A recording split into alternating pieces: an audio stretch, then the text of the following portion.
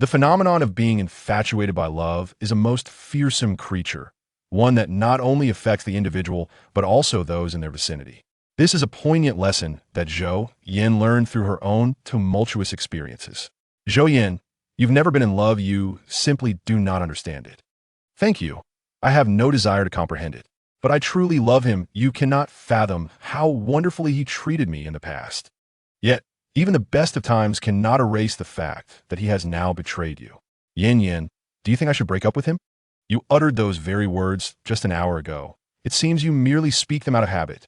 In this manner, Zhou Yan has heard similar dialogues countless times over the past few weeks. She has come to realize that those entranced by love are utterly impervious to reason. Thus, she vowed, I shall eradicate every last love-stricken individual from this world. In her first venture into an alternate realm, she confronted the oblivious and sycophantic protagonist, donning the role of the heroine's mother, intending to resolve matters swiftly. However, upon encountering the charming and innocent child, Zhou Yan found herself reconsidering her perspective. Thus began her joyous journey of nurturing the young one. In the second realm, she faced a selfish and heartless protagonist who would sacrifice humanity for her zombie king boyfriend. Zhou Yan assumed the role of a minor character, determined to slay the undead and save mankind. Love-stricken fools, begone from this world. In the third realm, she transformed into, but I simply cannot let him go. If he breaks up with that woman, I still have a place for him here. We've been together for 8 years. I genuinely love him. We even have a only and a half-year-old child. How dare he hit me? 10 years from now, I won't even fetch him water. You've never been in love, you do not understand love. Such phrases have become a daily refrain for Zhou Yan. Her resolve has hardened. What sins did she commit in her past life to encounter so many love-stricken individuals in this one? With a strained smile, she listened to the beautiful woman across from her lamenting the injustices of fate, her boyfriend's inappropriate behavior, infidelity, and emotional abuse. Yet, when it came to the notion of leaving him, her tone became hesitant and wavering. This marked the 5th time this week, and Zhou Yan silently kept count. She wondered if this year was marked by ill fortune or karmic retribution. Her friend were falling into relationships one after another. While love itself is not dreadful, the transformation into love-stricken fools is alarming. And then they come to her to complain.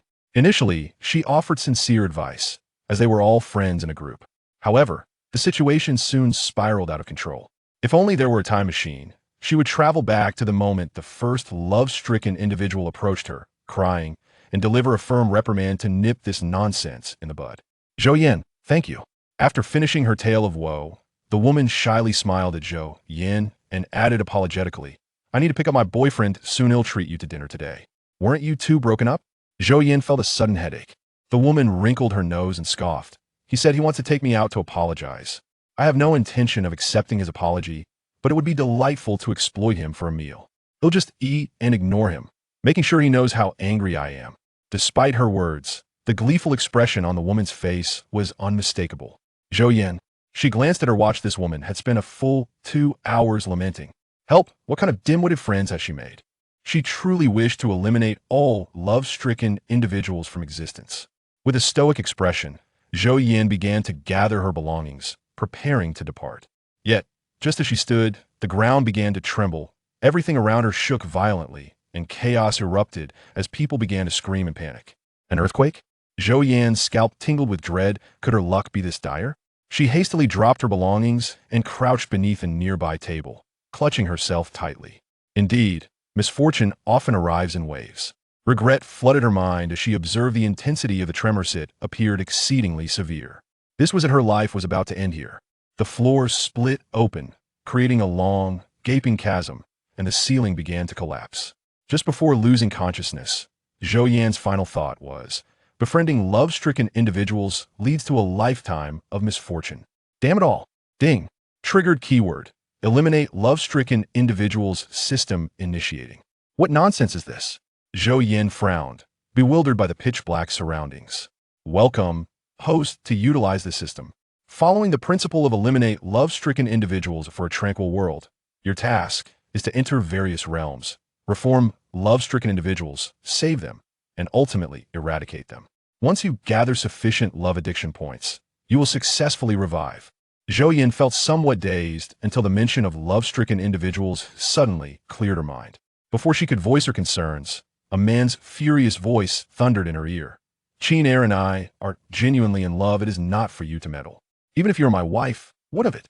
Do not forget, our union is merely a familial arrangement. The Zhou family has fallen. You would do well to sign the divorce agreement promptly. Accompanied by a sharp slap, Zhou Yan felt dizzy. When she regained her senses, her cheek burned painfully. She opened her eyes to find herself in an unfamiliar environment, sprawled beside a bed. What on earth is happening? Instinctively, she turned to her left, where a man held a woman in his arms. The man had rugged features and an expression tinged with anger. His clothing was disheveled. The woman wore only a bathrobe, her doe-like eyes filled with fear. Yet when Zhou Yan's gaze met hers, she was filled with a sense of triumph. Lu Yuqin leaned against the man, wearing a worried expression. Please don't be like this. Brother Jiang's sister, Zhou only loves you too much. Jiang Baiqiang tenderly embraced the woman. Qin Er, you are simply too kind. You know how malicious Zhou Yan is. Remember, you are my one true love. As they exchanged sweet nothings, they ignored the presence of a third party entirely. Host, you have assumed the identity of Jiang Qingyu's mother from the novel The Charm of Ephemeral Beauty. Your mission is to rescue Jiang Qingyue from her love-stricken state, correct her values, and halt her sycophantic behavior. Please endeavor earnestly. Rescue love-stricken individuals? Why not simply eliminate them? Zhou Yan, still reeling from the slap, barely registered the system's lengthy explanation. She instinctively frowned. Rescuing seemed far too cumbersome. Would it not be simpler to eradicate them outright? Such a waste of time. No, the male and female leads are pivotal figures, having accumulated a significant portion of the world's fortune.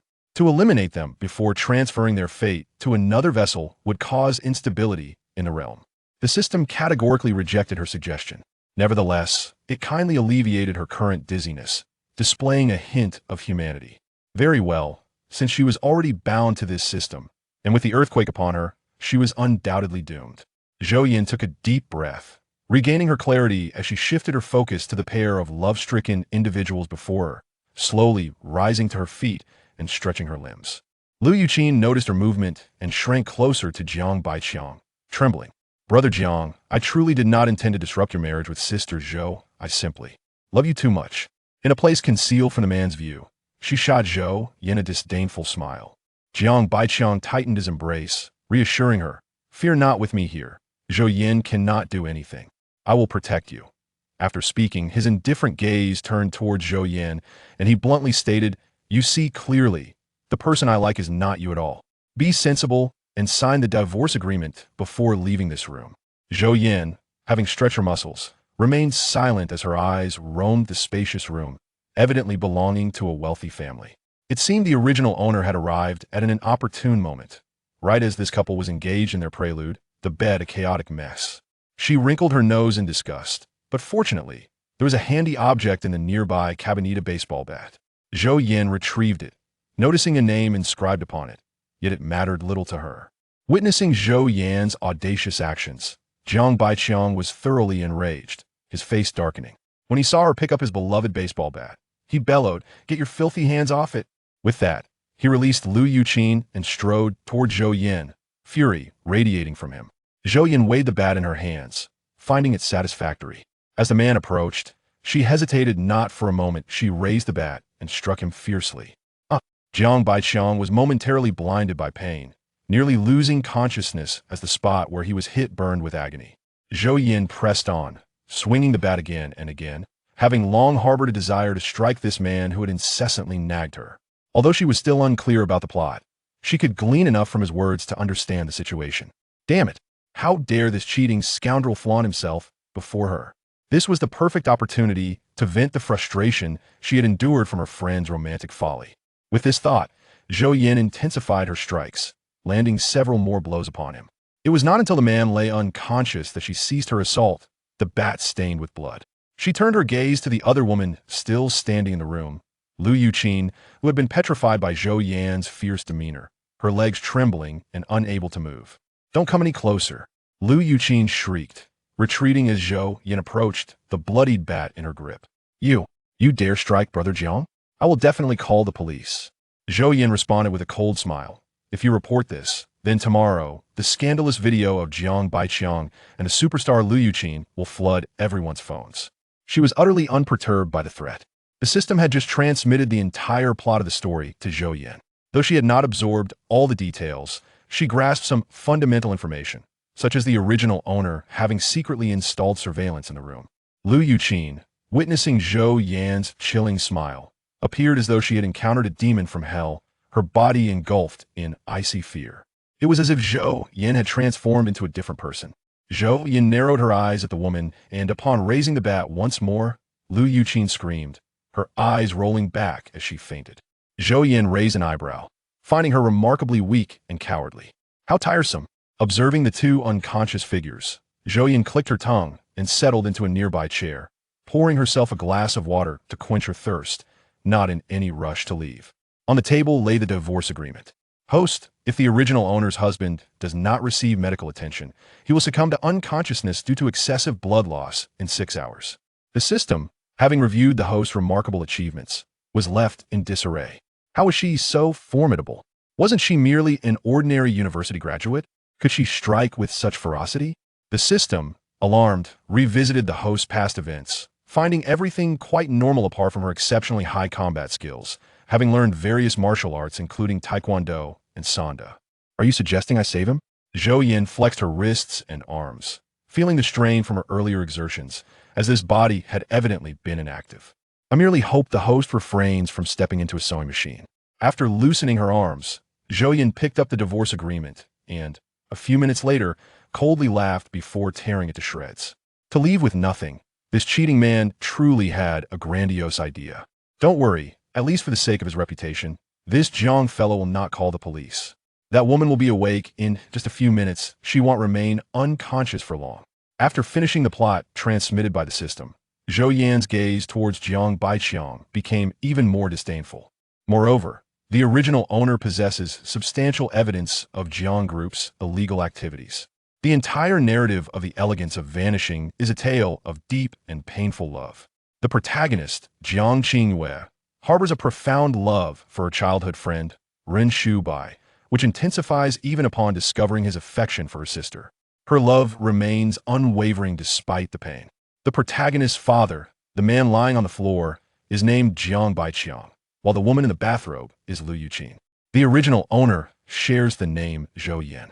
The original owner was wed to Jiang Baiqiang through a family alliance, at least from his perspective, while for her, it was a marriage to the man she loved. The unfortunate events began post-wedding. She believed she could win his heart through love, yet he remained oblivious to her feelings. Even with surveillance installed to gather evidence of Jiang Group's wrongdoing, her love for him prevented her from seeking divorce or handing over the evidence, unwilling to see him suffer or face imprisonment. Ultimately, Jiang Baiqiang brazenly brought his mistress home, who had a daughter of similar age to his own, referred to in the narrative as Sister Jiang Yingying. Unrequited love led the original owner to a tragic end. Zhou Yan was story steeped in romantic folly. Suddenly, she felt a twinge of headache. Following the family alliance, after marrying Jiang Baiqiang, the Zhou family faced significant upheaval first. The purchased property was revealed to be the site of a death. Then chosen business partners absconded with funds, and allegations of tax evasion surfaced. The original owner's mother passed away within 6 months, and her father committed suicide by jumping from a building. If there were no hidden agendas involved, Zhou Yan would willingly sever her own head. Though she had not personally experienced such events, she had certainly witnessed enough. So, host, what do you plan to do next? First, I shall meet my beloved daughter. Zhou Yan contemplated. After all, she was her task's objective. When exiting the room, she deliberately kicked the couple a few times before securely locking the door. This was the Jiang family's villa, a five-story establishment. Following the original owner's memories, Zhou Yan located the room of the book's heroine, the daughter of this body, now late at night, presumably asleep. Zhou Yan opened the door, revealing a warm and inviting room, decorated in a charming princess theme. She approached the bedside, where a delicate little girl lay, exuding cuteness. However, the girl's eyelashes fluttered slightly, clearly indicating she was pretending to sleep. Zhou Yan was taken aback, raising an eyebrow. Mimicking the original owner's actions from her memory, she pinched Jiang Qingyu's nose. Within mere seconds, the girl could no longer suppress her eyes from fluttering open. "Mommy, that's against the rules." The little girl gazed up with her bright, round eyes, playfully chastising Zhou Yan as she sprang up and wrapped her arms around her waist. Zhou Yan felt her entire body stiffen. The child's form was soft and warm, a comforting presence, akin to a natural hand warmer. Host, look at how adorable this child is. Can you truly bear to extinguish her? At that moment, the system began to chatter in Zhou Yan's ear. Zhou Yan, with a certain stiffness, gently caressed the soft hair of the little girl, mentally addressing the system. I am uncertain about the process you undergo in selecting a host, but there is one matter you ought to comprehend. What matter? The system felt an unsettling premonition. Zhou Yan lowered her gaze. I detest unruly children. Very well. Zhou Yan carefully lifted the little girl from her embrace. Under the watchful gaze of the child, filled with both admiration and concern, she trembled slightly, her eyelashes fluttering as a thought began to form in her mind. Why aren't you asleep at this late hour? Jiang Qingyue shook her head, remaining silent, but persistently nestled her head against her mother's shoulder, exuding an endearing affection. The soundproofing in this house was questionable. It was likely the child had overheard something. Zhou Yan pondered this. Yet she felt no fear. Her disdain was reserved solely for unruly children, and she possessed ample patience for well-behaved little ones. Gazing down at the small bundle stirring in her arms, Zhou Yan contemplated, but before she could speak, she was interrupted by the little girl. Mommy, are you and Daddy going to separate? Jiang Qingyue asked, her bright eyes filled with confusion and hesitation. You heard that? Zhou Yan inquired directly. Jiang Qingyue looked up at Zhou Yan, and upon meeting her calm, indifferent gaze, felt an inexplicable flutter of anxiety in her heart for a fleeting moment, ultimately nodding slightly. She added, just a little. I was awakened by Daddy's voice. Observing the child's unease and recalling the original host's memories, Zhou Yan recognized this girl as well-mannered. Furthermore, the child's charm was undeniable, which softened Zhou Yan's heart. She ran her fingers through the girl's silky hair, gently ruffling her little head, her tone unconsciously softening. I'm sorry, for worrying you. Jiang Qingyue shook her head, her tiny hand gripping Zhou Yan's clothing. The moonlight streamed through the window, casting a small, round silhouette. Mommy, are you and Daddy really going to separate? The household servants had been whispering about this matter in recent days. Given the child's tender age, they had been rather careless, allowing her to overhear their discussions. I heard Aunt May and the others say that Daddy has a new woman outside, and that he is soon to divorce Mommy. Is that true?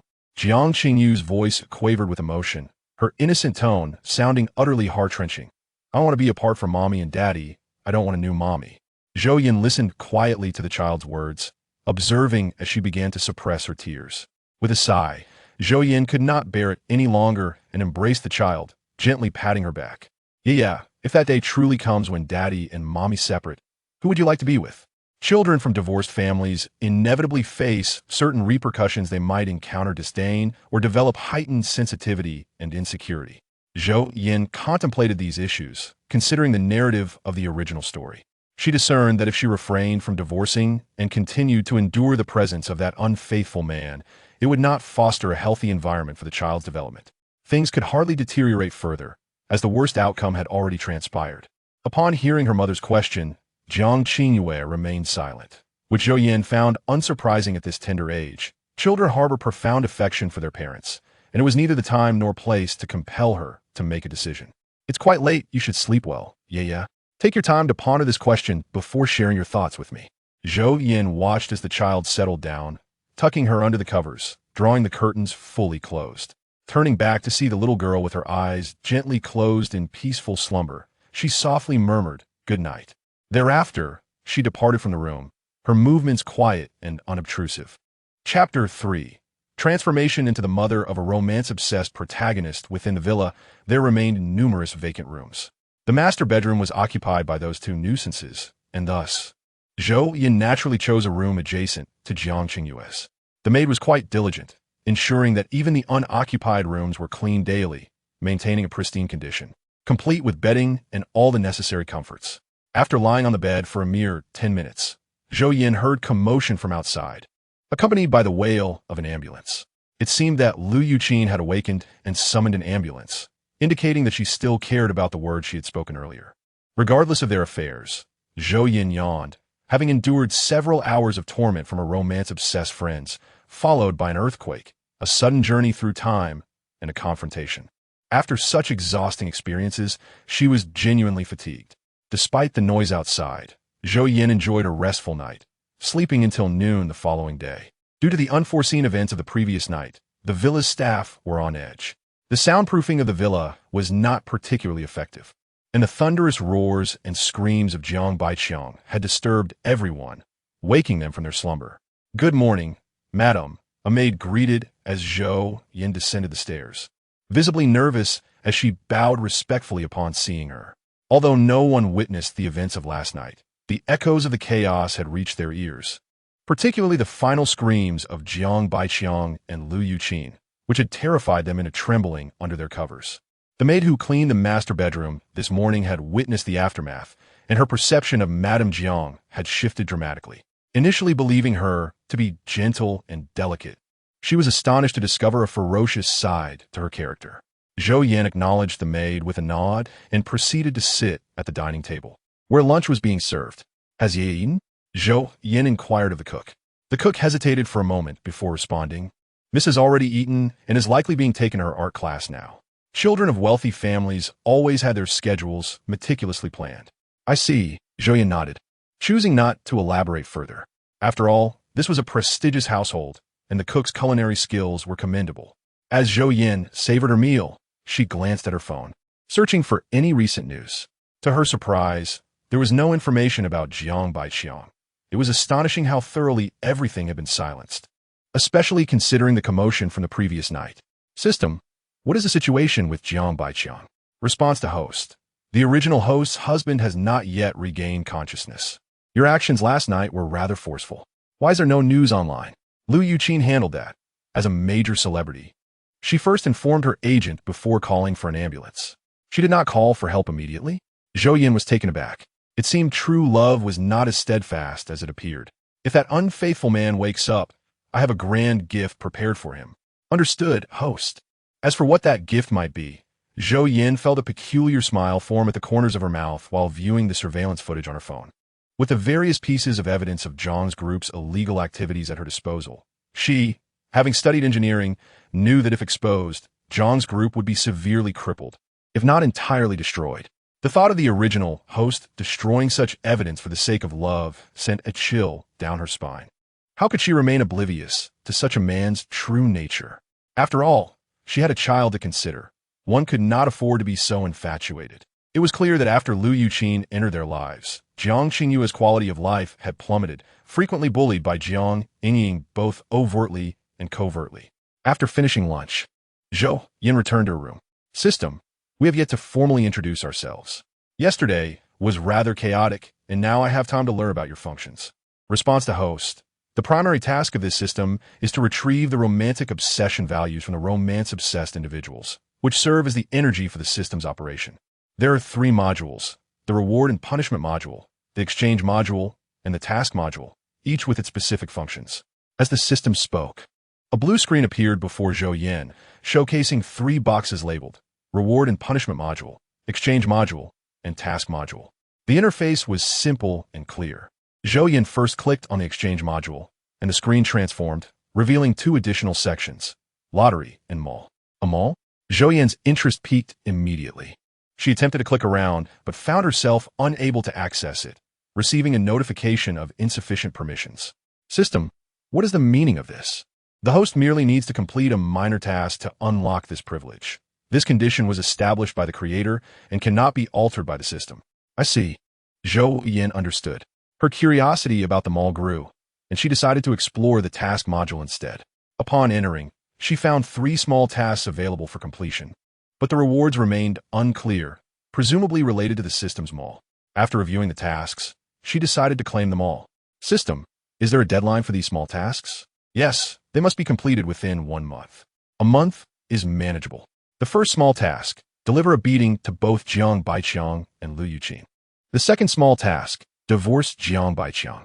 The third small task, bring down Zhang's group. "I believe I have already completed half of the first task," Zhou Yan thought, raising an eyebrow at the man currently lying in a hospital bed. The system hesitated.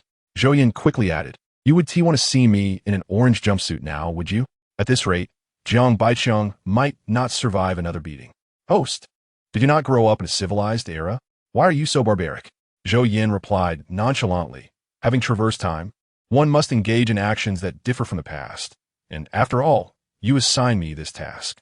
However, the task was not meant to be interpreted in this manner. Enough, enough. I've seen other systems offer novice gift packs.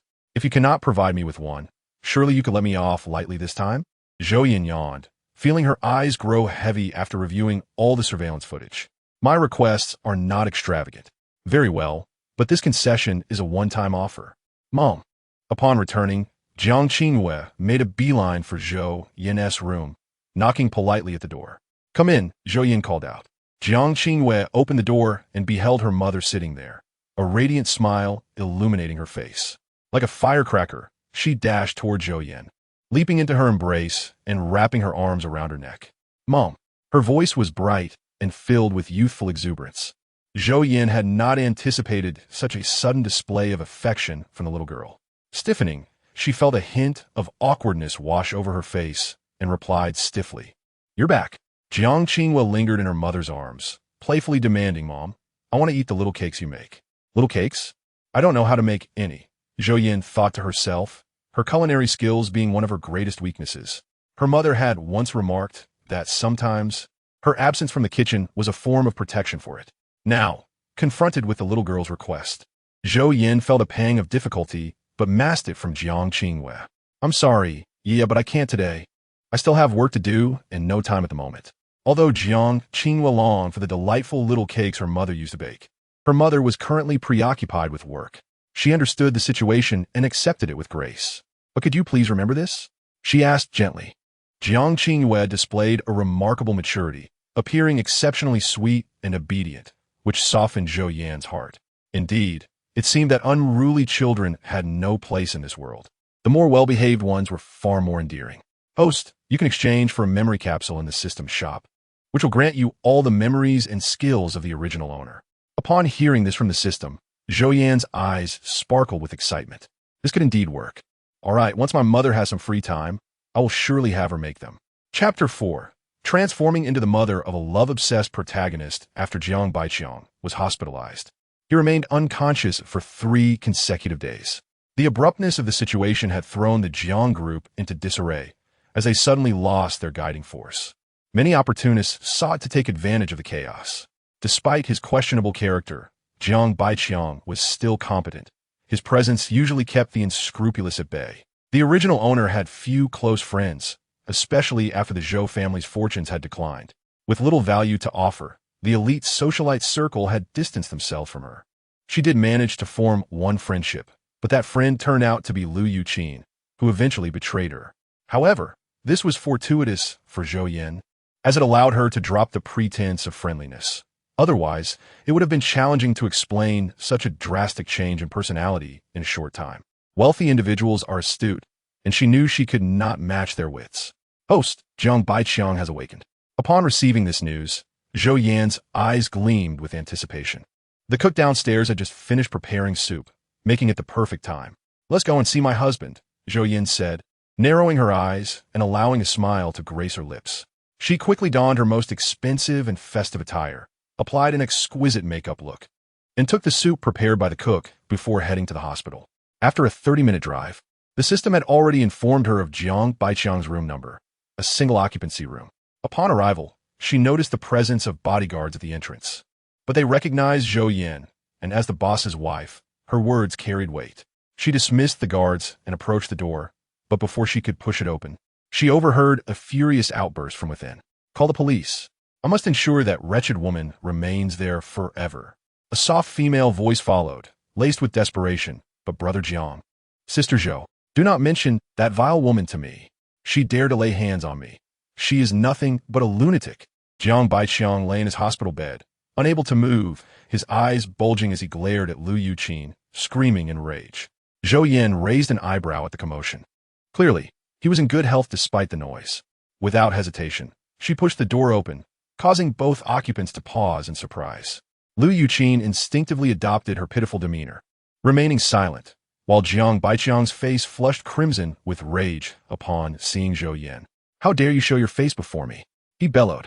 Zhou Yan surveyed the man, whose appearance had deteriorated to that of a swollen pig since their first meeting, and chuckled softly. Why should I be afraid? After all, I am your wife. My dear husband, you seem to be in good spirits, and your voice is quite robust. It appears you are recovering well. Zhou Yan closed the door behind her and nonchalantly seated herself at the table, placing the soup down. Jiang Baiqiang, with several broken bones from Zhou Yan's previous altercation, was immobilized and could only glare at her with a dark expression. Where are the nurses? The doctors? And the bodyguards? Get this woman out of here. Zhou Yan smiled brightly. Patience, my dear husband. I have something to show you first. She then pulled out her phone and indicated for Lu Yuqin to display a video. Lu Yuqin, recalling Zhou Yan's aggressive behavior that night, complied without protest and presented the video to Jiang Baiqiang. My darling, I miss you dearly. Brother Jiang, I miss you too. My love, do you still like the gift I sent you? Oh, stop it, Brother Jiang. Hee, so, did you wear it? Zhou Yan had deliberately turned the volume up to maximum before handing the phone to Lu Yuqin, and soon the room was filled with vulgarity and some indescribable sounds. Lu Yuqin's face turned pale, her hands trembling as she held the phone. With a swift motion, Jiang Baiqiang knocked the device from her grip, shattering it against the wall. His expression darkened with fury, his voice hoarse. You have installed a surveillance device in my room. Zhou Yan opened the soup lid, taking only a moment to savor the delicious aroma. What do you mean, your room? It is also my room. Who told you to be so brazen in your infidelity? Undeterred by Jiang Baiqiang's murderous glare, Zhou Yan remained unafraid. Jiang Baiqiang's eyes reddened with rage, his body shaking uncontrollably, while Lu Yuqin finally succumbed to her fear and turned off the video. What do you want? At this point, Zhou Yan displayed the video to herself again, exuding an air of superiority and clearly harboring ulterior motives.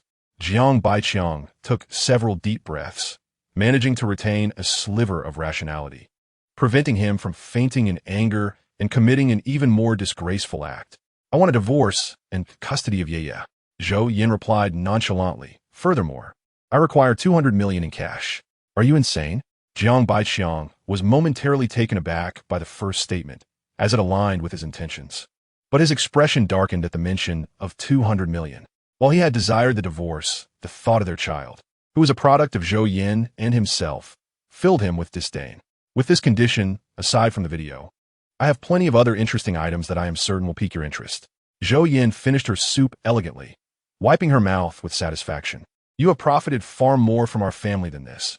How dare you propose terms to me? She scoffed, her annoyance palpable at the thought of missed opportunities. If only she had arrived a few years earlier, she could have been a wealthy heiress.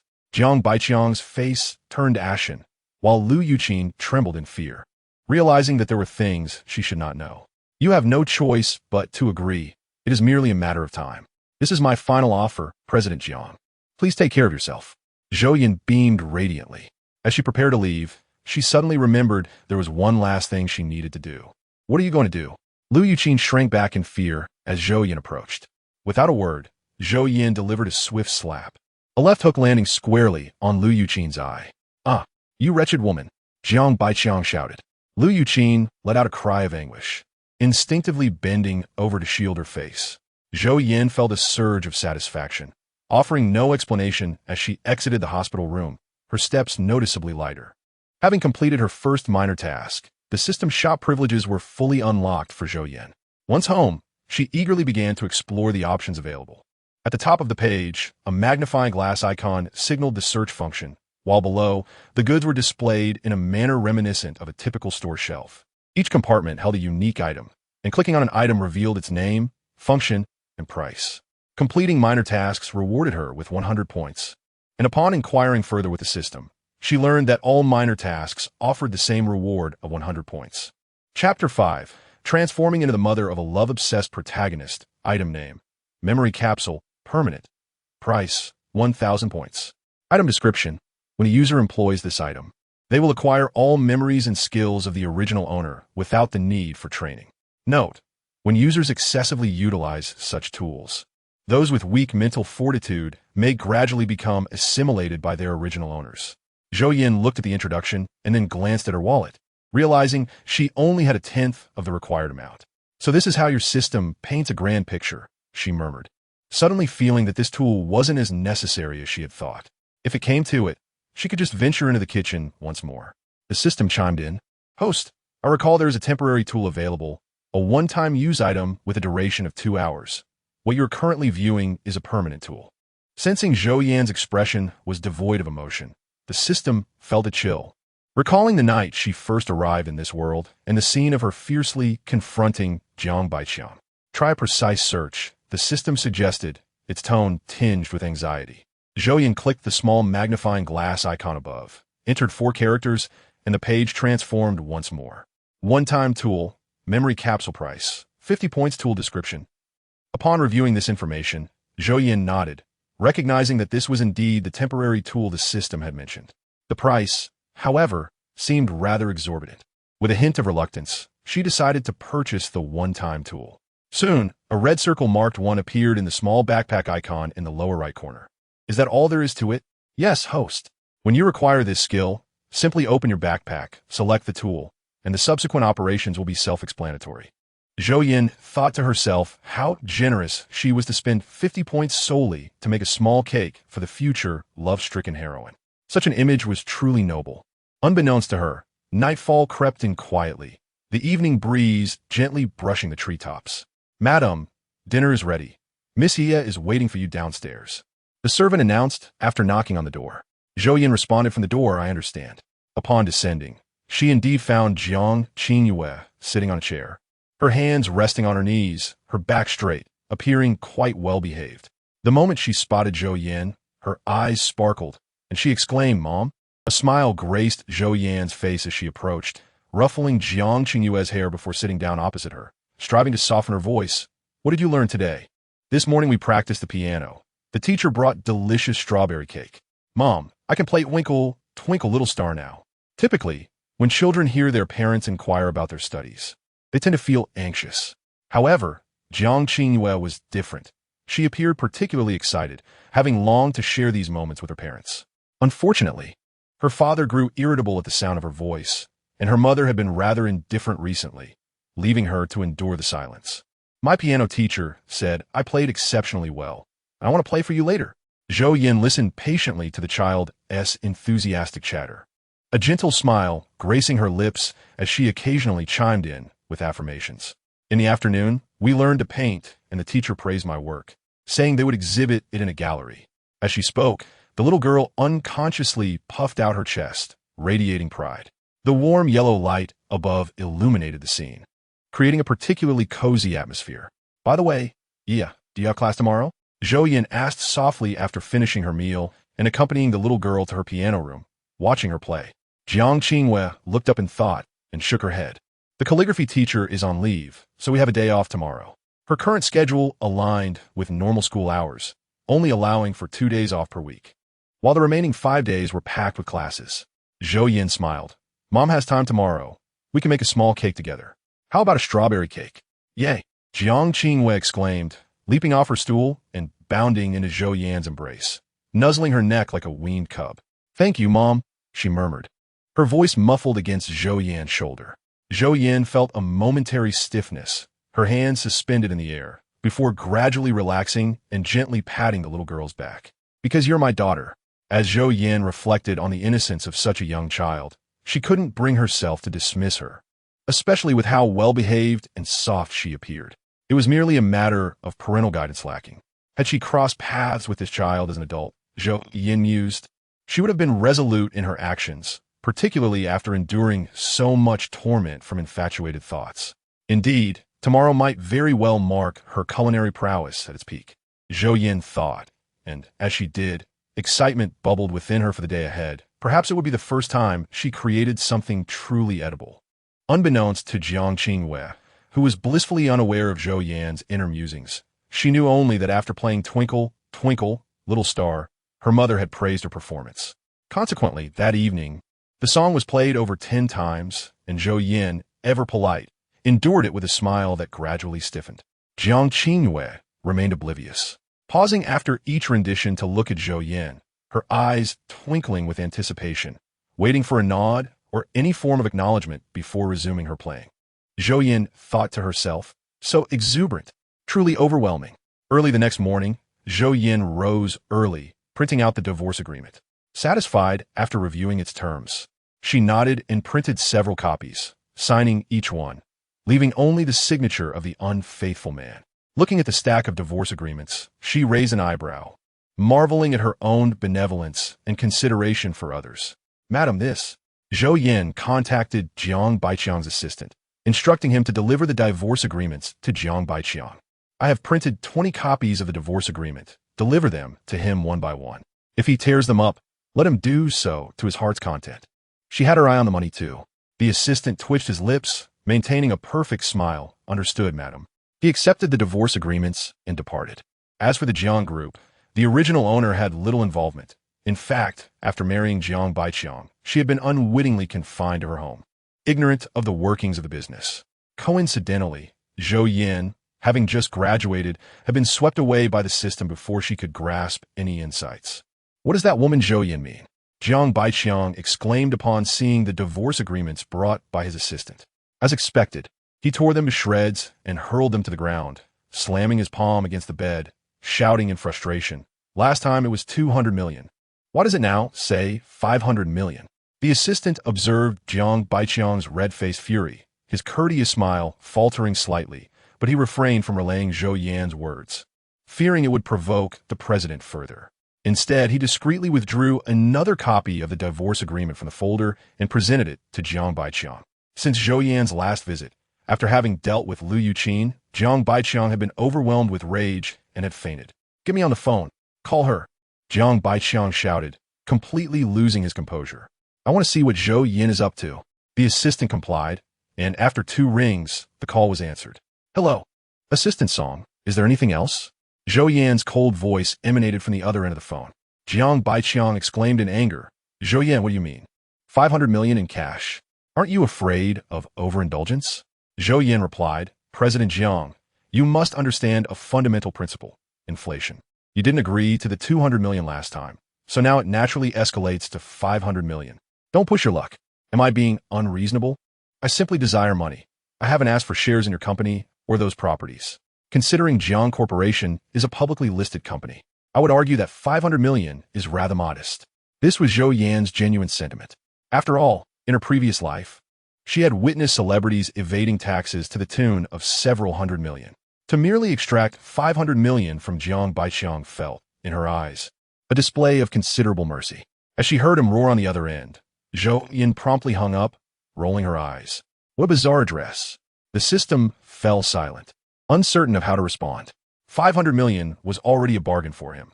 The funds squandered on his mistress alone exceeded 8 figures. It was merely 500 million. What was all the fuss about?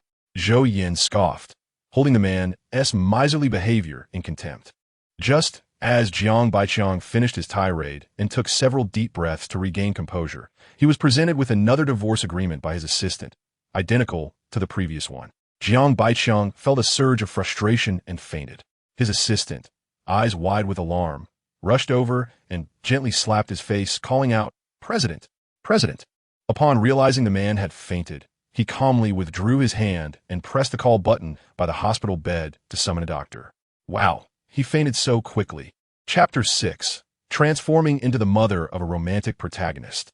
Host, are you not worried that Jiang Baiqiang will sever ties with you? The system observed Zhou Yan's actions, which were overtly extortionate. After Zhou Yan's previous admonition, it had diligently investigated her past. Everything seemed normal, yet her audacity was astonishing. Zhou Yan, with a puzzled expression, replied, What do I have to fear? Do you not fear that he might retaliate in wrath and send someone to harm you? After all, his character is rather questionable. And what if he chooses to prolong this situation? How can you remain so composed? The system was genuinely baffled by its host's demeanor. Zhou Yan responded, Who told you I haven't prepared a contingency plan? When did this happen? How come I was unaware? Zhou Yan blinked, offering the system a mysterious smile without revealing her backup plan, only deepening the system's curiosity. It noted that this host was quite different from the previous ones. A single phrase could encapsulate her character, the audacity of youth. Regarding the events unfolding in the hospital, Zhou Yan was indifferent to the outcome. Even if that man were to tear up the divorce agreements, it would matter little. She could simply print more. The potential waste of paper was her only concern. Baking a cake was a first for Zhou Yan, yet with the aid of various tools, she felt a latent culinary talent emerging. What do you think, system? She gazed into the oven, watching the cake batter transform from a gooey mixture into a soft, sweet confection, filling her with a sense of accomplishment. I find cooking quite enjoyable. The system, recalling its investigation into her past, noted that her greatest culinary feats had resulted in kitchen disasters. Host, for your safety, it may be best to avoid the kitchen. At that moment, Jiang Qingwei emerged from her room, drawn by the enticing aroma. Her eyes lit up upon seeing Zhou Yan's attire and the smells wafting from the kitchen. Is that strawberry cake? Zhou Yan, currently preparing strawberry sauce, turned to the little girl with a smile. I haven't even added the strawberries yet. How did you know? Mommy, you're so silly. Jiang Qingyue's smile was radiant, her large, dark eyes sparkling with delight. You said last night you were making strawberry cake. Yaya is very clever and remembers everything. Dressed in a cute pig-themed pajamas and clutching her teddy bear, with a few strands of hair sticking up and a rosy imprint on her cheek from just waking up. She looked adorably sweet, like candy. Zhou Yan could not help but admire her daughter's beauty. It was evident she was destined to be a stunning girl. Yaya is wonderful, but what should you be doing now? Zhou Yan inquired with a smile. Jiang Qingyue blinked, her long lashes fluttering like brushes, tilting her head in confusion. What is the first thing a little one does after waking up? Zhou Yan recalled the original host's interactions with Jiang Qingyue and asked playfully. As expected, upon hearing the question, the little girl perked up and eagerly raised her hand to answer, washing face and brushing teeth. A little one mustn't be dirty all day. Zhou Yan nodded and continued. And what should Jiang Qingyue do now? Jiang Qingyue's eyes twinkled. She quickly understood her mother's intent. Thank you for the reminder, Mommy. I know what to do. She chirped before dashing off to wash up. Generally, children her age rely on their parents for assistance. But the Jiang couple was unique. One was completely indifferent, while the other was often distant. To prove herself a capable child, Jiang Qingyue strived to accomplish these tasks independently. What a well-behaved child, the system remarked almost in awe. As Zhou Yan sliced strawberries, savoring their fragrance, she was intrigued by the system's sudden exclamation. Have you never seen a child before?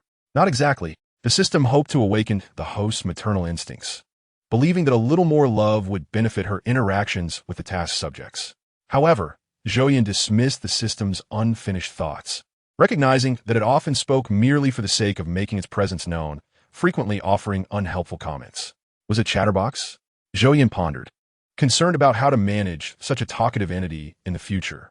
Soon, Jiang Qingyue emerged from her wash-up, now dressed in a delicate yellow dress with 2 playful pigtails, radiating youthful energy. Mommy, is the cake ready? Not yet. It has only been 20 minutes. It won't be ready so soon, Zhou Yan replied, satisfied with the vibrant color of her strawberry sauce, which looked delectably inviting. My strawberry sauce will surely be delicious. Jiang Qingyue approached, bumping against Zhou Yan's leg. Mommy, can I help you? Is there anything I can do? I can help wash the strawberries. Zhou Yan glanced at the bowl of strawberries, then down at her daughter's sparkling eyes, and with a slight squint, she discerned the little girl's intentions. Thank you, Jiang Qingyue. The nearby servant, anticipating Zhou Yan's needs, promptly set up a small stool at the sink. With her daughter's assistance, the cake-making process remained seamless. When the time came for the final touches, the strawberry cake was completed, adorned with bright red strawberries that looked utterly scrumptious. Seeing the joy on her daughter's face filled Zhou Yan with happiness. Fortunately, this romantic protagonist was not a troublesome child. That day, after being struck by Zhou Yan, Liu Yuqin was left with deep psychological scars, rendering her hesitant to face Jiang Baiqiang, especially since Zhou Yan had targeted her face, the bruises of which were impervious to the thickest foundation. Isn't it unnecessary to report this? Her manager inquired, standing beside her. The force with which Zhou Yan had hit her was astonishing, even after several days. The bruises around her eyes and the imprints of the slaps had yet to fade. With an interview scheduled for the afternoon, she pondered how to manage her appearance. Liu Yuqin recalled Zhou Yan's words to Jiang Baiqiang that day, her domineering demeanor transforming her into an entirely different person, akin to a raging bull. No need, Brother Chong. I'll just apply more foundation when the time comes. For the sake of becoming Mrs. Jiang, she chose to endure. Her manager, Brother Chong, recognized Liu Yuqin's distress, but remained unconvinced. It was evident she had been assaulted, and the discerning eyes of fans would surely not overlook it. The afternoon interview was to be live-streamed, with an audience composed of extras. Prior to the broadcast, Liu Yuqin negotiated with the production team, requesting a change in position since the bruise on her left. I made it imperative that she did not face the camera and audience from that side. Chapter 7. Transforming into the mother of a lovesick protagonist system. How deep are Jiang Baiqiang's feelings for Liu Yuqin? Zhou Yan mused, seated on her bed and gazing at the moon outside. Tonight appeared to be the 15th night of the lunar month, the moon round and luminous, casting a silvery veil over the earth.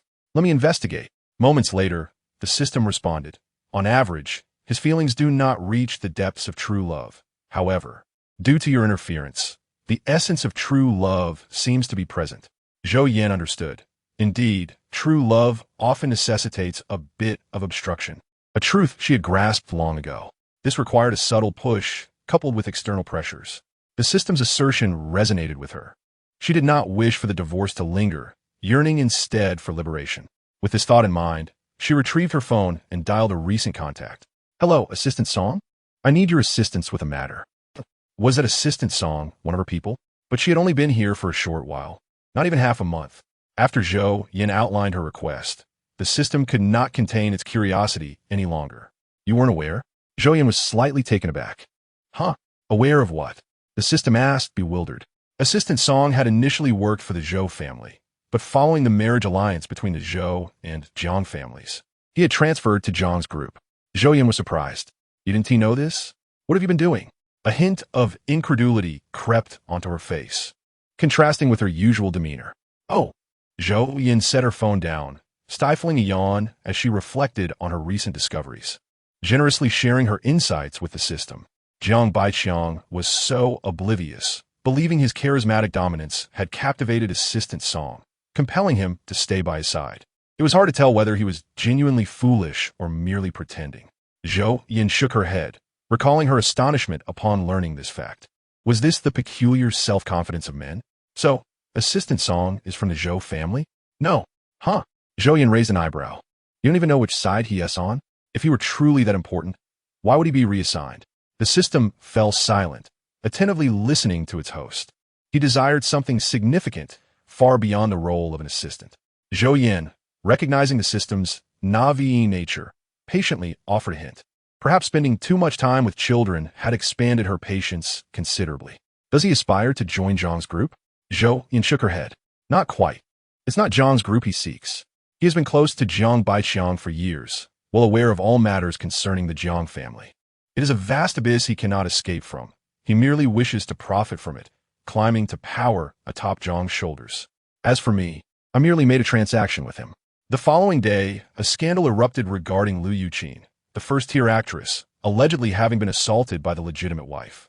The anonymous informant claimed that Liu Yuqin, in her quest to marry into wealth, first ingratiated herself with the wealthy matron, becoming friends, only to subsequently seduce her husband. The article presented numerous pieces of evidence, including instances where Liu Yuqin had stood up her fans, not due to a relapse of an old ailment, but to accompany that affluent man. It was unclear who had taken the photos. The man's face was obscured, only his tall stature and silhouette visible. While Liu Yuqin's features were unmistakably clear, their relationship evidently intimate. The recent interview also showed her heavily made-up face, with faint bruises around her eyes, and a candid photo revealing clear slap marks upon her visage, the signs of abuse unmistakable. Accompanying the post was a recording. In this day and age, can a mistress be so brazen? Help! These two are so greasy. Why not do something else instead of being a mistress? Truly disgusting. Summer Kingdom's so-called best friend. The comments flooded in, expressing collective shock at the revelations, although a few defended Liu Yuqin. Yet, their voices were mere whispers amidst the overwhelming tide. The rapid escalation of this incident caught the involved parties off guard. Additionally, with the system's assistance, the suppression of the matter was minimal. For the foreseeable future, it would remain at the forefront of headlines. Liu Yuqin's team hastily drafted a clarification statement, asserting her single status and labeling the allegations as fabrications, vowing to pursue legal action against the slanderers. Have we not yet identified the person behind this? Liu Yuqin's eyes glistened with bloodshot urgency. Upon seeing the topic, panic surged within her, and she attempted to reach out to Zhang's side, but he remained unresponsive. A whole day passed, with paparazzi and media camped outside. preventing her from making a move. Her assistant shook his head. Brother Chong said the person behind this possesses advanced hacking skills. Their traces cannot be detected. Are you implying this person is like a ghost? Liu Yuqin's voice dripped with menace. The assistant hesitated. In terms of the internet, that could be one way to interpret it. Liu Yuqin's expression contorted, the slap marks on her face fading, yet the bruises around her eyes remained stark, rendering her countenance quite fearsome. I guess the visage. The term flashed in the assistant's mind as he nervously swallowed, refraining from voicing it aloud. Hastily continuing to communicate with Brother Chong. The issuance of this statement yielded little effect, its sole purpose being to salvage her precarious fan base. Unbeknownst to Jiang Baiqiang, who was preoccupied with company affairs as his health improved, he paid no mind to Zhou Yan's demands. 5 billion? Dream on. Jiang Baiqiang's face darkened as he concluded a meeting, irritated by the old-timer's impatience. He had only been away for a few days, yet they were already stirring up trouble. Fools! His injuries had yet to fully heal, and the bandages on his head were still intact. Anger only exacerbated his appearance, giving him a distinctly piggish look. When Assistant Song entered the hospital room, he was met with this sight. He pressed his lips together, stifling laughter, and approached the bedside. President. Jiang Baiqiang glanced at him, remaining silent. Assistant Song then began to recount the recent occurrences within the company, primarily the manipulations orchestrated by the board, including the reassignment of Jiang Baiqiang's personnel to subordinate branches, replacing them with their own. The actions were executed without a hint of restraint. Yet they could still identify their mistakes, indicating that it was not merely a case of seeking trouble. By the way, there's another matter concerning Miss Liu. Assistant Song recalled what Zhou Yan had mentioned and, observing the president's current demeanor, felt a flicker of curiosity about the state of the online discourse. Jiang Baiqiang's voice resonated with a deep timbre. What is it? Assistant Song promptly adjusted the phone's screen and handed it to him, stating, You have been preoccupied with company affairs these past few days and may not have noticed the online developments. Miss Liu has recently encountered some difficulties. Jiang Baiqiang, trembling slightly, took the phone and began to read. The article was lengthy, but upon glimpsing the title, an unsettling premonition gripped his heart. After several minutes, Jiang Baiqiang exclaimed, This is slander. Prepare a lawyer's letter. I will not let this scoundrel off so easily. His fury was palpable, veins bulging on his forehead. With a resounding crash, he shattered the phone in his hand. Chapter 8. Transforming into the mother of a love-struck protagonist. Item. Intelligence diminishing aura. One-time use. Price. 200 points. Item description. Upon usage, the wielder's intelligence is halved, leading to impulsive behavior, effective for 1 week. Note, this item can also be applied to others. Zhou Yan surveyed the item with satisfaction. Glancing at the price, she found it somewhat steep, yet acceptable. Consequently, she purchased it without hesitation. In this world, being a wealthy lady, albeit nominally, afforded her a substantial balance in her bank account, with the exchange rate at 150,000, which was quite reasonable. After acquiring the item, Zhou Yan opened her backpack. Would you like to use this item? 1. Yes. 2. No. Zhou Yan selected the first option, and the next prompt appeared. Please write the name of the user on the line below. Zhou Yan inscribed the name Jiang Baiqiang, and in the next instant, the intelligence diminishing aura vanished from her backpack. Is this satisfactory, system? Indeed. Host, you have activated the item. Zhou Yan narrowed her eyes and smiled faintly, pleased with her decision. Suddenly, her phone rang. It was Assistant Song. What is it, Assistant Song? She inquired. His calm voice came through, measured and unhurried. Madam, I'm contacting you to inform you that I have found a buyer for the item you entrusted to me. They are quite satisfied with your product, but believe the price is somewhat high. The initial part of his message brought Zhou Yan joy, but the latter portion dimmed her spirits. Frowning, she replied, This painting is an authentic antique. There is no question of it being overpriced. Inform the buyer that the price is non-negotiable. The painting is worth every penny. Over the past few days, Zhou Yan had contemplated her next residence, planning to move in with Ye after divorcing Jiang Baiqiang. She aimed to resolve matters swiftly. The Zhou family had few surviving members, and the relatives on her father's side were scarce, having no connections after his passing. Most of her mother's relatives resided abroad, their ties to her family weak. Otherwise, they would have intervened when the Zhou group faced its crisis.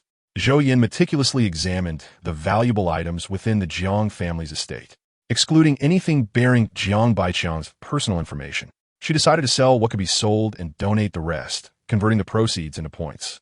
Certain items, being valuable possessions of the couple, could be handled by both Zhou Yan and Jiang Baiqiang. Hence, she prepared to sell them outright.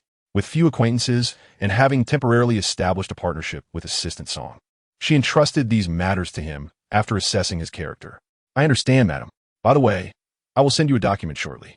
Please print it for Jiang Baiqiang to review tomorrow. Time was of the essence. Jiang Ge, I finally reached you. You cannot imagine how frightened I've been these past few days. Lu Yuqin sobbed into the phone, feeling as though she had found her savior. I genuinely like you. I never intended to interfere in your relationship with Sister Zhou. I'm not a mistress. Her voice was pitiful, laced with tears, breaking Jiang Baiqiang's heart, compelling him to wish he could instantly teleport to her side and offer her comfort. Cheener, do not fear. I am here. I have already instructed someone to suppress the trending topic. I will soon be divorcing that woman. You are certainly not a mistress. Jiang Baiqiang's strong voice emanated from the other end, soothing Lu Yuqin's anxiety. Really, Jiang Ge? You will divorce Sister Zhou? She replied, mimicking a youthful tone, her voice tight. Her hair, unwashed for several days, hung in greasy clumps, her dark circles prominent, and the remnants of previous bruising left her looking particularly haggard. While the person on the other end could not see her, her assistant, who had been accompanying her, witnessed everything. She lowered her head to avoid looking at Lu Yuqin's face, reflecting on how someone in their 30s still acted like a naive girl, speaking in such a syrupy manner. For the sake of my salary, I must endure, the assistant thought, stifling the urge to voice her thoughts. Lu Yuqin continued her conversation with Jiang Baiqiang, clearly charmed by his words. The online community, ever resourceful, quickly deduced the identity of the wealthy individual based on a few glimpses and the audio recordings, alongside the information disclosed in the article. Although the public was aware of the prevalence of wealthy individuals maintaining mistresses, Jiang Baiqiang was notably the first to be publicly exposed. Following the statement released by Lu Yuqin's studio, the anonymous informant fell silent, which should have been a cause for celebration. Yet no trace of the individual could be found online. After Jiang Baiqiang's personal information was revealed, the Jiang group garnered significant attention, along with Zhou Yan, as many paparazzi descended upon their neighborhood, creating tension among the affluent residents. Zhou Yan, upon learning of the situation, felt a surge of exhilaration. These individuals posed no threat to her, and she welcomed the chaos. Gazing at her computer screen, she pressed the enter key and sent the message to Assistant Song, unconcerned about how he would utilize the information within the email, as long as her ultimate goal was achieved. Look into this neighborhood. What do you think? There is a kindergarten to the east and a primary school to the west, with a secondary school just across the street. It's utterly perfect, though the price is a bit steep. The evaluation is quite favorable, and the location is excellent. It appears to be what you humans refer to as a school district property, which is indeed commendable. Zhou Yan nodded, a smile gracing her lips. I agree, it is quite appealing, and the educational resources in large cities are exceptional. Once Jiang Baiqiang's divorce funds arrive, I will be ready to purchase. However, she had already begun reaching out to sellers in anticipation of the approaching divorce. Zhou Yan felt an overwhelming sense of elation. By the way, what is the current state of affairs online? Isn't this something you should be handling yourself? Why do you keep asking me? Zhou Yan stifled a yawn, remarking, we cannot let talent go to waste. I am not human, came the retort. Oh, come now, it's the same thing. You always seem so idle every day. We are teammates, after all. Isn't it only natural for you to assist me with a few tasks? Zhou Yan spoke with unrestrained candor, despite her own fondness for browsing the internet. Just think, if all goes well, we may traverse numerous worlds together. Can you truly guarantee that you find my assistance valuable in the future? Upon hearing this, the system pondered earnestly. Indeed, the host's statement held merit. Yet he couldn't shake the feeling of impending pitfalls. Zhou Yan, oblivious to the system's contemplation, beamed even brighter. She closed her laptop and continued to coax the system, saying, so, you help me, I help you. We're in this together, aren't we? Well, that does seem reasonable, the system conceded hesitantly. So, will you assist me? I suppose so, the system replied, albeit uncertainly. In the realm of human interaction, the hostess' argument held weight. Since they were teammates destined to collaborate for an extended period, some essential compromises were indeed crucial. A flicker of triumph crossed Zhou Yan's eyes. She had successfully ensnared this naive system into providing her with free labor. Moments later, as Zhou Yan prepared for bed, the system's voice broke the silence. "Host, I have researched various materials online, and it appears that Liu Yuqin's studio is utterly shameless. They are actually preparing a lawyer's letter to file a lawsuit." "A lawsuit?" Zhou Yan exclaimed, amusement dancing in her eyes. "But haven't they've been unable to locate the whistleblower? Who would they sue?" "Well, they're suing the netizens for defamation," came the system's reply. Zhou Yan blinked in disbelief at such audacity. "If that's the case, it is time for second round of revelations." The anonymous whistleblower was not Zhou Yan, but Assistant Song, who had engaged professionals for this task. Zhou Yan merely prepared the evidence, while the system arranged protective measures for the anonymous informant. The following day, after receiving Zhou Yan's materials, Assistant Song swiftly devised a strategy. Jiang Baiqiang had improved significantly over the past few days, but still could not get out of bed. Due to this situation, Assistant Song visited the hospital far more frequently than before.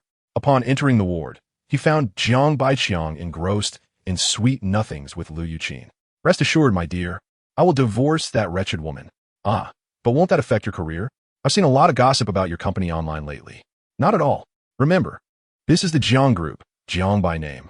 You're quite something, Jiangge." The paparazzi downstairs remain relentless. "I long to see you. Don't worry, darling. I'll be discharged soon." Assistant Song concealed a glimmer of insight behind his glasses as he suppressed a smile. "President." His voice was steady and composed. Jiang Baiqiang glanced at him, accepting the document bag, just as his call ended. He regarded Assistant Song, aware that the latter had been favoring Zhou Yan in recent matters. However, the effects of the intelligence-diminishing aura clouded his perception, causing him to overlook this detail. "The board members have expressed considerable concern regarding your relationship with Miss Liu. The company's stock has been somewhat affected, which should not have been the case. It seems your identity has been unearthed, and several reporters have infiltrated our ranks."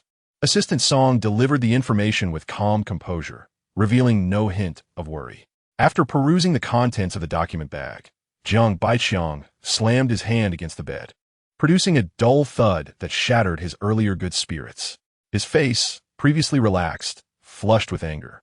Observing Jiang Baiqiang's distress, Assistant Song lowered his gaze, contemplating Zhou Yan's earlier words. A hint of hesitation flickered in his eyes. Yet, remembering the evidence she had provided, he resolved to trust her this time. "President, I believe there is a viable solution to this predicament." Assistant Song spoke with utmost seriousness. Jiang Baiqiang shifted his gaze to him and, after a few seconds, prompted, "Speak." "The best course of action is for you to expedite your divorce from your wife.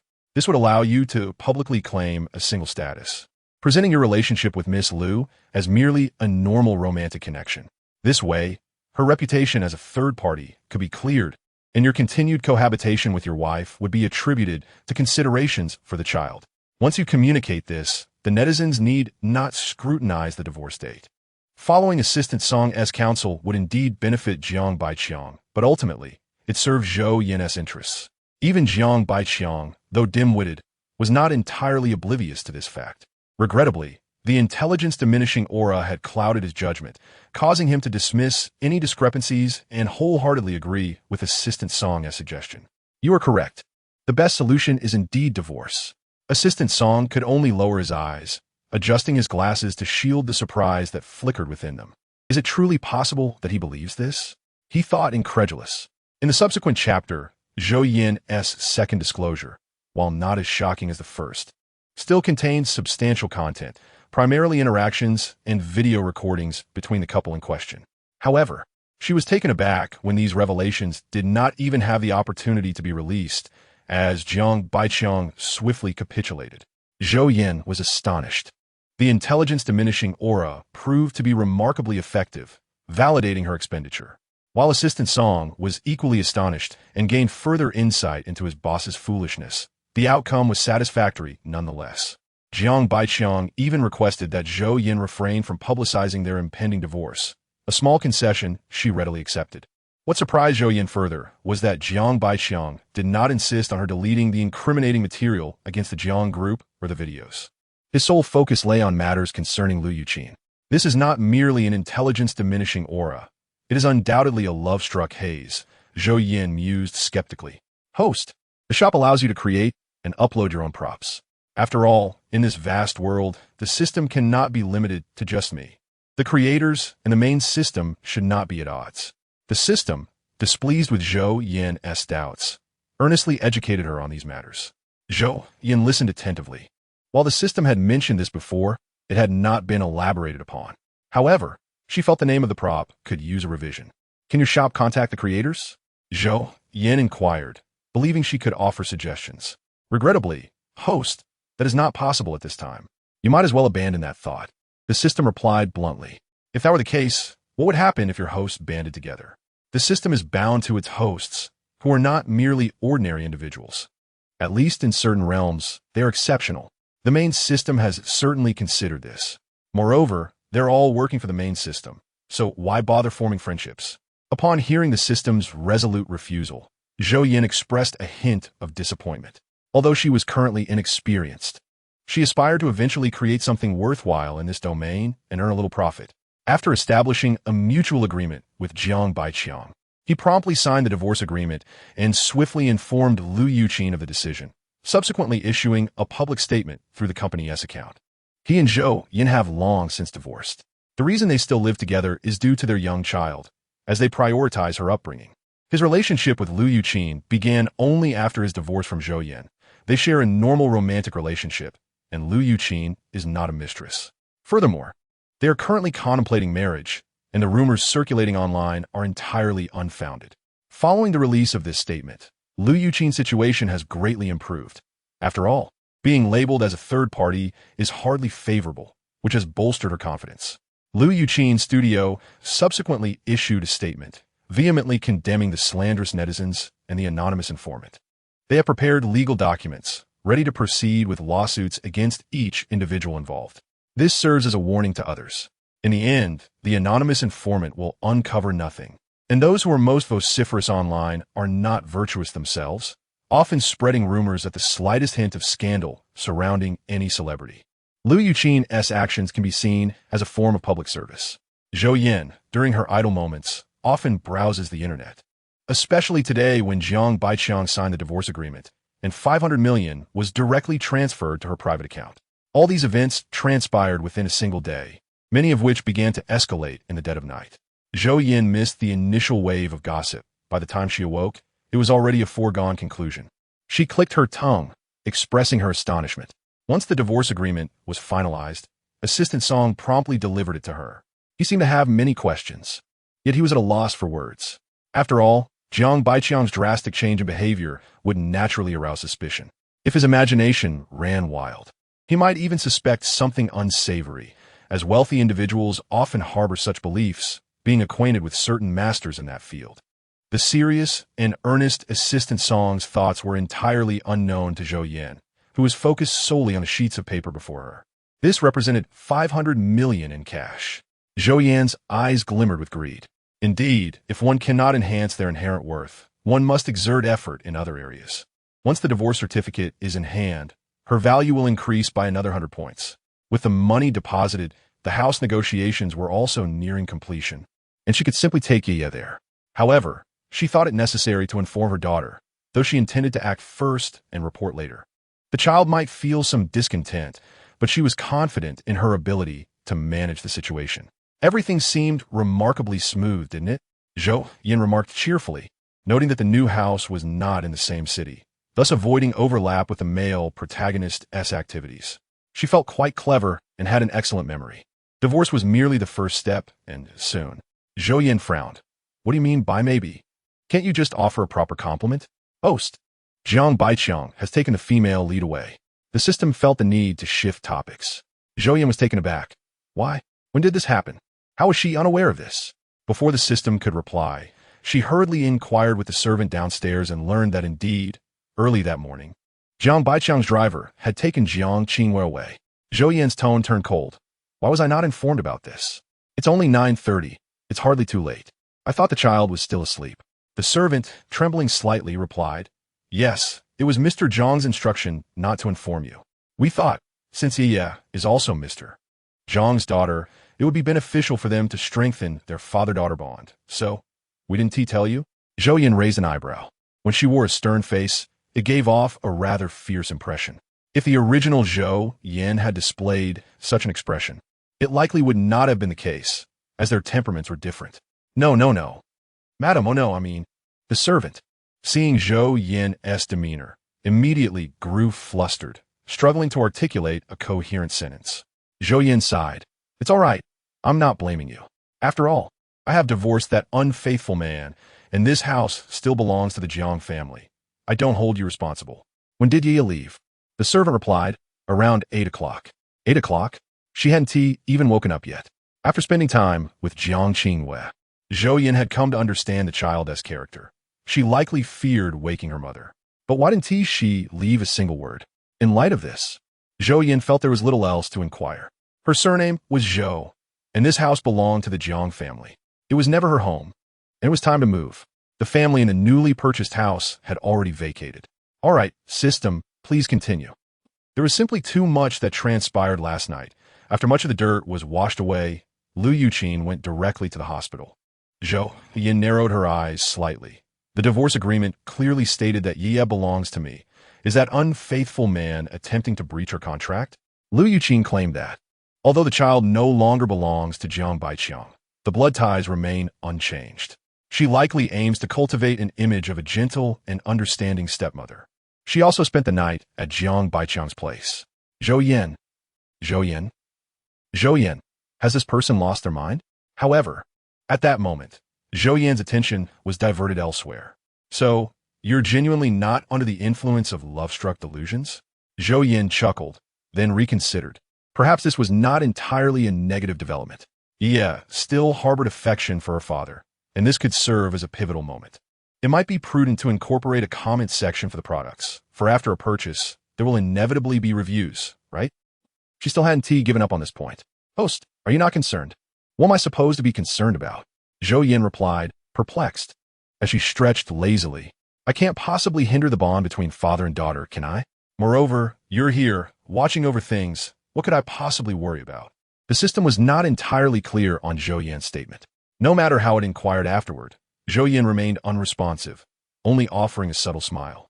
As for other matters, her only assurance was that Jiang Qingwei despised Lu Yuqin, a sentiment that had been apparent since childhood, as highlighted in the original plot. Lu Yuqin's attempt to foster a relationship might have miscalculated. Meanwhile, Jiang Qingwei, upon learning that her father wished to see her, felt a flicker of anticipation. She even requested leave from her teacher. Initially, she intended to inform her mother about this, but unfortunately, it was too early, and her mother had not yet risen. Uncle Wang, do you think Daddy misses me? Jiang Qingwei clutched her favorite toy, which she planned to gift to her father, hoping it would bring him joy. Driver Lao Wang gave a somewhat awkward smile, yet comforted her. Of course, the boss misses you. Morning traffic was particularly heavy, and they arrived at the hospital 20 minutes later than usual. Jiang Qingwei, guided by driver Lao Wang, entered Jiang Baiqiang's hospital room. Upon seeing him lying on the bed, the little girl immediately wanted to rush over, but when she noticed Lu Yuqin sitting beside him, she abruptly halted. Daddy, she glanced at Lu Yuqin, her voice tinged with disappointment. Jiang Baiqiang responded with a grunt, his tone dull and lacking warmth. This is Aunt Lu. From now on, Daddy will marry Aunt Lu. She will be your new mother. Speaking of Lu Yuqin brought a faint smile to his face. Lu Yuqin also raised a gentle smile and said to Jiang Qingwei, Indeed. Yeah, from now on, Aunt Lu will be your new mother. Although you are with Sister Zhou, Aunt Lu is still your. You are talking nonsense. Jiang Qingwei, the young girl, retorted loudly, appearing particularly fierce. I only have one mother, and this Aunt Lu is not my mother. Dad, you are lying. She instinctively clutched her small toy tightly, suddenly feeling a wave of fear. Although Zhou Yan believed that Jiang Qingwei meeting Jiang Baiqiang was not entirely a bad thing, she couldn't help but think of the unfairness of a little girl facing two unpleasant adults. Where she got bullied. The very thought of it made her heart boil. Those wretched people. For now, Zhou Yan had a decent impression of Jiang Qingwei. After all, she was a half-hearted ally. It would be uncomfortable to let that couple bully her. I should go take a look. She is my daughter after all, Zhou Yan murmured. changing her clothes and instructing the cook to prepare Jiang Qingyue's favorite dishes before asking the driver to take her to the hospital. The system was most pleased with the host's actions. Wow, this is wonderful. The host seems much better than when she first arrived. This little protagonist is so adorable and sensible, not at all mischievous. I feel optimistic about the task completion. Failing the first task would be utterly embarrassing, especially when boasting about my exceptional host to others. Upon hearing Jiang Qingyue's words, Jiang Baiqiang's expression darkened, and his tone became considerably stern. Yeah, this behavior is quite impolite. Is this how your mother usually teaches you? I've already said that this is Aunt Lu, your new mother. She merely wishes to meet you. Jiang Qingyue shouted, what new mother? I do not have a new mother, nor do I know this aunt. For a moment, Lu Yuqin's smile faltered, but her professional demeanor quickly kicked in. She placed a hand on Jiang Baiqiang's shoulder and gently patted it. Brother Jiang, do not be angry. This is just a child's ignorance. Yaya is a very well-behaved child. Isn't that right? Yaya? She looked at Jiang Qingyue, her smile now tinged with a hint of pride. Yaya, come here quickly. Don't you see that your father is still lying in bed? Hurry and apologize to your father. Upon hearing Lu Yuqin's words, Jiang Baiqiang's expression softened considerably, but he still looked sternly at Jiang Qingyue, and also apologized to Aunt Lu. I refuse, Jiang Qingyue exclaimed in frustration. Seeing her father's disappointed gaze and the triumphant smile of the woman beside him made a wave of fear swell within her, causing her to tremble. She realized that it had been a long time since her father had smiled at her. Suddenly, memories of that night flooded back to her, being awakened by her father's voice. The sounds of shouting and arguing outside. Jiang Qingyue curled up under her blanket, shivering in fear, her feelings mirroring her current predicament. Then, she heard her mother's footsteps approaching the door, and soon after, her mother entered. Dad, tell me, do you no longer want me and Mom? Jiang Baiqiang replied angrily, yes. I have already divorced that wretched woman. Did she not tell you this? What did he call her mother? Jiang Qingyue's face paled. Although she was young, she often eavesdropped on the servants and knew more than most children. She understood the derogatory terms, and she was shocked that her father could despise her mother so much. Brother Jiang, do not be harsh with the child, Lu Yuqin soothed from the side. Ye is still young. She doesn't understand. Perhaps Sister Zhou has said something unfavorable, and children cannot discern such matters. It is not Ye's fault. She is just a child. Jiang Baiqiang's expression softened slightly. You are too kind. This child has been spoiled by that wretched woman. Lu Yuqin replied gently, regardless, Ye is still your child, sharing half of your blood. You have not fully recovered. Do not upset yourself. Watching the exchange between the two, it was as if they had reached a consensus that Jiang Qingyue was indeed impolite. Once Jiang Baiqiang calmed down, he insisted that Jiang Qingyue apologize to Lu Yuqin, which she, of course, refused. From the beginning, she had detested Lu Yuqin. Her earlier excitement had completely vanished. She longed for her mother. With tears brimming in her eyes, Jiang Qingyue plaintively said, Dad, you have changed. You are not my dad anymore. Yeah, your father is sick. Shouldn't you be more obedient? Lu Yuqin said softly, rising to approach Jiang Qingyue to wipe her tears. Jiang Qingyue instinctively recoiled and shouted angrily, Stay away from me. You wicked woman. What nonsense are you spouting? Jiang Baiqiang bellowed. I told you to apologize, and you refuse? Where did you learn such words? At your age, you should be learning better. If it weren't for my current condition, I would teach you a lesson. Jiang Qingyue suddenly charged forward, headbutting Lu Yuqin, knocking her down without uttering a word before running away. I want to see Mom. I want a Mom. Where are you, Mom? She couldn't help but burst into tears, running wildly, only to find herself surrounded by unfamiliar surroundings. She had not yet exited the hospital and was utterly lost. Manga, Manga. Jiang Qingyue cried, gasping for breath, her nose reddening, her hair slightly disheveled, clutching her toy as she looked utterly pitiful, calling out for her mother. Suddenly, a familiar voice reached her ears. What is wrong, our little Yaya? Why are you crying here all alone? Jiang Qingyue paused in her weeping, looking up to see a woman standing not far away, smiling gently at her, beckoning her from the light. Come here, why are you just standing there? Mom, Jiang Qingyue murmured, and upon realizing, she dashed toward Zhou Yan, throwing herself into her embrace and starting to cry. This time, Zhou Yan was prepared, so when Jiang Qingyue lunged into her arms, she didn't feel the same disquiet as before. Mom, I only want you. I don't want Dad anymore. Jiang Qingyue sobbed. This was a hospital, and hearing cries was quite normal. Thus, onlookers merely regarded the scene with pity, assuming perhaps that the child's father had passed away. "Mom, let us go. I don't want to stay here." Jiang Qingyue's voice was choked with emotion. This was the first time Zhou Yan had heard the child cry so intensely, stirring a sense of compassion within her. She lifted the little girl and gently patted her head, instinctively softening her voice. "All right, we will go home right now." I had intended to confront that vile couple, but it seems I won't have the chance now," Zhou Yan thought to herself as she comforted Jiang Qingyue along the way. Observing that the little girl's emotions had significantly improved, Zhou Yan cradled Jiang Qingyue, gently patting her back while mentally communicating with the system. "Indeed, I must hasten to obtain the divorce certificate. Signing a divorce agreement is insufficient. Yes, I discovered that in this world, getting a divorce requires various documents such as identification cards and household registration books, along with a passport-sized photo. It's not merely about signing an agreement." Zhou Yan squinted slightly. "Today happens to be Tuesday, a weekday. I shall go handle this in the afternoon. As for the requirement of being present, a video call should suffice. Although the two worlds are quite similar, there are still some differences. I recall from the original owner's memories that when they got married and obtained their marriage certificate, Jiang Baiqiang was not present. He merely sent an assistant as a representative. The rules aren't rigid. There is room for flexibility." Suddenly, Lu Yuqin exclaimed, having been unintentionally knocked to the ground. The gentle expression on her face faltered and twisted into a grimace. This little brat has truly gone too far. How has Zhou Yan raised her? At such a young age, she has already learned to utter such offensive words. Thankfully, I did not keep this child.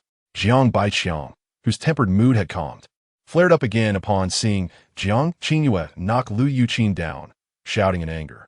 He despises unexpected occurrences. The previous Zhou Yan was like this, and now Jiang Qingyue is as well. Jiang Baiqiang, with his strong sense of masculinity, had initially disliked Zhou Yan because he felt forced into marriage. He knows Zhou Yan is a wonderful woman, yet the fact that their marriage was coerced creates a natural bias against her. He finds everything she does annoying. Moreover, his fondness for Zhou Yan brings him a sense of pride. Therefore, when his parents calculated the Zhou family's situation, he did not object and even conceal matters from Zhou Yan. As for now, the Jiang couple is no longer in this world. Lu Yuqin continued to feign a delicate demeanor, sitting beside Jiang Baiqiang on the bed, holding his hand and putting on a facade of righteousness, soothingly saying, "It's all right, brother Jiang. The child simply doesn't understand. Don't be so kind. If we have children in the future, how will you teach them if you're this lenient?" Jiang Baiqiang's expression hardened, and he replied solemnly. Lu Yuqin found his words amusing, laughing heartily. Her heart filled with anticipation. A child, Jiang Baiqiang's child.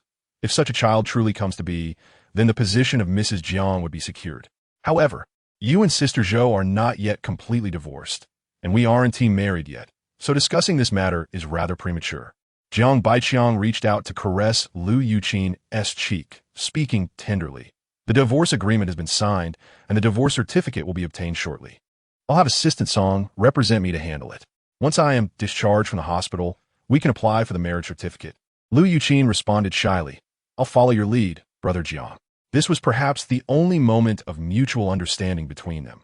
Just the day before, they had spoken of the divorce certificate, and the next afternoon, Assistant Song arrived at Jiang Baiqiang's hospital room with a freshly issued divorce certificate.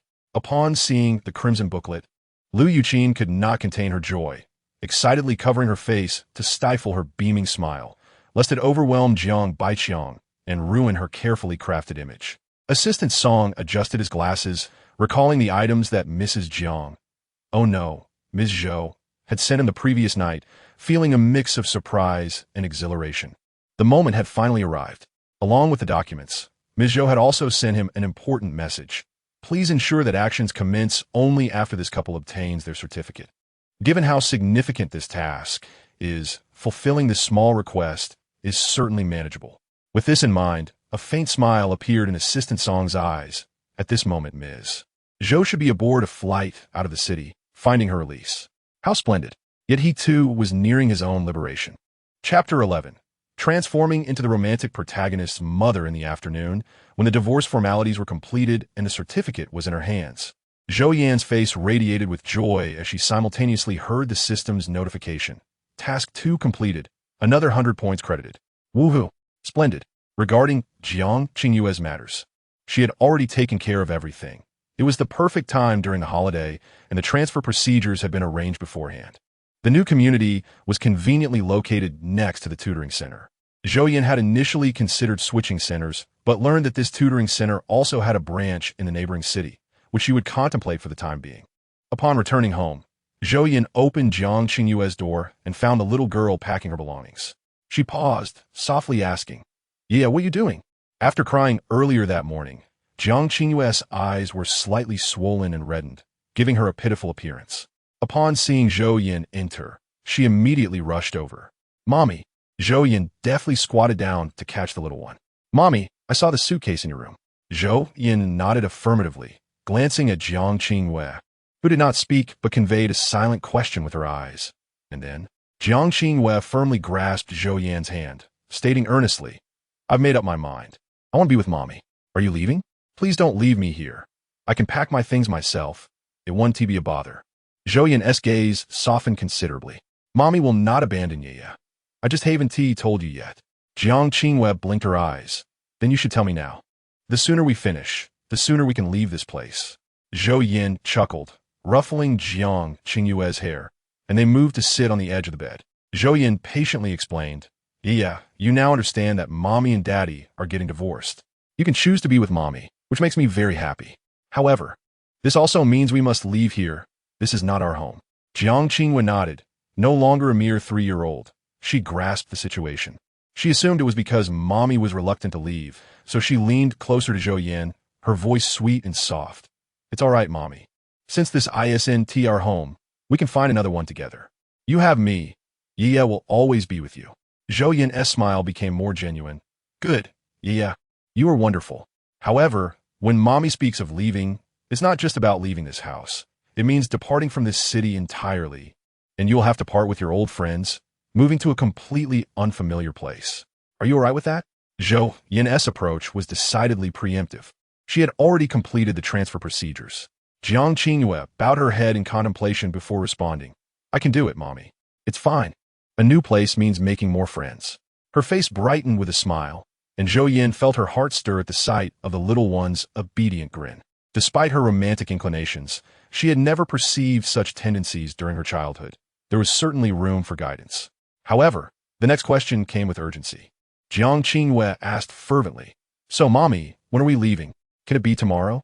I don't want to see Daddy or anything related to my former daddy anymore." It seemed that the morning's events had left a profound impact on Jiang Qingyue. Zhou Yan's expression turned slightly awkward. "Well, there's no rush. You can't be lingering on that man, can you?"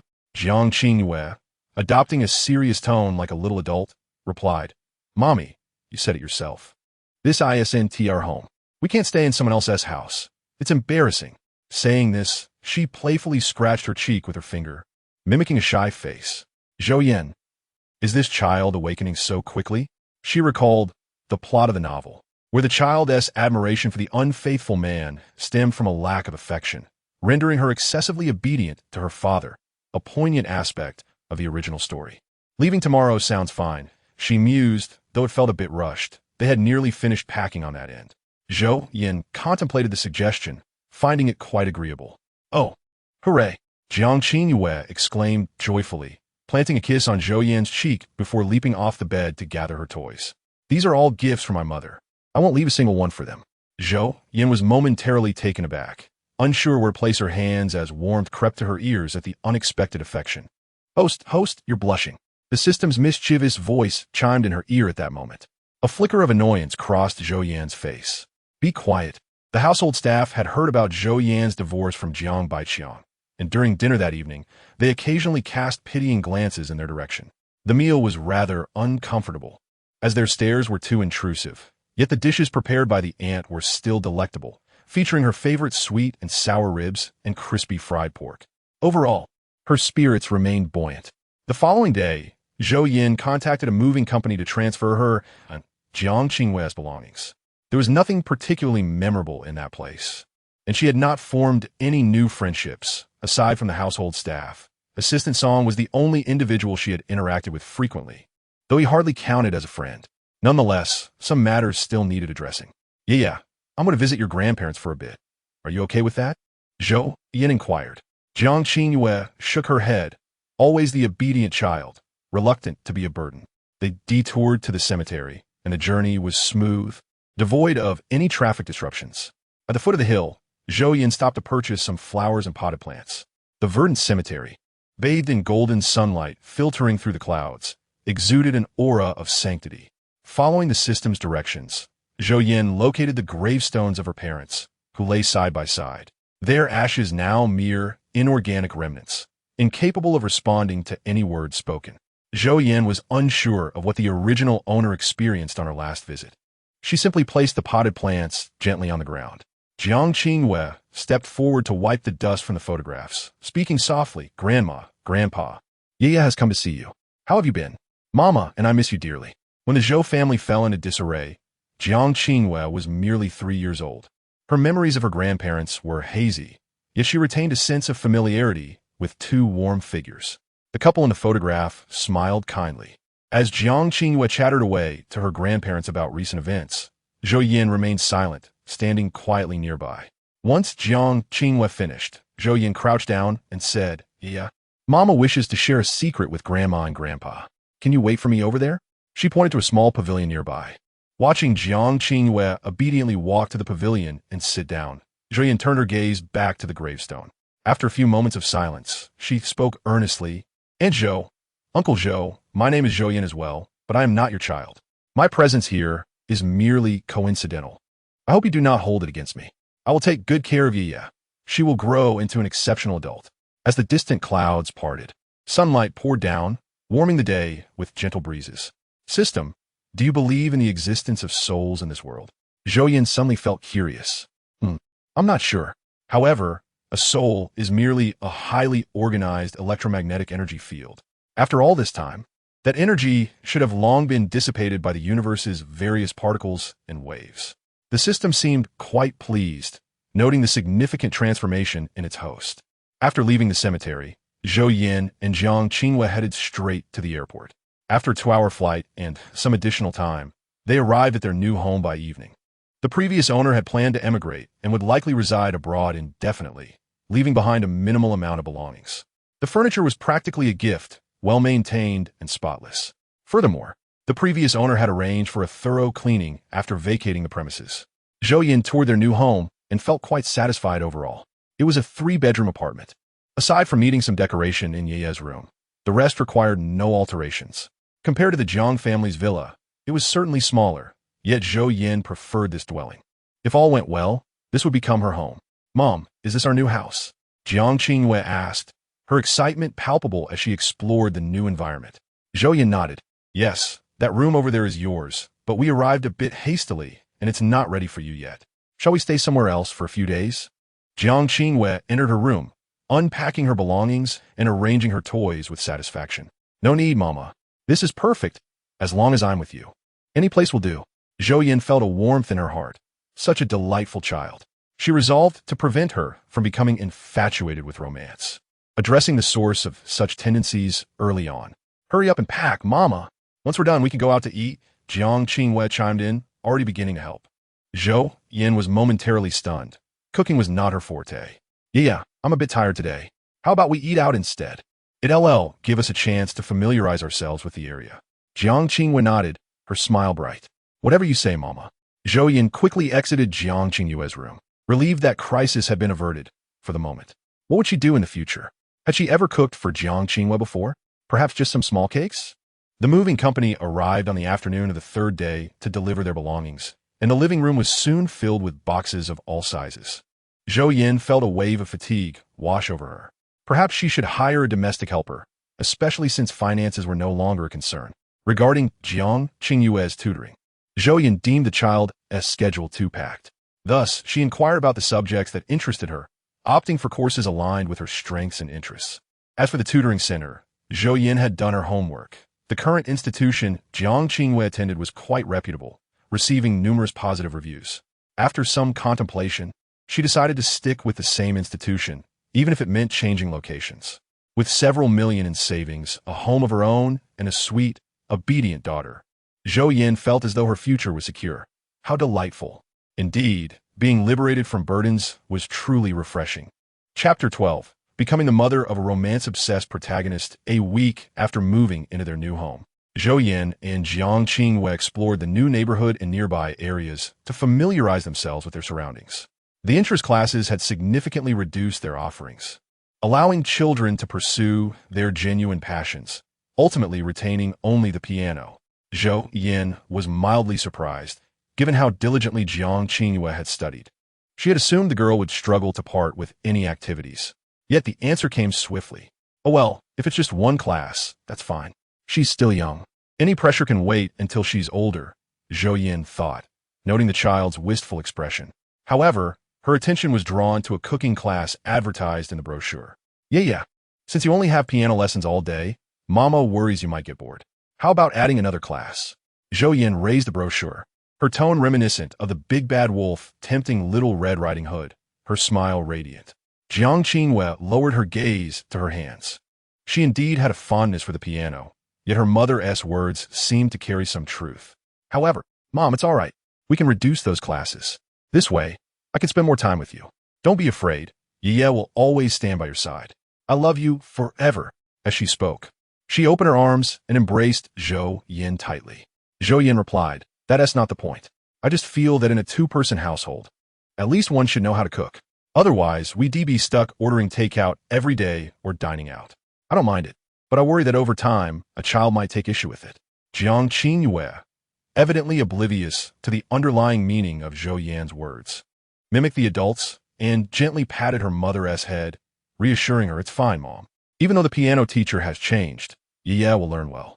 I will make plenty of time to be with you. Zhou Yan sighed. My dear child, while your words touch my heart, that's not my primary concern. It feels as though I'm becoming an empty nester. But never mind. She's just 7 years old. There's no rush. We will take our time. In August, the summer sun blazed overhead, its heat invading every pore of the body. Zhou Yan glanced at the sun outside and decisively drew the curtains. Then, she picked up her phone and expertly ordered 2 meals.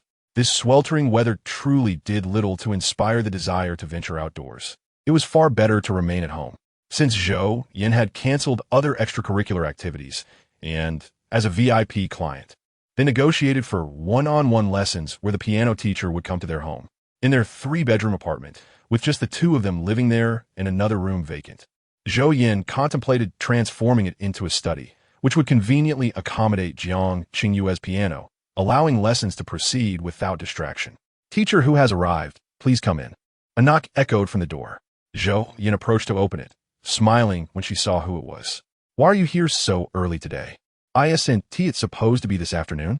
Teacher who, a third-year student from a renowned local university's music department, was a quiet and demure girl, speaking softly and appearing particularly reserved. Though still a student, she was reputed for her excellent grades and remarkable piano skills. Zhou Yan, lacking knowledge in these areas, had her system analyze teacher whose capabilities, which proved to be quite commendable. Good afternoon. Yes, mother. Teacher who greeted in a soft voice, yet not timidly. I had some matters at school this afternoon, so I rescheduled our lesson. I spoke with Yaya last night. Didn't he inform you? Zhou Yan pondered briefly before replying with a smile. She must have forgotten. In truth, it was Zhou Yan who had slept in, and Jiang Qingyue, not daring to disturb her, had simply taken matters into her own hands. Zhou Yan had deemed it beneficial for her child to develop independence, justifying it as a means for her daughter to gain experience. The system, however, pointed out her true intention was merely to take a break. Zhou Yan countered. She's already 7 and about to start elementary school. Besides, I want her to interact more with this teacher. Teacher who smiled awkwardly, feeling even more at a loss for words in the current situation, aware that it was not an ideal time to visit, especially as it was right around lunchtime. Have you eaten? Teacher who? A common greeting among Chinese people. Teacher who shook her head slightly. I've eaten. Yes, mother. I had a meal on the way here. Oh, Zhou Yan nodded, smiling. That's good to hear. After all, with their meals primarily consisting of takeout, it would have been quite awkward had teacher who said otherwise. Teacher who? Hearing the commotion at the door, Jiang Qingyue sprang from the sofa and dashed toward the entrance. wearing a lovely light yellow puff dress. "Good afternoon, teacher who." "Good afternoon, yeah, teacher who," greeted back with a smile. After exchanging a few more words, Zhou Yan noticed teacher who seemed quite uncomfortable. She decided to interject, guiding the child and teacher to the study. As the lesson neared its conclusion, the takeout arrived. Though 2 hours had passed, the delicious meal was worth the wait. Zhou Yan had ordered sauerkraut fish, while Jiang Qingyue had a lighter porridge and other assorted dishes. For the past few days, their meals had been quite similar, as Zhou Yan had never learned to cook, a fact unchanged even after her transition. The kitchen had become merely decorative. Once teacher who departed, the mother and daughter began to enjoy their lunch. Around 1:30 in the afternoon, Jiang Qingyue glanced at the sauerkraut fish in her mother's bowl, then at her own porridge. After a few seconds, she spoke up, "Mom, can I have a bit of your fish?"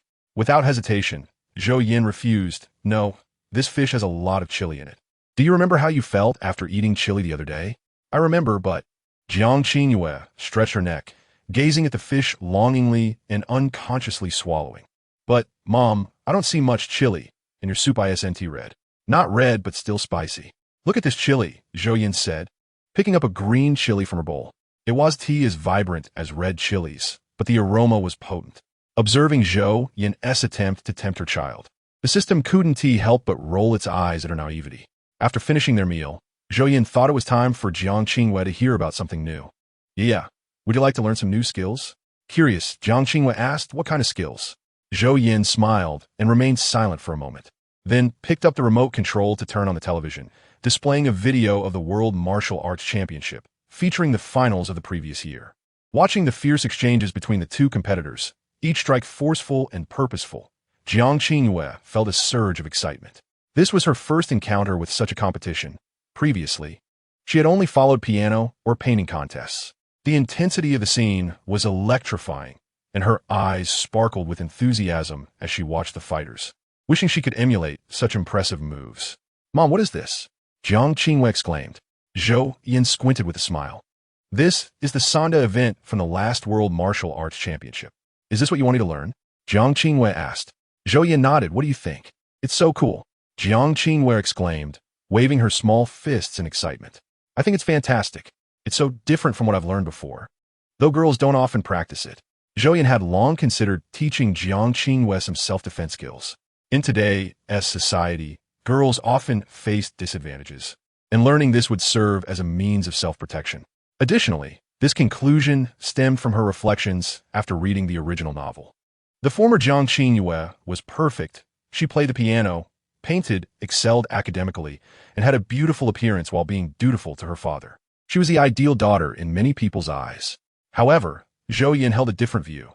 Despite Jiang Qingyue's perfection in the novel, the one she adored did not reciprocate her feelings, whether in familial or romantic contexts, leaving her longing unfulfilled.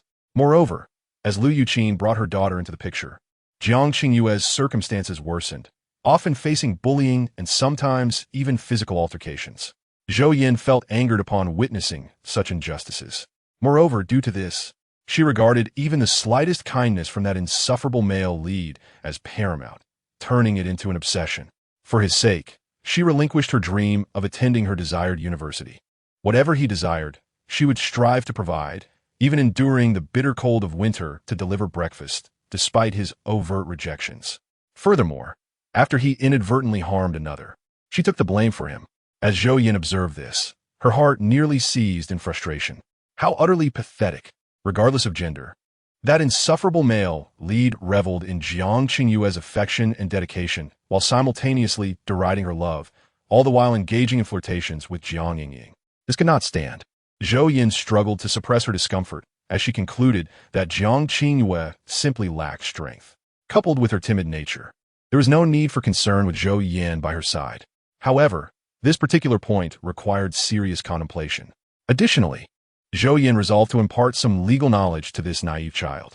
Recently, she had both the means and the time, so she planned to enlist a tutor specializing in law.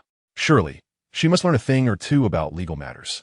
Was she truly so oblivious as to take the fall for someone else? Did she wish to maintain an overly pristine record? Well then, how about focusing on learning this subject? Zhou Yan inquired, gesturing towards the television. At that time, The still innocent Jiang Qingyuan nodded in agreement. Zhou Yan's lips curled into a satisfied smile as she softly cautioned, "Now, my dear, if you commit to this, you must not abandon it halfway." Jiang Qingyuan nodded, entirely unaware that her path was about to take a significant turn. Chapter 13. Transforming into the mother of a love-struck protagonist with everything decided and the child in agreement. Zhou Yan became increasingly proactive. She had contemplated the various martial art styles and ultimately opted for Sanda, finding it the most suitable based on her extensive experience with multiple disciplines. Otherwise, the video she had shown Jiang Qingyue would not have featured Sanda. That very evening, Zhou Yan began to scout martial arts schools in their community. If none were adequate, she would widen her search to the entire city, and if still unsuccessful, she would embark on a nationwide quest. Individual capabilities are, after all, limited. Thus, Zhou Yan sought the assistance of the system. "Listen here, system. After filtering through national martial arts schools based on my criteria, if we still cannot find a suitable one, we will shift our focus to some master-level instructors," Zhou Yan asserted earnestly. The criteria she provided for selecting martial arts schools included proximity, responsible and dedicated instructors, who could be a tad unscrupulous but not malevolent, minimal negative reputation, and a positive training environment that did not overly fixate on winning or losing. Understood, host. You've mentioned this 5 times tonight," the system replied, feeling somewhat drained. Initially perceiving the host as calm and composed, it now saw her image crumble. While she remained composed in moments of anger, otherwise she appeared rather foolish. The system felt a lingering sense of frustration, having been led astray by the host several times. Yet each of her words resonated with undeniable logic. "Really? I hadn't noticed," Zhou Yan mused, narrowing her eyes in contemplation before shaking her head. "Oh, come now, isn't this an easy task for you? We're in the information age. Your technological prowess is a significant advantage. Is that a compliment?" The system pondered, uncertain. After a moment of silence, Zhou Yan continued, "If it proves too difficult, let us lower our standards a bit and find a somewhat acceptable school." Then a spark lit up in her eyes as she lowered her voice with resolute determination. "Let me teach her. Though I have never instructed before, my own skills are quite proficient." Observing Zhou Yan's prideful demeanor, the system recalled the information it had gathered about her. Regarding this area, it had to admit, she indeed possessed commendable abilities. While not necessarily capable of taking on 10 opponents, she could certainly handle 5, 4, or even 3. If armed, her prowess would only multiply. Moments later, the system presented a list of martial arts schools that met her criteria. "Host, here are 10 schools filtered according to your specifications. 1. The Hongming Martial Arts School is located right in our city and is the closest to you." Zhou Yan's face illuminated with satisfaction. "Impressive. I have only ever admired one person in my life, and that is you, system. What a curious title. It sounds much better than the previous one," the system mused, feeling a flutter of delight. Zhou Yan reviewed the evaluations of several martial arts schools along with the scores provided by the system, finding them quite satisfactory. However, her primary concern remained distance, as Jiang Qingyue's academic commitments could not be disrupted. "Let us plan for tomorrow. We'll visit the local school, and if it meets our expectations, we can finalize our decision." Having made her plans, Zhou Yan retired for the night, knowing she needed to be up early the next day. As the summer heat would make going out an ordeal, she wanted to be prepared. The following morning, Zhou Yan awoke naturally and, after a quick wash, ordered breakfast on her phone, which arrived about half an hour later. After finishing her meal, she went to rouse Jiang Qingyue from sleep. Perhaps due to the adage of one being influenced by their company, Jiang Qingyue had become accustomed to Zhou Yan's diligent presence, and in the past few days, she had grown rather complacent. Even now, at 10 o'clock, she had yet to rise. "Mom, why are you up so early today?"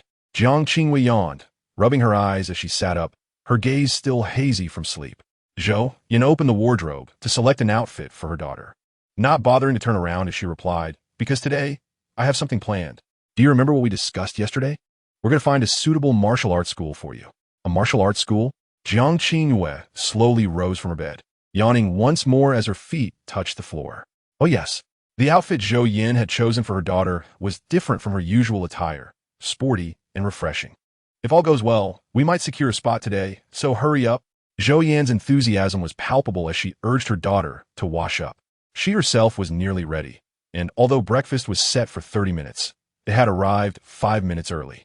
Once Jiang Qingyue finished washing up and donned the outfit Zhou Yan picked out, her hair remained a tousled mess.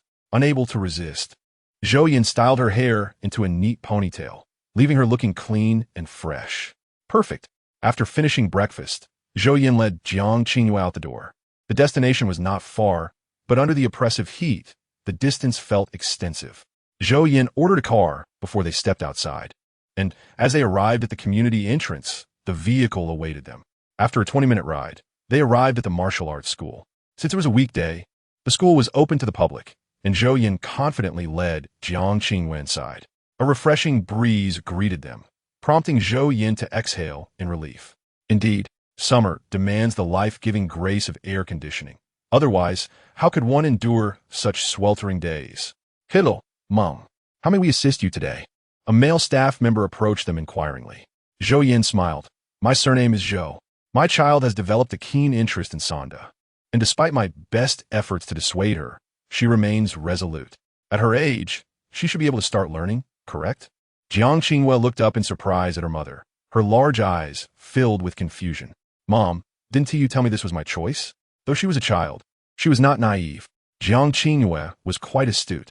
Furrowing her brow, she refrained from voicing her thoughts, but her expressive eyes betrayed her true sentiments. The staff member lowered his head to glance at Jiang Qingyue, his demeanor gentle. It's like this, Ms. Zhou. I wonder if you have familiarized yourself with the sport of Sanzhou before coming here. If you have, we can skip this step.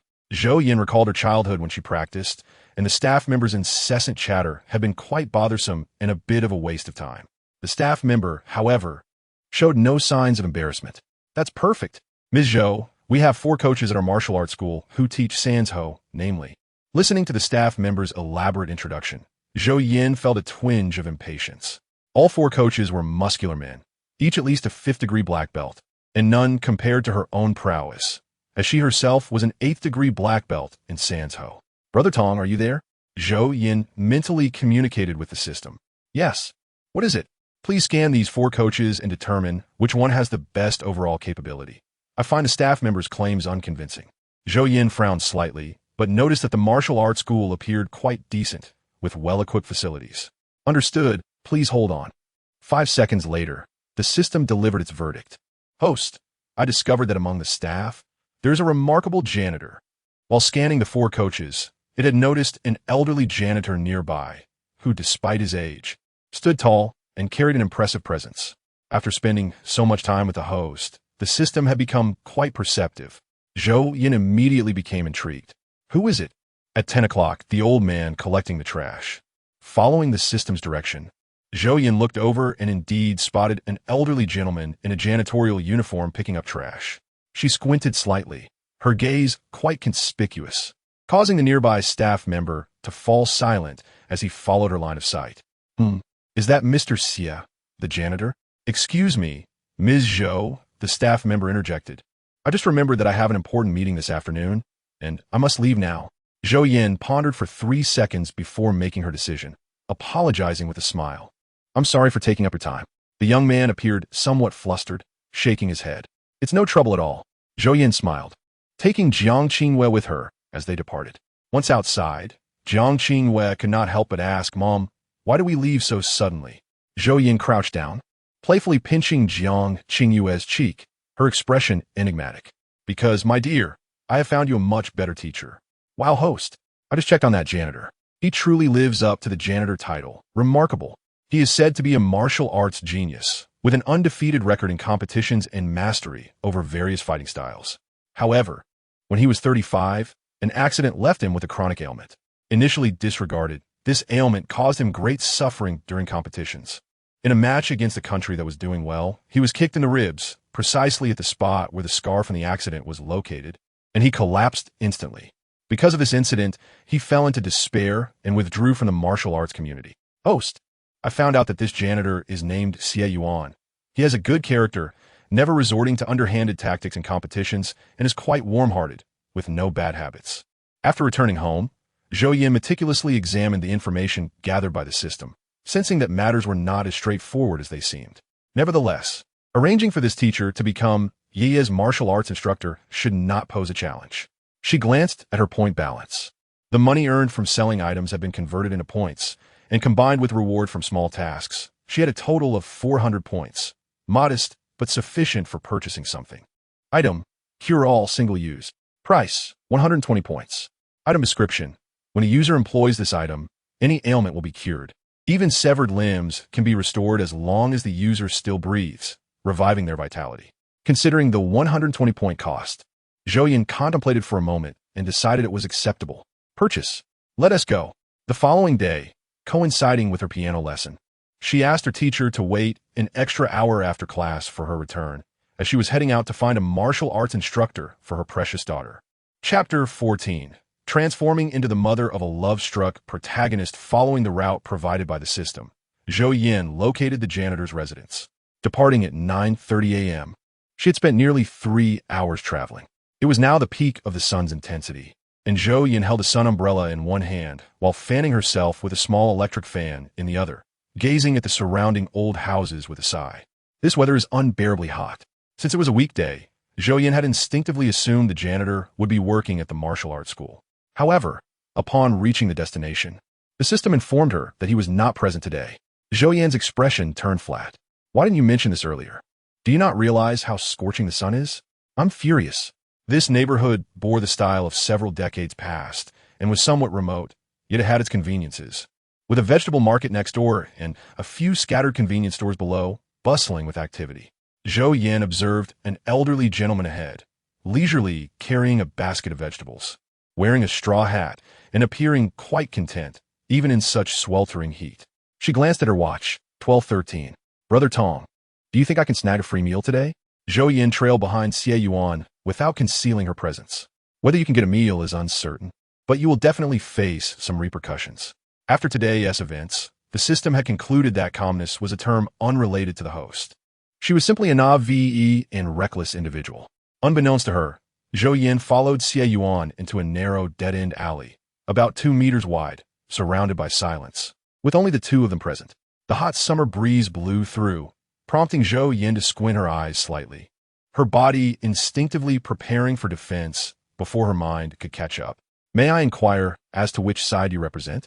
Xie Yuan's gaze was resolute as he set his basket down at the roadside and slightly shifted his stance. Without further ado, he launched a spinning kick toward Zhou Yan, accompanied by a fierce gust of wind.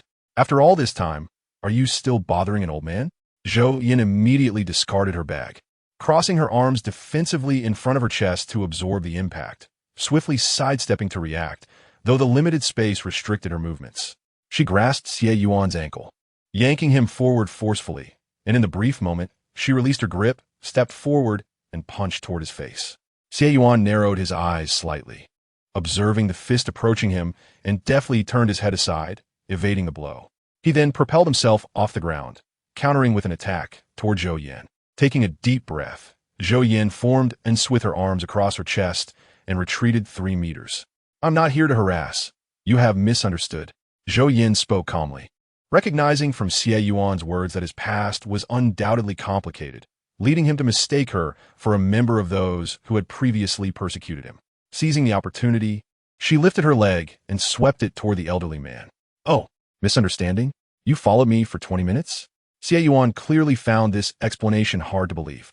He perceived that while the woman before him possessed some skill, she was evidently inexperienced. Given a larger space, he would have already gained the upper hand in their skirmish. Of course, Zhou Yan chuckled, realizing that this was her first official engagement since traversing into this realm, and her original self had indeed lacked physical activity. After only a few exchanges, she found herself slightly out of breath. I merely wished to pay my respects and seek guidance. Xie Yuan's gaze was cold and resolute, clearly skeptical of Zhou Yan's words. His subordinates unleashed their attacks with increasing ferocity. What Zhou Yan could perceive, he could discern as well. A powerful kick struck her in the chest. The two exchanged blows, each more intense than the last.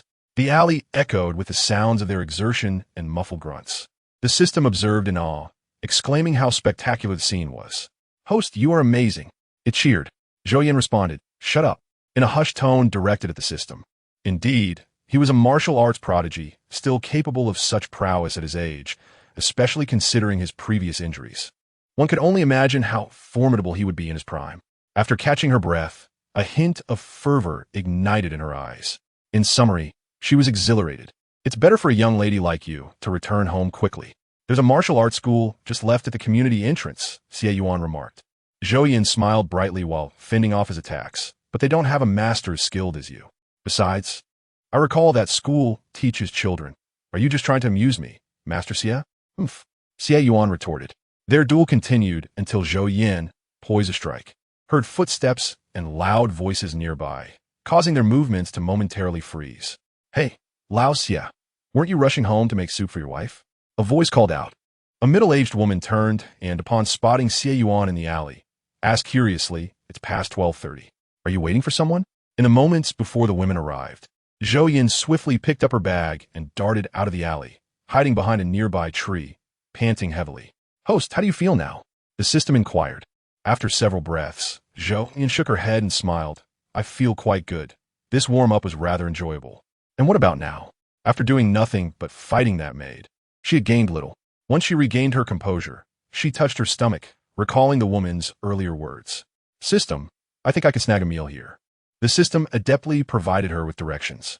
Host, don't you think that might be a bit impolite? Zhou Yan shook her head. I understand Xie Yuan's wariness towards me, but my primary purpose for coming here was not to provoke him. But you've already fought him. Moreover, you mentioned that Xie Yuan donated most of his competition earnings and lives modestly. They need my help, my medicine. The earlier encounter was merely an accident. Zhou Yan smiled shyly, embodying her character. Upon arriving home, Xie Yuan found an unexpected visitor. His expression darkened upon seeing Zhou Yan. She stood up and cheerfully said, Teacher Xie, I sincerely wish to invite you to be my daughter's martial arts coach. Chapter 15, Becoming the Romance-Crazed Protagonist's Mother. I refuse, Xie Yuan shouted vehemently. Rising in agitation, his face a mask of rejection. I have withdrawn from the martial arts world and vowed never to profit from it again. I refuse. Zhou Yan extended her hand towards him earnestly. 500 for one lesson. If that's insufficient, we can negotiate further. Xie Yuan retorted angrily. I already said, Io. That sounds great. Xie Yuan's wife, A Fen, immediately sees Zhou Yan's hand, her smile radiant. 500. How many days would it take for Lao Xie to earn that? Xie Yuan's eyes widened in disbelief. You, A Fen glared at him. What are you stammering about? Hurry up and cook. It's almost time. And you took so long buying groceries. Were you chatting with some girl again? What are you talking about? That was ages ago. Xie Yuan exclaimed, agitated. A Fen shouted. Then why are you still standing there? Get cooking. It was evident who held the reins in this household. Xie Yuan's lips moved silently as he glanced between his wife and Zhou Yan, finally begrudgingly picking up a basket and trudging towards the kitchen. The chopping sounds resonated, as if he were slicing Zhou Yan's bones. Was he trying to split the cutting board in half with his forceful strikes? Before Zhou Yan could comment, A Fen yelled from the kitchen, Be gentle.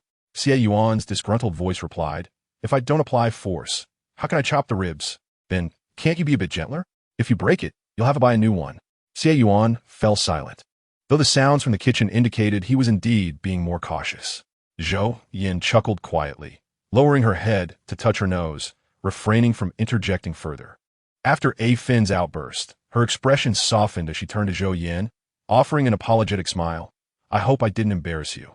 Zhou Yan shook her head. My name is Zhou Yan. If you don't mind, I'd like to call you A Fen Jia, and you can call me Yin Yan. Of course, Yin Yan. A Fen accepted with delight. Yin Yan? Xie Yuan scoffed from the kitchen, disdain evident on his face. Women just love to perform, he muttered while chopping vegetables, his expression glum. By the way, you mentioned looking for a martial arts instructor for your daughter? A Fen inquired. Yes, a 7-year-old girl, Zhou Yan replied. She is quite interested in Sanda. How did you end up with my husband? He has been out of that scene for years, A Fen noted, glancing towards the kitchen. He hasn't engaged with that sphere in years. How do you know? Zhou Yan blinked innocently, fabricating a story. My mother has some knowledge about these matters. I've been watching since I was young. Although Master Xie has aged considerably, I recognized him immediately. She then recounted some information about Xie Yuan, all of which the system had gathered regarding his martial arts background, making it seem plausible. I see, A Fen nodded, momentarily lost in thought. Listening to Zhou Yan, she was reminded of the once vibrant Xie Yuan, full of energy. The sudden change brought a sigh of regret to her lips. He wasn't always like this, A Fen murmured. Zhou Yan heard her soft words and fell silent, observing the wistfulness on A Fen's face, sensing her unspoken thoughts. Ultimately, Zhou Yan did manage to partake in the meal, arranging with A Fen to bring her student by the next day. Xie Yuan, of course, was reluctant, wearing a sour expression throughout dinner. Zhou Yan watched the couple, their contrasting expressions eliciting a smile from her. Later, she shared the day's events with Jiang Qingwei, recounting tales of Xie Yuan's past glories. Sure enough, the mention of those stories piqued the child's interest significantly. However, Mom, why can't he engage in profitable martial arts anymore? Does that mean he has to pick up trash or do other menial tasks? Jiang Qingwei queried, her large eyes filled with confusion. Zhou Yan shook her head. That's something I can't explain. Perhaps it's the best work he can manage within his abilities? Jiang Qingwei's eyes widened. Picking up trash is the best job? I feel utterly shocked. The next day, Zhou Yan brought Jiang Qingwei along. A Fen gazed adoringly at the little girl, her eyes warm with affection. Yan, this is your child? She is truly beautiful. Zhou Yan and Jiang Qingwei were welcomed in by A Fen, and the room was impeccably tidy. Zhou Yan smiled and said, yes. Just call her Yaya. A Fen directly replied, Yaya, just call me Master. She looked at Jiang Qingwei, who appeared obedient and adorable, and her heart softened immensely. Having been unable to have children for many years due to personal reasons, she was particularly enthusiastic when encountering young ones. Zhou Yan raised an eyebrow in surprise. Isn't this a bit too early? A Fen gently patted Jiang Qingyue's head and chuckled. It's bound to happen sooner or later. Over the years, you are not the first to come seeking my husband as a master. My old Xie, I know he has a stubborn temperament, but what you told me yesterday, is it true? When leaving the previous day, Zhou Yan had whispered something into A Fen's ear. I have a way to cure Master Xie. This statement kept A Fen awake all night, tossing and turning as she pondered. After much contemplation, she decided not to mention it to Xie Yuan. Given the uncertainty of the situation, he had endured too much suffering over the years, carrying too many burdens. She did not wish to let him down once more. Zhou Yan smiled. Why should I deceive you? Over the years, you must have consulted many doctors and visited numerous hospitals, so why not trust me just once? She continued, I understand this seems absurd, but I am genuinely sincere. I have invested 120 points into this. It must come to fruition. After listening to the adults for a while, Jiang Qingwei finally spoke up. Hello, Master. A Fen nodded. What a well-behaved child. Xie Yuan had intended to work at the martial arts school today, though he had taken leave these past few days. The thought of someone pestering him to learn martial arts made his head spin. Yet, this morning, his wife had adamantly refused to let him leave. With a sigh, he glanced at Zhou Yan across from him, attempting to take a sip of tea, but found himself too irritated to drink. Others had sought him out before. Yet, A Fen had never reacted this way. This situation felt different. Xie Yuan's expression turned serious. Master Xie, look at my daughter.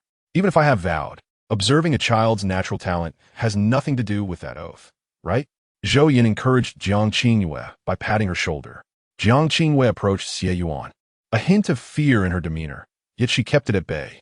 Hello, Grandpa Xie, she greeted softly, extending her hand. Xie Yuan observed the little girl before him. Delicately sculpted with fair, smooth skin, large, bright black eyes, and red lips. It was evident she had been well cared for. He sighed and took her hand, and upon examining her, he was pleasantly surprised. This girl possesses remarkable potential.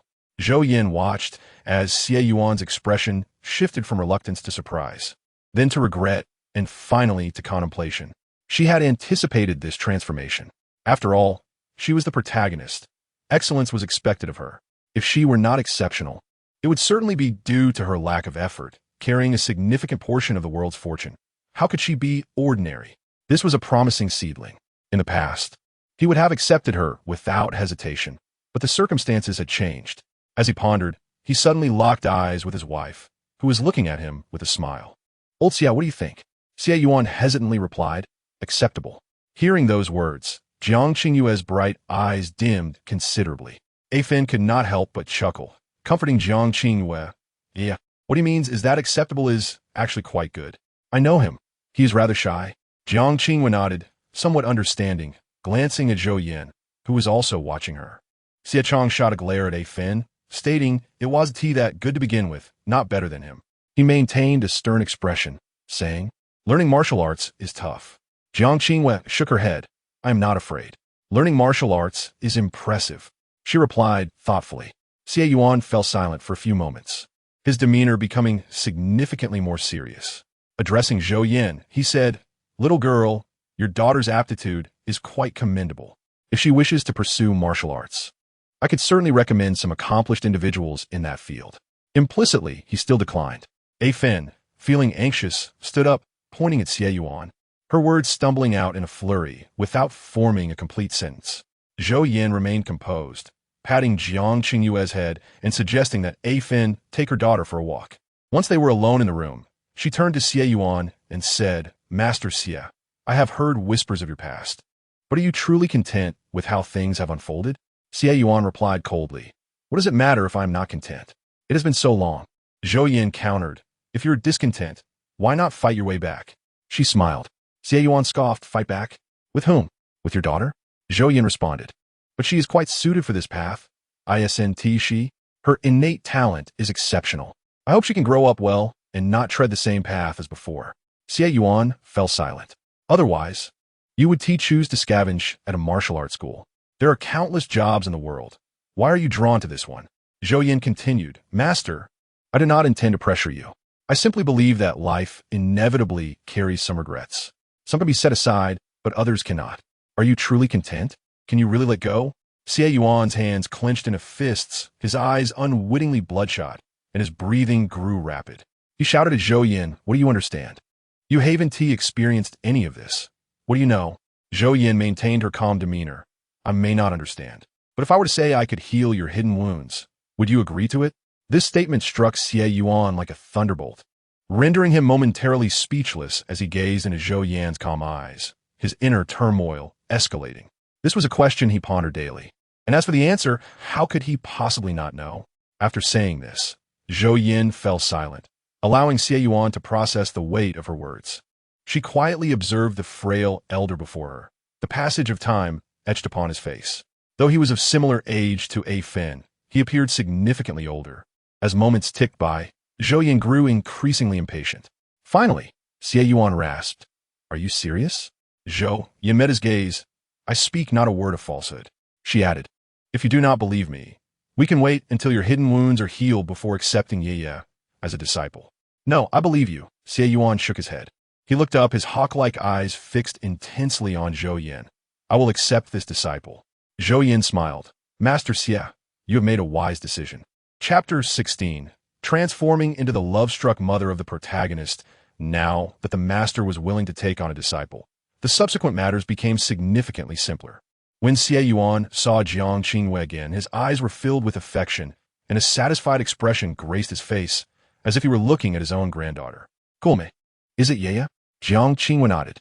Since she was to become his disciple, the formalities were indispensable, and given their profession, they approached such matters with utmost seriousness, ensuring every step was accounted for.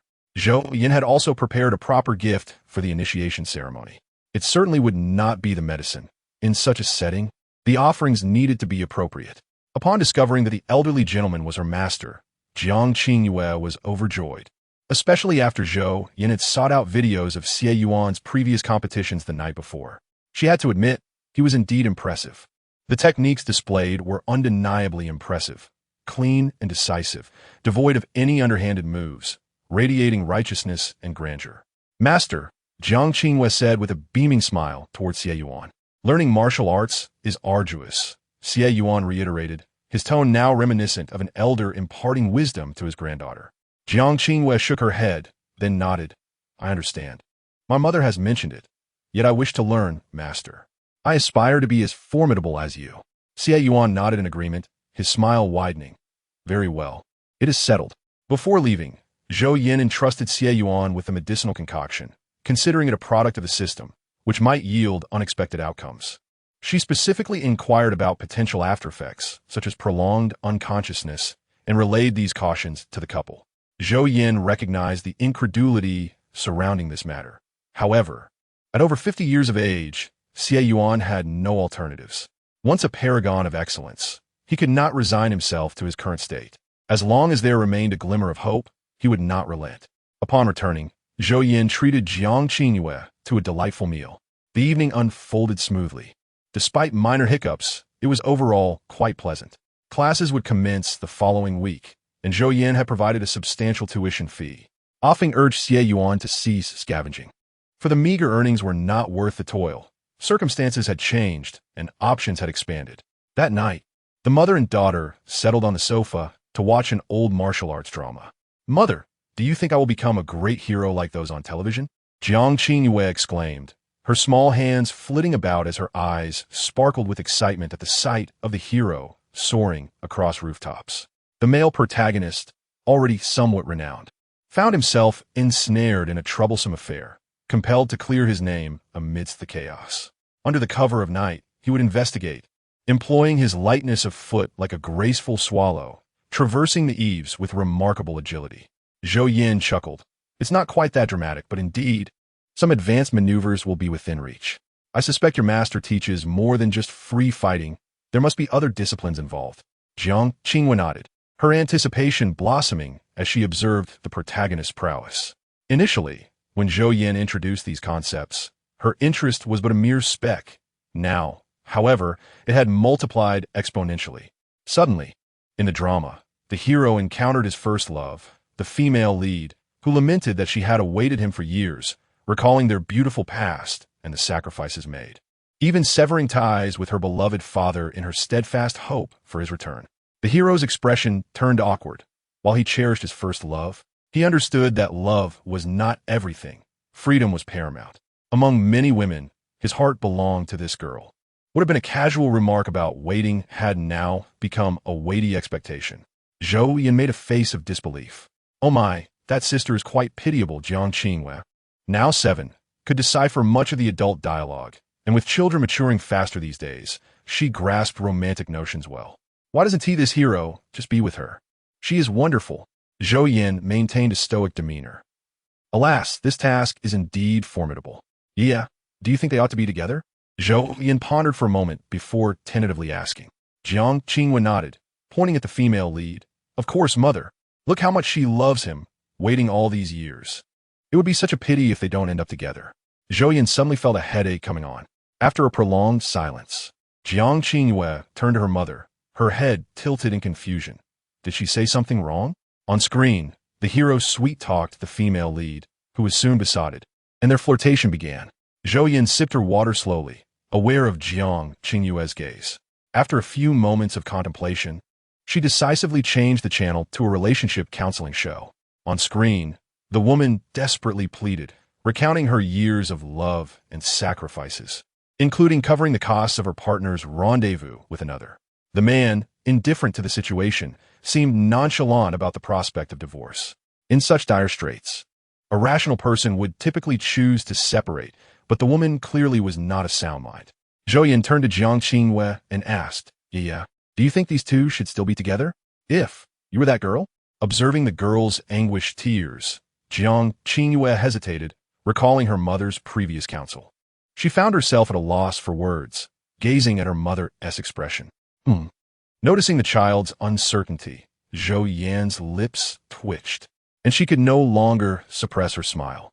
She gently touched her nose and said to Jiang Qingyue, "Yeah, express your true feelings without concern for my views. If you still like him, hope for their union. If not, then let it be." After a lengthy contemplation, Jiang Qingyue hesitantly articulated her thoughts. Zhou Yan was not surprised by the outcome. After all, this was the female lead of a tragic romance novel, and such sentiments were to be expected. What astonished her was how early such notions had formed in the child's mind. Zhou Yan's eyelashes fluttered as she affectionately ruffled Jiang Qingyue's hair. "Yeah, were those thoughts instilled by me?" The child nodded slightly. "Mother, you once said that though father may not love you, as long as you remain his wife, you would wait for that day, his return." Jiang Qingyue recounted her mother's words, albeit haltingly. Zhou Yan's expression turned blank. "Ah, so the seeds of romantic folly are sown from a young age." "No, I often spoke to you in that manner, did I not?" Jiang Qingyue furrowed her brow in contemplation before affirmatively nodding.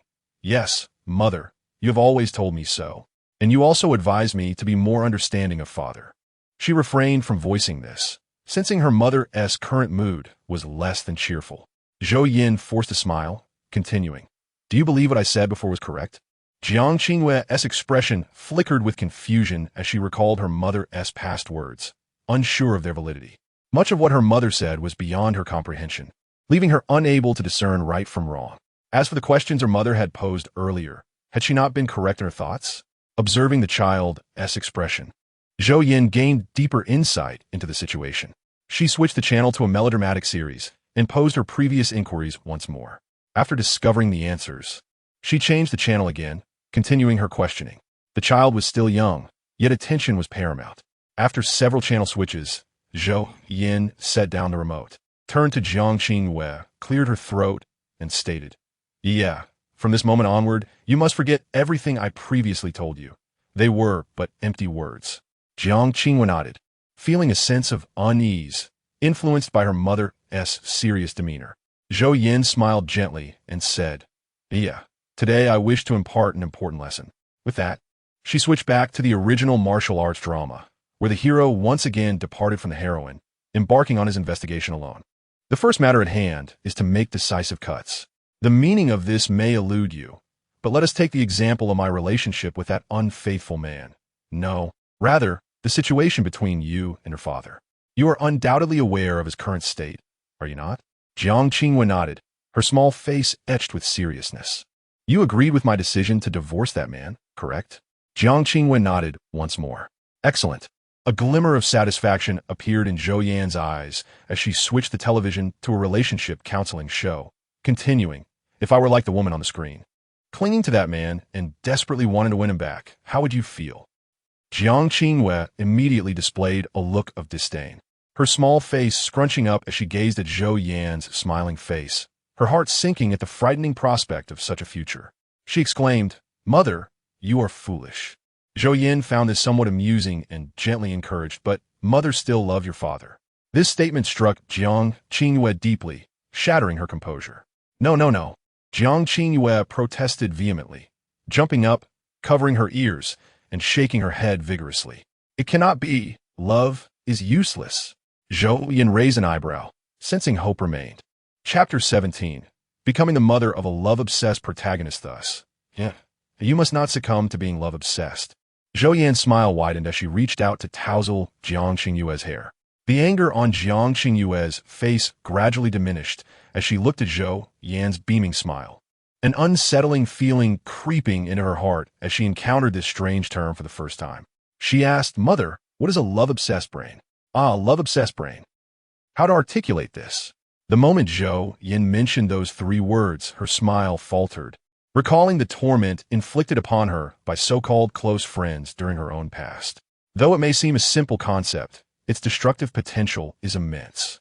The love-obsessed brain exists in varying degrees, a complex phenomenon.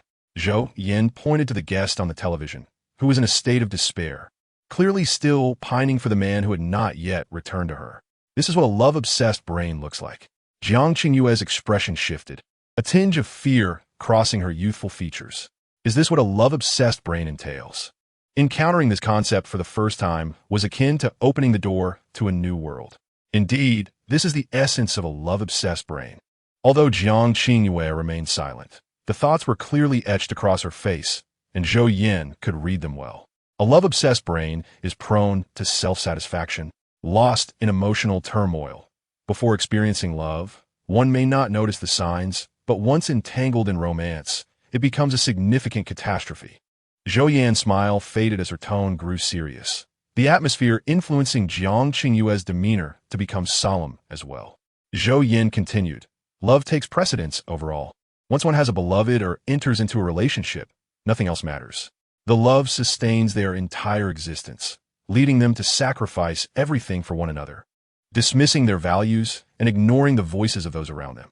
At this point, Zhou Yan gestured toward a newly introduced female guest on the show, who was desperately advising the other to sever ties with her partner, her face twisted in anguish as she berated her friend. This is the kind of torment those around them also endure. Jiang Qinghui felt immense fear. How can such dreadful people exist? Mother, I do not wish to become love-obsessed. Some notions may form organically, while others could arise from external influences. The original owner of this body was undeniably a love-obsessed individual. Perhaps this inclination is somewhat hereditary. Contemplating this, Zhou Yan smiled gently at Jiang Qingwei, reassured that the innate aspect was not predominant, and with proper guidance, she could steer her daughter away from this predicament. The dangers of a love-obsessed brain extend beyond this, but for now, let us conclude our discussion here. Mother? After speaking, Jiang Qingwei noticed Zhou Yan's steady gaze upon her, an unsettling feeling blossoming within her. What did Mother mean by those earlier questions? And what of this love-obsessed brain? Was she hinting at something? Jiang Qingwei, perceptive as she was, quickly connected the dots, recalling her mother's past demeanor. Surely Mother does not wish to reconcile with that man. The thought drained the color from her face, her small features twisting in distress. It cannot be. Just as she was about to inquire whether this was the case, Zhou Yan interjected, "All right, it is getting late, time for bed. Mother, it is nearly 9 o'clock. Any matters can wait until tomorrow. Children need ample sleep." Zhou Yan's smile was gentle as she turned off the television, urging Jiang Qingwei to wash up promptly. Jiang Qingwei's eyes flickered momentarily, wishing to voice her thoughts, but ultimately fell silent, obediently complying with Zhou Yan's instructions and preparing for bed. The room's lighting was soft, casting a hazy glow that enveloped them. Mother, as Jiang Qingwei lay in bed, watching her mother tuck her in, she reached out to grasp the corner of Zhou Yan's clothing, her small eyes glistening with tears. "Please, do not leave me." Her voice was barely above a whisper. The warm light bathed Zhou Yan in a gentle glow, rendering her almost ethereal, as if she might vanish into the radiance in the next moment. Jiang Qingwei buried half her face in the covers, her expression akin to a forsaken puppy, uncertain of what thoughts occupied her daughter's mind. Zhou Yan bent down, her palm resting on Jiang Qingwei's forehead, gently patting it a few times, softly assuring, "Mother is right here. Sleep now." After a brief pause, Zhou Yan added, "Mother will not leave." Feeling the warmth of her mother's hand, Jiang Qingwei's tension gradually dissipated, and she softly acknowledged with a hum. Once Jiang Qingwei slipped into a peaceful slumber, Zhou Yan quietly exited her room, glancing at the time, 9:30. She stretched, turned off the lights, and returned to her own room, where she lay down to browse her phone. While scrolling, the system suddenly spoke. "Host, Jiang Baiqiang has been discharged from the hospital." Zhou Yan blinked, her mind momentarily blank as she processed this information, finally responding with a delayed, "Oh, and then what?" Jiang Baiqiang was discharged in the afternoon and hurried to the Civil Affairs Bureau to register his marriage with Lu Yuqin. In less than 2 weeks. What a swift turn of events. Zhou Yan marveled at this realization. She quickly navigated to Lu Yuqin's profile, and, indeed, just a minute prior, she had posted an image without a caption, 2 unremarkable little marriage certificates. Jiang Baiqiang had also activated a social media account and shared the same image, the implication unmistakable. Zhou Yan exclaimed, "Wow, that was quick." With only a week remaining until the third task's completion, given that this couple had already registered their marriage, Assistant Song should soon take action. System, when do you anticipate Assistant Song will make a move? Tomorrow. Zhou Yan was taken aback. So soon? Indeed, host. After your divorce, he has been organizing evidence of Jiang Baiqiang and Lu Yuqin's actions, as well as the Jiang Group's illegal activities. What time does he plan to act tomorrow? Zhou Yan inquired eagerly, determined to witness this unfolding drama. After speaking, Zhou Yan felt that her words were somewhat amiss. Such matters should undoubtedly be handled by the authorities first. According to your calculations, when do you anticipate this issue will come to light? In 3 days. 3 more days of waiting? Zhou Yan felt somewhat dispirited. She had maintained a laid-back attitude until now, but as the deadline approached, anxiety began to creep in. That was 100 points, after all, which, when converted at a 150,000 exchange rate, amounted to a substantial sum. Do not worry, host. The system will issue similar minor tasks. The system consoled her, an unusual gesture. Zhou Yan considered this. Indeed, there was no limit to the number of minor tasks. She was determined to accumulate more points, for in the realm of the system, these points were akin to currency. The phenomenon of being infatuated with love existed in every world, and in the event of encountering an unusual realm akin to a cultivation fantasy, it would serve as a safeguard. Zhou Yan's reasoning was sound, yet by noon the following day, she had completely forgotten her resolution from the previous night. Reverting to her usual lethargy, Jiang Qingwei observed her mother's lack of vitality and frowned slightly. "Did you stay up late playing on your phone again last night?" She climbed down from her chair and poured a glass of milk for Zhou Yan. Mom, have some milk. Zhou Yan yawned. Thank you, yeah. By the way, don't you have piano lessons this afternoon? Jiang Qinghua shook her head. Teacher who has rescheduled. She hasn't seemed very happy these past few days. Zhou Yan's curiosity was piqued, and she leaned in slightly, her voice still slightly hoarse from sleep. Why isn't she happy? Recalling the rescheduling of classes. Zhou Yan remembered that there were supposed to be lessons 5 days a week. However, this week alone, teacher who had already changed the schedule several times due to either hosting guests or being pressed for time. Is something happening at home? Zhou Yan inquired. Jiang Qinghua took a sip of milk and a bite of bun, recalling teacher whose troubled expression. She frowned slightly, a glimmer of innocence crossing her features. It seems not. She said it wasn't. During their last class, teacher who had appeared somewhat downcast, and despite their brief acquaintance of less than half a month, Jiang Qinghua had developed a fondness for the gentle teacher. Zhou Yan felt the same.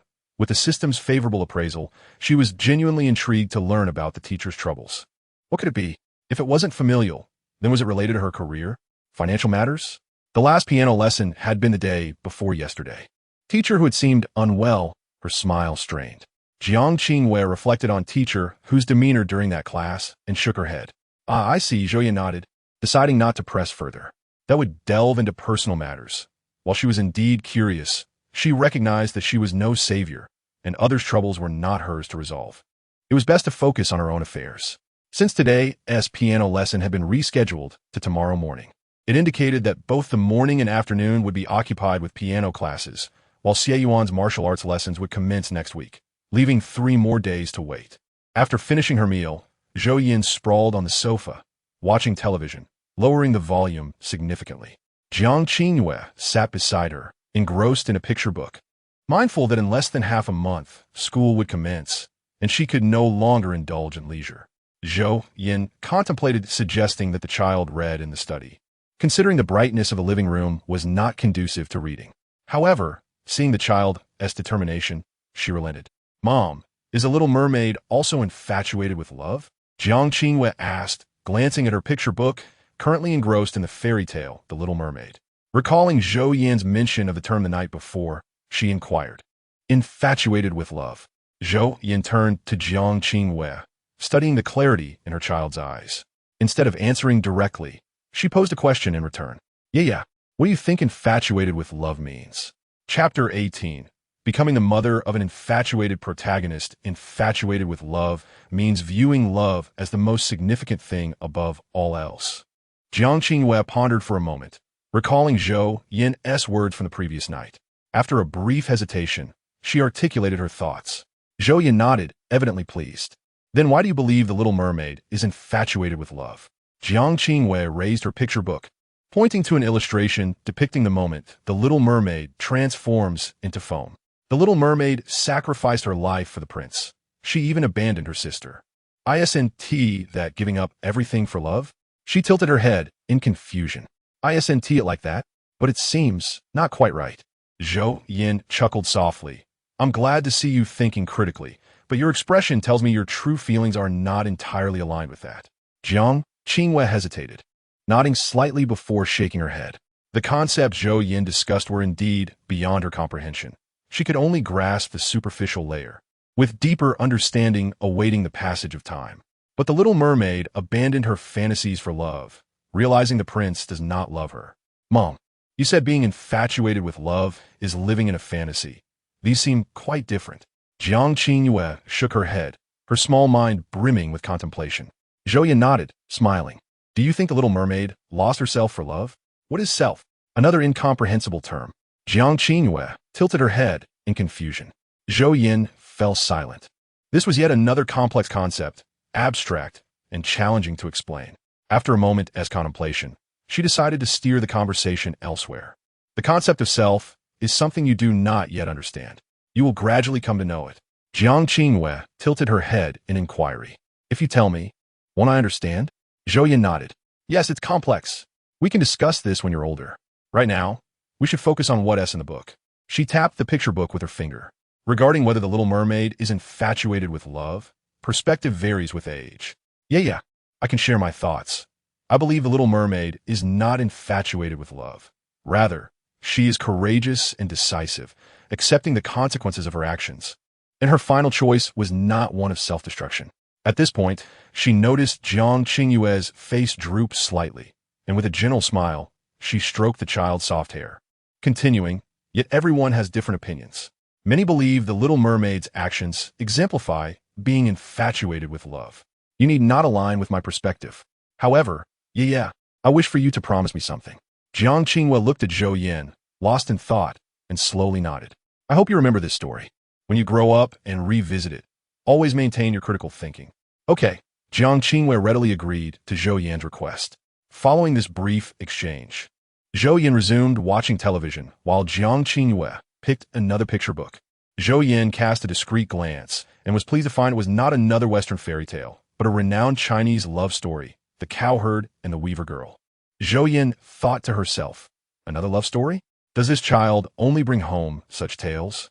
It seemed she had yet another concern to address. It appeared the child's reading material needed diversification, perhaps leaning towards classical literature, such as the 3-character classic or 1,000-character classic, which could be introduced appropriately. At 7, the child was certainly capable of engaging with such texts.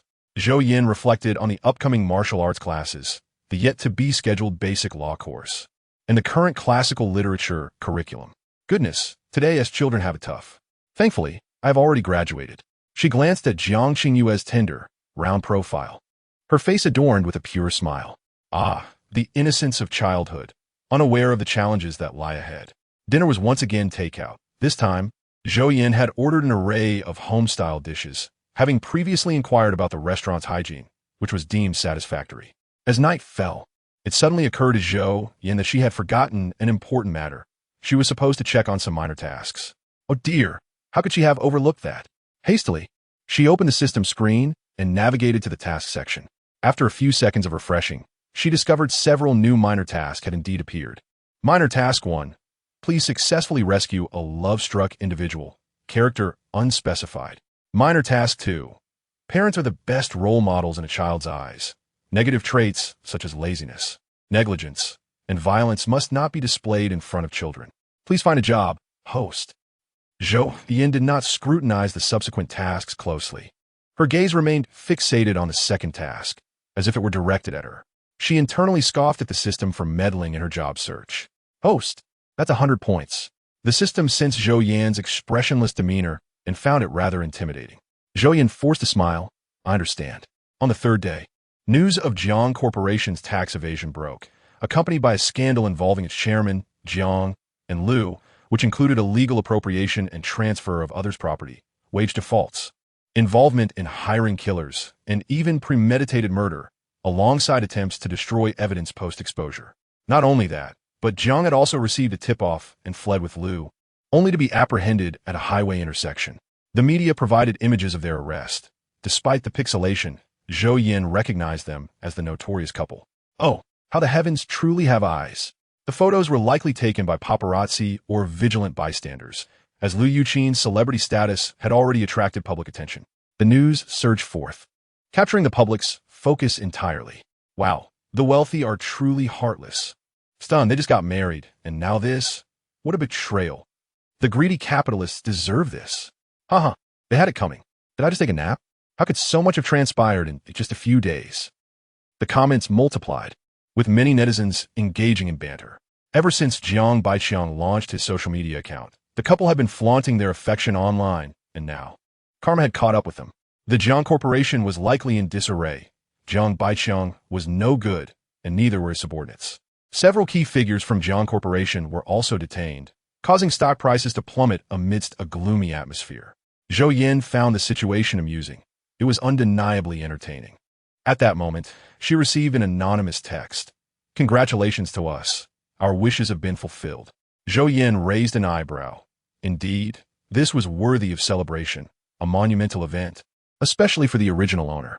Her gaze lingered on the message for a brief moment before she deleted it a few minutes later. The moment Jiang Corporation announced its bankruptcy, 100 points were credited to her account. That day, after thoughtful consideration, Zhou Yan decided to inform Jiang Qingyue. Upon hearing the news, Jiang Qingyue's expression shifted dramatically as she clung to Zhou Yan, frightened and seeking refuge in her embrace. Mommy, this is so scary. Zhou Yan was somewhat perplexed. It is quite frightening, but aren't you worried? Why should I be worried? Jiang Qinghua lifted her head to meet Zhou Yan's gaze with a serious expression. Our teacher taught us in kindergarten to abide by the law and avoid illegal activities. If caught, it would be very embarrassing. Zhou Yan nodded, impressed by her understanding of legal matters. How could she have made such foolish mistakes in the past? Misinterpreting Zhou Yan's gaze, Jiang Qinghua tightened her grip, anxiously saying, Mommy, you aren't worried about that man, are you? She had referred to him simply as that man, omitting the title of father. Zhou Yan's eyes widened in disbelief at the child's accusatory tone, feeling a sense of indignation. What a joke. I was worried you might still have feelings for him, which is why I asked. As she spoke, Zhou Yan playfully tapped Jiang Qinghua on the head. How dare you slander me? Realizing her mother had moved on from that man, Jiang Qinghua felt reassured and smiled brightly at Zhou Yan. All right, enough chit-chat. Hurry and wash up, then we can eat. Teacher, who will be here soon? Zhou Yan replied, somewhat exasperated. Yes, madam. Jiang Qinghua responded playfully, performing a mock salute. Mischievous little rascal. Zhou Yan chuckled as she watched the child skip away, calling out, watch your step. When teacher who arrived, Zhou Yan observed her closely. Indeed, she appeared unwell, pale, and lacking vitality, her greetings lacking enthusiasm. Teacher who you seem. Zhou Yan noted her poor state, but was surprised at how dire it appeared. Teacher who forced a stiff smile. Good morning, Yeya's mother. I've just been a bit sleep-deprived. It's nothing to worry about. It was clear she was lying. Zhou Yan refrained from probing further. Although curious about teacher who's situation, she was a polite person, and given their roles as teacher and parent, it was inappropriate to pry. Since there was a piano lesson in the afternoon, Zhou Yan invited teacher who to join them for dinner, which, though takeout, was plentiful and varied, featuring both meat and vegetables along with soup. The next day, with no piano lesson scheduled, Zhou Yan decided to take Jiang Qinghua out for a proper day of fun. Having moved in over half a month ago, they had yet to enjoy a genuine outing. After all, she was now a wealthy woman. Mommy, aren't you afraid of the heat? Jiang Qinghua inquired, her little face flushed as they stepped outside into the warm air. Zhou Yan smiled and knelt to her level, saying, once we reach the mall, it will be cool with the air conditioning. The difference between shopping with and without money was stark. Zhou Yan headed straight to the largest mall in the city. Upon entering and feeling the cool air, both mother and daughter sighed in relief, the summer's saving grace. The mall was vast, and, after discussing their plans, they decided to explore the toy section first. Look, Mommy, a Pikachu, Jiang Qinghua exclaimed, holding Zhou Yan's hand while pointing to a Lego Pikachu model in the toy store. I see it, Zhou Yan replied, her eyes shimmering with delight at the toys. Goodness, the quality of children's toys these days was astonishing. Among the Lego sets, she spotted a space model, celestial bodies, and an enormous Disney castle. They were all grand and impressive. I want that. Zhou Yan blinked, glancing down at Jiang Qinghua, who was looking back at her. They both shared a mutual understanding. They wanted it. Zhou Yan smiled gently, pointing to the castles and asking a staff member, excuse me, do you have this model available? Yes, we do. And the Pikachu as well. Jiang Qinghua chimed in, raising her hand to inquire further. The attendant approached them with a warm smile. Hello, ladies. We have both Lego sets. Would you like me to wrap them up for you now? Can it be shipped? I prefer not to carry too many things while out. Certainly. Please provide your contact information and address. After purchasing the Lego sets, Zhou Yan accompanied Jiang Qinghua as she selected many more toys. Time flew by, and as the sun climbed higher in the sky, it was time for lunch. Yeah, what do you want for lunch? Zhou Yan asked, faced with a plethora of choices and feeling indecisive. Jiang Qinghua promptly pointed towards the nearby KFC. Mommy, I want that. KFC, indeed. Zhou Yan learned that there seemed to be a promotion today. Purchase a children's meal and receive a small toy. What else could she choose but the children's meal? While waiting for their order, Zhou Yan sensed a commotion outside, prompting her to look up. A crowd quickly gathered. Jiang Qinghua, noticing her mother's reaction, also turned her gaze in that direction. Mom, it's teacher who. Zhou Yan couldn't see clearly, but Jiang Qinghua recognized the girl at the center of the crowd. Teacher who? Is she arguing with someone? Tonggu, please give me a live update. Zhou Yan requested, straining to see. Over there, it appeared that teacher who was in a heated exchange with a man, grasping his arm with a pleading expression, yet he remained unyielding and impatient, protectively standing next to another girl. Chapter 19. Transforming into the mother of a love-struck protagonist, Zhou Yan felt an unsettling premonition as she observed the scene. Jiang Qingwei, unable to hear the words exchanged, nudged her mother and inquired, "Mom, I can't hear what teacher who is saying. Can I go outside to take a look?" Zhou Yan hesitated, noting the increasing crowd and her daughter's small stature. After a moment's consideration, she relented and allowed her to see the spectacle. Tong Yi, keep an eye on the child. Zhou Yan watched as Jiang Qingwei dashed towards the gathering, her petite form weaving through the throng like a slippery fish, soon reaching teacher Hu's side. However, Jiang Qingwei refrained from immediately announcing her presence. Instead, she chose to observe the unfolding drama. Teacher Hu, with her gentle demeanor and scholarly aura, possessed a beautifully harmonious name, Hu Yijuan. Yet, at this moment, her heart was heavy, burdened by the sight of her boyfriend of 3 years. "Can we discuss this later?" she implored, her voice tinged with desperation. She could not fathom why her beloved had suddenly ceased to love her. They had known each other for years, and their familiarity had fostered a deep bond. Why, all at once, had his affections vanished? "No, Yijuan, I made myself clear. I no longer love you." "There's no point in discussing it further," he retorted coldly, embracing another woman. Hu Yijuan's expression betrayed her anguish. "But this is all too sudden. I can't accept it. There's nothing to accept. I've known Xi and her since childhood. Even while with you, I couldn't forget her," he replied, his gaze drifting to the woman in his arms, his indifference softening slightly. "I thought I could love you, but the moment X and her reappeared, I realized I could never forget her." Chen Ruoxin, the woman he held, slightly pushed him away and regarded Hu Yijuan. Through Zhou Yan's influence, Jiang Qingwei had gained some understanding of such complex emotional entanglements. Chen Ruoxin, observing Hu Yijuan's delicate form, smiled knowingly and said, "Sister Yijuan, Qin and I is merely following his true feelings. Please don't blame him. You see how many people are here. It's best not to escalate this any further." Hu Yijuan's complexion paled, her lips quivering as she absorbed the gazes of onlookers. Today, witnessing this scene shattered her composure. I'm not. Shouldn't the three of you be the ones causing a scene together?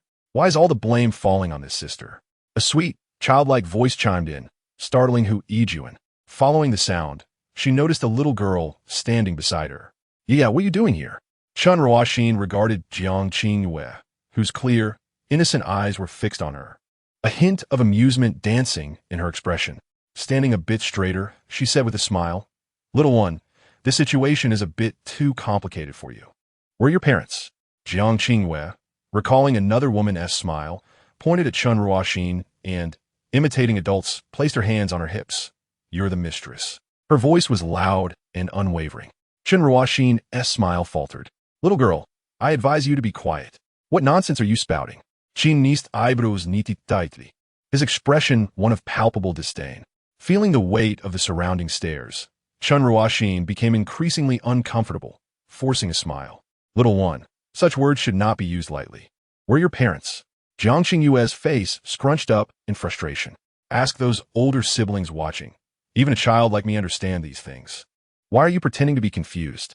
Upon hearing this, the spectators around them chuckled awkwardly. A few older girls, emboldened by Jiang Qingyue's words, chimed in. "Exactly. This is clearly a case of a green tea BTCH, and her game is weak. She's just trying to gain connections. Indeed, such a man isn't worth holding on to. It's blatant cheating, and yet she claims to be loved. What's your name, little friend? You spoke brilliantly." One of the older girls engaged with Jiang Qingwei. As the commotion grew louder, Chen Ruoxin and Qin Nai, realizing the embarrassment of being filmed by onlookers, hurriedly decided to leave the scene. Before departing, Qin and I cast a cold, disdainful glance at Hu Yijuan. Hu Yijuan stood frozen, speechless, until she caught sight of Qin Ni's icy gaze, which sent a shiver down her spine, leaving her trembling. With the actors gone, the crowd quickly dispersed, losing interest in the spectacle. A few older girls lingered, eager to converse with Jiang Qingwei. "Teacher Hu," Jiang Qingwei said, tugging her small, warm hand. "My mom is waiting for me at KFC over there. Come with me. We can have lunch together." Following Jiang Qingyue's chubby finger, Hu Yijuan noticed a woman seated by the window, waving at them. Hesitating, she replied, "No, come on, let us go. I'm so hungry." Without waiting for Hu Yijuan to finish, Jiang Qingwei took her hand and ran toward the KFC. "Mom, I'm starving." Zhou Yan observed as Jiang Qinghua excitedly led Hu Yijuan toward her, relieved that the restaurant's lively atmosphere masked their commotion. "Let us eat quickly.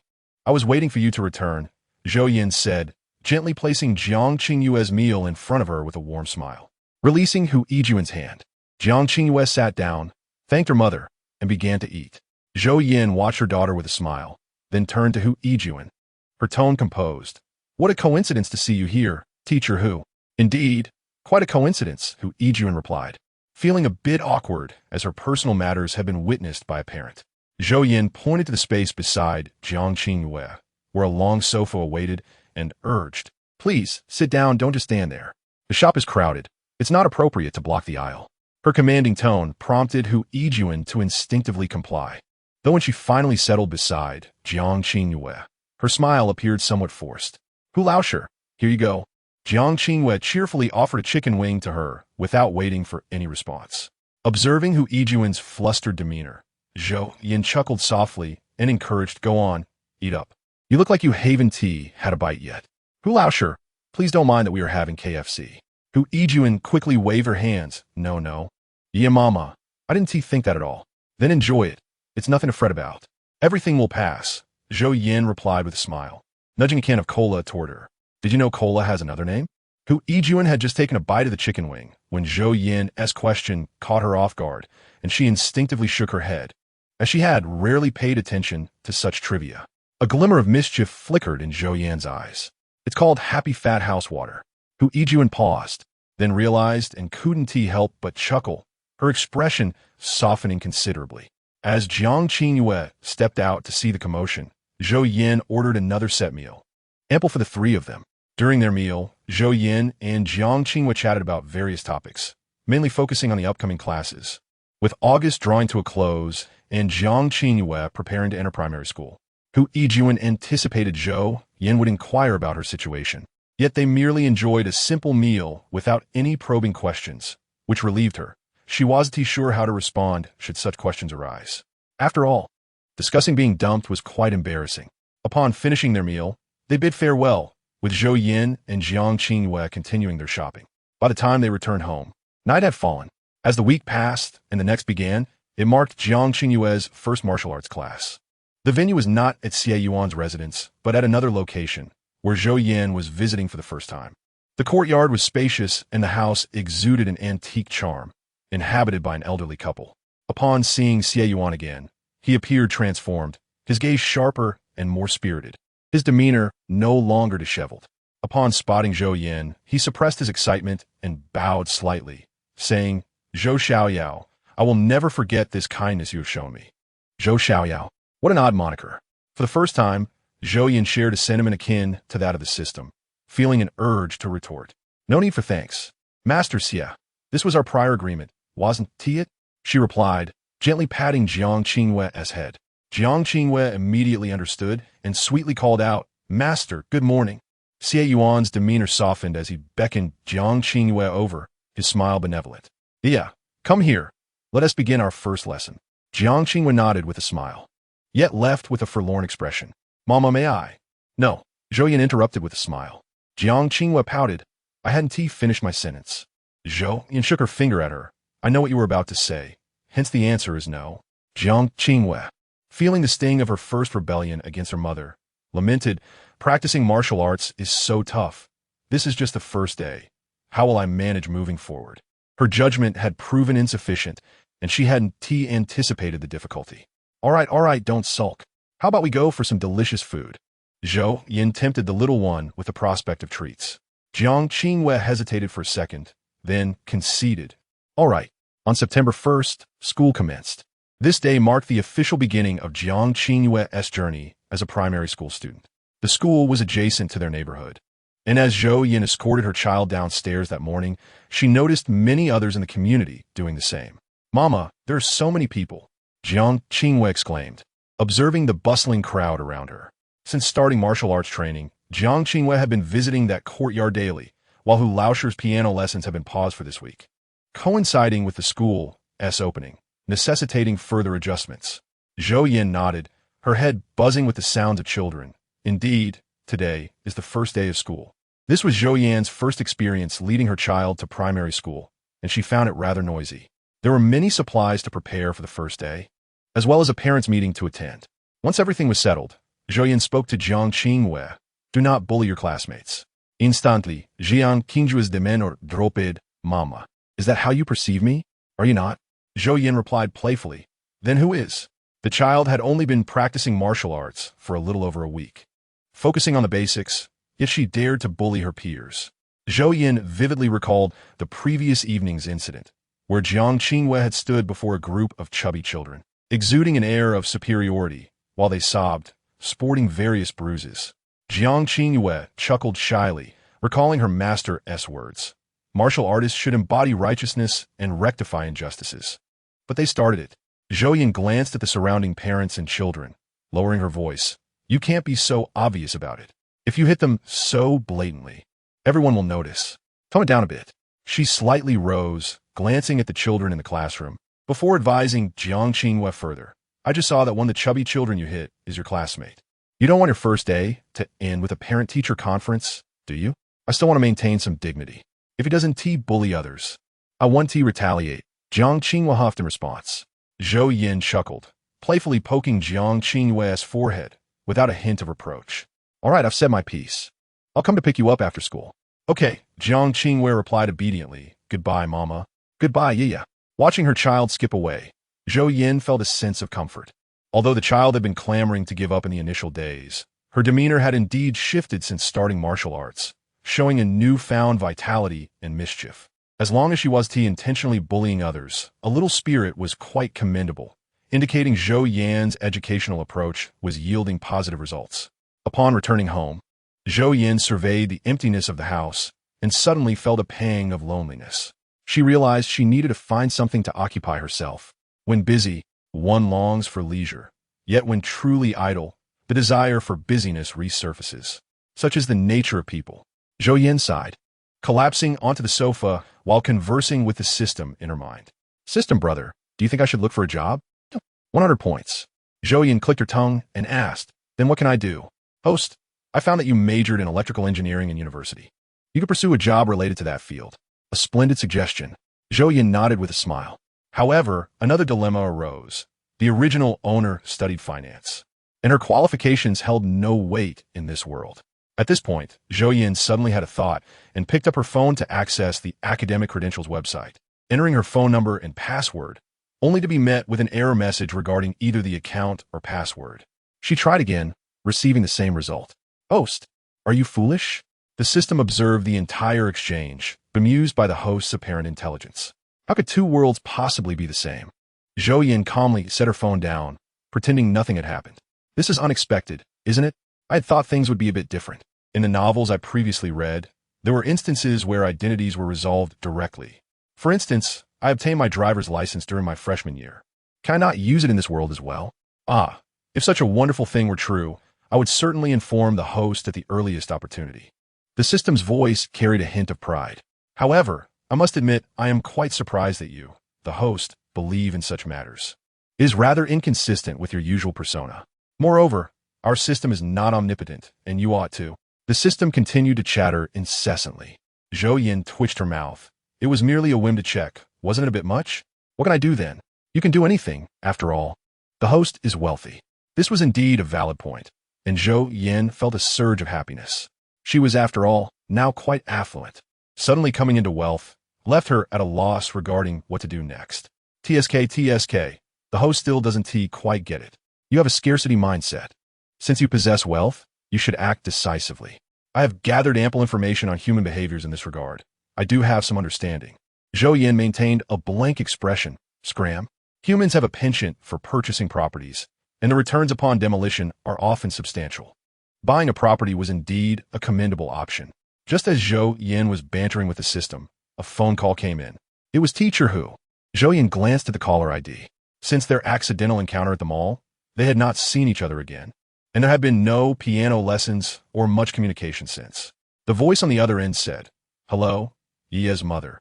I am calling to discuss the possibility of rescheduling lessons. Since Yiya has started elementary school, it would be inappropriate for me to disturb her now. So I thought I would consult you about it.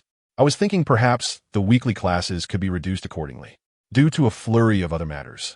This discussion had been delayed, and she felt somewhat apologetic. Previously, we talked about having lessons every day, but it seems we should make some adjustments now. Zhou Yan replied, "It's no trouble at all. Discussing it now is perfectly fine. After all, your university is quite close to our community. It won't take long." "Thank you, Yia's mother. Why are you thanking me again? What are your thoughts on this? I recall you were in your junior year. Are you now a senior?" "Yes. So I have a bit more free time now." Zhou Yan pondered for a moment. "Teacher who, would you mind having classes in the evening?" Evening? Not all. Then let us schedule them for the evenings, starting at 5. It will be 2.5 hours total, and we won't have lessons on the weekends. If you're concerned about it being too late, I could drive you home." Zhou Yan decided to buy a car. Relying on taxis wasn't very convenient. Teacher who hesitated for a few seconds before agreeing. In the afternoon, Zhou Yan went to pick up Jiang Qinghua from school and noticed a little girl looking somewhat dejected. "What's wrong? Was school not fun?"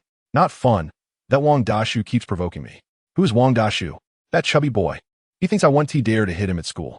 He flaunted in front of me all day today." As Jiang Qinghua spoke about this incident, her anger was palpable, and she even waved her small fist. It seemed the previous confrontation had not been sufficient. Zhou Yan chuckled, but remained silent. She felt she must prepare herself. This child would surely call for parental intervention in the future. After returning home, Jiang Qinghua, still not fully rested, saw Teacher Hu arriving and displayed a puzzled expression. "Teacher Hu, did my mother ask you to come to our house for dinner?" The little girl's chubby face, adorned with a look of confusion, appeared utterly adorable. Hu Yijuan couldn't suppress a gentle laugh and replied softly, "Yeah, didn't your mother tell you? We are about to have piano lessons." Jiang Qinghua exclaimed, "Why we have to have lessons again?" Chapter 21. Becoming the mother of a romance-obsessed protagonist. Regarding the driver's license, it could only be obtained again. After all, we cannot engage in unlawful activities. Zhou Yan had already planned to buy a car. It was prudent to have a backup for something like a driver's license. In September, although autumn had set in, the weather remained quite warm, with daylight lasting longer than night. After finding a reputable driving school and spending about a month there, Zhou Yan successfully acquired her driver's license and subsequently purchased a charming little car, perfectly suited for her, and ideal for a young woman to drive. After more than a month of adjustment, Jiang Qinghua had completely adapted to this high-intensity lifestyle. On weekdays, she attended school, and after classes, she returned home for piano practice. Following her piano lessons, she peacefully fell asleep to the righteous lectures of her law teacher. On weekends, she practiced martial arts in the courtyard from dawn until dusk. They even organized a room for these activities. Given that the child was still young, Zhou Yan accompanied her until she fell asleep. It was a fulfilling week, and Zhou Yan felt immensely satisfied. Jiang Qinghua expressed, "Thank you, as long as you were happy." As for the minor tasks issued by the system, Zhou Yan glanced at the subsequent ones and found them somewhat impractical. She decided to take things as they came. This world was undeniably comfortable, and even the initial divorce disputes had not consumed much of her attention. Subsequently, the system made slight adjustments to its regulations, allowing the host to freely set the time for accepting tasks, unlike the days when Zhou Yan first arrived and had no understanding of anything. One Sunday, Zhou Yan took the rare opportunity to accompany Jiang Qinghua to the supermarket, where they purchased an abundance of snacks. "Mom, I want to eat meat." Jiang Qinghua pointed excitedly at some large pork ribs. Zhou Yan raised an eyebrow. "But that's raw." "Oh no, how do we end up here?" Jiang Qinghua tugged at Zhou Yan's clothing. "Mom, you can cook it. That rib looks very meaty." Zhou Yan smiled awkwardly.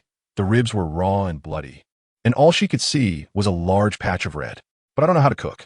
There seems to be a deli over there. Why don't we check that out?" Jiang Qinghua furrowed her brow in contemplation. Before she could decide, Zhou Yan led her away from that section to the snack aisle, which was the little girl's favorite. Although they had already bought plenty of snacks, more never hurt.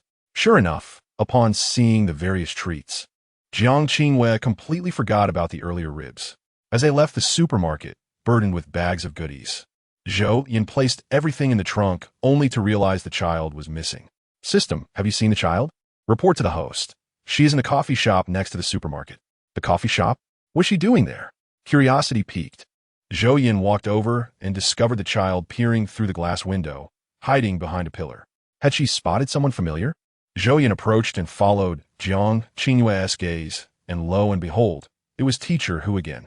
She tugged at Jiang Qingyue's hat, and when the girl looked over, she pointed at Teacher Hu inside and smiled. "Shall we go in and say hello?" But Teacher Hu was talking to someone else. Jiang Qingyue whispered, "It's fine. Xu and T recognized that green tea BTCH from a few days ago, so what is there to fear?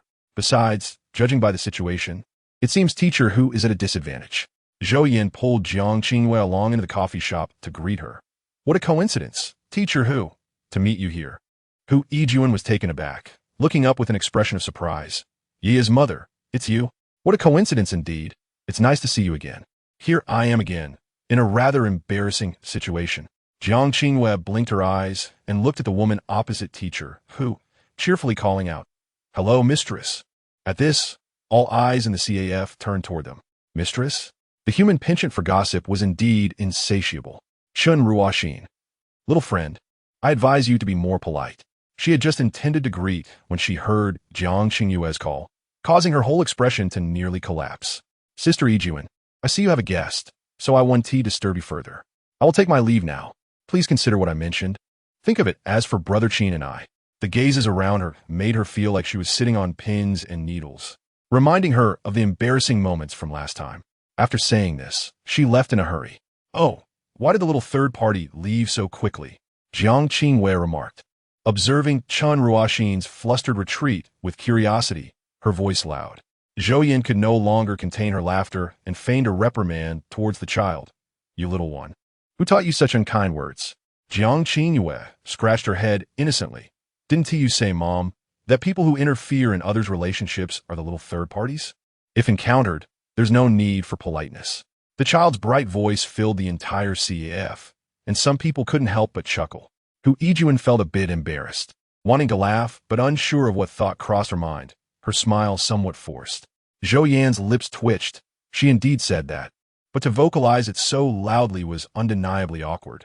Jiang Qingyue was unfazed as she climbed onto a nearby stool, her sparkling eyes fixed on Zhou Yan, patting the adjacent stool, signaling for her to join. It seemed every time they coincidentally met, it was when she felt most disheveled. The corners of Hu Yijuan's eyes slightly reddened, and she stiffly pulled at her lips. Zhou Yan nodded, ordering a drink for the little one, encouraging her to sit quietly. "Shall we talk about it?" "Hu Lao, sure. We've encountered each other twice by chance. Speaking might relieve some burden." "Speaking might indeed lighten the heart," Hu Yijuan murmured. She glanced at Jiang Qingyue's pure and adorable demeanor, then at Zhou Yan, falling into silence for a moment. She had few friends, and indeed some thoughts remained unvoiced. Articulating them would be a relief. "Mommy, yeah, Wait, can you cook?" Zhou Yan inquired. Hu Yijuan was taken aback. Can you make ribs?" Jiang Qingyue chimed in. "Can you?" "Yes," Hu Yijuan hesitantly responded. "Is it the regular way to cook ribs?" Zhou Yan and Jiang Qingyue exchanged excited glances. "You can cook? That's wonderful. Quick, let us buy some ribs and return home to prepare something to eat before discussing these matters." Zhou Yan promptly pulled Hu Yijuan outside, with Jiang Qingyue dutifully following the adults. Half an hour later, Hu Yijuan stood surrounded by an apron, in a kitchen filled with steam, holding a spatula, her mind quiet. How did it come to this? She turned to glance at the eager mother and daughter duo, her trembling hands adjusting her glasses. "Calm down, Hu Yijuan, calm down. Recent troubles have been numerous. This minor affair is inconsequential." Chapter 22. Transforming into the mother of a love-struck protagonist. Hu Laosher, your culinary skills are truly impressive. Hu Yijuan gazed at the empty plate, then at Zhou Yan's satisfied smile and Jiang Qingyue's beaming eyes, feeling a pull at the corners of her mouth. It was all consumed by the two of them, leaving nothing for her. "Thank you for the compliment." Zhou Yan waved her hand, quickly stopping Hu Yijuan as she reached the plates. "Oh no, you've already cooked. Let me and Yaya handle the dishes. You just sit." Hu Yijuan smiled. "It's fine. I have nothing else to do." Zhou Yan placed the plates in the sink. "Oh dear, I noticed you hardly ate, and since you're our guest, cooking is enough. I'll handle the washing. You can chat with Yaya on the sofa." "Well, okay." Although it was supposed to be a chat with Yaya, Jiang Qingyue also joined Zhou Yan in washing the dishes, simply returning the plates to the cabinet afterward. Watching their seamless cooperation, Hu Yijuan felt a twinge of envy. How lovely it was, yet a hint of confusion lingered. Where was Yaya's father? Zhou Yan brought Hu Yijuan back primarily to seize the opportunity for points, Now that the system's minor tasks could be self-scheduled, everything was much more convenient. All right, let us discuss your matters. After Zhou Yan and Jiang Qinghua finished washing the dishes, they sat opposite Hu Yijuan. Zhou Yan rested her chin on her hand, elbow on her knee, gazing at her with a calm and serious demeanor. Jiang Qinghua glanced at her mother, mimicking her posture, her chubby face appearing highly pinchable. Hu Yijuan suddenly felt a wave of nervousness, her palms slightly sweaty, stammering, Oh, yes, let us talk now. Don't be nervous, Zhou Yan reassured her. Hu Yijuan awkwardly chuckled, nodding, pausing for a few moments before slowly stating, That day in the mall, one of the two people I encountered was my ex-boyfriend, and the other was his girlfriend. We were together for 3 years. He treated me well, but suddenly, last month, he told me he had found someone he liked and wanted to break up. I truly don't understand. It was he who pursued me first, and he confessed his feelings. Our 3 years were stable. I always believed we would eventually marry, but when he proposed breaking up, I simply could not accept it. Mommy, yeah, you have no idea how good he was to me. He would pick me up in the rain, willingly getting soaked himself, waking early to walk to an off-campus breakfast shop to buy me breakfast every day. He would give me gifts for every festival, saying he would always love me. Upon reaching this point, Hu Yijuan buried her face in her trembling hands, her body shaking with evident sorrow, her voice tinged with tears. Zhou Yan remained expressionless. This rhetoric felt eerily familiar. Jiang Qinghua jumped off the sofa, handed Hu Yijuan a tissue. Thank you, yeah. Hu Yijuan accepted the tissue, wiping her tears. So your ex-boyfriend has indeed moved on? Jiang Qinghua swiftly pinpointed the crux of the issue. Recalling her earlier conversation with her mother, she felt Hu Laosher's ex-boyfriend fit the description perfectly. Hu Yijuan shook her head in confusion. I don't know. Cough, cough. Zhou Yan strategically coughed, lowering her voice to remind her daughter, it's called cheating. Jiang Qinghua looked earnestly at Hu Yijuan, deep in thought, then mimicked an adult gesture by patting Hu Yijuan's head, as if comforting her. Hu Laosher, your ex-boyfriend broke up with you only to quickly start a new relationship. Isn't that what they call a seamless transition? Zhou Yan chuckled shyly. It's a smooth transition. Jiang Qinghua nodded. Exactly. Why would you meet that little third party today? Hu Yijuan wiped her tears, regaining her composure. He has recently participated in a music program. During the preliminary selection, only one of the songs he submitted passed, and that song was written by me. However, it's only the first half. I haven't finished it yet. Today, Chandrawashin came to persuade me to complete the piece. Jiang Qinghua blinked, her mouth agape as she turned to Zhou Yan, her large eyes filled with confusion. I don't understand. Mommy, why don't I comprehend what Hu Laosher is saying? It's not like Hu Laosher is participating in the program. What does it have to do with her? Shouldn't one use their own composition for the competition? Why would that so-called ex-boyfriend use Hu Laosher's song in the contest? Once there was a drawing competition in the kindergarten class, and the children were well aware that they needed to submit their own artwork. It is perplexing that adults often fail to grasp such simple truths. Zhou Yan chuckled softly, affectionately patting the round head of a child nearby. This is the sordid world of adults. Jiang Qinghua felt a jolt of understanding, struck by the profundity of the moment. Hu Yijuan observed the puzzled expressions on the children's faces and, coupled with Zhou Yan's remark, felt a wave of awkwardness wash over her, unsure of what to say. Zhou Yan hit the nail on the head. You were unaware when that disloyal man submitted your composition for the competition, weren't you? Hu Yijuan nodded. I only discovered this recently. He has been in contact with me more often because of it. And what are your thoughts on this? I don't know. Zhou Yan completely understood the situation. From her previous experiences with those love-struck individuals, she recognized that Hu Yijuan was not truly concerned about the man's unauthorized use of her piece, but was instead contemplating whether to continue writing that composition. Although 3 years of emotions are hard to sever, Zhou Yan believed that if Hu Yijuan thought they were truly in love, someone must be lying. After all, love often casts a veil over one's perceptions. Awakening someone lost in romantic delusions is no small feat. Zhou Yan remained silent, pondering a strategy. Mere persuasion would be futile, as it might lead to her being taken advantage of, a mere dumping ground for their grievances, a tactic to be avoided. Experience had taught her that deceit leads to dire consequences. Jiang Qinghua, unburdened by such reservations, found herself reflecting on her mother's earlier words, recognizing parallels with Hu Yijuan's situation, and fell into contemplative silence. Teacher who? You mustn't think that way. Just because a relationship has ended doesn't mean it holds no significance. Why would you still compose for your ex-boyfriend? Hu Yijuan's eyes flickered with anxiety. But if I don't write it, he won't be able to compete. Then you should participate yourself. Even our kindergarten children know that contestants must submit their own work. Does he not have parents or teachers to guide him? His actions are tantamount to theft. Jiang Qingyue exclaimed, her small face flushed with indignation, experiencing firsthand a situation reminiscent of what her mother had described.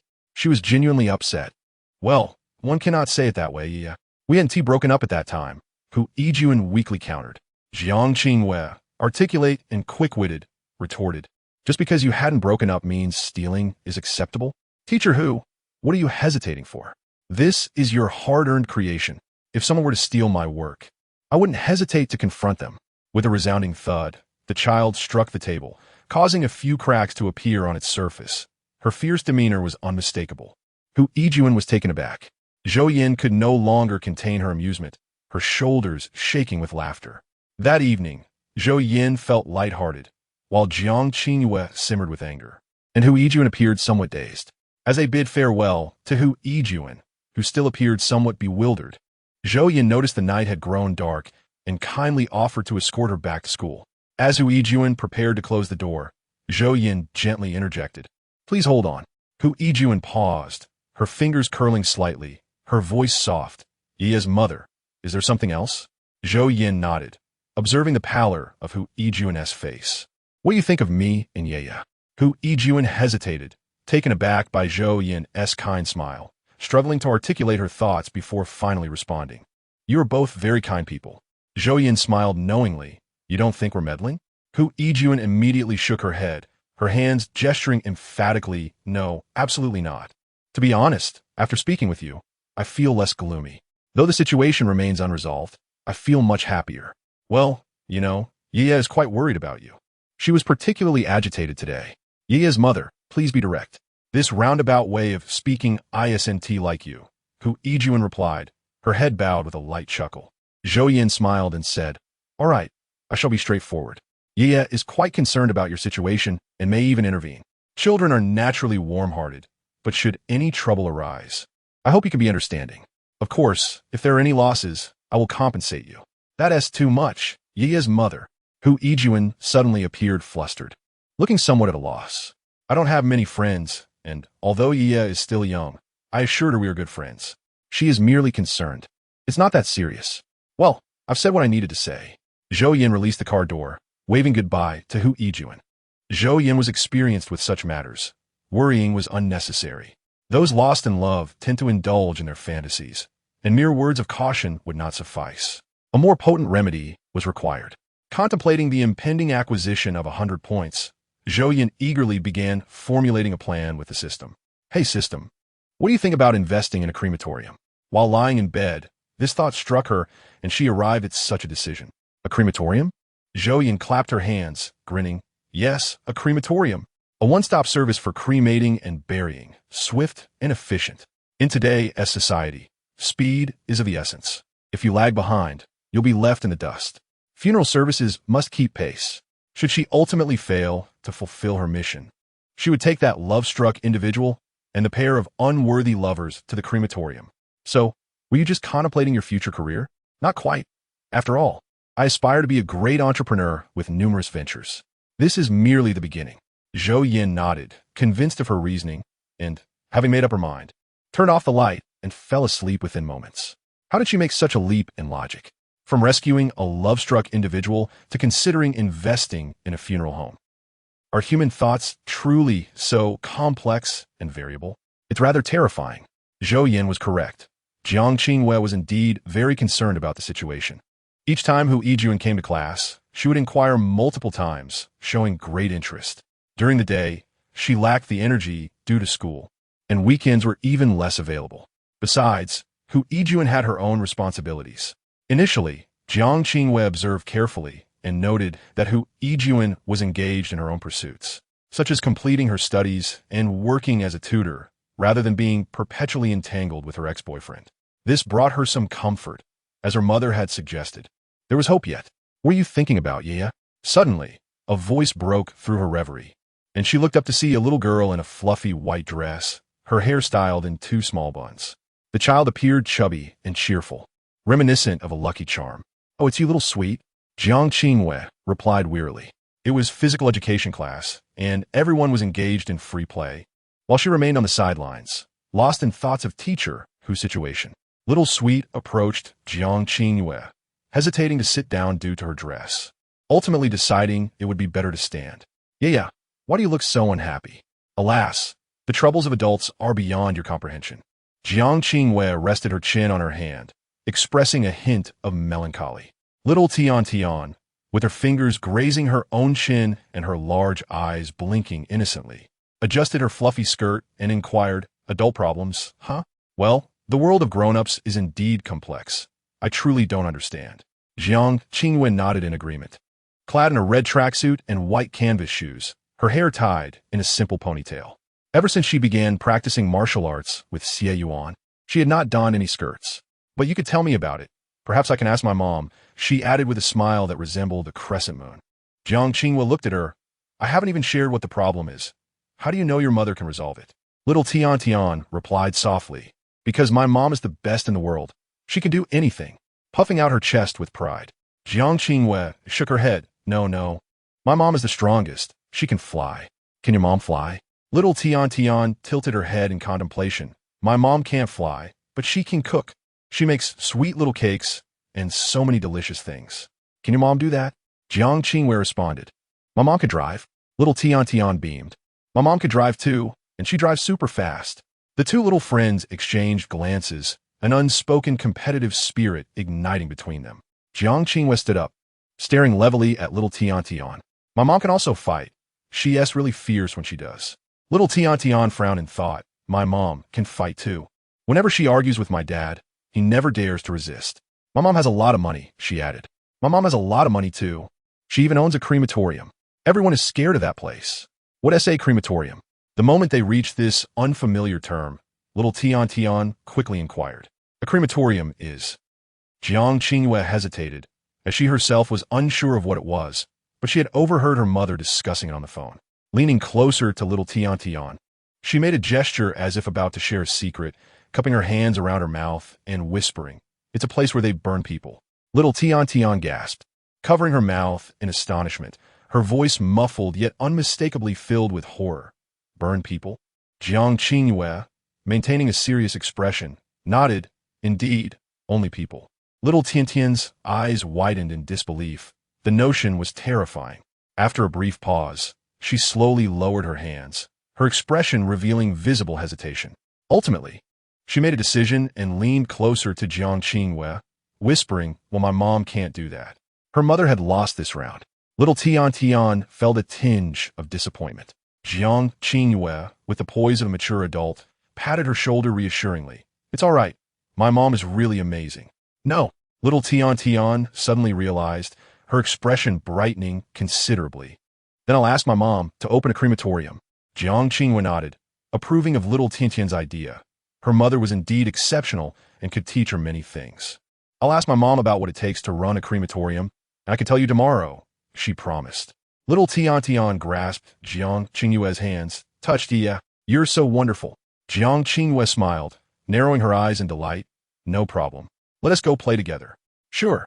After this small dispute, the troubles concerning teacher who were momentarily cast aside by Jiang Qingwei, as the two girls held hands and joyfully ran off to play.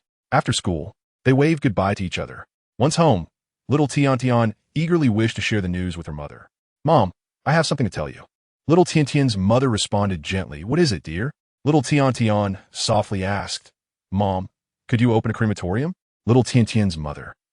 The former boyfriend of who Yijuan is named Qin and I, and the music program he is participating in is called Dancing Notes. A public talent show divided into modern pop and classical music sections, the latter typically featuring pure instrumental performances. Qin and I is competing in the latter category. Although Zhou Yan did not understand music, upon hearing Qin and I's work transmitted by the system, a look of disdain immediately crossed her face. She could tell that the composition was utterly dreadful. What on earth did Hu Yijuan see in him? He was somewhat handsome, but in their artistic circles, he was merely average, with an unimpressive character, questionable morals, and a lack of talent. Zhou Yan pondered, what could possibly attract her to him? The next day, when Jiang Qingwen met up with little Tian Tian, she noticed that little Tian Tian appeared rather disheartened. After class, Jiang Qingwen approached her and asked, little Tian Tian, what's wrong? Did your mom scold you? She refrained from saying this aloud, as it might provoke little Tian Tian further. Little Tian Tian pouted, her voice laced with discomfort. My mom and dad don't approve of my suggestion. Adults truly lack vision. As she recounted the events following her proposal from the previous night, little Tian Tian expressed her frustrations to Jiang Qingwen, her competitive spirit unmet and replaced with a sense of grievance. After finishing her story, she shook her head in regret. When I grow up, I will definitely invest in my own crematorium. Little Tian Tian resolved to start saving money now, intending to embark on her first venture at the appropriate time. Jiang Qingwen nodded, smiling with approval. Little Tian Tian, you won't regret this decision. My mom said that women who pursue careers are the coolest. She too aspired to become such a woman. Seeing little Tian Tian's dejected demeanor, Jiang Qingwen decided to share her recent worries with her. Little Tian Tian blinked in confusion, struggling to grasp the situation. Just as she was about to speak, another voice suddenly interrupted from behind. Isn't this just the love of a sycophant? Jiang Qingwen and little Tian Tian immediately jumped, looking around in panic. Who is it? They were situated near the flower bed at the bottom of the school building, shielded by two tall trees, which had obscured their awareness of the eavesdropper's presence. The person listening had evidently been careless as well, and in a moment of panic, attempted to flee, inadvertently revealing their hiding spot.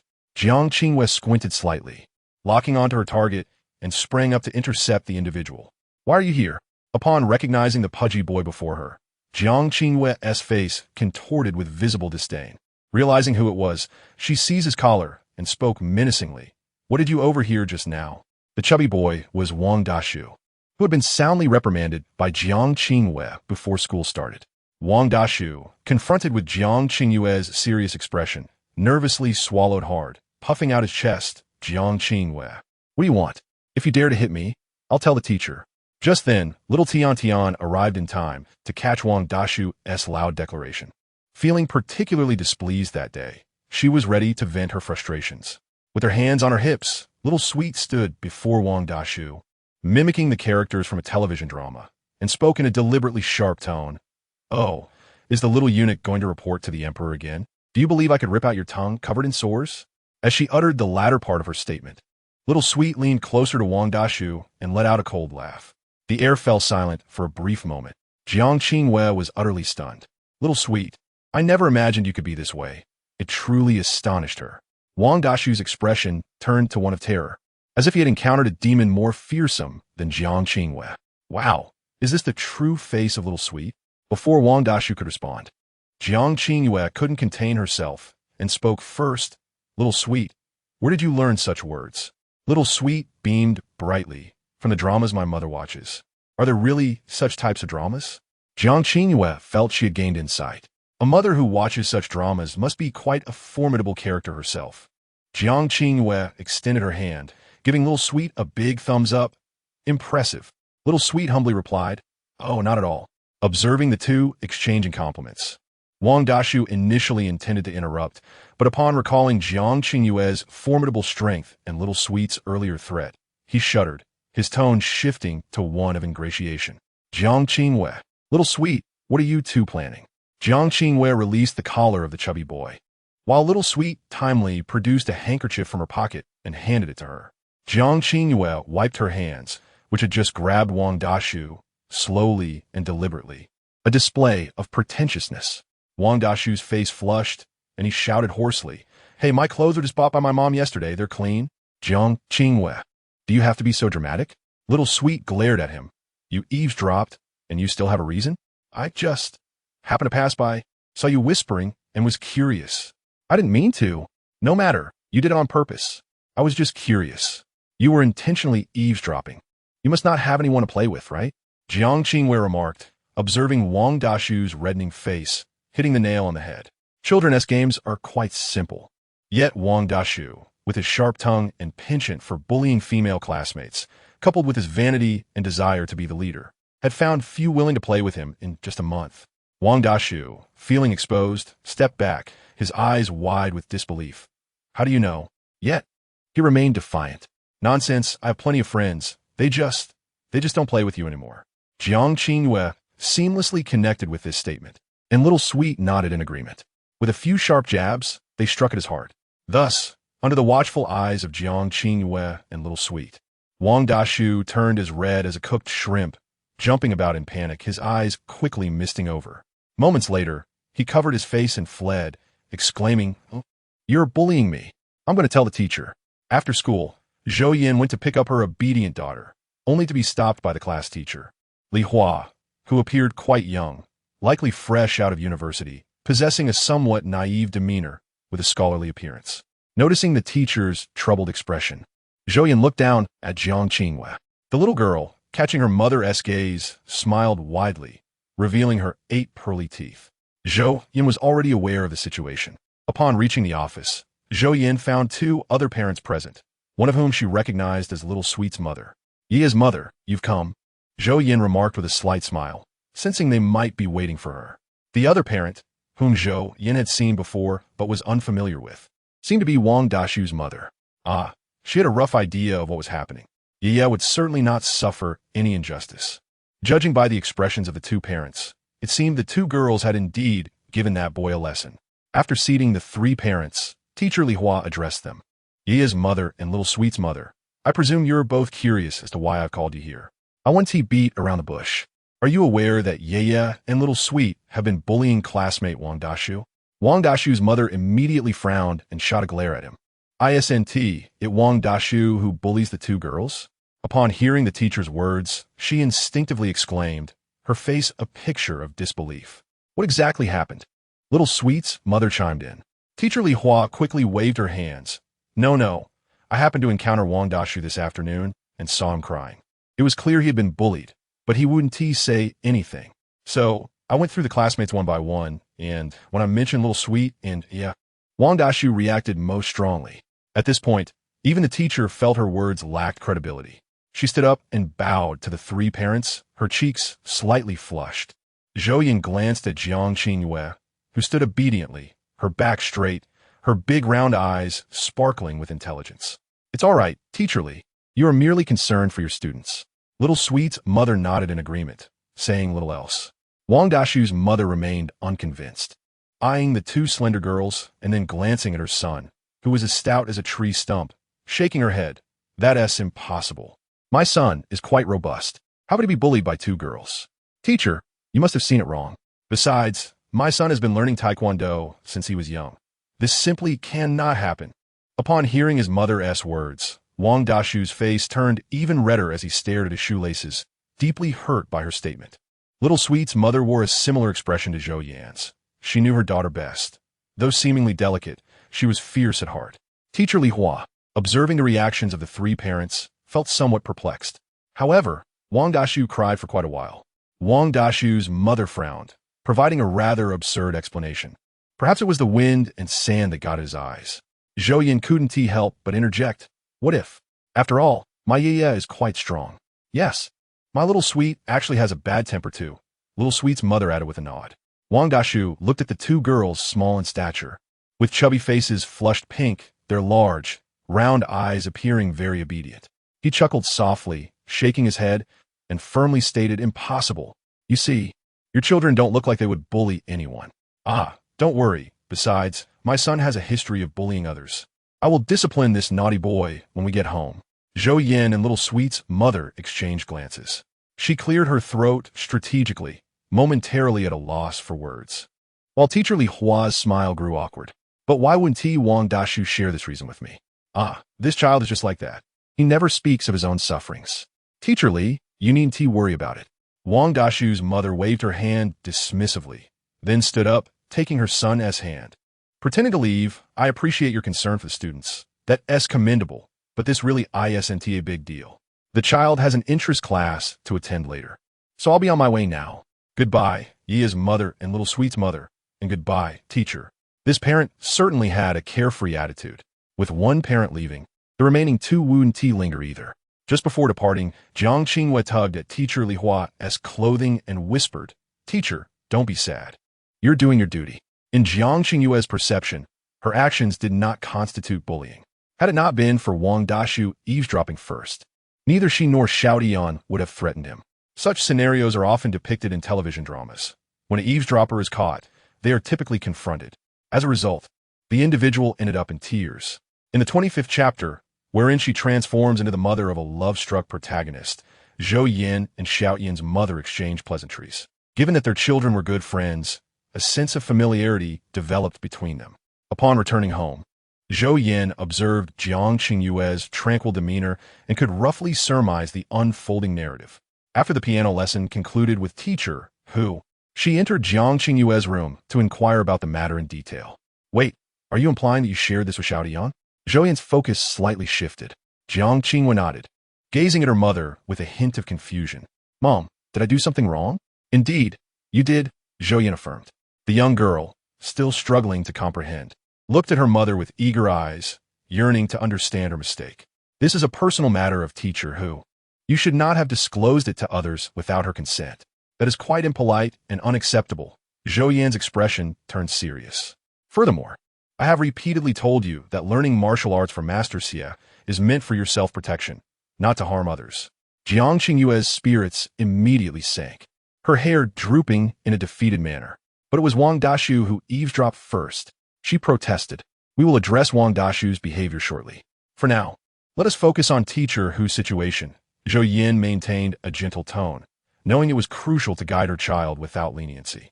Let me ask you this. How would you feel if I shared with others the incident where you cried over not wanting to attend class? Jiang Qingyue pouted, shaking her head after a few moments. Mom, please don't do that. You understand that this behavior is inappropriate, don't you? Zhou Yan pressed. The child nodded in affirmation. Teacher who chose to confide in us because she trusted us. You must recognize that she is a reserved person who prefers not to share her personal matters. However, I have betrayed teacher whose trust. Jiang Qingyue's voice quivered with emotion. Precisely, Zhou Yan nodded, gently patting Jiang Qingyue's head with a faint smile. So, do you now understand where you went wrong? Jiang Qingyue nodded and looked up at Zhou Yan. Mom, what should I do? We will discuss how to make amends later. For now, let us talk about Wang Dashu. Did you both bully him? No. He was the one eavesdropping on Zhou Yan and me, and we merely spoke a bit too harshly. Is that all? I certainly did not hit him. You told me to avoid physical confrontation at school and to treat others kindly, Jiang Qingyue asserted, raising her small hand defiantly. Zhou Yan couldn't help but chuckle, her tone softening. What was wrong of him to eavesdrop? How did you two manage to make him cry? What exactly did you say? Jiang Qingyue cast a conflicted glance at Zhou Yan, her excellent memory recalling Zhou Yan's words, which she recounted verbatim, complete with tone and expression. Zhou Yan was taken aback, realizing that such an adorable and lively girl could utter such words. No wonder Wang Dashu's mother misjudged him, she mused. Mom, what should I do now? The young girl recognized her mistake and sought her mother's guidance on how to rectify it. Concerning both teacher whose situation and the matter with Wang Dashu.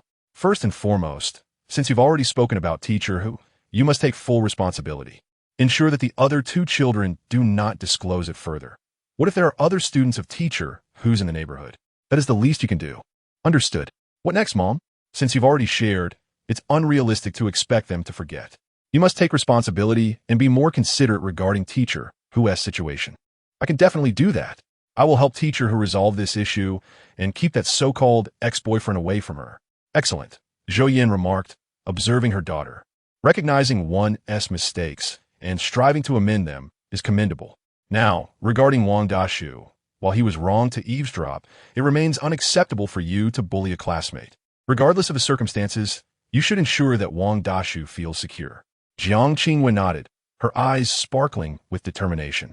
Tomorrow, I shall bring him some cookies as a peace offering. Precisely.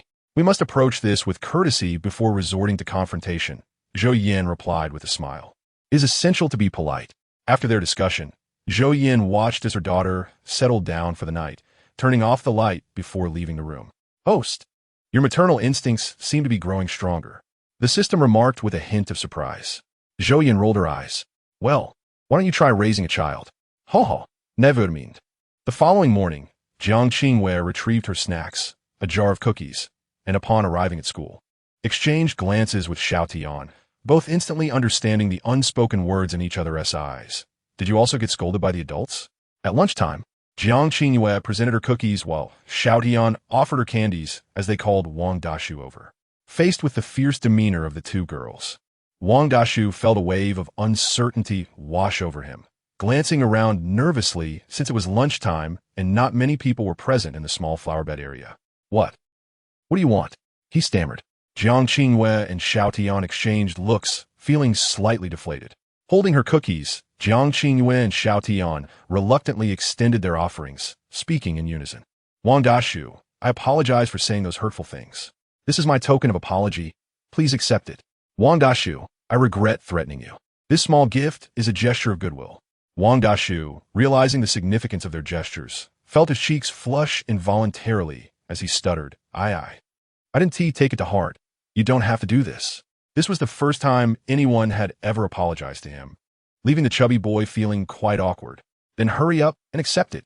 Jiang Qingyue insisted, her tone slightly fierce. Startled, Wang Dashu quickly took the jar of cookies and the bag of candies. After accepting them, he seemed at a loss, murmuring softly, Thank you. Then, seemingly recalling something, he said, Wait a moment, I have something for you too. He hurried back to his classroom and soon returned, breathless from exertion. Here, this is a small cake my mother made. I know I was wrong for eavesdropping, and I promise I won't tell anyone. Please forgive me. This is my apology.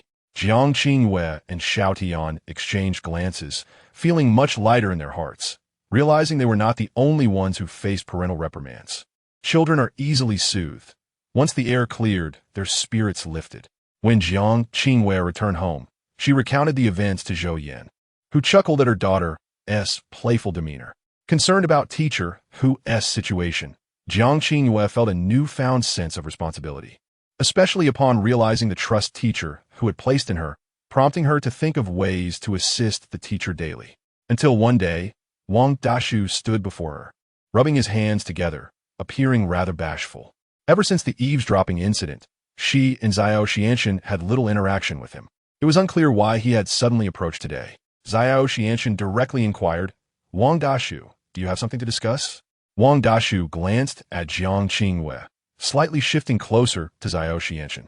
Before speaking, he furtively surveyed the surroundings, ensuring no one was paying attention to them. He leaned in, lowering his voice, and said, Classmate Jiang Qingyue and classmate Yi, I have thought of a way to resolve your dilemma. Jiang Qingyue blinked, suddenly curious. What method? Wang Dashu shyly scratched his head. What if we let teacher who see her ex-boyfriend embarrass himself in front of her? Jiang Qingyue. Zhou Xianxian. Chapter 26. Becoming the mother of a love-struck protagonist. Wang Dashu chuckled awkwardly, having pondered over this since receiving apologies from Jiang Qingyue and Zhou Xianxian. Indeed, Jiang Qingyue was right. He had no friends and yearned for companionship. That incident marked his first experience receiving a gift from others, filling him with joy. He recognized his past misdeeds and, when ignored by everyone, realized how excessive his behavior had been. Thus, to repay them, he had been mulling over this idea for days. Last night, while watching an anime with his mother, he encountered a scenario in which a father employed various absurd tactics to separate his daughter from her boyfriend. The first of which involved causing the boyfriend to embarrass himself in front of her.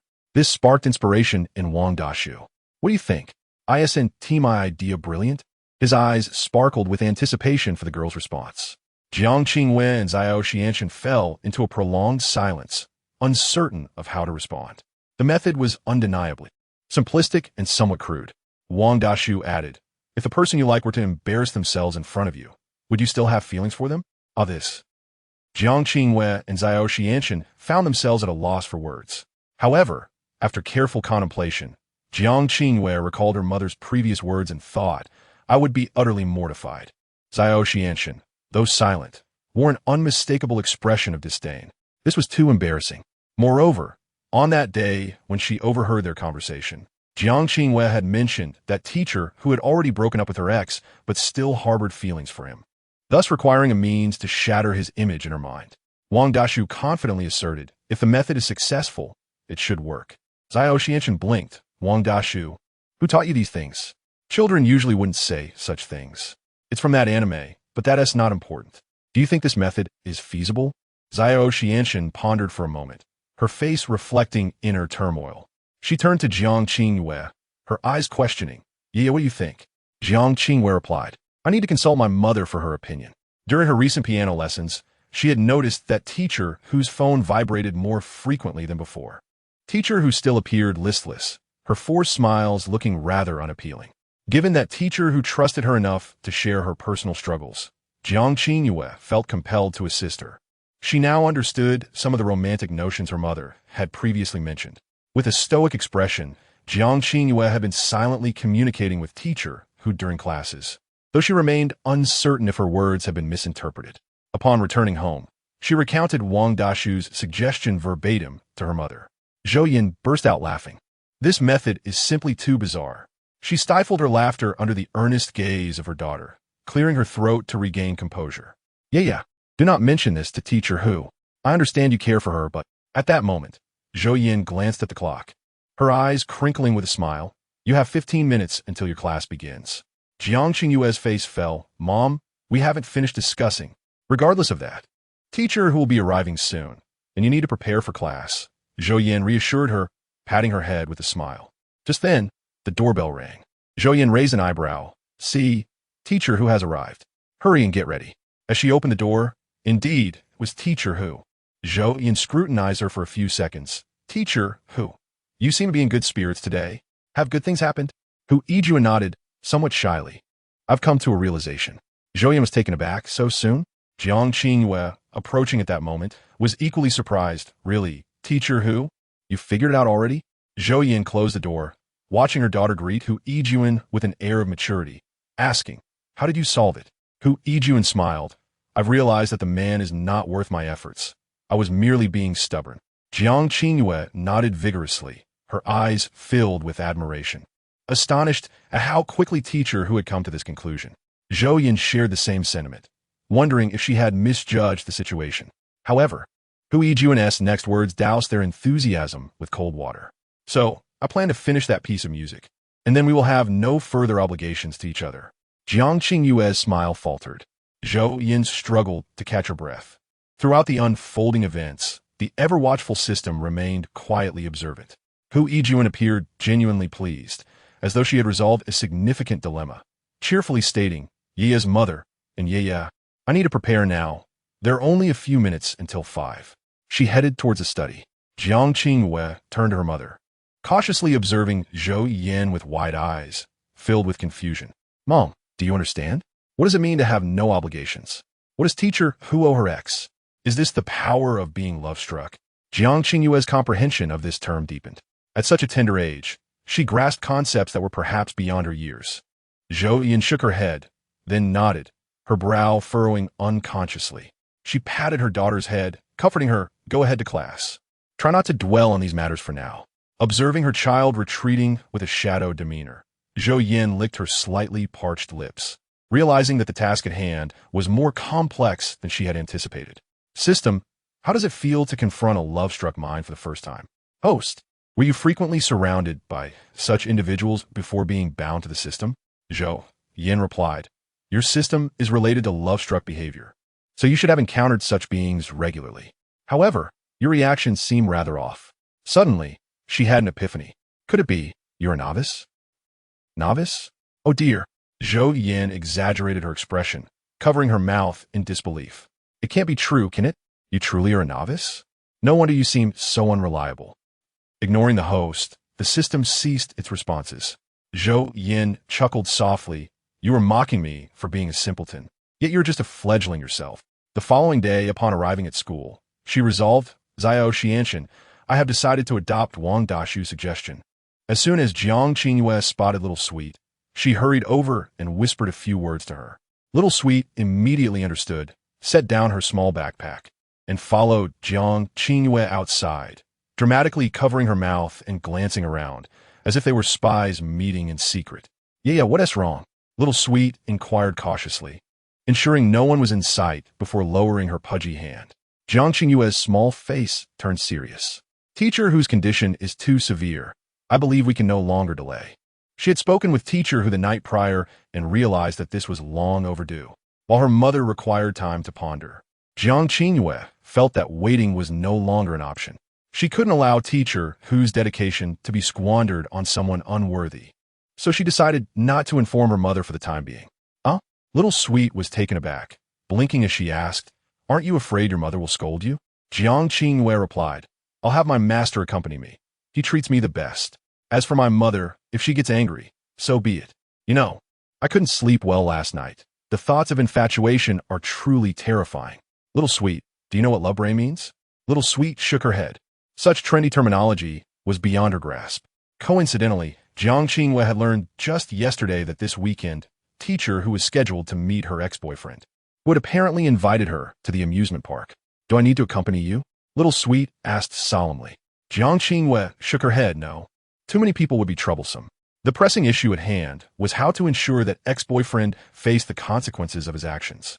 Jiang Qingwei intended to keep this matter from Zhou Yan for the time being. Her only recourse was to seek help from her martial arts master. The system transmitted Jiang Qingwei's thoughts directly to Zhou Yan. "Host, what are your plans?" Zhou Yan mused. "The little one has her own secrets now.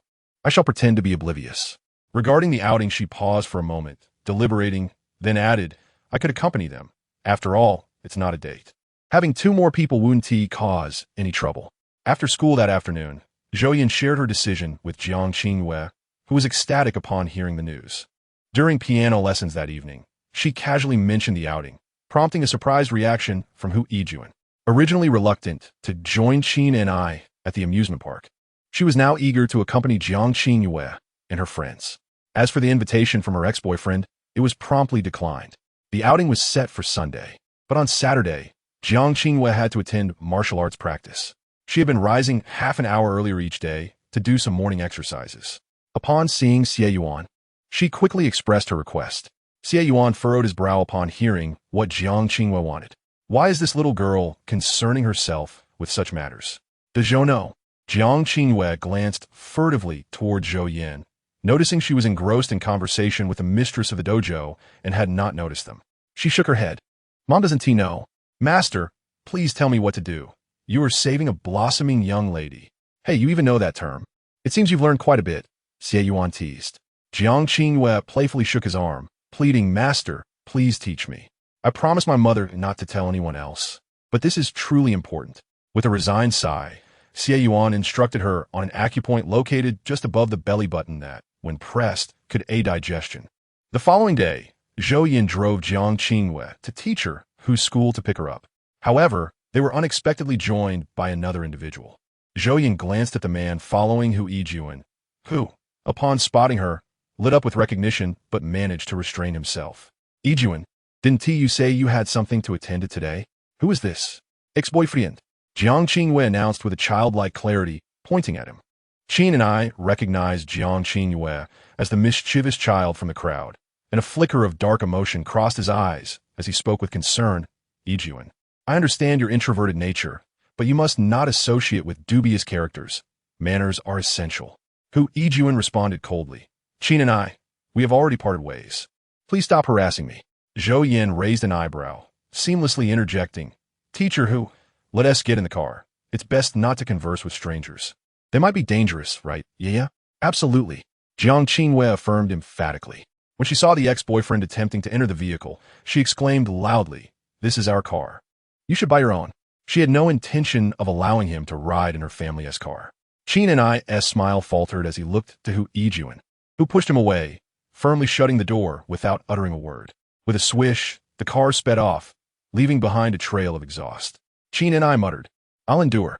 Once inside, Hu Yijuan smiled awkwardly. I ran into him right after leaving the dorm. He has been following me, and nothing I say seems to work. Jiang Qingwei nodded in understanding. "I get it. He acts like sticky tape." Zhou Yan corrected her. "It's actually a stubborn adhesive." "Oh, sticky adhesive," Jiang Qingwei echoed. Chapter 27. Transforming into a mother of the infatuated protagonist. I feel this chapter is somewhat nauseating. I hope everyone refrains from reading it during meals. On the weekend, the amusement park was teeming with visitors, the atmosphere lively, with vibrant colors at the entrance and staff dressed in mascot costumes. Despite encountering an unpleasant individual in the morning, her spirits were greatly uplifted by the festive environment. Upon entering the amusement park, Zhou Yan held Jiang Qingyue's hand as the little one bounced with excitement. The original Jiang Baiqiang had never had the time or energy to take her to such places, making this her genuine first visit to an amusement park. Jiang Qingyue carried a small backpack filled with her prepared snacks and a water bottle filled with barley tea, which was a bit heavy but still manageable. At the entrance, Zhou Yan casually accepted the park-esque brochure handed to her by a staff member. Hu Yijuan, who was somewhat socially anxious, felt uneasy in the crowded environment and instinctively moved closer to Zhou Yan. Yeah, which ride do you think we should try? How about this one? Zhou Yan pointed to an attraction in the brochure. No, we need something more thrilling, Mom. Let us ride that. Jiang Qingyue insisted, pointing excitedly at the roller coaster, where the riders appeared to be screaming in delight. Zhou Yan blinked, looking at the innocent grin on Jiang Qingyue's face, and asked once more, "Are you serious?" Jiang Qingyue nodded eagerly, of course. "Are you not afraid?" Hu Yijuan interjected, unable to contain herself. "Have you ridden one before?" "Never, but teacher who says it looks exhilarating. Doesn't he it?" Jiang Qingyue's eyes sparkled. Hu Yijuan fell silent, grappling with her fear of heights. Ultimately, she succumbed to the enthusiasm of the child and agreed to ride the roller coaster. While waiting in line, Zhou Yan inquired about the situation regarding the two-timing man, estimating he would take about an hour. He had missed Zhou Yan's ride and was left to squeeze onto a bus. The system even relayed his grumbling remarks to Zhou Yan with impeccable timing, nearly provoking her to take action. "Mom, hurry up, don't daze off." Jiang Qingyue tugged on her hand. Zhou Yan snapped back to reality, allowing Jiang Qingyue to lead her onward. All right, take your time. No need to rush. I'm sorry, but our roller coaster requires guests to be at least 4 meters tall, and it seems this little one does not meet the requirement." As they were about to enter, a staff member suddenly approached, casting a glance at Jiang Qingyue, and gently inquired, "Is there a height requirement?" Jiang Qingyue widened her eyes, looking towards her mother, Zhou Yan, with a pout. "Mom, one go too." Before Zhou Yan could respond, the staff member reiterated, "I sincerely apologize, but this is a strict regulation, and I have no authority to change it." Zhou Yan, flipping through the travel brochure, noticed a friendly reminder at the bottom of the page for the roller coaster. One must be between 4 meters and 9 meters tall to participate. Oh, I hadn't noticed that before. Disappointed at being unable to enjoy the ride she longed for, Jiang Qingyue's face crumpled, her happiness evaporating. Zhou Yan, upon seeing her expression, nearly burst into laughter. Hu Yijuan, feeling a bit anxious, leaned toward Zhou Yan and whispered, "Mommy, yeah, why is she suddenly unhappy?" Zhou Yan replied with a smile, "It's just that she can't enjoy her favorite ride. She's merely feeling a bit down. Don't worry, she'll be bouncing back in no time." In a moment, the man who had betrayed her would arrive, surely diverting this little one's attention. Zhou Yan, secretly amused, casually strolled towards the direction of the betrayer. Just as they were a few meters apart, Hu Yijuan's phone unexpectedly rang. She glanced at the screen, irritated, before declining the call. Zhou Yan thought to herself, "Still not blocked, I see." At that moment, someone approached, a figure named Qin and I, who gazed at the nearby child and the woman from the car, casting a casual glance at Zhou Yan, revealing a self-satisfied smile. "Yijuan, I've been searching for you everywhere. Who would have thought we'd meet in such a crowded place? It seems we are quite fated." To ensure Hu Yijuan truly wrote that song for him, he needed to keep her close. Qin and I fancied that she still harbored feelings for him. Zhou Yan, sensing his sticky gaze, felt a flicker of annoyance. "If you dare to cast your gaze my way again, I shall pluck out your eyes." The original persona was indeed a stunningly beautiful woman with a delicate face, fair and radiant skin, and expressive eyes that sparkled with emotion. She embodied such a refined aura. However, Zhou Yan was different. Her unique charm, paired with her striking appearance, lent her an air of spirited elegance. "By the way, may I ask the identity of this lady?" Qin and I inquired, his gaze lingering on Zhou Yan, filled with affection. Jiang Qingyue, unable to see Qin and I's distasteful expression due to her height, hugged Zhou Yan's waist, casting a disapproving look at him, though she remained silent. Hu Yijuan, of course, understood Qin's expression, and a surge of unspoken anger rose within her. She had already promised to finish that song for him. Why was he still lingering? "Mommy Yaya is a wonderful person, and I cannot allow her to be entangled with such trash. You shall never be worthy of her." Hu Yijuan retorted coldly. Qin and I's smile faltered. Yet he attempted to employ the same tactics he had used in the past to charm women, saying, Yijuan, what do you mean? Although we broke up, you must understand that last time was beyond my control.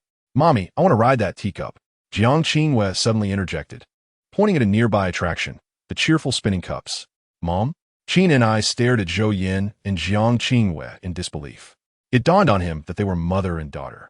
Instantly, the warmth in his gaze for Zhou Yan diminished significantly. She was a mother. How unfortunate. Yet, she looked remarkably well-preserved, likely in her 30s, appearing as youthful as a university student. Zhou Yan wore a half-smile, recalling how, in the past, she would have kicked a man like Qin and I away without hesitation. However, considering Jiang Qingyue's upcoming plan, she decided to wait a bit longer. All right, let us go and play, Zhou Yan said, leading Jiang Qingyue toward the ride. Each cup could accommodate 4 people, and Zhou Yan remained silent throughout. Jiang Qingyue, intent on executing her mischievous plan, did not hinder Qin Yi's actions. Leaving Hu Yijuan's expression darkened with fury. Hu Yijuan had witnessed Qin Yi's gaze clearly. The polite and amiable man she remembered had vanished, replaced by a visage that made her stomach churn. How did I not notice how greasy he was before? Hu Yijuan glanced at Zhou Yan, her throat suddenly dry, murmuring, Mommy, I'm sorry, Hu Laosher, do not be upset. How is your song coming along?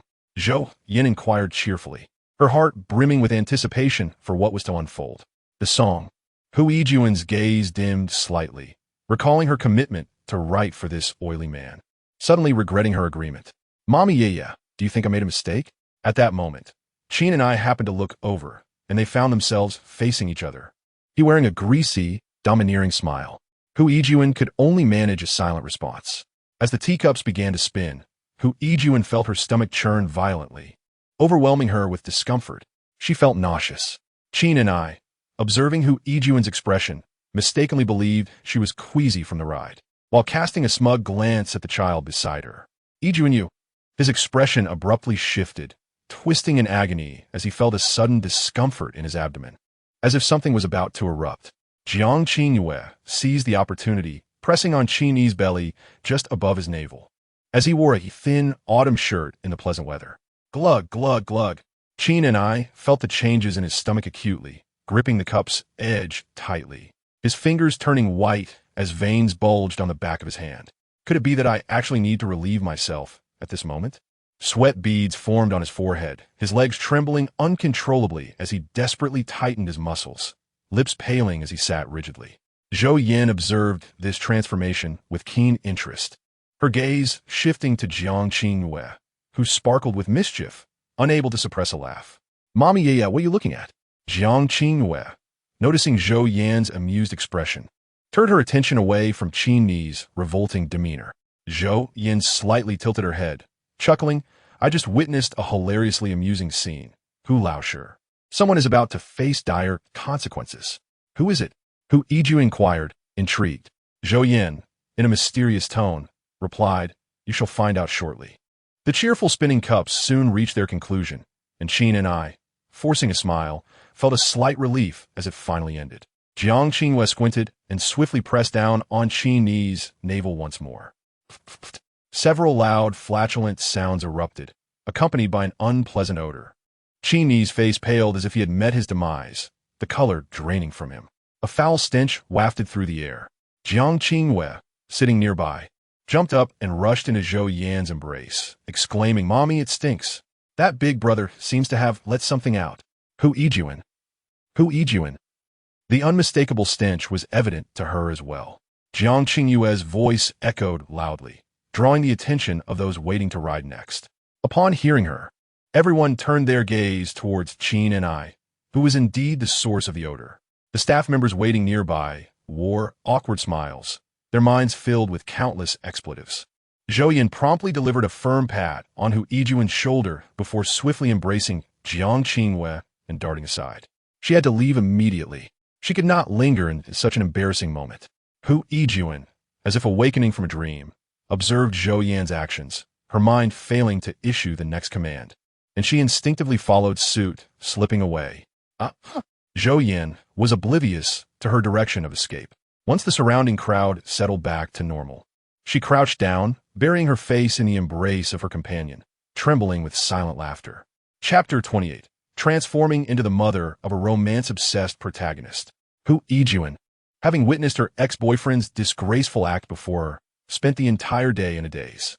Her body accompanied Zhou Yan and the others, but her spirit had seemingly fled in fright. Qin and I could not contain himself. He actually committed such an indiscretion in broad daylight? Unbelievable. Hu Yijuan felt a chuckle rising within her. The shocking scene replayed vividly in her mind, including Qin Ni's face, the cold sweat trickling down his forehead, and his helpless gaze. All of it was strikingly clear now. Rather than feeling concern over such a spectacle, Hu Yijuan had to concede that there was a slight satisfaction within her heart. Qin and I, you scoundrel, look at you now, ha ha ha. Earlier, when Yi's mother had inquired about the piece, Hu Yijuan decided against it, as it was her first composition meant for that greasy man. Suddenly, she felt as if she had consumed something distasteful. After the initial uproar of laughter, Zhou Yan managed to regain her composure. System, did you witness that explosive scene just now? She mused internally. Host, you've corrupted the child. The system had indeed seen everything. Even Jiang Qingyue's innocent smile while committing mischief. Excuse me, what do you mean by I taught her? I merely facilitated her natural instincts. That is the true essence of the girl, Zhou Yan retorted. Dear sister, do you wish to consider what you were saying? Jiang Qingyue was originally the protagonist of a tragedy. Have you ever seen a tragic heroine who deliberately soils herself in public, even if bullied or bullying others? This method is unprecedented in the system's experience. Zhou Yan, too, was encountering this for the first time. You didn't see how delighted she was after her mischief succeeded. I never instructed her on such things. We spend every day together. Isn't it evident that I did not teach her this? Host, you must take care. Zhou Yan pouted. Take care of what? I never intended for Jiang Qingyue to resemble her former self, although her recent development is a tad outrageous. Thankfully, her principles remain intact. She is already an exceptional child. We shall see if she can mature into an admirable adult. Being less than remarkable is acceptable, but she must at least be a decent person. This is Zhou Yan's fundamental expectation. After committing her mischief, Jiang Qingyue initially felt a twinge of unease, certain that her mother had witnessed her antics. She anticipated her mother would reprimand her, yet after an entire day, not a single word was uttered, allowing her to relax entirely. Teacher Hu, Jiang Qingyue poked Hu Yijuan's waist several times with her chubby little fingers. Hu Yijuan finally registered the sensation of tickling and instinctively shifted away. She turned to Yiye with a smile, asking, What is it, Yiye? Jiang Qingyue pointed towards the car, tugging at Hu Yijuan's clothing as she exclaimed, We are heading back. Teacher Hu, don't daydream any longer. Mom is taking us for hot pot today, so hurry. After saying this, she quickly hopped into the car, eagerly watching Hu Yijuan. Hu Yijuan slowly entered the vehicle, feeling it start to move.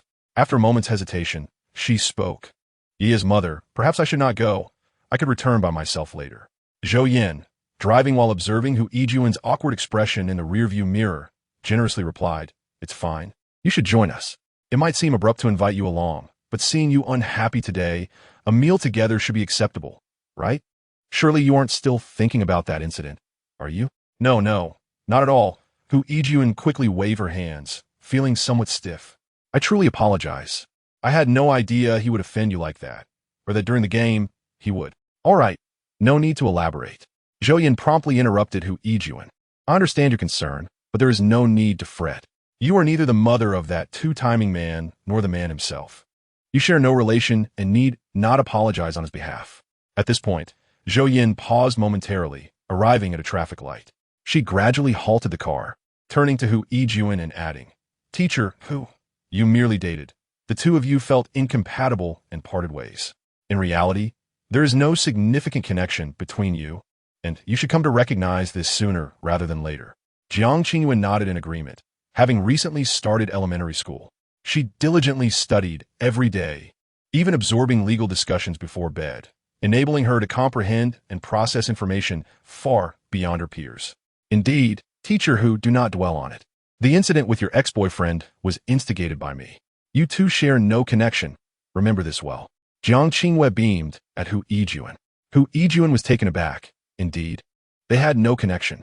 During dinner, Yet another battle ensued as Zhou Yan prohibited Jiang Qingyue from consuming various items, leaving the little girl in a prolonged state of disappointment.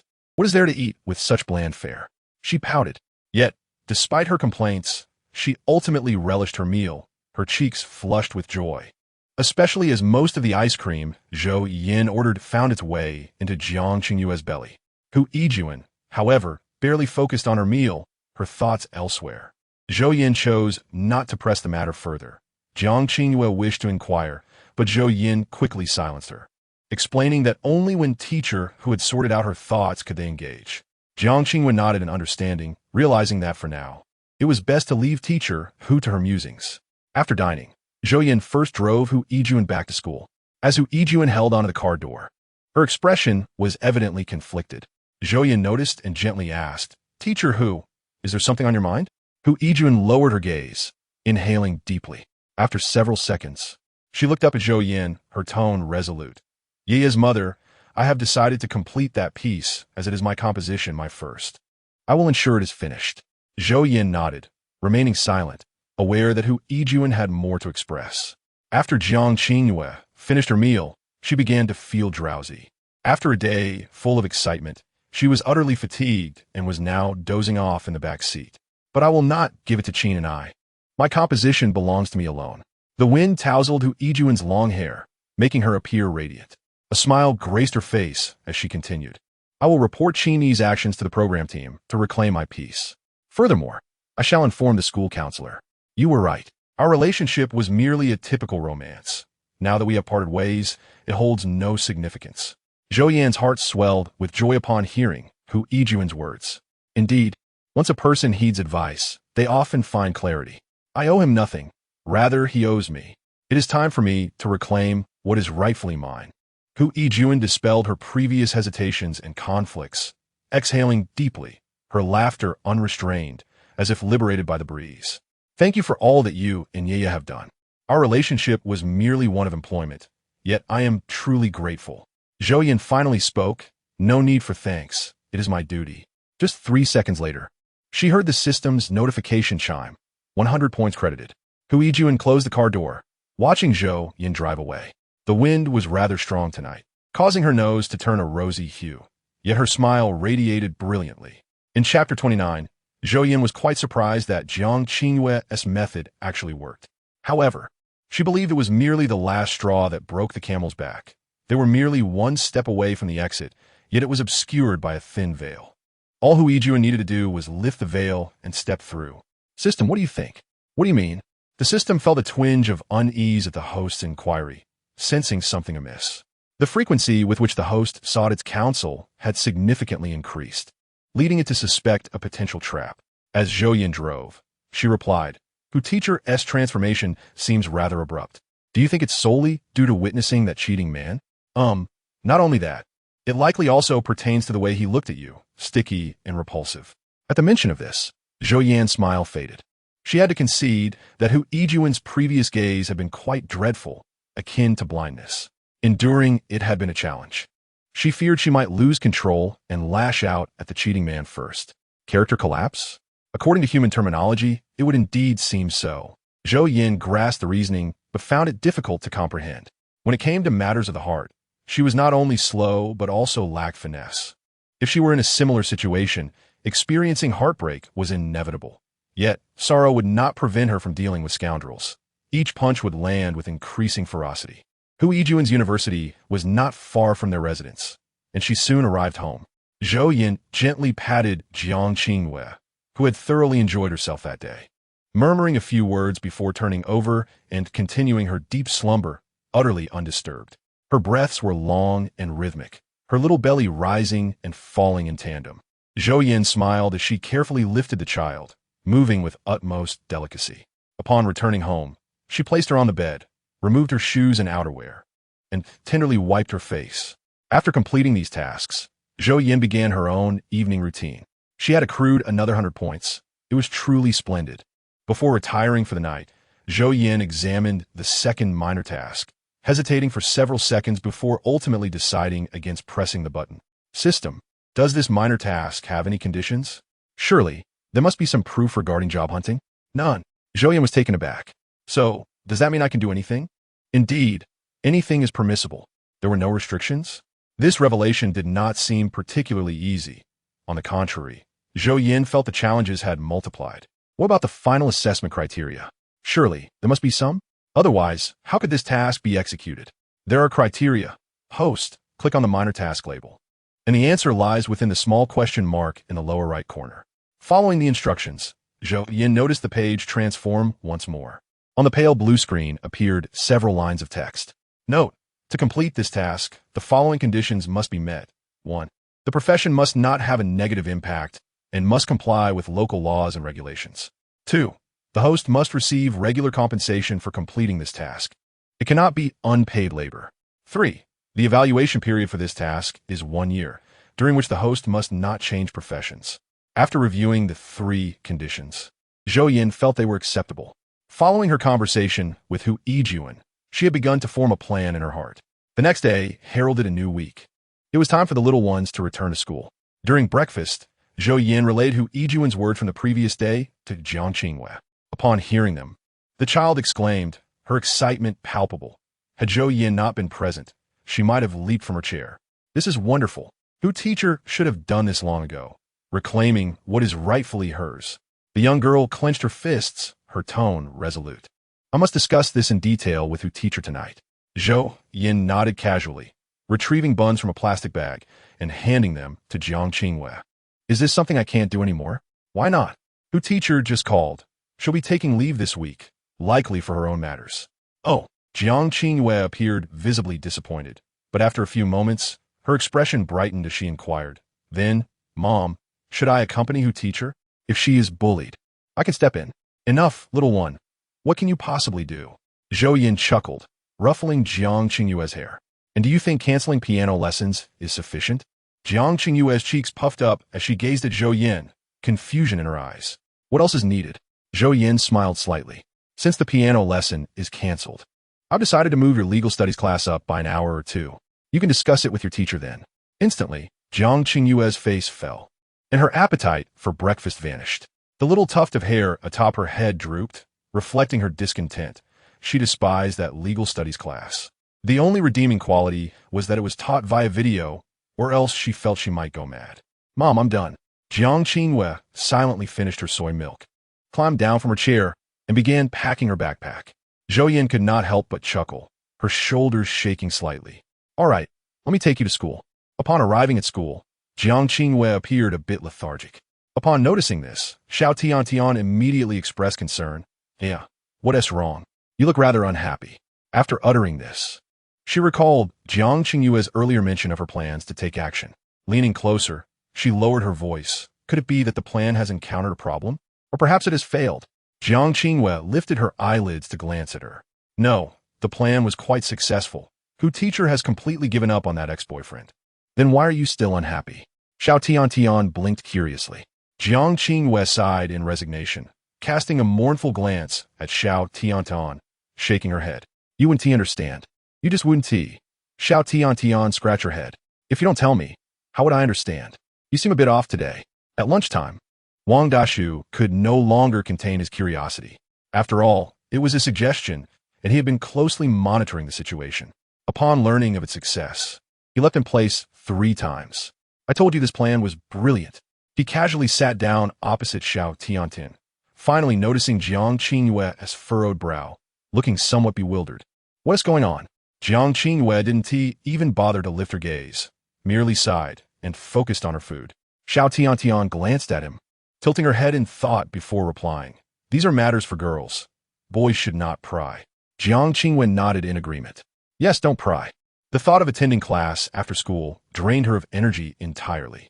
As for Zhou Yan's plan, she shared it with no one, not even the system, seemingly in a state of anticipation. Upon returning to school that day, Hu Yijuan gathered her previous drafts along with sources of inspiration, organizing them before sending an anonymous email to a music competition. The recording for the show was set to begin in a week, and Qin and I had relied on the piece Hu Yijuan created to advance through the preliminary selection. The list would be announced the day after tomorrow, and she needed to act swiftly. In addition, Hu Yijuan sent the email to her advisor, with whom she had a friendly rapport. They had previously promoted the show at the university. Due to personal reasons, Hu Yijuan had not participated in the competition, but unexpectedly, her talented boyfriend had secretly submitted her unfinished work, successfully passing the preliminary round. When Hu Yijuan became aware of the situation, nearly the entire department was already informed. That scoundrel was still in the group chat, urging everyone to vote for him. Upon seeing these messages, Hu Yijuan felt a wave of nausea wash over her. Yijuan, I'm heading out to buy breakfast. Is there anything you'd like me to bring?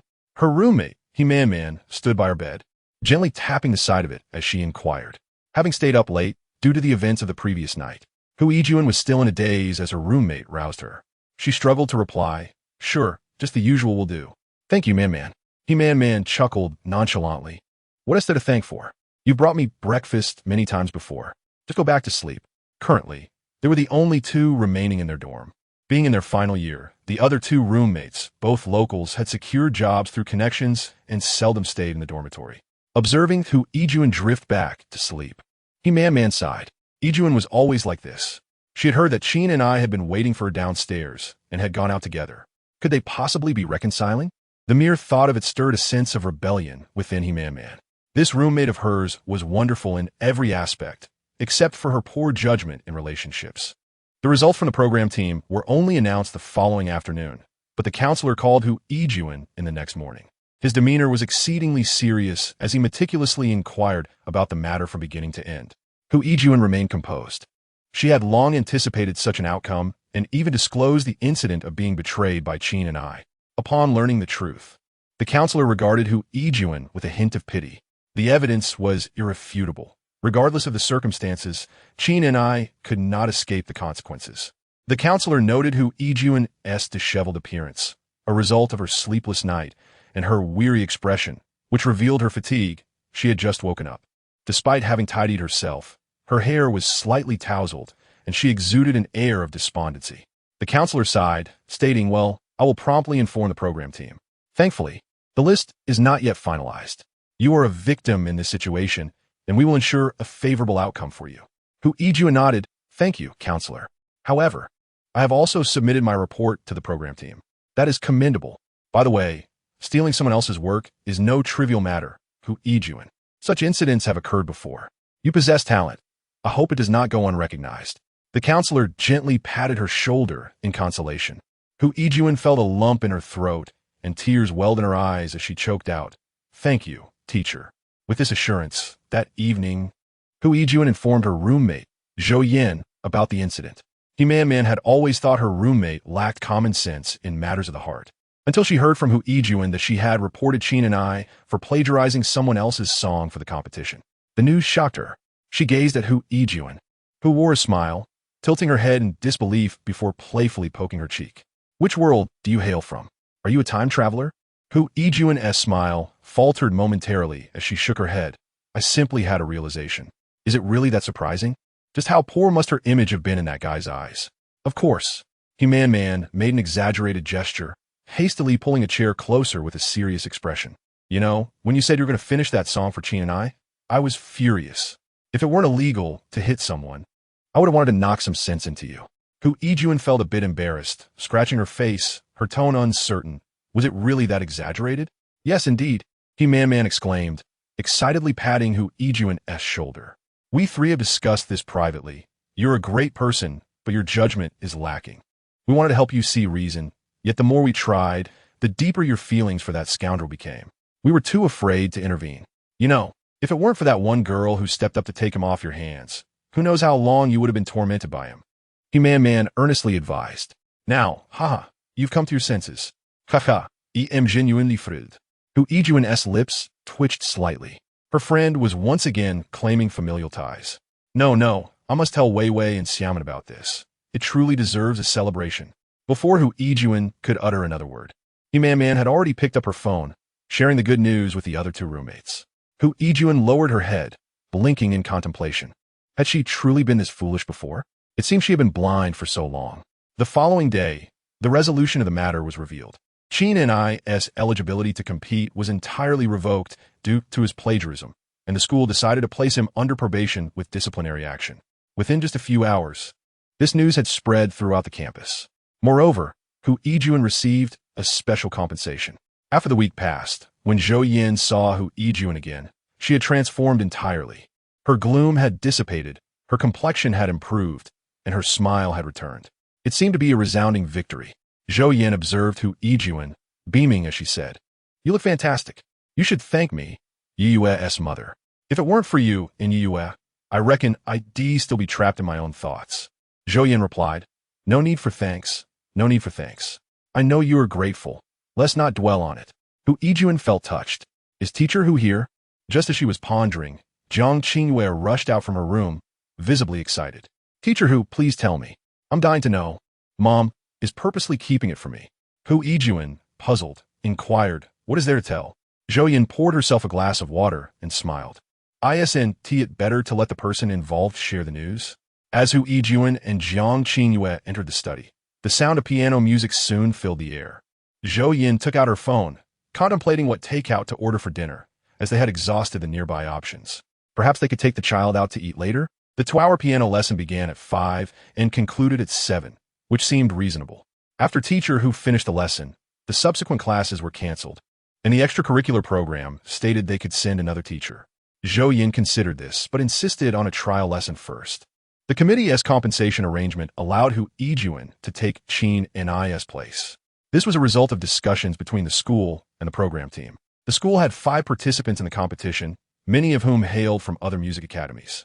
To avoid being outdone by their peers, the school did not wish to reduce the number of competitors. Zhou Yan and Jiang Qinghua learned of this news over the phone. Hu Yijuan was given only a day to decide. Feeling uncertain, and instinctively sought advice from Zhou Yan. Upon hearing the news, Zhou Yan expressed her full understanding and believed Hu Yijuan should participate in the competition. Although she was unsure why Hu Yijuan hadn't participated earlier, the circumstances had changed. Jiang Qinghue's reaction was a firm, "You must go." "Teacher Hu, what are you hesitating about? You absolutely must go." Hu Yijuan felt a pang of insecurity. "What if I get eliminated?" "So what if you do? There's no shame in participating. This is a unique experience. Teacher Hu, if you don't go, you will regret it." Hearing those words made Hu Yijuan chuckle as she affectionately ruffled Jiang Qinghue's hair. "You even know the meaning of regret?" Jiang Qinghua nodded. "Teacher Hu, if you participate in the competition, will I be able to see you on television?" Theoretically, that is indeed the case, as the broadcasting station will conduct a live telecast at that time. Hu Yijuan felt her heart race at the thought of standing before such a large audience. Jiang Qinghua blinked, turning to Zhou Yan, recalling the words her mother had shared with her the previous night. With a bright smile, she repeated, "But Teacher Hu, you are meant to shine on stage, not hide in the shadows and belittle yourself. Teacher Hu, your piano skills are impressive. I want to see you perform on television. It must be dazzling." Hu Yijuan was momentarily stunned, her heart racing rapidly, and in that moment, she herself couldn't comprehend the feelings bubbling within her, only wishing to cry. She felt a twinge in her nose, smiled downwards, and said, "Ye is truly remarkable, knowing so many words." After this conversation, Hu Yijuan clarified her feelings. Once class concluded, Zhou Yan and Jiang Qinghua escorted Hu Yijuan out. Before departing, Jiang Qinghua flashed a radiant smile at her. "Teacher Hu, you can do it. You will surely be first." Hu Yijuan's eyes glistened slightly with moisture as she nodded. "Yes, I will definitely be first." Jiang Qinghua shared the news of her piano teacher's participation in the competition with her classmates and several teachers, obtaining Hu Yijuan's contestant number to encourage them to vote for her. Upon hearing the news, Xiao Tiantian eagerly relayed the information to her mother and her close friends. Although she had never met Teacher Hu, she felt a sense of contribution to her participation in the competition, and ever since learning about it from Ye, she had been attentively following the updates. Wang Dashu shared similar sentiments. As the temperature gradually dropped and the leaves on the branches unknowingly turned yellow, people began to dress more warmly. Winter was approaching. "Xiao Tiantian, come to my house. Your parents are not home. It must be lonely being all alone. And tonight happens to be the time for Teacher Hu's group match. We can watch it together." Jiang Qinghua cheerfully invited Xiao Tiantian over. Xiao Tiantian tilted her head. Yeah, won't your mom mind?" Jiang Qinghua shook her head, but furrowed her brow. "My mom won't mind. But if you come over, you'll have to bring your own dinner." Why?" Xiao Tiantian expressed her surprise. Jiang Qinghua replied with a straight face, "Because my mom doesn't cook. She orders takeout every day." "I see," Xiao Tiantian nodded. indicating her understanding. If you agree, I'll have my mom call your mom after school. Xiao Tian thought for a moment and happily accepted, as she had never been to Ye's home before. Wang Dashu, inadvertently passing by them, overheard their conversation and opened his mouth, but decided against interfering in the girl's plans. Consequently, when Zhou Yan returned home from school, she brought back 2 little radishes.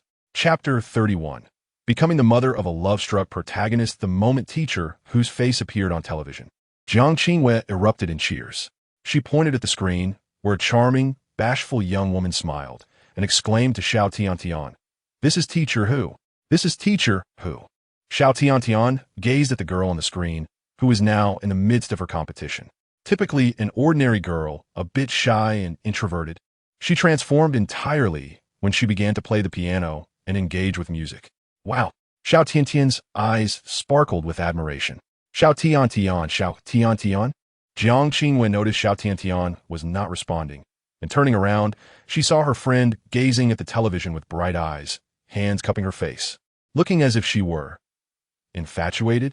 Jiang Qingwei glanced at teacher who on the screen and then at Xiao Tian, her simple mind struggling to understand the situation. Blinking, she instinctively turned to Zhou Yan, only to find her mother engrossed in her phone.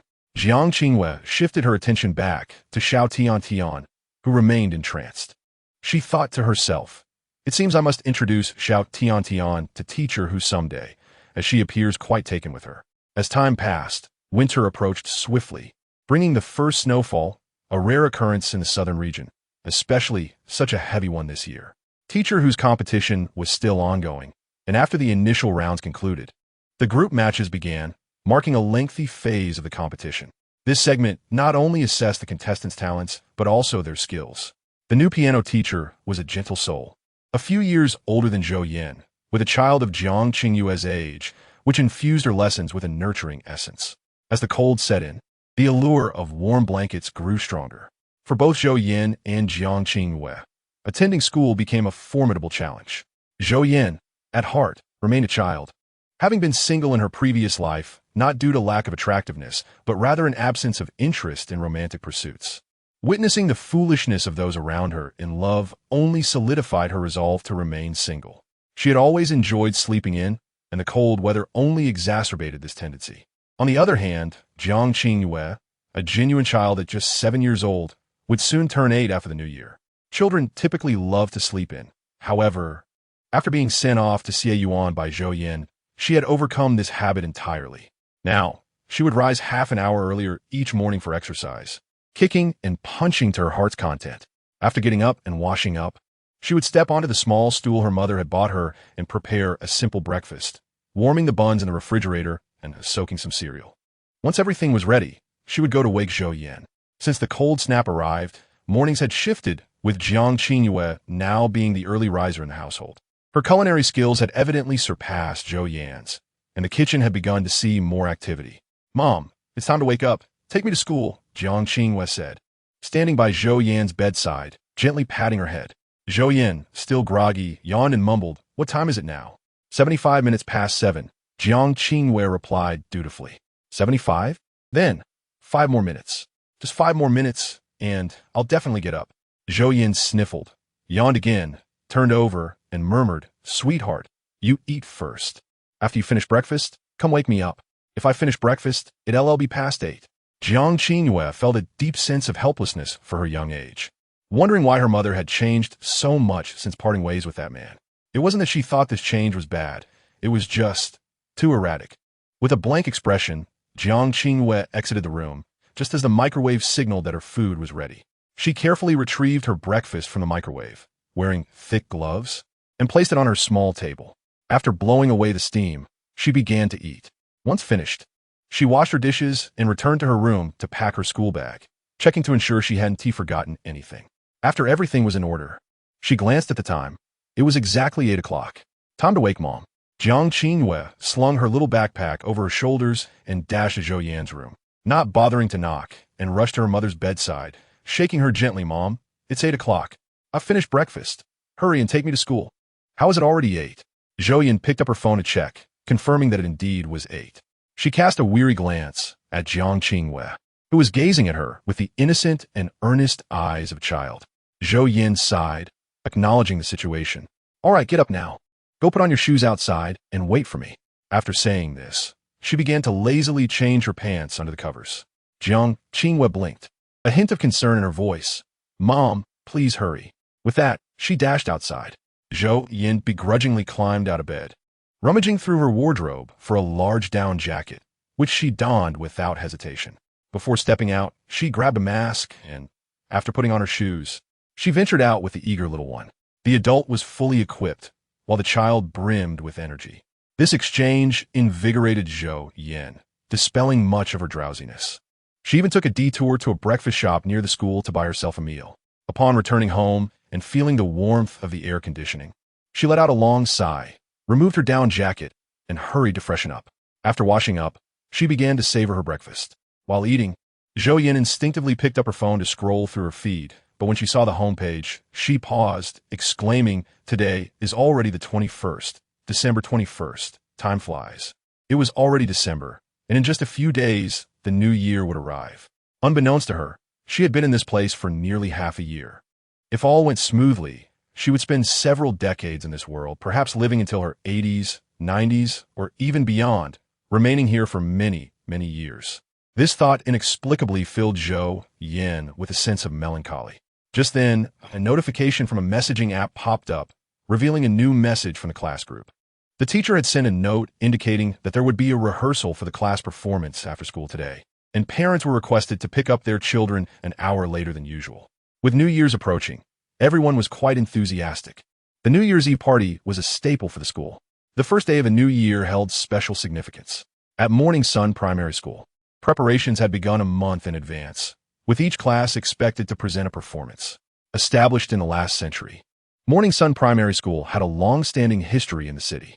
On the day of the event, many outside guests were sure to attend. Therefore, the class teachers took this matter very seriously. Jiang Qinghua was in class 1 of grade 1, and given their young age, most performances would be of a collective nature. After discussions among the teacher and several parents, they ultimately decided on a poetry recitation as the performance. The chosen poem, undoubtedly, would be one filled with positive energy, My Motherland. Although it was a group recitation, 2 leaders had to be selected, 1 male and 1 female. The female candidate was easy to choose. With her commanding presence, Jiang Qinghua had already taken on the role of a little leader. Coupled with her articulate nature, she was far from timid, and most of the girls in the class supported her as the leader. As for the remaining girls, they were indifferent. On the male side, everyone was eager, each vying for the position, but in the end, He was chosen, a slender boy with glasses, exuding an air of refinement. Zhou Yan was well aware of this development, and since the rehearsals would occupy the children's time after school, she would need to adjust Jiang Qinghua's extracurricular class schedule accordingly. However, with a class of that size, it was not feasible to rehearse every day after school.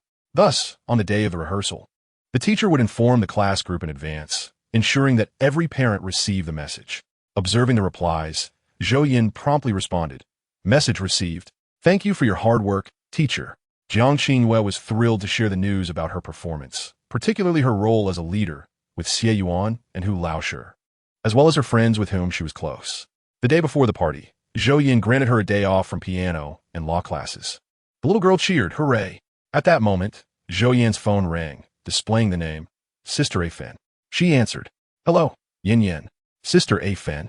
I'm calling to ask where the live stream of the school evening party is being held. My memory isn't what it used to be. Oh, about that. I can send you a link tomorrow. You just need to click on it to watch."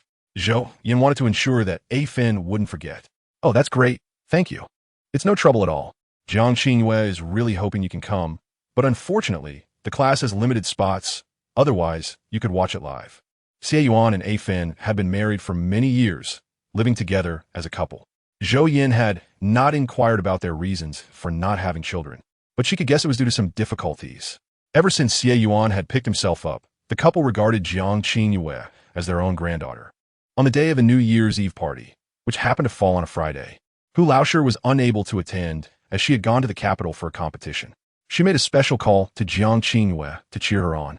The school uniforms were quite fashionable, not the usual oversized blue and white attire, but rather a tailored blue checkered suit, complete with matching shoes and hats. After discussions among the class teachers and parents regarding the attire, they ultimately decided on the school uniform for a neat and uniform appearance, eliminating the need for additional preparations. Class 1 was not performing last. The order had been determined by a draw, placing them fifth relatively early in the program. When Zhou Yan took her seat, she began sending the live stream link to Afin and Xie Yuan, along with a snapshot of the program list. Afin, who was busy picking mushrooms, replied, "Thank you. Yin, Yuan and I are watching." Meanwhile, Zhou Yan also sent the same information to Hu Laoshi, who promptly replied during her break. The New Year's Eve party commenced promptly at 6:30, with the first performance being a choral rendition of My Country and I. The sight of the children on stage, their cheeks and lips painted red, with a dot of red on their foreheads, resembled little festive dolls. The initial impression was one of celebration. Soon, it was time for Class 1's performance, the poetry recitation of My Motherland. The children quickly lined up, with Jiang Qingyue in her co-leader position slightly off-center in the front row, separated by several classmates. Jiang Qingyue, too, was not exempt from the festive makeup. Her cheeks and lips adorned in red, and her forehead marked with a dot, standing there with youthful innocence. When Zhou Yan first spotted her, she couldn't help but chuckle. She promptly took out her camera, capturing several photos of her child mimicking the same pose. Jiang Qingyue's eyes darted around the audience. Remembering the teacher's mention of the parent seating arrangement, she easily spotted a waving woman. Not her mother, but the mother of her friend Xiao Tiantian. The woman beside her, holding the camera, was indeed her own mother. "Mom," Jiang Qingyue silently called out, her face blossoming into an even brighter smile, revealing a perfect set of 8 teeth.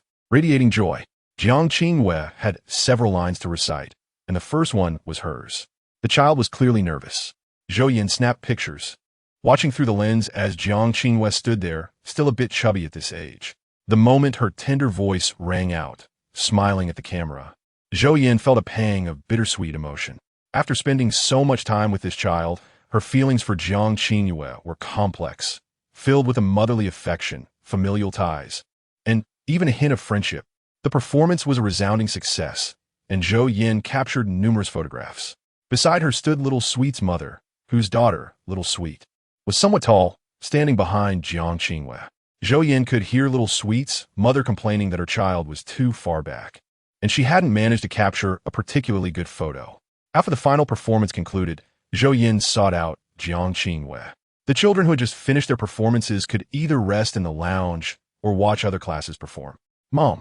The moment Zhou Yan entered the lounge, a crisp child's voice rang out. She looked towards the source of the sound, and before she could take a closer look, a chubby little girl hugged her leg. Zhou Yan bent down to pat her head, smiling. "I'm here to take you out for a feast." "Yay!" Jiang Qingyue cheered. She had already packed her belongings into her little backpack. Grabbing her bag, she took her mother's hand and, after bidding farewell to her teacher and classmates, left the school with Zhou Yan. They didn't drive since the school was quite close to their neighborhood.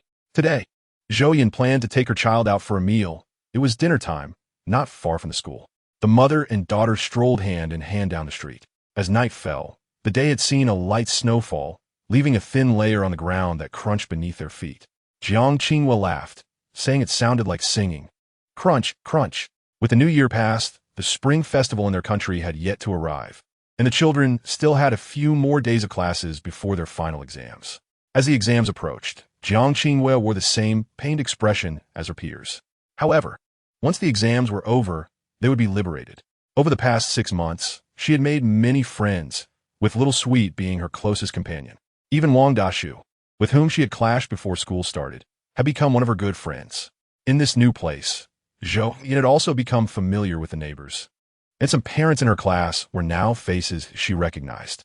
Overall, the past year had gone relatively smoothly, and she hoped the coming year would be even better. The crematorium she had invested in was thriving, and she took a hands-off approach, providing funds when necessary while the system kept an eye on operations. The crematorium had also kept up with the times, launching a Weibo account named Flourishing Crematorium, with a slogan that read, "Here, peace awaits. Ascend to paradise." Regardless of her life's deeds or wealth, we treat everyone equally. Join us at the Flourishing Crematorium. Upon seeing this advertisement, Zhou Yan, the wind whistled past, bringing a chill. Chapter 33. Becoming the mother of a love-struck protagonist. Time flies, and before she knew it, Jiang Qingyue had turned 12. concluding her elementary school journey and preparing to step into middle school. During the summer vacation, Zhou Yan finally emerged from her little haven and took her child to the seaside. They weren't alone. Over the years, she had also grown close to little Sweet's mother, a cheerful lady. For Zhou Yan, it was merely a change of scenery, but for the two children, it was an exhilarating experience. It was their first encounter with the ocean, and Jiang Qingyue was brimming with excitement, darting about. When she returned home, her complexion had darkened several shades. When Xie Yuan saw her again, he hardly recognized her. "Is that Yaya?" Xie Yuan exclaimed, widening his eyes as he scrutinized Jiang Qingyue in disbelief. "Why have you turned so dark like a monkey?" "Master, how can you say that about a girl?" "My mother said I've just been sunbathing too much, and you shouldn't be so critical in speaking to girls," Jiang Qingyue retorted, pulling a small mirror from her pocket to check her reflection. "Hey, can I speak the truth?" Xie Yuan replied nonchalantly, lounging on the sofa. "But I didn't say being dark is bad. You were too pale before, looking unhealthy.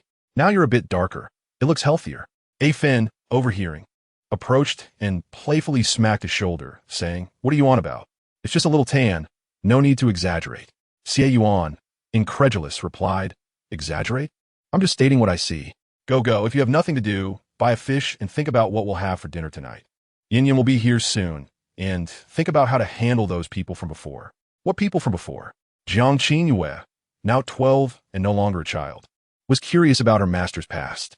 She looked at A Fen and Xie Yuan with questioning eyes, which were full of understanding. Upon hearing A Fen's words, Xie Yuan felt a wave of melancholy. He had withdrawn from the martial arts world for quite some time now, and although there were hints of a resurgence, he wouldn't expose himself prematurely.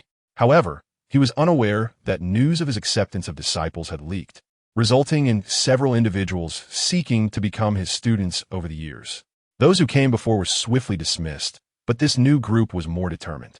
Noticing Jiang Qingyue's gaze, Xie Yuan coughed a few times and waved dismissively. "It's nothing serious, don't worry. Your master can handle it." A Fen scrutinized Jiang Qingyue, but didn't immediately respond to her question.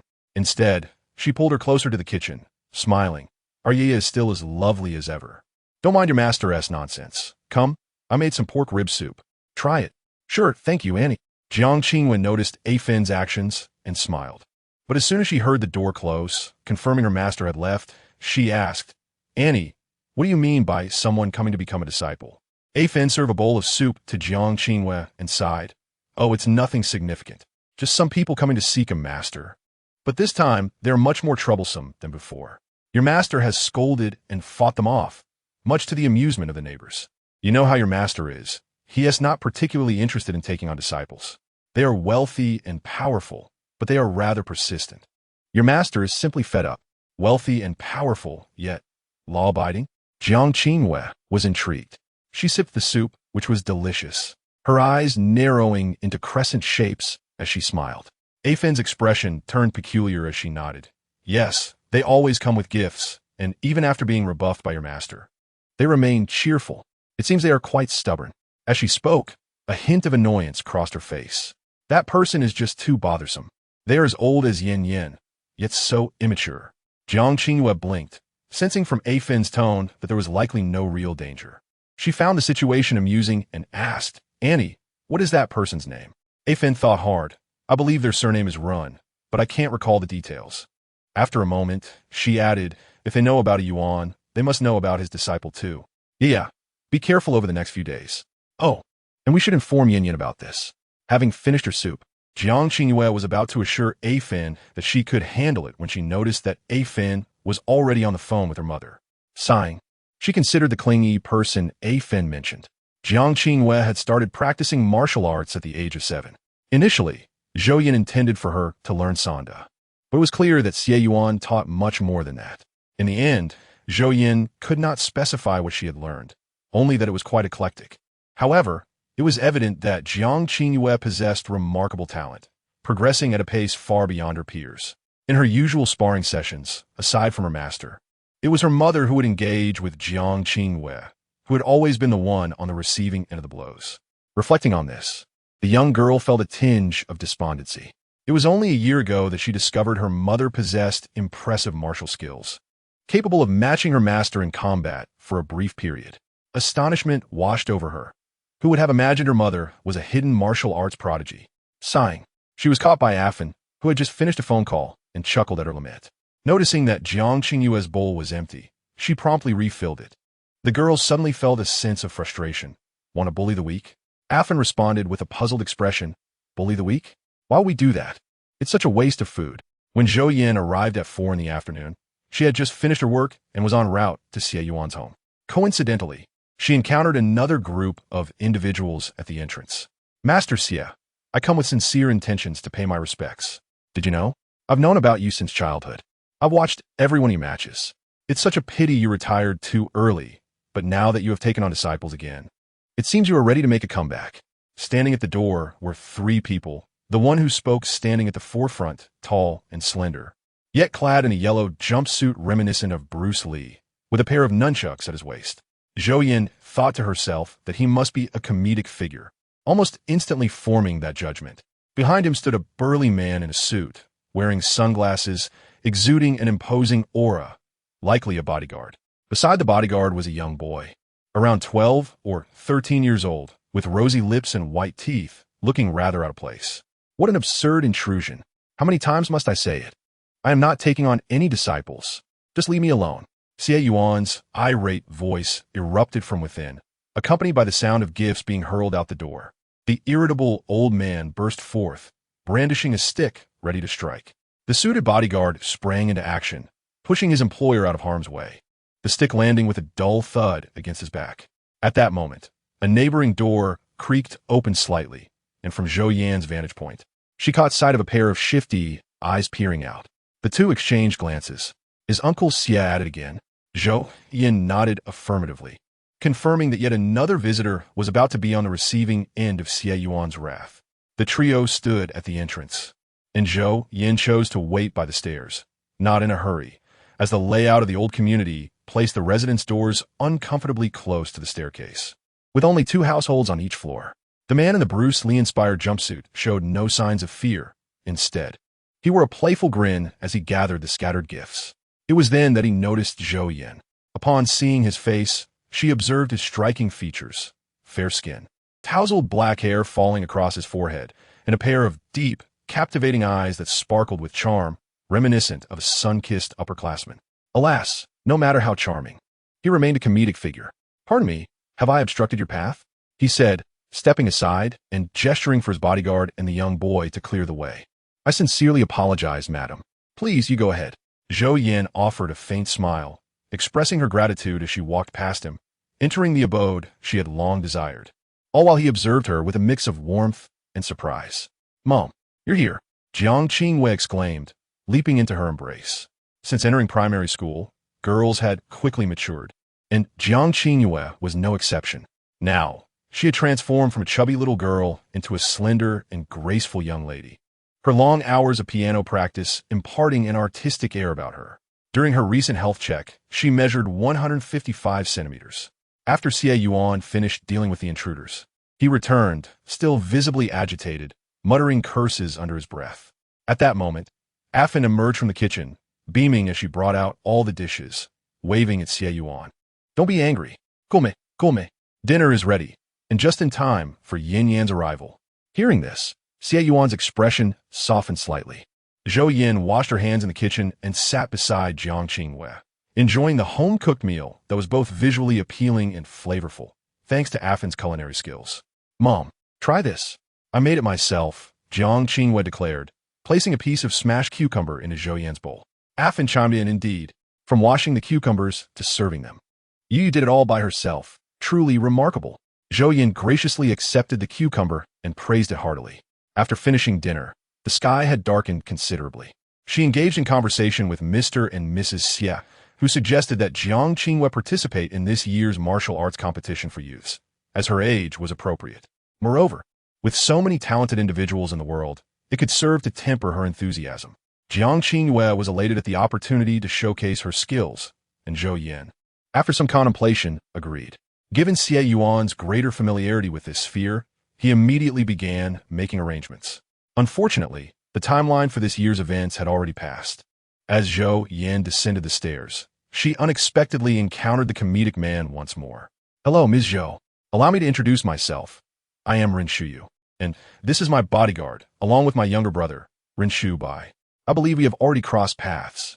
The comedic figure, no, Ren Shuyu, intercepted her before she could enter her vehicle, his eyes sparkling with enthusiasm.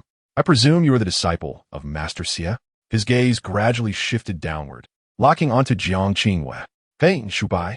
Zhou Yan was momentarily taken aback. The name resonated with familiarity as she glanced at the boy beside the burly man, unearthing a distant memory. Wow, she mused, glancing between the boy and Jiang Qingwei, realizing that the main characters were perfectly aligned. Unfazed, Jiang Qingwei looked up at the striking older boy with her round, wide eyes. Big brother, my master no longer takes on disciples. Zhou Yan interjected calmly. May I inquire what business you have? Ren Shuyu shook his head and grinned broadly. Nothing much. I merely wish to introduce myself. Please, do not misunderstand. I harbor no ill intentions. I'm simply curious about how you persuaded Master Xie to take on disciples. Zhou Yan remained silent while Jiang Qinghua puffed out her chest innocently and declared, It's because I'm pretty and the master's wife likes me. Ren Shuyu's expression shifted as realization dawned upon him. It appeared he had initially miscalculated his approach.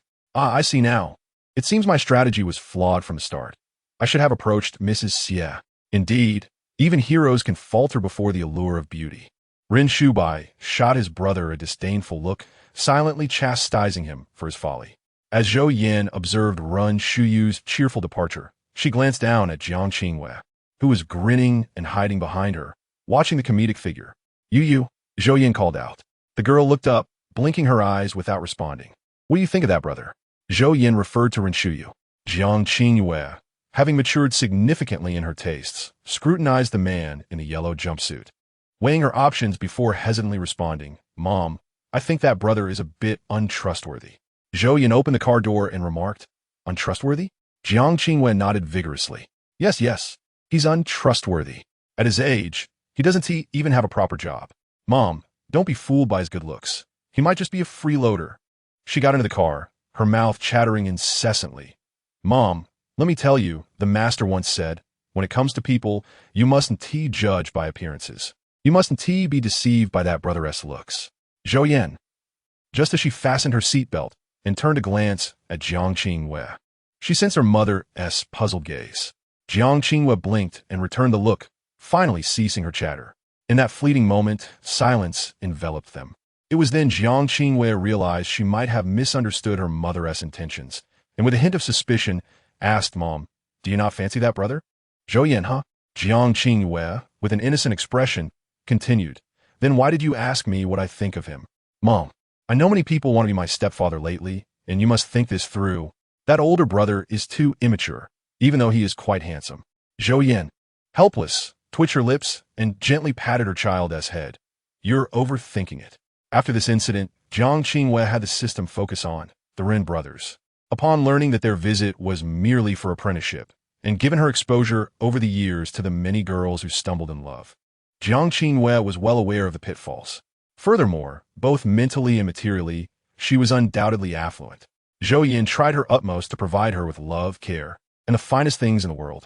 5 years ago, Zhou Yan opened an entertainment company, and the competition who Yijuan participated in yielded remarkable results, attracting many entertainment firms, including Zhou Yan's. Regardless, who Yijuan's talent in music was truly outstanding. And one of Zhou Yan's motivations for establishing the company was to sign more handsome artists to enhance Jiang Qingwei's aesthetic appreciation. However, emotions and interests are distinct. Despite the experiences Zhou Yan and Hu Yijuan shared, they had become good friends, and Zhou Yan would not skimp on what was due. The joyous summer vacation swiftly came to an end, and the start of middle school loomed, with many tasks still pending. After realizing that Jiang Qingwei was indifferent to the original male protagonist's looks, Zhou Yan felt a significant weight lifted from her heart. If it really depended solely on that face, it could be troublesome. Host, are you not worried? The system could not help but inquire. It had previously discovered that Ren Shubai had inexplicably transferred to their school, and, if all went well, would be in the same grade as Jiang Qingwei, greatly increasing the chances of their encounter. Zhou Yan, seated in her spacious office with golden-rimmed glasses, emanated an air of aloofness that kept others at bay. What should I worry about? Although I have never taught children before, I have given all I could and taught what needed to be taught. System brother, you must trust my abilities, and we should trust Ye as well. Zhou Yan remained completely untroubled. The reason for Ren Shubai's transfer was due to his older brother seeking apprenticeship. Xie Yuan had remained tight-lipped, showcasing a remarkable determination, albeit misdirected. Zhou Yan was also aware of some details about their family. Both parents were career-driven, and the eldest brother had raised them since childhood. Aren't you really afraid? Zhou Yan raised an eyebrow slightly, looking out at the bright sunshine, a gentle smile gracing her lips as she softly remarked, "If feelings truly develop, I shall ensure that the one surnamed Ren embarrasses himself in front of Yaya." Her smile was warm, leaving those who couldn't hear her words to misinterpret her lips as uttering something tender. "Help! You two are a toxic duo." Zhou Yan withdrew her gaze, opened the folder beside her, and laid out the documents. Patting her hands, she laughed. "All right, let us stop discussing this. System brother, quickly help me check these 5 artists. I need to know who has poor conduct, those who engage in criminal activities, and those with misguided thoughts. My company cannot sign them." Rather than laboriously verifying on her own, it was far easier to enlist the system's help. Zhou Yan was unapologetically pragmatic about it, but she wouldn't mind. "Hurry up, don't dawdle. You know how fiercely competitive the entertainment industry is. We can't afford to slack off." After several seconds of silence, without a reply from the system, Zhou Yan urged again. "How frustrating. Is this what working for free feels like?" Although internally exasperated, the system dutifully gathered the requested information for the host. Middle school offered the possibility of boarding, and Zhou Yan chose a school adjacent to their residence for Jiangqinghua. After the transition from primary to middle school, her classmates remained largely the same, familiar faces. The school was conveniently located beside their home, so Jiangqinghua opted for day school, and her friend Xiaotian did as well. They were fortunate to be placed in the same class, Class 1 of Grade 7, while Wang Dashu was assigned to Class 2. On the first day of school, the homeroom teacher asked everyone to introduce themselves, facilitating quick familiarity among the students. "Hey, yeah, look at that guy sitting by the trash can. He is so handsome." Xiaotian, now Jiangqinghua's deskmate, immediately zeroed in on the most attractive boy in the class. Curiosity piqued, Jiangqinghua glanced over, momentarily startled. This was the brother of that not-so-bright older boy she had encountered previously. Why had he transferred to their school? Jiangqinghua dismissed this minor incident. To her, he was merely a stranger she had met once. Although undeniably handsome, surpassing the other boys in the class, she had been exposed to numerous male celebrities through her mother's entertainment company, who were equally striking. After school, Xiaotian was delayed due to some matters, and by the time Jiangqinghua was ready to leave, most of the class had already departed. A quick scan revealed that Ren Shubai was still present. Jiangqinghua. Just as Jiangqinghua and Xiaotian stepped out of the classroom, Ren Shubai finally stood up and called out to her. Jiangqinghua turned, puzzled, and asked, "Is there something you need?" Xiaotian wore an expression of surprise, her mind racing with speculation. Ren Shubai hesitated, standing there in silence, his bangs concealing his troubled eyes. Observing the reticent Ren Shubai, Jiangqinghua exchanged glances with Xiaotian, growing impatient as she checked the time. "Do you need something? I have to go home." Ren Shubai recalled his brother's words from the previous day, feeling a wave of embarrassment wash over him. "Shubai, you know how much your brother admires Master Xia, but he has only taken one apprentice, and that girl is about your age. It's your time to step up. Use your charm, but ensure she doesn't discern your true intentions." He stammered, unable to finish his sentence. Perceiving his silence, Jiangqinghua bluntly interjected, "Spit it out already. If you keep stalling, are you even a man? Don't waste my time." Ren Shubai approached, stopping a meter away from Jiangqinghua, closing his eyes and gritting his teeth as he spoke. "Are you free this weekend? Can I take you out?" Jiangqinghua. Xiaotian. Wow. Asking someone out on the first meeting. She turned to Jiangqinghua, eager to gauge her reaction. After uttering his invitation, Ren Shubai exhaled a long breath. Jiangqinghua regarded him with suspicion, scrutinizing him closely. "You want to take me out? Why? I heard you're good at studying and thought we could study together. The top student in the city is in our class. Why not ask him instead of me? You like me?" Ren Shubai recalled his brother's words and the limited edition Transformers toy Jiangqinghua possessed, nodding in sorrow. "That's just love at first sight," Xiaotian exclaimed excitedly. Jiangqinghua rolled her eyes, exuding an expression of disappointment as she admonished Ren Shubai. Classmate Ren, this is simply unacceptable. Are you aware of the fierce competition in today as society? What you are doing is referred to as puppy love. This is entirely inappropriate. As students, our foremost duty is to study diligently. We are merely at the tender age of 12 or 13. Do you truly comprehend the concepts of love and affection? Using your studies as an excuse is utterly ridiculous. Today's students are becoming increasingly outrageous. How can you reconcile this behavior with the expectations of society, your teachers, and your family? Ren Shubai remained silent. Xiao Tiantian was equally taken aback by this lecture-like diatribe. Unfazed, Jiang Qingyue continued, citing various laws pertaining to adolescence. Knowledge she had diligently memorized since childhood. However, feeling unsatisfied, she even referenced the criminal law, emphasizing the comprehensive nature of such legislation in our nation. Classmate, I trust you are aware that for adolescents at our stage. She rambled on for nearly an hour without realizing it.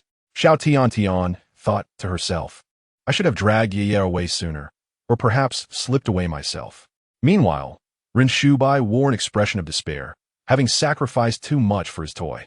As they departed, both Xiao Tiantian and Ren Shubai shared the same thought.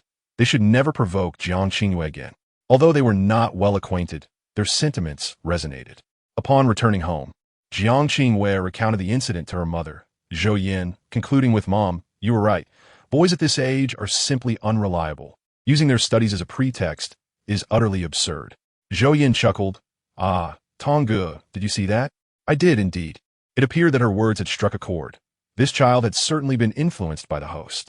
On the other hand, Ren Shubai narrated the events of the day to his older brother, accurately recounting Jiang Qingyue's admonishments with a demeanor reminiscent of a stern principle. Wow, little brother, you truly are a disciple of Master Xie. You possess such knowledge, Ren Shuyu remarked, albeit with a hint of regret. Suddenly, he extended his hands into view, prompting Ren Shubai to inquire, what are you doing? With a blank expression, Ren Shubai replied, the Transformer's toy, which you said you would return to me. Adults must honor their promises. Ren Shuyu, glancing at his younger brother, promptly stated, not returning it. A flicker of anger broke through Ren Shubai's otherwise indifferent fa as he retorted, you are being deceitful. How can you say that? With your impeccable memory. Why not recite my previous words verbatim? The two brothers, despite their age difference, were on equal footing when it came to their mental ages. Furrowing his well-defined brows, Ren Shubai despondently stated, you promised that if I persuaded that girl Jiang Qingyue to allow you to apprentice under Master Xie, you would return my toy. Ren Shuyu nodded in satisfaction. Indeed, the toy is to be returned only upon successful persuasion. Since you had just been scolded, what toy could you possibly play with? Return and devise a new plan. After engaging with a lady named Zhou Yan and her daughter, he had a new approach in mind.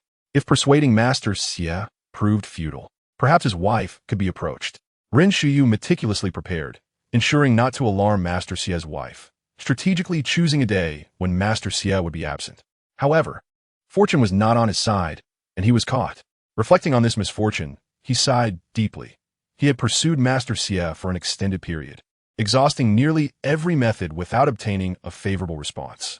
Even a mere outer disciple would suffice. Ren Shubai, this is the closest your older brother has been to achieving his dream. The success of this endeavor rests entirely upon you, he declared, recognizing the affection Master Xie had for his favored disciple. Realizing he would not reclaim his toy, Ren Shubai sulked on the opposite side of the sofa, contemplating retreating to his room with his books when he heard his brother's words. With a scoff, he challenged, if you want me to exert effort, why can't you also think creatively on your end? Ren Shuyu blinked, pondering, are you suggesting I sell my charm? Regardless, we are still children. Why can't you endeavor to make an effort with Jiang Qingyue's mother? His hint was quite apparent, hoping his dim-witted brother would grasp it. Ah, indeed, Ren Shuyu exclaimed, leaping from the sofa in excitement, laughing heartily. How did I not think of this sooner? You children know nothing of love or appearances. I can approach Ms. Zhou Yan. With that, he hurried back to his room to coordinate his outfit. Ren Shuyu's spirited nature meant that once he made a decision, he was ready to act. Had it not been for the late hour, he would have commenced his plan immediately. Meanwhile, the system observed this dynamic duo, noting their impulsive thinking. It glanced at Zhou Yan, who was engrossed in a television show, remaining silent for a moment before deciding to withhold this information, eager to witness the host's reaction. Unbeknownst to Zhou Yan, she awaited the delivery of takeout while Jiang Qingwei studied diligently in her room. In their household, at least one person had to possess culinary skills. And fortuitously, that person was Jiang Qingwei.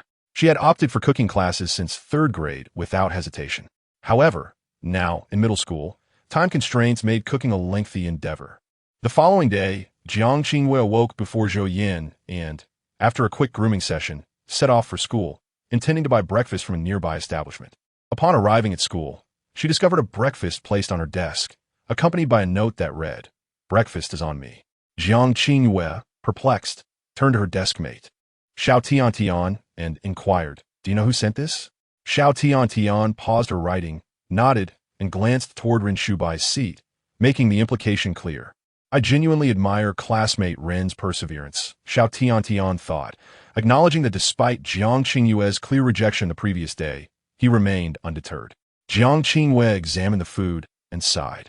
"This is due to his brother wanting to apprentice under my martial arts instructor. However, my instructor declined, and he perhaps acted on his brother's instructions." This revelation stemmed from a conversation with her mother the night before. Xiao Tian gasped, "So it's like that? How despicable.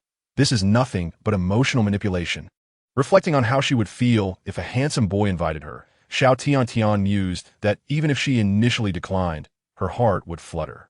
She knew about Jiang Qingwei's martial arts prowess from an incident in 5th grade when they encountered a bullying situation. A martial artist is expected to be honorable and intervene when witnessing injustice. Jiang Qingwei had single-handedly taken on 5 upperclassmen, winning decisively. Having already eaten breakfast, Jiang Qingwei planned to return the food later, threatening that if Ren Shubai ever brought her breakfast again, she would retaliate. Ren Shubai, realizing his approach was ineffective, sighed. Meanwhile, Zhou Yan found herself facing the same dilemma as Jiang Qingwei. She gazed at the floral arrangements at the entrance of the company and the man standing there, clutching a bouquet of vibrant red roses. His smile was charming, and his well-tailored black suit accentuated his tall and elegant figure. A watch adorned his wrist, and he stood there as if radiating light. Zhou Yan felt an unsettling premonition. Indeed, when he approached her with the roses, his deep, dark eyes filled with affection. She interrupted before he could speak. "Mr. Run, if you do not leave within 3 minutes, I shall have you removed." She glanced at the roses and other floral tributes, forcing a polite smile. "We are all adults here. Wouldn't it be better to dispense with the pretenses? If there is something to discuss, let us speak plainly to avoid unnecessary detours." With that, she walked into the company. When Zhou Yan saw Ren Shuyu again 10 minutes later, the embellishments were gone, yet he still exuded a sense of irreverence. Zhou Yan gestured to the chair across from her. "Sit." He sat down with a mischievous grin. "Ms. Zhou, what did you mean by what you said earlier? Isn't it obvious? You and your brother should refrain from disturbing us." Zhou Yan's expression turned serious as she scrutinized him. "Your desire to seek mentorship is your own affair, but do not involve a child in your schemes." The playful demeanor of Ren Shuyu vanished, leaving him speechless. "If you genuinely wish to pursue this, I have no objections. Adolescence brings about such feelings, and I can understand that, especially since my daughter Yaya is quite beautiful, possesses a good character, and is intelligent. It is only natural for her to have admirers." Zhou Yan's expression cooled suddenly, and she scoffed 3 times. "However, if this affects her studies, that is unacceptable. Moreover, your intentions appear insincere. I am unsure how you formed your worldview, but I sincerely hope you are a reasonable person." The thought of this situation made Zhou Yan uneasy. This was merely the beginning. If it continued, it must be curtailed at the outset. These matters indeed caused significant distress to those involved. How could one allow their brother to harass another while also pursuing their mother? Was that a thought conceived by a rational mind? Truly despicable. Were it not for her child, Zhou Yan would have unleashed her frustration upon him, ensuring he spent considerable time in the hospital. Ren Shuyu opened his mouth to speak, but Zhou Yan threw a red date into his mouth, halting his words. "Silence. Listen to me." As Ren Shuyu chewed the date, he nodded. "The path you wish to take is futile. You should abandon that hope." Ren Shuyu's demeanor visibly deflated, his cheeks bulging. Zhou Yan narrowed her eyes slightly. "Your desire to seek a connection with Master Xie, in essence, is to be closer to him, correct?" Ren Shuyu nodded, spitting out the date pit. "Ms. Zhou, I sincerely apologize for the earlier incident. My lack of foresight caused your daughter distress, and I am willing to make amends. Zhou Yan remained silent, leaning back in her chair, hands clasped, signaling him to continue. I could offer my brother as compensation for your daughter. How does that sound? Zhou Yan twitched her lips. Unnecessary. Ren Shiyu blinked in surprise. Why not? My brother is good-looking and academically accomplished. Our family runs a well-established business, ensuring a high quality of life. And he is not frivolous. He has many commendable qualities. As he spoke, his enthusiasm grew. I do not care how many advantages you claim. My Ye is exceptional and may well have several suitors in the future. Zhou Yan glared at him. Several suitors? Ren Shiyu recalled the young girl he had seen previously. Her beauty striking, perhaps due to her training in martial arts, which lent her an air of spirited grace. When she smiled, the dimples at the corners of her mouth added sweetness to her charm. He hesitated. No, that may not be appropriate. Zhou Yan raised an eyebrow. Not appropriate? The qualities you listed are not commendable to me. While my family may not be as affluent as the Ren family, we ensure our children are well provided for. Even if she were to date several suitors, it would not matter. Ren Shiyu found himself at a loss. The age difference weighed heavily against him. He observed Zhou Yan's resolute demeanor, stammering. Then, Ms. Zhou, what compensation do you seek? You called me in, so there must be a solution, correct? At that moment, Zhou Yan's face broke into a smile. A solution, indeed, it depends on whether you can accept it. As for compensation, I have not fully considered that yet. Ms. Zhou, what is the solution? Ren Shiyu inquired eagerly, nearly leaping from his seat. Zhou Yan replied with a twinkle in her eye. While directly apprenticing under Master Xie is not permissible, we could take an alternative route. For instance, he swallowed nervously. Have our Ye take you on as a student. That way, you would be a legitimate disciple of Master Xie. Zhou Yan's smile held a hint of mischief. Ren Shiyu was left speechless, and even after Zhou Yan called his name several times, he remained unresponsive, momentarily lost in thought. Host, this is one method indeed. The system interjected after listening to Zhou Yan and Ren Shiyu's conversation. Zhou Yan mentally conversed with it. I suppose so. The Ren family is wealthy, and the narrative's influence is potent. Though I am uncertain how it will unfold, I believe it prudent to take a proactive stance. I trust Ye. At her age, she is unlikely to entertain such notions. However, repeated incidents like yesterday's could pose complications. As the protagonists, their fates are inevitably intertwined. Evasion is futile.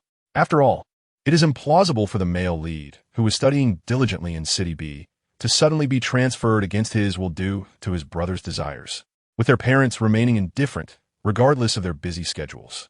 But wouldn't this create more opportunities for interaction? The present does not dictate the future. Indeed, hence the need for some assurance. Zhou Yan leisurely reclined in her swivel chair, and when Ren Shiyu regained his composure, their gazes met. From the glimmering light in his eyes, she understood his decision. The boy thrived on praise. Ren Shiyu nodded. I understand. Thank you, Ms. Zhou. I cannot repay your kindness. But should anything arise in the future, please let me know. With that, he bounced out of the room, his joy evident in his retreating figure. Later that evening, as mother and daughter shared dinner, Jiang Qingwei recounted the events of her day at school, including the breakfast incident. Frowning, she expressed her annoyance. Mom, they are so bothersome. It's all the master's fault. Zhou Yan empathized, recalling her own embarrassment upon seeing the floral displays and roses at the entrance. She had felt no sense of happiness or anticipation, only annoyance. Thank goodness she had devised a plan to send him away. Otherwise, such disruptions would hinder the productivity of the company. Reflecting on the situation, Zhou Yan also experienced a fleeting sense of empathy for Xie Yuan. If he bothers you again, I give you permission to retaliate. Yeah, but do so discreetly, Zhou Yan asserted, knowing that any retaliation would not provoke the parents into a confrontation. Jiang Qingyue's eyes lit up. Really, Mom? Zhou Yan nodded. Just don't do it at school. Jiang Qingyue eagerly agreed, her spirits lifted. Rest assured, she would be gentle when the time came. On the other hand, Ren Shiyu also advised his younger brother to cease bothering the young lady, stating, If you harass my master, even as my brother, I shall have to strike you. I don't care who you choose as your master. All I want is for you to return my toy. The following day, as Jiang Qingyue went to school, she keenly observed her seat, searching for any peculiar items. After a thorough inspection, She found nothing and breathed a sigh of relief, though a slight sense of regret lingered in her heart. She was astonished upon learning that the mischievous older brother wished to take her as his disciple. Gazing at Renshuyu, who donned a bright yellow jumpsuit, she remained silent for a considerable time. "Dear master, are you truly not considering accepting me as your apprentice?" Jiang Qingyue scrutinized him from head to toe, shaking her head in mild disdain. "You appear rather dim-witted. I shall pass, lest I lower my own intelligence." Although she yearned for a disciple, she believed careful selection was paramount. Then Shuyu replied, "I may not be the brightest, but with my striking looks, how can you say I am dim-witted?" As they reached middle school, the children gradually spent less time at home. By the 1st of October, coinciding with the National Day holiday, Zhou Yan had initially planned to take Jiang Qingyue to a nearby marine park. However, a sudden work obligation prevented her from doing so. Jiang Qingyue graciously offered to go with Xiao Tiantian instead, suggesting that if her mother still felt uneasy, she could bring along her master and mistress. Zhou Yan pondered for a moment before nodding in agreement. This marked the first time the Xie couple ventured to the marine park together when they married. Such attractions did not exist. After a series of unfortunate events that left Xie Yuan despondent for years, Jiang Qingyue informed her master of the plan that evening. Xie Yuan, with his usual grumbling demeanor, remarked quite rudely, "We're far too old for such noisy places." No. What are you saying? Ye has good intentions. You're becoming increasingly cantankerous with age. Offing quickly snatched Xie Yuan's phone, holding it to her ear and chiding him. "Hello, Ye. Don't mind your master's nonsense. He.S. just an old stick in the mud. We're thrilled to join you for a day of fun." Facing Jiang Qingyue, Offing transformed into a cheerful persona. Xie Yuan, observing his wife's demeanor, scoffed. Yet when she finished the call and busied herself in the kitchen, he secretly searched for information about the marine park online. His clumsy fingers typed queries such as, "What to bring to the marine park? Is the marine park enjoyable? Where is the marine park located? What animals can be found at the marine park?" And so forth, amassing a plethora of information. Jiang Qingyue paid little heed to her master's remarks. Through the years, she had come to discern some of his traits, proud, stubborn yet tender-hearted, with a soft spot for her. On the day of their outing, the couple was fully equipped, having risen early to prepare. "Offing, what does this outfit look on me?" Xie Yuan held up an elderly cardigan, inspecting himself in the mirror amidst a collection of similar garments strewn across the bed, appearing indecisive. Offing donned her floral sun hat, glancing toward him. "Your clothes are either black or gray. What is there to choose?" "With a floral short sleeve I bought for you last time." Though autumn had arrived, the weather remained quite warm, akin to summer. "Look at how thick these clothes are." Xie Yuan firmly declined. "Your floral attire is too gaudy. Such garments are meant for the young." "I am over 50, I refuse." "Suit yourself," Offing decisively replied. "Yeah, and the others will be here soon. Hurry up." With that, she exited the room. Ultimately, Xie Yuan settled on a black long-sleeve shirt for middle-aged men, slinging a military green crossbody bag over his shoulder, placing his thermos inside before heading downstairs with his wife. Upon entering the car, Xie Yuan's smile instantly faded upon seeing the driver. What is he doing here? Jiang Qingyue, seated in the front passenger seat, turned and cheerfully said, "Master, Mama had an unexpected work incident and cannot join us today. Xiao Yu is taking us. Do not worry. He has completely transformed and is currently undergoing evaluation." "Indeed, prospective master," as the prospective master said, "grant me this opportunity to demonstrate my worth," Renshuyu chimed in, turning with a sincere smile. After numerous setbacks, he had gathered ample experience, realizing that his chances with Master Xie were slim, given he hadn't taken a disciple in decades. However, Jiang Qingyue was an exception. She had been accepted as a disciple before even turning 10, a prospect that filled him with envy. Thanks to Ms. Zhou's reminder, he understood that children were not bound by excessive rules and constraints. Being a disciple of Master Xie certainly conferred a connection between them. This time, however, Renshuyu resolved to act with caution, inquiring about the necessary steps or conditions to successfully become a disciple. Undoubtedly, this was the correct approach. As he recalled this matter, he stood a little taller, proud of his progress. He had acquired the prospective master's contact information, allowing for some exchange. "Look, isn't this an outing with the prospective master and Master Xie?" he thought joyfully, considering creating a banner for Ms. Zhou upon returning, as she had been an immense benefactor. as Jiang Qingwen munched on potato chips. She glanced at Ren Shuyu, who gripped the steering wheel with both hands, wearing an enigmatic smile, his back slightly detached from the seat. She unceremoniously tapped his shoulder. Sit properly. Your posture is all wrong. What if an accident occurs? While my master and I are skilled, we are not superhuman. Ren Shuyu coughed a few times, obediently relaxing his back against the seat. Understood, master. Xie Yuan felt that as long as this fellow did not cling to him, all be well. He was only slightly surprised by Jiang Qingyue's decision to take on a disciple. As long as the apprentice was not of ill intent, he remained quite accommodating.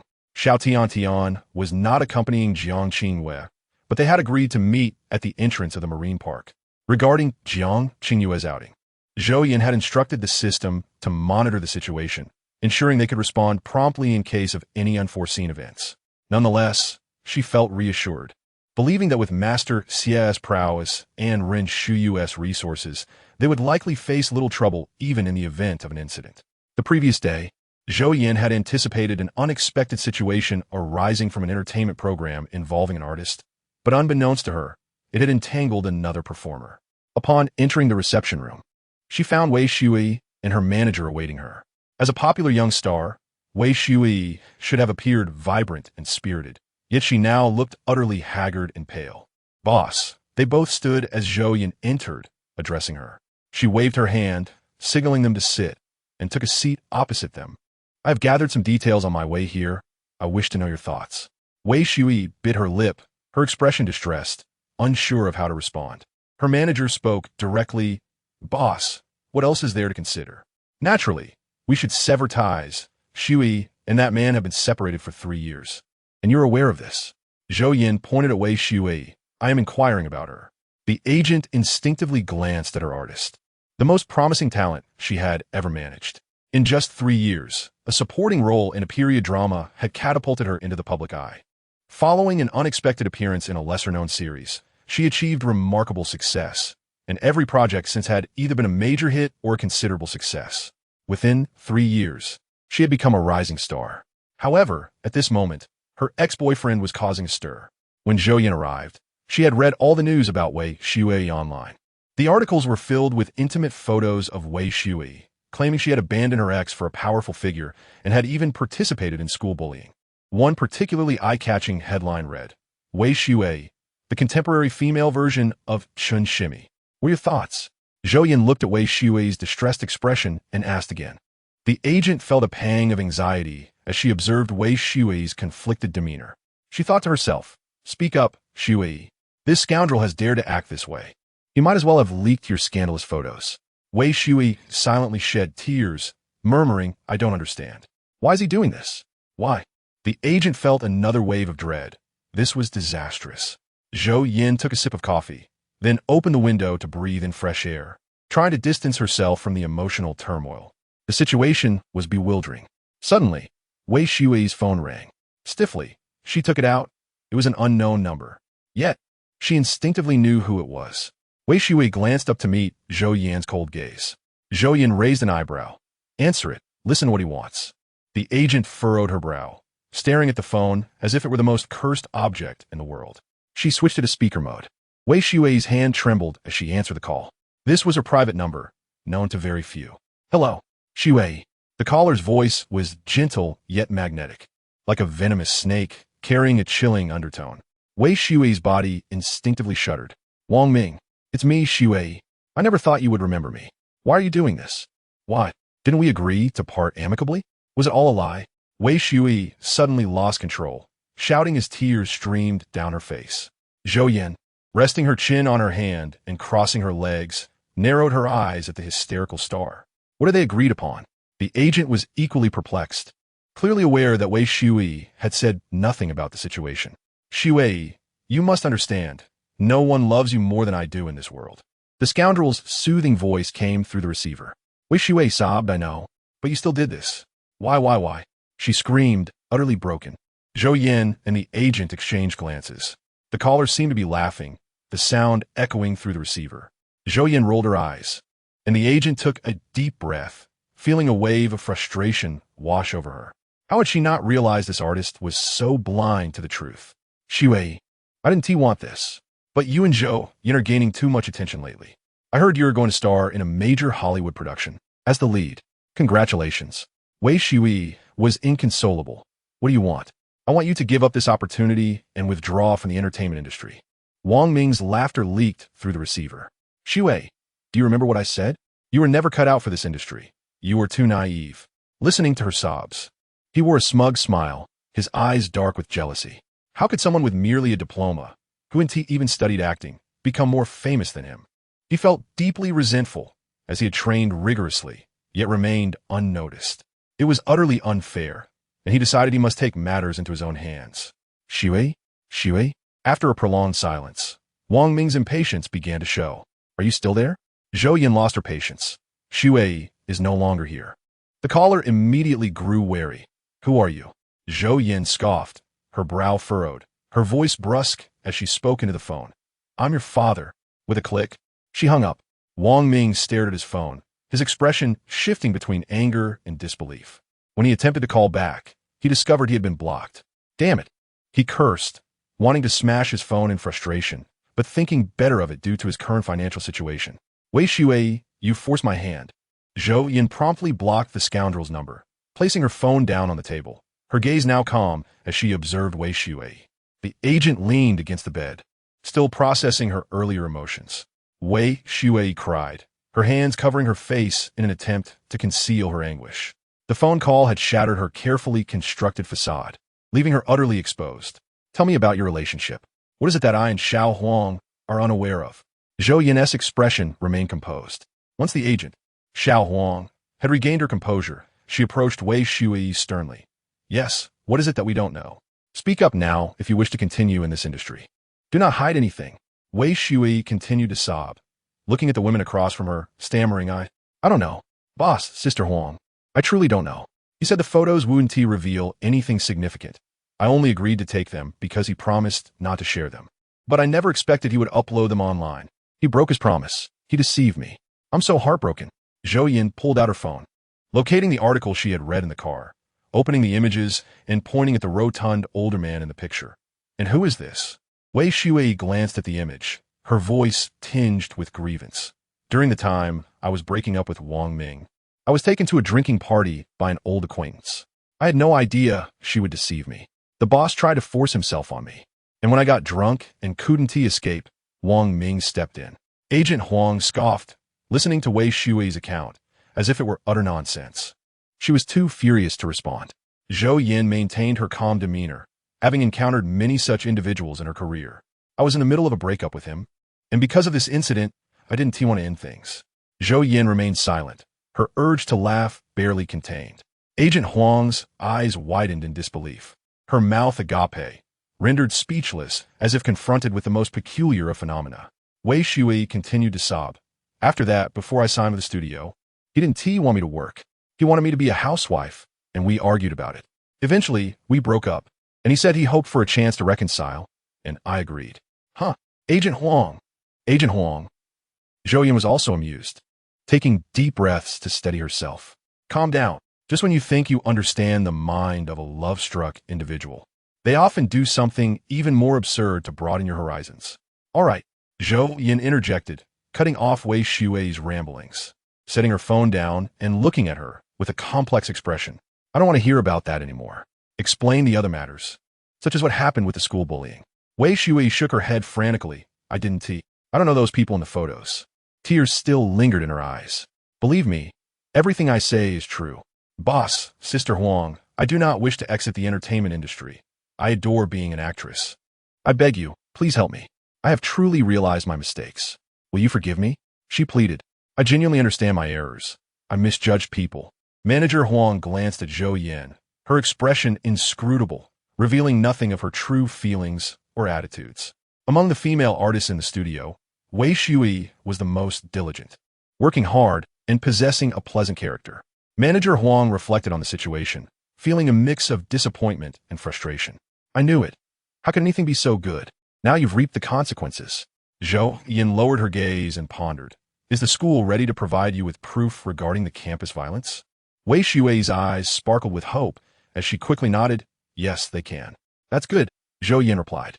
However, even so, It seems this matter won't be resolved swiftly. We must identify the accounts that disseminated those images and pursue legal action against them. The images have been shared over 1 million times, which constitutes online defamation and infringement of reputation. She paused, raising an eyebrow. While this issue is manageable, what are your thoughts about your boyfriend? Is there still affection there? Wei Shui shook her head, pallid. I've fallen hard. How could I still have feelings? Zhou Yan nodded, indicating that they would discuss the remaining matters later. First, let's issue a statement from the studio. At the very least, their breakup was amicable, and fortunately, Wei Shui possesses some evidence. Once they departed, Zhou Yan took a sip of water and communicated with the system. System brother, assist me in infiltrating Wang Ming's electronic devices and locate a video. What kind of video? A video of Wei Shui and Wang Ming engaging in intimate relations. Zhou Yan narrowed her eyes. I cannot be certain, but search for it. If you find it, destroy it immediately. She cast her gaze downward, coldly stating, given this scoundrel's nature, he likely intends to retain some evidence post-breakup. Understood, host.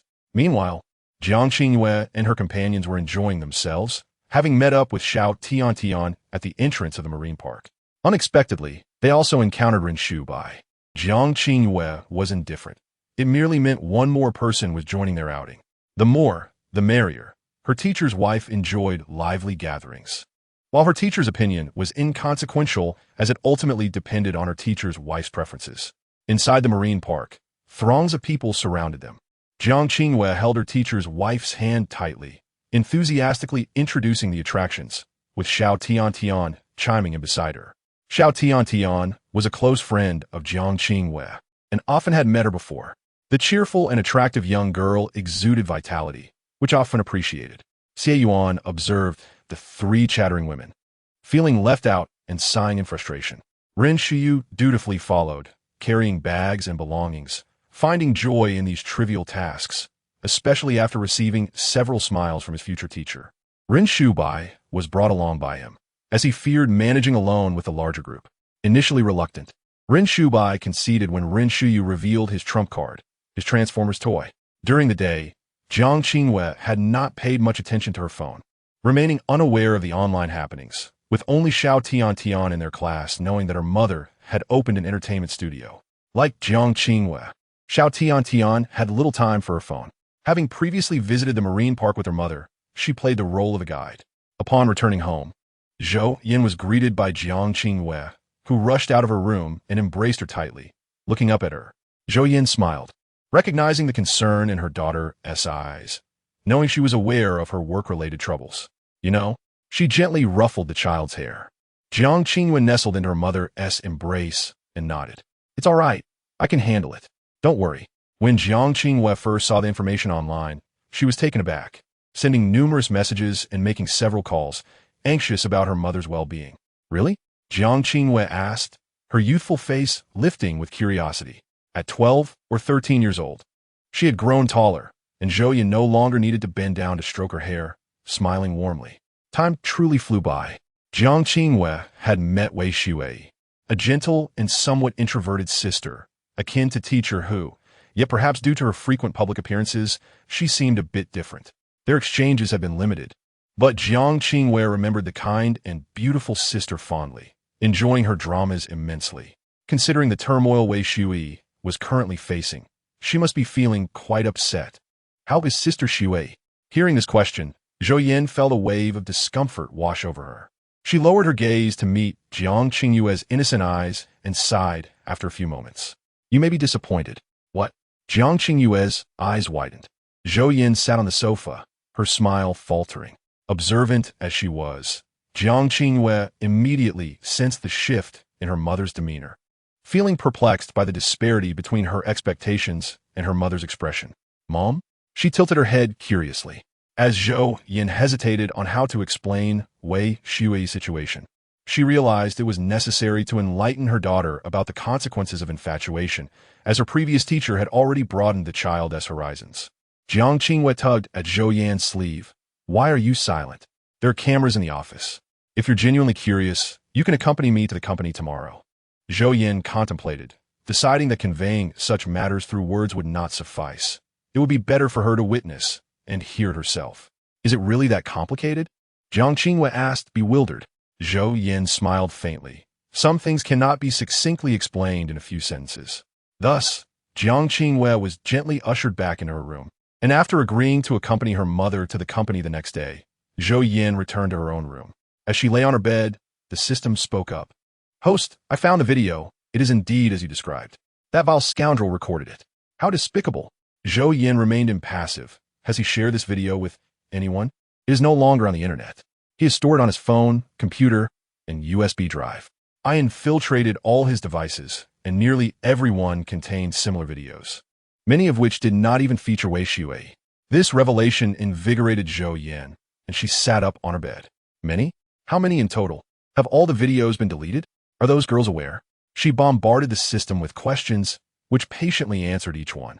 Fortunately, after calculation, there are a total of 17, with 7 being his fans. I deleted all the videos, but host, I kept a copy for you, thinking you might need it later. I apologize for not mentioning it beforehand. Zhou Yan shook her head. It's fine. If it had only been Wei Shui, deleting it would be inconsequential. But since it involves other girls, it is a different matter altogether. Host, I have discovered something else, which is, I found that he has sold several of the videos. What?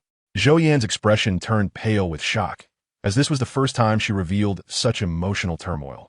I tracked down his buyers and destroyed all the videos in their possession. The operation grew too large, and there were too many videos to destroy, which is why I'm only now responding to you. Damn him. Zhou Yan's face hardened, marking the first time she felt a murderous intent since her arrival in this world.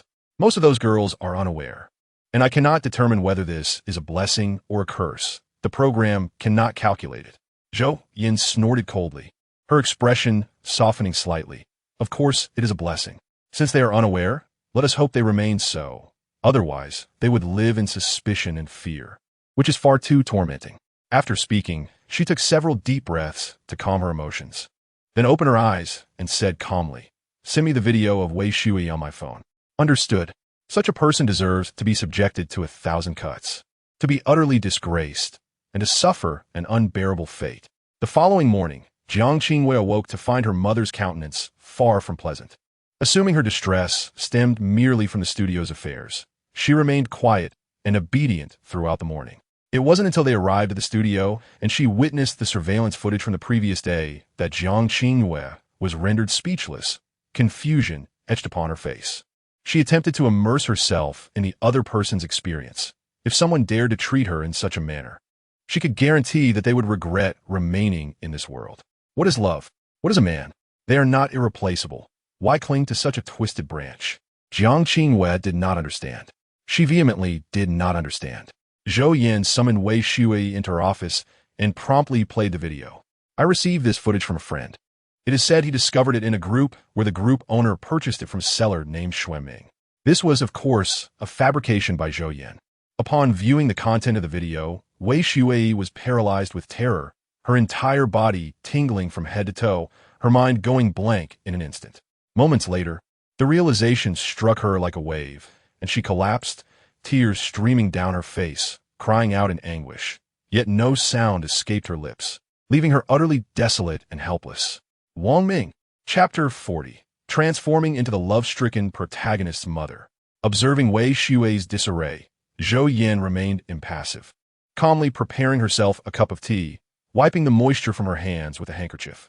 Since becoming a boss, she had developed a passion for the art of tea making, having never formally learned, yet finding it to be quite stylish.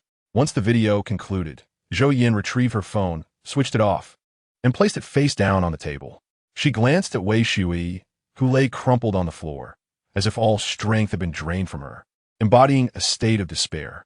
Zhou Yan noted that 20 minutes had passed, yet Wei Shui remained unresponsive. Growing impatient, she lightly tapped the pen cap on the table. Top, tap, without any rhythm. When Wei Shui finally regained her composure and looked up, she met Zhou Yan's cold gaze, causing her to shiver. Boss, is it over? Wei Shui scrambled to her feet, dazed, and nodded. Zhou Yan inquired, "Do you understand what kind of person he is now?" Wei Shui nodded. Her lips parched and cracked. It was evident that Wang Ming had filmed the video, and the fact that he had sold it meant it would inevitably surface, destroying her life forever. A lifetime. Wei Shui closed her eyes, fists clenched, her body trembling uncontrollably as her sorrow morphed into hatred, her fingertips digging into her flesh. "Boss, what should I do?" She opened her eyes, the expression of sorrow and pain vanishing abruptly, replaced by a fierce hatred. "I'm willing to do anything." Suddenly enlightened, she realized that since Zhou Yan had summoned her alone, it implied that the video had not yet been leaked. Moreover, the only person she could truly trust now was Zhou Yan. Zhou Yan then mentioned another matter. News just came in that the producer of that Hollywood film is in talks with Su Yi. In other words, Wei Shui had been discarded.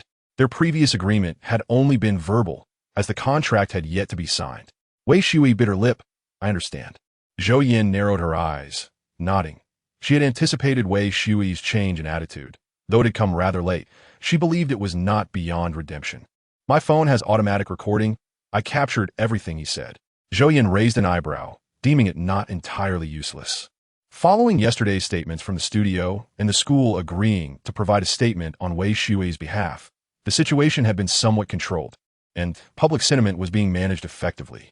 Additionally, when Zhou Yan established the studio, she had preemptively considered the need for a legal team, enlisting only the top-tier professionals, willing to invest significantly as her personal finances were ample. The legal proceedings would commence swiftly. Those disseminating the images and rumors were quickly identified, and the legal team stood ready, marking their first major case, necessitating a decisive victory. "You previously harbored lingering feelings for Wang Ming, so I suspect you possess many of his belongings. You may not have noticed them before, but now that you see him for what he truly is, you can surely reassess your past." At this point, Wei Shui recalled, "When I broke up with him, he wrote me a letter of forgiveness along with numerous love letters, which I couldn't bear to throw away. Are these items useful? I also have some photos and videos of him cheating during our time together." Zhou Yan tilted her head slightly, puzzled. "You forgave him for cheating?" Wei Shui lowered her head, embarrassment flooding her as she nodded. "Yes." "Zhou Yan, useful or not, you may share them. It matters little to me. I only need you to set an example when the time comes, though it may put you in an awkward position." Saying this, she gestured toward her phone. Wei Shui immediately comprehended. Zhou Yan added, "Consider it and provide me with an answer by tomorrow." "No need." Zhou Yan raised an eyebrow. Wei Shui took a deep breath. "No need, boss. I am willing to proceed without further contemplation." This response surprised Zhou Yan. Typically, when faced with such situations, a young woman would instinctively recoil. Historically, utilizing legal means often placed women at a disadvantage, and, as a celebrity, Wei Shui would undoubtedly attract even more scrutiny. "My current public discussion is already considerable." Their words have been harsh. Wei Shui forced a smile that appeared more like a grimace. "I'm not afraid. What terrifies me is the thought of him living a prosperous life as a shining star, which is utterly intolerable." As she spoke, Wei Shui gritted her teeth, wishing she could tear that scoundrel apart. "Very well. It is good to be awakened. Not so foolish anymore," Zhou Yan thought, a glimmer of surprise flashing in her eyes. She instructed Wei Shui to arrange a meeting with him, guiding her to extract information about the video, ensuring it was conveyed in his own words. Before her departure, Zhou Yan provided her with a miniature camera discreetly positioned on the second ring road. After leaving, Wei Shui passed the lounge and inadvertently encountered Jiang Qingwei, who greeted her. She managed a slight smile and nodded in acknowledgement. Jiang Qingwei, noting Wei Shui's haggard appearance, though previously startled by her shocking words, instinctively felt concern now. However, unsure of what to say, she contemplated her words as Wei Shui departed. "Mother is working in the office, and Jiang Qingwei has wandered around here countless times." Feeling utterly bored, she decides to think about other matters. Meanwhile, Zhou Yan opens the system mall that she hasn't checked in a while. Without hesitation, she purchases an item. Eye for an eye, tooth for a tooth, permanent item. Price, 400 points, item description. As the name suggests, upon using this item, the user will experience the consequences of their own misdeeds, but the roles will be reversed, and they will remain so until death. It can also be used on others and is reusable. When Zhou Yan first encountered this item, it captivated her thoughts. However, at that time, she was short on funds. Now, with an abundance of points accumulated from completed tasks over the years, she suddenly recalls the item and finds it quite suitable. With her finances no longer a concern, she can purchase items without the worry of affordability. Jiang Qingwei has immense faith in her mother. Although the incident involving Wei Shui has caused quite a stir, she believes her mother can handle this task with ease. Just then, her phone rings. It's her unfortunate apprentice. Master, the other party calls out. Jiang Qingwei replies with a casual, What is the matter? Master, I've seen the news online.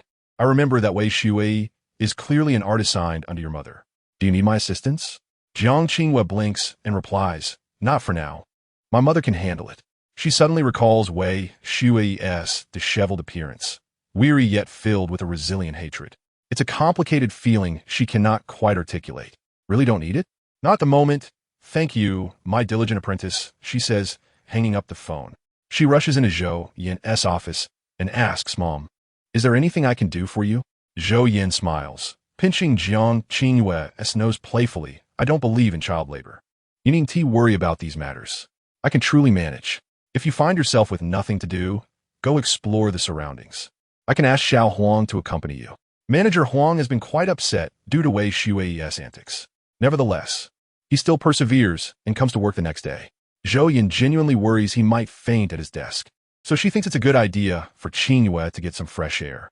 Jiang Qingwei, with her lively spirit, glances at Zhou Yan, who smiles back knowingly. Understanding her mother's intentions, she cheerfully agrees, All right, Mom, and dashes out to find Huang Shu. Huang Shu initially wants to decline, but is unable to withstand Jiang Qingwei's persistent persuasion.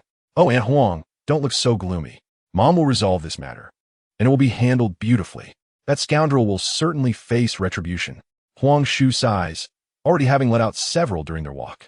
Upon entering a nearby CAF, she finally speaks, I know the boss can resolve it, but this incident was caused by one of my artists, and I bear some responsibility. Jiang Qingwei nods in silence. Huang Shu continues, This time, Shui has indeed realized her mistakes. I don't know what the boss told her, but after she left the studio, she confided a lot to me, as if she had lost all hope. Though she may seem a bit troubled, I fear she might take it too hard. She grips her cup, her heart heavy with conflict. Jiang Qingwei reassures her, It's all right, Aunt Huang. Though Shui seems infatuated, there is a pattern to these romantic minds. They will awaken. Huang Shu looks puzzled. What do you mean? Teacher who was once infatuated too, but she changed. Jiang Qingwei exclaims. Even after so many years, she still habitually refers to Hu Yijuan as her teacher. Huang Shu knows precisely who she means. Hu Yijuan, the now-renowned female composer, rose to fame after participating in a talent show. Despite signing with an obscure studio, her song Lonely You and I gained immense popularity both domestically and internationally. Huang Shu recalls Wei Shui's foolish remarks during the meeting and contrasts them with the gentle demeanor of Teacher Hu, her expression turning skeptical. Did Teacher Hu ever lack sense? Jiang Qingwei nods. She doesn't shy away from discussing her past anymore. Sometimes, she even jokes about it, now exuding independence and confidence. How did she overcome it? Huang Shu inquires.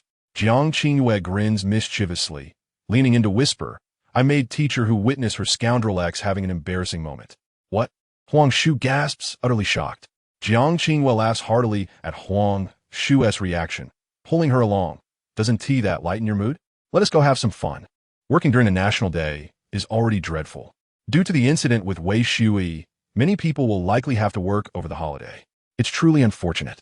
Wei Shui is acutely aware of her current predicament. The only one capable of saving her is Zhou Yan. As for Wang Ming, she has completely seen through his true nature. When she encounters him again, especially with his gentle smile, resentment surges within her. It takes immense effort to suppress the urge to retaliate. Thinking about the taped incident that he sold makes her blood boil. Shui, I didn't expect you to reach out to me. Have you given any thought to my previous suggestion? He asks, his smile warm. Wei Shui bites her lip, her heart racing. When she finally meets his gaze again, her eyes, once filled with murderous intent, now reflect sorrow and reproach, testing her acting skills.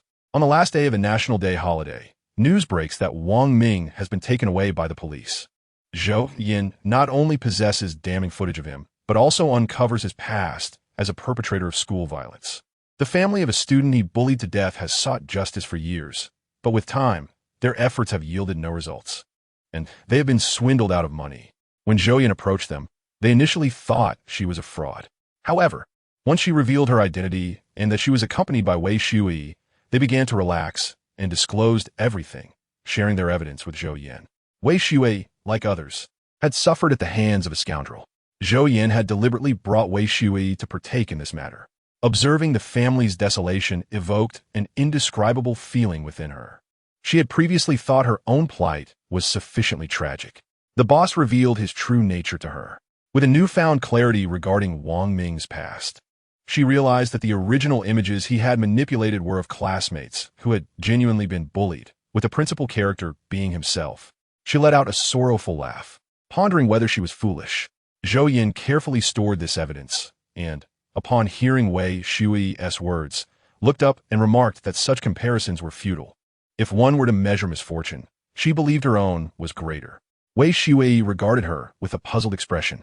During the splendid national day, she still had to work overtime. Wasn't he that unfortunate? Zhou Yan's tone was mild, yet it was laden with resentment. Wang Ming's unexpected arrest came as a shock, particularly upon learning the charges against him. Maliciously capturing obscene photographs and videos, as well as the wrongful dissemination of others' private images, alongside malicious slander that tarnished reputations. He had confided in no one about this incident, especially given the sensitivity of his profession, carefully concealing his true identity. The one who reported him was none other than Wei Shui. Once this news broke, the entire internet erupted in a frenzy. Initially, the rumors Wang Ming had spread about Wei Shui had garnered sympathy from many, leading to a surge in his followers. His fans, drawn by his fabricated tales of woe, were further captivated by video edits showcasing his previous roles, paired with melancholic music, which attracted the admiration of many young girls. This turn of events was utterly unforeseen. Wang Ming's studio had been unprepared, as their next strategy was to continue garnering sympathy, establishing a deep, emotional persona, and seeking further pity. Recently, due to this situation, he had received numerous invitations for shows and several scripts portraying him as the heartfelt second male lead, evidently planning to extract more sympathy. Now, however, it appeared he was to become a subject of legal scrutiny. The official announcement came swiftly, catching netizens off guard. Those who had observed the entertainment industry for years understood an unspoken rule for figures living in the limelight. Any association with criminal activity remained speculative until the authorities made a definitive statement. Yet, when the officials intervened, it signified that the matter had reached its conclusion. Such incidents were no laughing matter.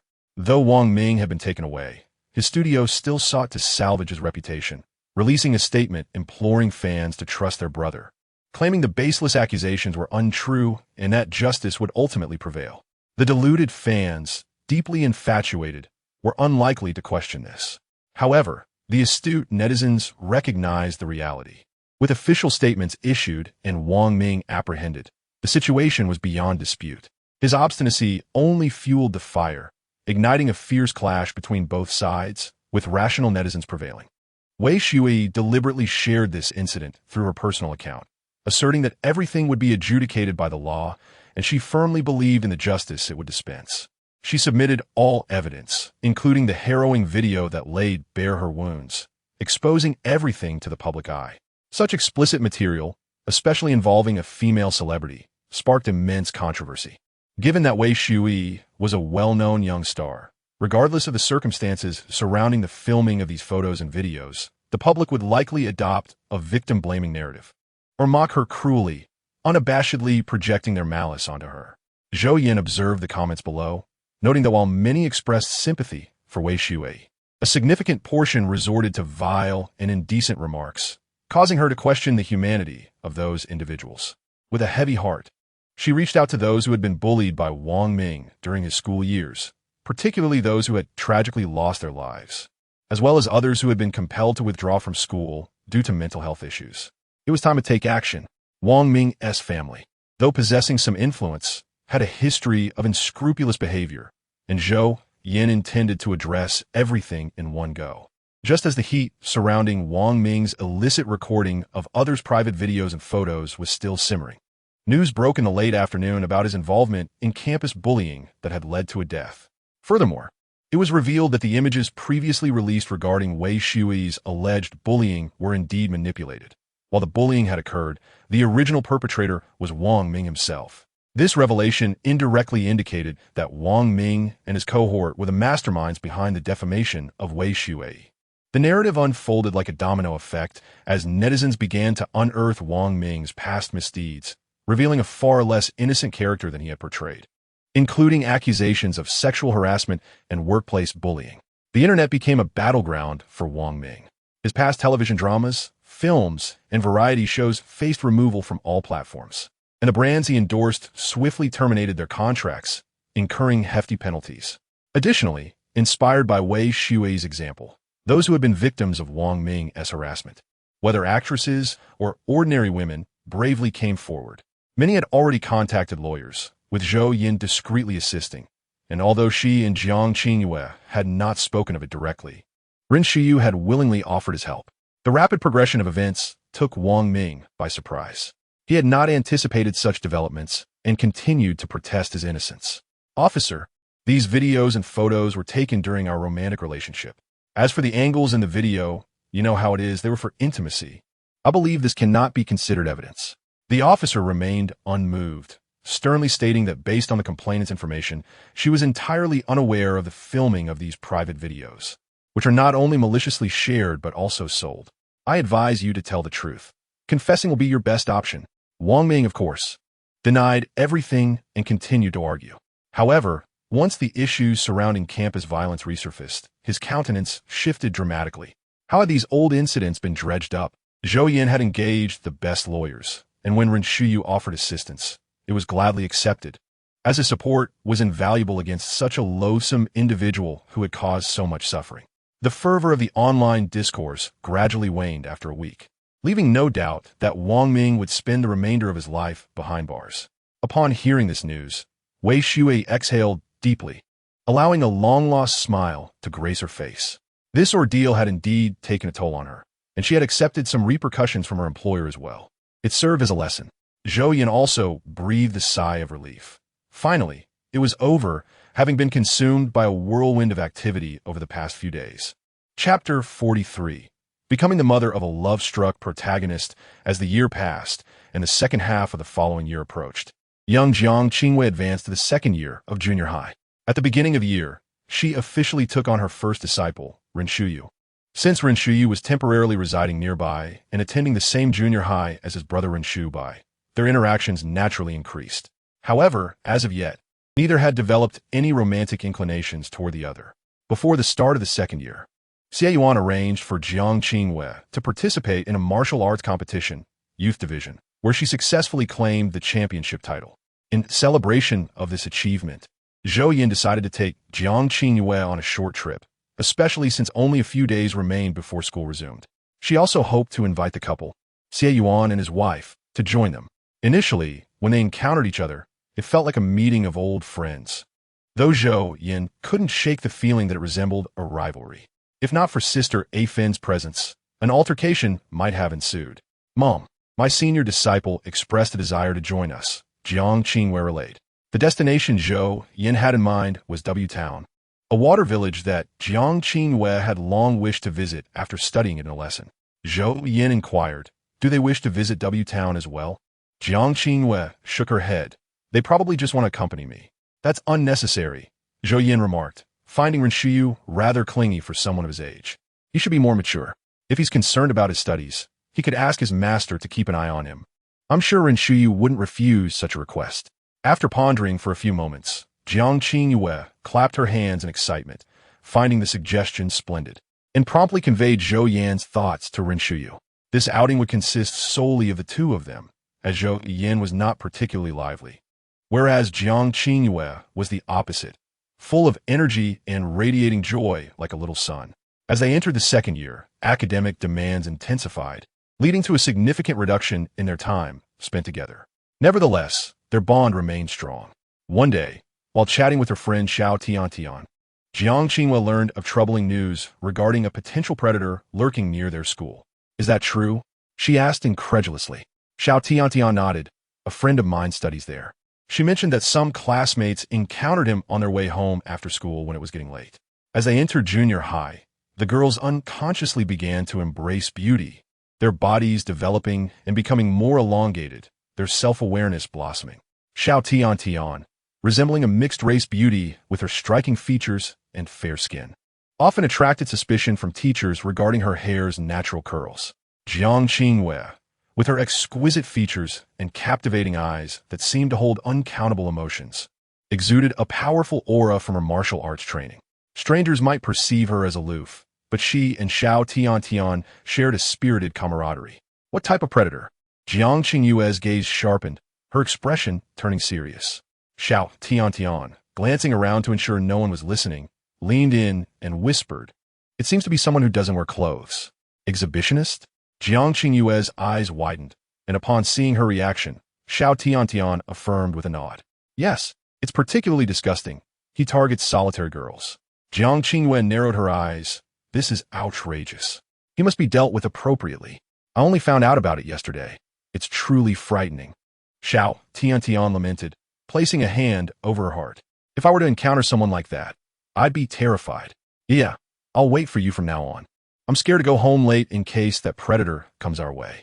Considering the two schools were quite close, only about a 10-minute walk apart, the thought of the perpetrator frightening girls from one school and then moving on to the other was daunting. Yet, Xiao Tiantian felt a sense of security being with Jiang Qingyue and thus found solace in her presence. "Of course, that's perfectly fine," Jiang Qingyue replied. Upon returning home, Jiang Qingyue relayed Xiao Tiantian's concerns to Zhou Yan. While Zhou Yan was unpacking takeout, she frowned in disgust upon hearing the news. How can such people exist? Yeah. If you encounter someone like that, just hit them. No need for words. Incapacitate them if necessary. These individuals, regardless of their mental state, specifically target girls. Does this sickness even have a gender? Jiang Qingyue nodded. "Of course, I would certainly do that, Mom." She even planned to confront the predator herself, believing that allowing such behavior to continue would only instill fear in more girls. As a practitioner of martial arts, it was her duty to uphold justice and protect the weak. One could not misuse their skills to bully the vulnerable. These principles were instilled in her by Xie Yuan from the moment she began her training, and she had always strived to embody them perfectly. Once Zhou Yan finished unpacking, she suddenly turned to the fridge and retrieved a bottle of chili sauce. This was specially made by her teacher, who he sent along with the takeout. "I tried it at lunch, and it was delightful." Jiang Qingyue's eyes sparkled with excitement. "Yay. I absolutely adore the food prepared by teacher Hu. It's always delicious." Zhou Yan, who occasionally cooked for her children, had not raised Jiang Qingyue's suspicions about her culinary skills over the years. Deciding not to worry Zhou Yan, Jiang Qingyue waited until Zhou Yan had a late shift before taking Xiao Tiantian, Ren Shubai, and Wang Dashu to the vicinity of the neighboring school. "Is this the street you mentioned?" As dusk approached, the light faded, casting a gray veil over the surroundings, and the number of pedestrians dwindled, creating a rather eerie atmosphere. Xiao Tiantian clutched Jiang Qingyue's arm, scanning the area to confirm her friend's account. "Yes, this is where I encountered that predator yesterday." Behind them stood Ren Shubai and Wang Dashu. Since entering junior high, Wang Dashu had slimmed down considerably, having practiced taekwondo from a young age, giving him a striking presence. Ren Shubai, the quintessential romantic lead, stood there languidly, his tousled black hair framing his forehead, his tall and slender figure resembling a pine tree, aptly reflecting his name. Both boys had voluntarily accompanied them, though neither had a clear understanding of Jiang Qingyue's combat prowess, only knowing that she was formidable. Wang Dashu, having been bullied throughout his childhood, had never won a fight, while Ren Shubai had been entrusted by his brother to look after his beloved master, performing small tasks like handing over tissues or water. This time, Ren Shiyu held a limited edition toy, which he had acquired through sheer luck, and he began to threaten Wang Dashu over it. "All right, you all wait here. Xiao Tiantian, keep your camera ready. Try to capture everything." Jiang Qingyue's gaze turned slightly serious as she addressed the two men behind her. "You too, just protect Xiao Tian." Wang Dashu replied affirmatively, while Ren Shubai responded with a casual. After giving her instructions, Jiang Qingyue set out to lure the pervert. Today, she had deliberately donned a white dress paired with low-heeled shoes, having also tidied her hair somewhat.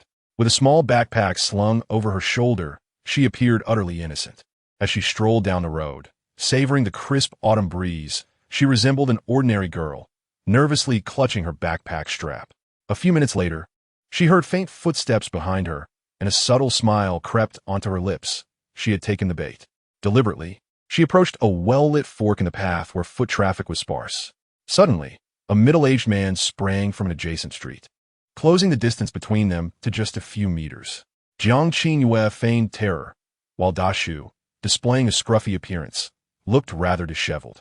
Without uttering a word, Jiang Qingyue watched as the man, reveling in his perceived dominance, let out a sinister laugh before abruptly flinging open his coat. To her shock, he wore nothing beneath. She gasped in horror. The man sensed something amiss, glancing at her cold expression, then down at his own state, realizing it did not align with his expectations. Jiang Qingyue, unfazed, simply delivered a swift kick between his legs, sending him sprawling. With a yelp, he clutched his abdomen as she pressed her advantage, unleashing a flurry of blows. Did you think scaring people is fun? I have something far more entertaining for you. At your age, still engaging in such disgraceful acts? You must have lost your parents. Jiang Qingyue's ferocity was palpable, resembling a vengeful spirit. The trio, observing from the shadows, felt a shiver run down their spines. Xiao Yan's eyes sparkled with admiration. Ye is amazing. Wang Dashu remained silent, contemplating which martial arts Jiang Qingyue had mastered. She certainly appeared formidable. Rin Shubai smirked at the memory of his previous encounter with her, unable to maintain his aloof demeanor. He crossed his arms, resolutely deciding to avoid provoking Jiang Qingyue in the future. Eventually, the police arrived to rescue the pervert. Upon hearing the sirens and witnessing the officer's approach, Jiang Qingyue gradually eased her assault until they stood before her, at which point she ceased her actions. The pervert, seeing the officers, clung to one of their legs in a desperate display, sobbing, "You finally came? Thank goodness." His disheveled appearance and tattered clothing painted a pitiful picture. Upon hearing the sirens, Xiao Yan quickly switched off her camera and rushed to Jiang Qingyue's side, joined by the two men. Clearly, a bystander had called the police. One could only imagine the shock on their faces when they stumbled upon a young girl assaulting a middle-aged man inappropriately dressed. Adding to the tension, the night had fallen, casting an eerie shadow under the streetlights, and the screams echoed through the chilling autumn air, instilling fear in the onlookers. "If you don't come soon, this woman is going to kill me," the pervert wailed, tears and snot staining the officers' uniforms. The officer, exasperated, felt the weight of the situation as a voice from the crowd exclaimed, "I recognize him. He is the exhibitionist who frightened me before." This revelation ignited a flurry of chatter among the crowd, many confirming their encounters with the man. The officer, seizing the moment, grasped the perpetrator by the nape and lifted him effortlessly, chastising, "Be quiet. You're coming with us to the station." Okay. Just don't let me see that crazy girl again," he cried. Jiang Qingyue remained silent, but Xiao Yan couldn't hold back, retorting, "Who are you calling a crazy girl? You filthy pervert? Officer, this man is an exhibitionist. Many of my classmates have been frightened by him, and I just captured it on film." She raised her camera triumphantly. Jiang Qingyue shot her a warning glare, prompting Wang Dashu and Rin Shubai to nod in compliance, like obedient chicks. The atmosphere buzzed with confusion, and the officer shouted, "Take them all to the station." After understanding the situation, the officer's expression softened somewhat, though disapproval lingered. The four children clearly lacked awareness of the dangers they had faced. Thanks to Xiao Yan's video and the testimonies from nearby girls, the man was undeniably the exhibitionist previously reported, and he would face legal consequences, including detention for a period of 5 to 15 days. Relieved that he had been apprehended, Jiang Qingyue and her friends breathed a sigh of relief. "You clever kids, you've learned how to catch criminals."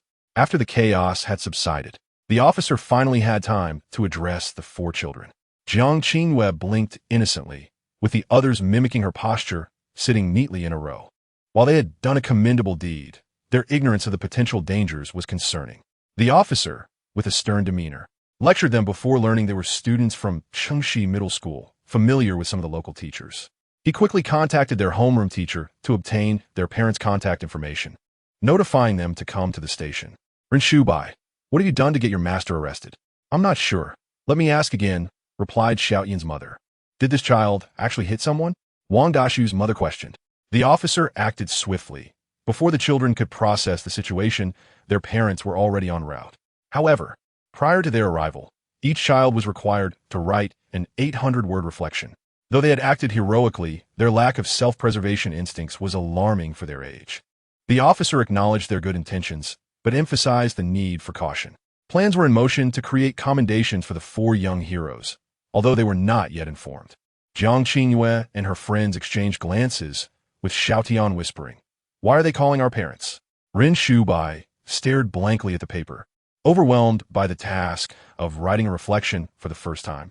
Wang Dashu and Jiang Qingyue, however, were unfazed, swiftly penning their thoughts. Zhou Yan and Ren Shubai exchanged glances, falling silent as they cautiously observed the officer, hoping to glean some inspiration from the reflections of others. "No whispering. Write your own. If caught peeking, you'll add 500 words. The two were promptly reprimanded.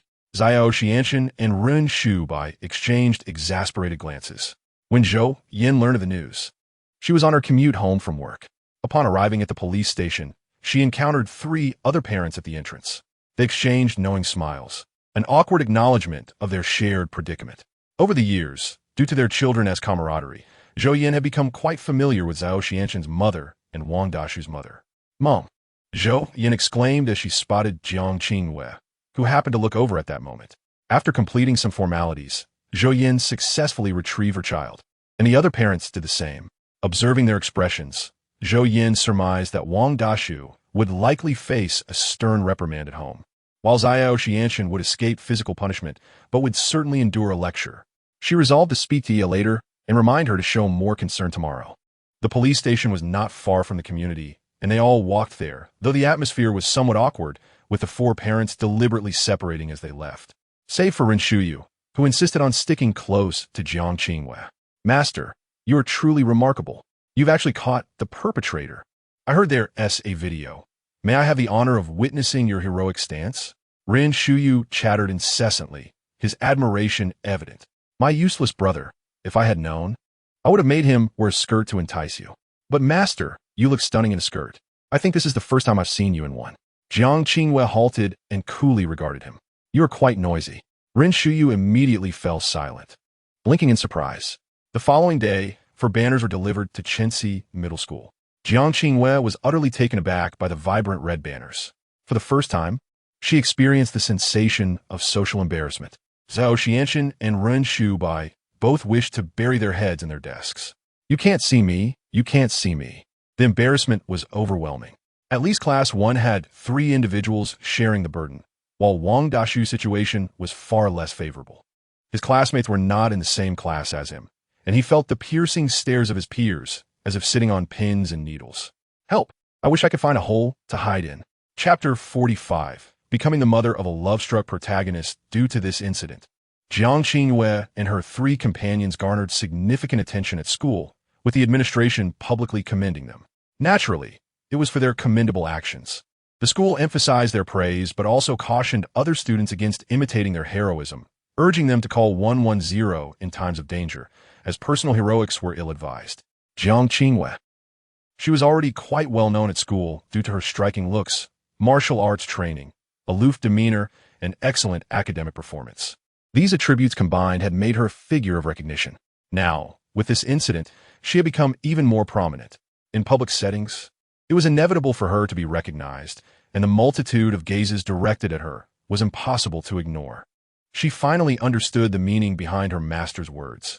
Fame brings its burdens. During a break, the 4 friends gathered discreetly.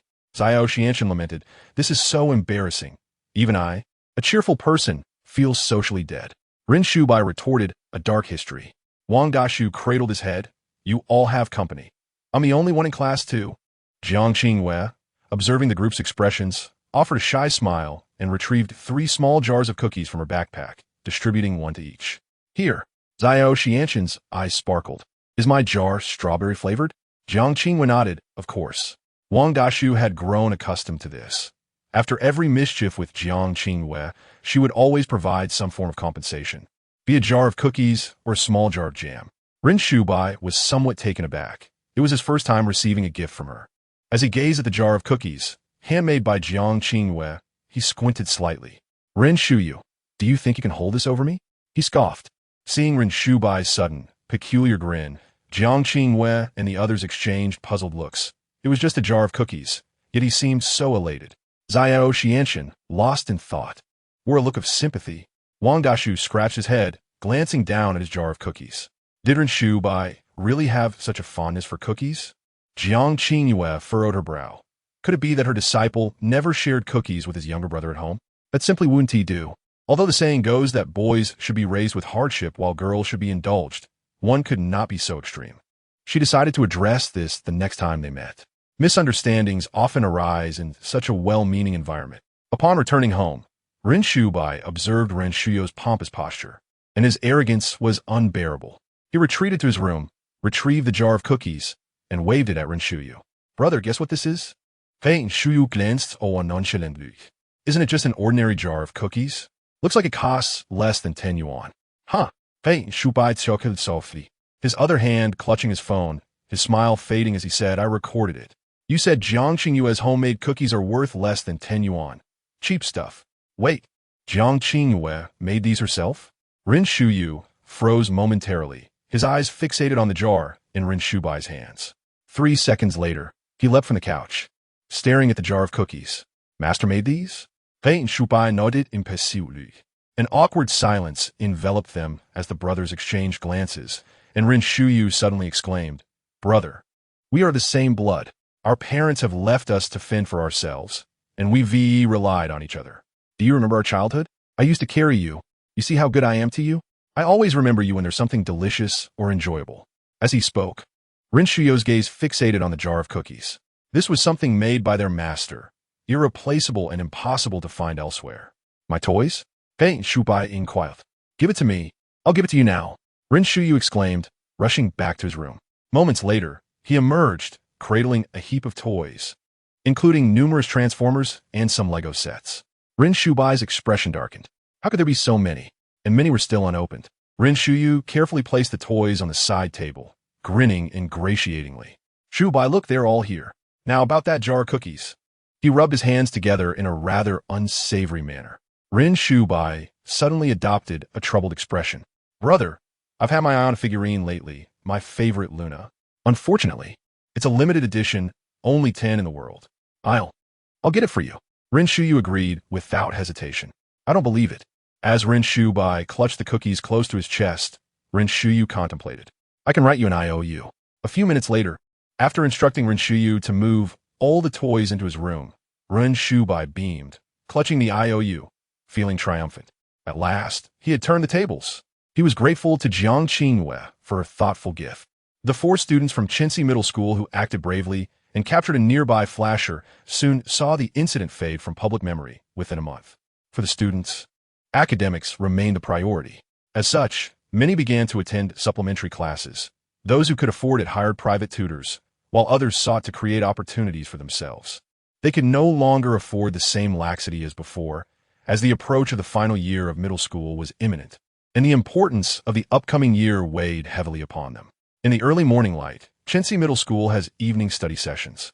Although the pervert has been apprehended, the 2 girls, Xiao Tiantian and Jiang Qingyue, still prefer to walk home together. Wang Dashu, relying on his status as a boy, despite Jiang Qingyue's superior fighting skills, follows them out of concern. As for Ren Shubai, he tagged along because he has savored sweetness and has a firm hold on Ren Shuyu, stubbornly refusing to leave their side. Jiang Qingyue, of course, does not oppose this arrangement. After all, it is merely a matter of walking home together, especially since the school is so close to home. Observing the growing closeness between Jiang Qingyue and Ren Shubai, Zhou Yan remains unfazed, though the system occasionally expresses its concerns. Host, are you not worried? Ye is getting so close to the original male lead that they can walk home together. Hearing the system's sharp voice, Zhou Yan rolls her eyes discreetly, closing the document in her hand and calmly replying, this is the 18th time you've uttered this phrase today. At least try varying your wording next time. Why are you not worried, host? Zhou Yan chuckles softly. What should I be worried about? To put it bluntly, what is there about Ren Shubai that would attract you? He is just an immature man. But, no buts.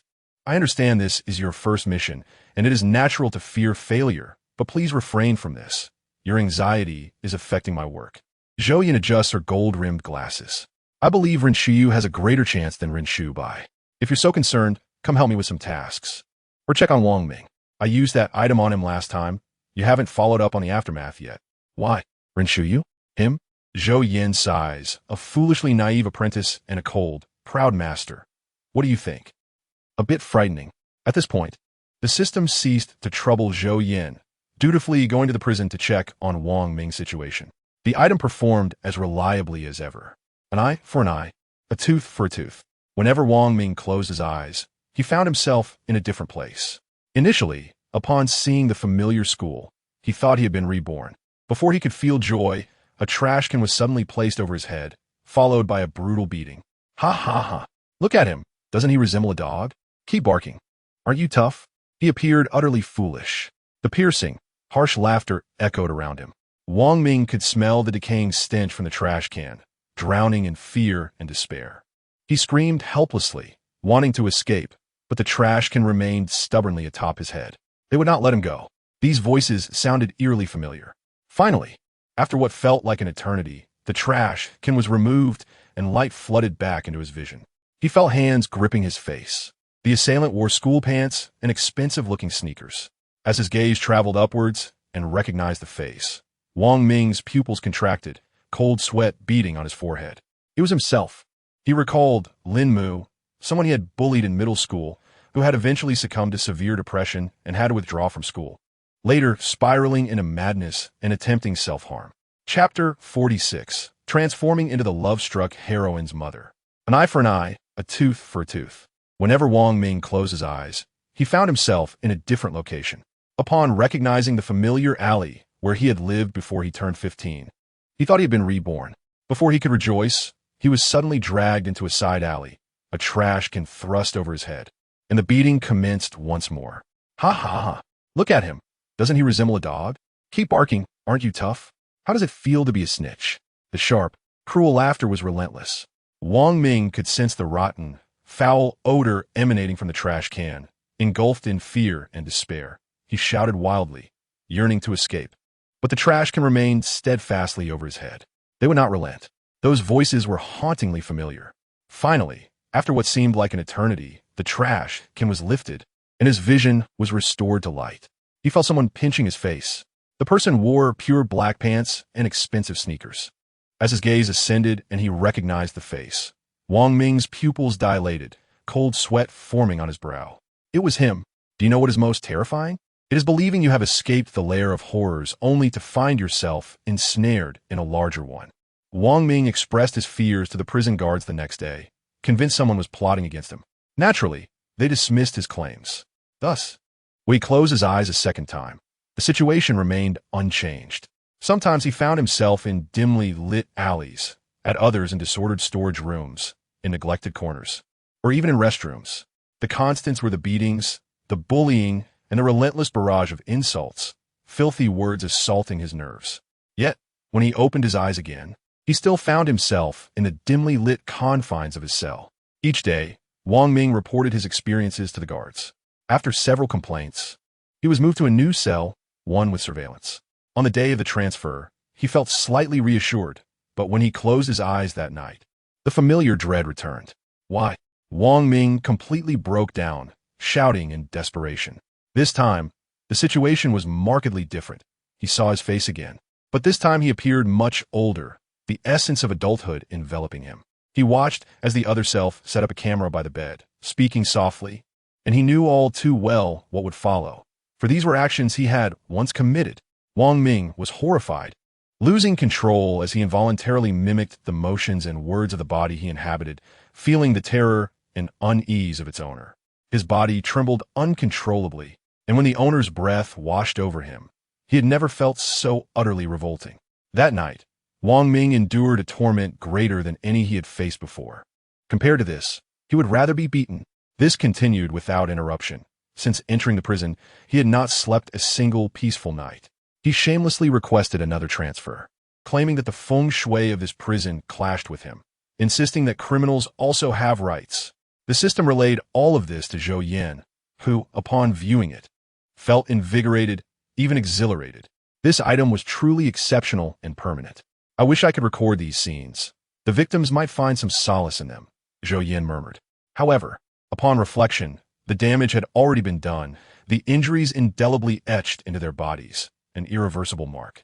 It was only right that the wicked face punishment. After that, Zhou Yan paid little attention to the scoundrel's affairs. Even if he were to be released, she had no intention of reclaiming the item, choosing instead to let it accompany him for a lifetime. A year later, Jiang Qingyue had blossomed into a third-year middle school student. With the increased academic pressure of her final year, although her grades guaranteed her a place in a prestigious high school, who would ever be satisfied with merely good grades? Moreover, when one continually resides at the pinnacle, the fall can be profoundly disheartening. While Jiang Qingyue had not experienced this herself, she was determined not to let it happen. She also wished to present her mother with a perfect report card. Ren Shubai's academic performance is commendable.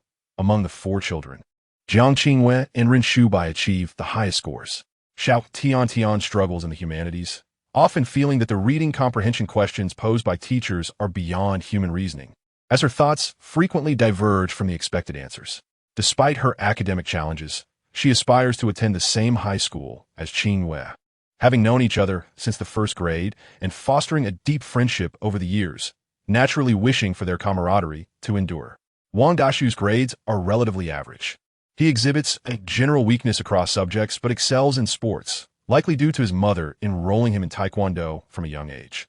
He is notably taller than the average middle school student. Qingyue aims for the best high school in the city, and with Ren Shubai's steady performance, she believes that with consistent effort, they can achieve their goals. In contrast, Xiao Tiantian's grades in the humanities present a significant gap, while Wang Dashu's situation seems precarious, requiring a stroke of fate's favor. In a cozy gathering at Ren Shubai's home, the 4 children are seated around a low table as Qingyue shares her thoughts. Ren Shubai casually sips his cola, declaring, "I'm not one to teach others." Wang Dashu chuckles shyly, noting how he has slimmed down over the years, his features becoming sharper, and he now sports black-framed glasses due to nearsightedness, giving him a spirited appearance.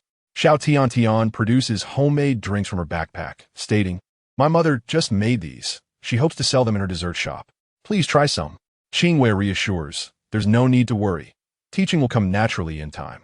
Wang Dashu blushes slightly. "Isn't this a bit cumbersome?" Xiao Tian smiles. "Not at all. Teaching reinforces your own knowledge. Why can't we have separate streams for arts and sciences in middle school? It's just too difficult for me." As she speaks, her smile fades, replaced by a hint of melancholy. Qingyue nods confidently, asserting, "I refuse to believe that with the 3 of us and your tutors, your grades won't improve."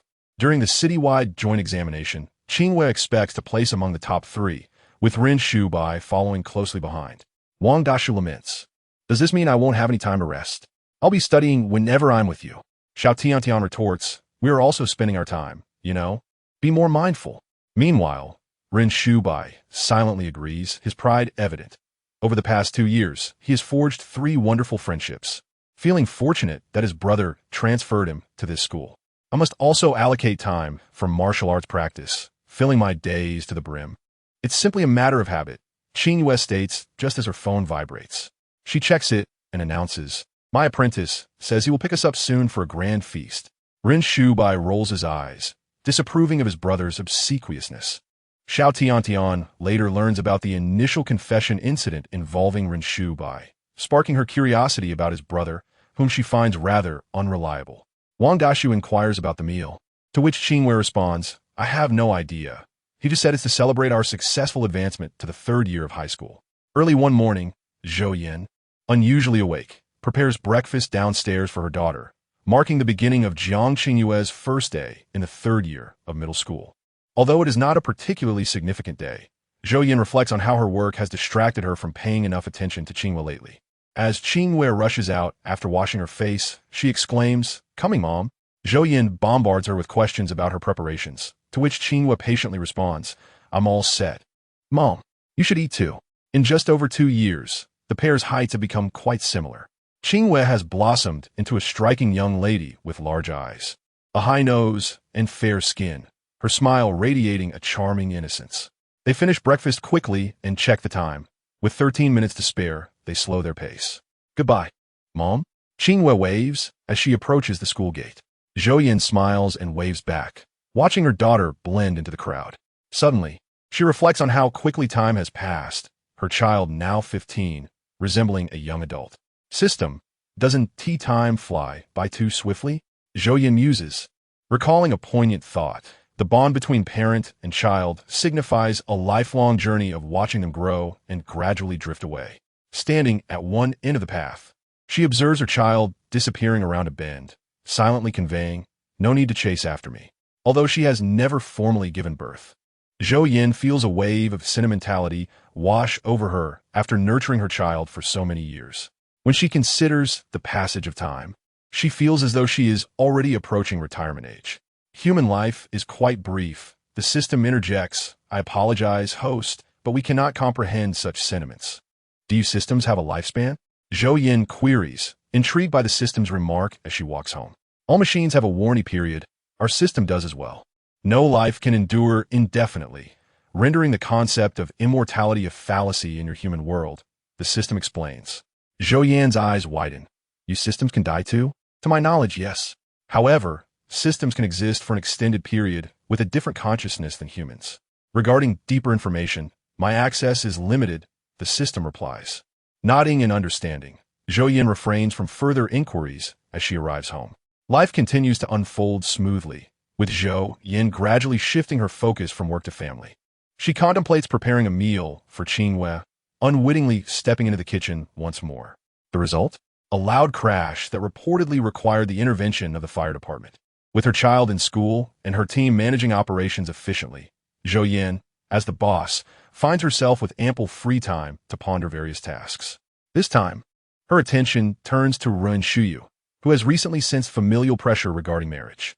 Although he is Qingyue's apprentice, she has taught him little due to her own academic commitments and his inherent laziness. Zhou Yan resolves to take initiative and oversee his progress. When Ren Shuyu receives Zhou Yan's call, he is taken aback, followed by an overwhelming joy. "Thank you, Ms. Zhou. I'll come right away. Your call is incredibly timely." The meeting is set in the quaint courtyard where Qingwei once trained in martial arts. At 8 a.m., Zhou Yan relaxes in a rocking chair, squinting at a young man clad in a yellow jumpsuit, who appears to be exerting considerable effort in his stance, yet exudes an aura of weakness. 10 minutes had barely passed, and already the perseverance seemed to wane. Should Ye gain renown in martial arts? One could only wonder what would happen if asked about her disciples. If her disciple proved to be utterly inept, it would surely tarnish her reputation. Zhou Yan exclaimed, observing the struggle of her opponent, shaking her head in disbelief. Was this it?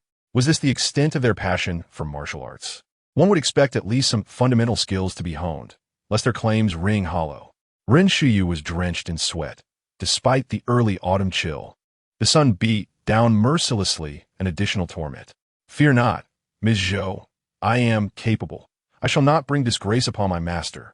At that moment, Xie Yuan emerged from the room, and Ren Shuyu felt a surge of energy upon catching sight of him. Zhou Yan, noticing too, called out to Xie Yuan, "Master Xie, want you offer some guidance? After all, he is your disciple as well." Xie Yuan grunted in response, but approached nonetheless, circling Ren Shuyu, his expression stern. "Your stance is unstable, and were these hands? They resemble chicken claws." He then pressed down forcefully on Ren Shuyu's shoulder. A cry of agony escaped Ren Shuyu as his legs trembled uncontrollably, feeling as though they were no longer his own, his eyes wide, his face paling. Xie Yuan, witnessing this, shook his head and sighed before departing. Zhou Yan regarded Ren Shuyu, who met her gaze, and she smiled, saying, "Martial arts is arduous. This is merely the beginning. What Ye taught you previously were the basics, but this," she pointed to his stance, "is even more fundamental." Feng Shuyu, being a young man in his 20s, had received a modicum of education despite his parents' laxity. He should possess some understanding of his circumstances. Zhou Yan observed the beads of sweat on his forehead, choosing to remain silent as she awaited his response. Ren Shuyu pressed his lips tightly together, refraining from speech. When the alarm clock finally chimed, he slowly stood upright, circumnavigating the courtyard a few times before sitting before Zhou Yan. I'm not afraid. I'm not afraid of hardship." Zhou Yan smiled brightly, "Then let us wait and see." In the ensuing days, Ren Shuyu appeared unwavering in the courtyard, training from dawn until dusk. Initially, it was quite a struggle, but as the months dripped by, he gradually acclimatized. Over these 3 months, he practiced the most fundamental exercises, stances, kicks, punches, and running, steadily enhancing his physicality. Although his talent seemed lacking, his perseverance was commendable, noted by Xie Yuan, who who still held his own disciple in higher regard. Recognizing the latter's remarkable aptitude, Zhou Yan, catching sight of Rinshuyu's smile, discerned his thoughts and rolled her eyes. Who was it that had been so reluctant to accept a disciple? After a year of such a routine, Rinshuyu finally progressed to other practices, and the cumulative effort bore fruit, instilling him with good habits. When the results of the high school entrance examination were released, Jiang Qingyue and Ren Shubai effortlessly secured their places in the city's top high school. Little Tian Tian excelled in her humanities subjects, ensuring she would attend the same school as Ye. With the help of the 3 academic stars, classmate Wang Dashu managed to barely scrape into the high school, realizing his inadequacies compared to his peers, prompting him to study fervently during the summer. With newfound free time, Jiang Qingyue could finally attend to her elder disciple, guiding him in martial arts. She was more than capable, adept at identifying errors during practice. "Come, let us spar," she declared one morning, summoning Rinshuyu. His eyes widened with slight trepidation. "Really, master?" Jiang Qingyue's expression turned serious as she nodded. "This will allow you to witness your master's prowess." Zhou Yan and Ren Shubai sat nearby, observing the duo. Zhou Yan glanced at the original male lead. Her initial impression of him had been shaped by the book, regarding him as a fool. Yet, upon truly getting to know him, he proved to be a rather arrogant and juvenile individual, particularly fond of various Lego toys and figurines. A stark contrast to the cold, flat persona portrayed in the narrative. "Zhou, she was suddenly addressed, snapping her back to reality. "What is it?"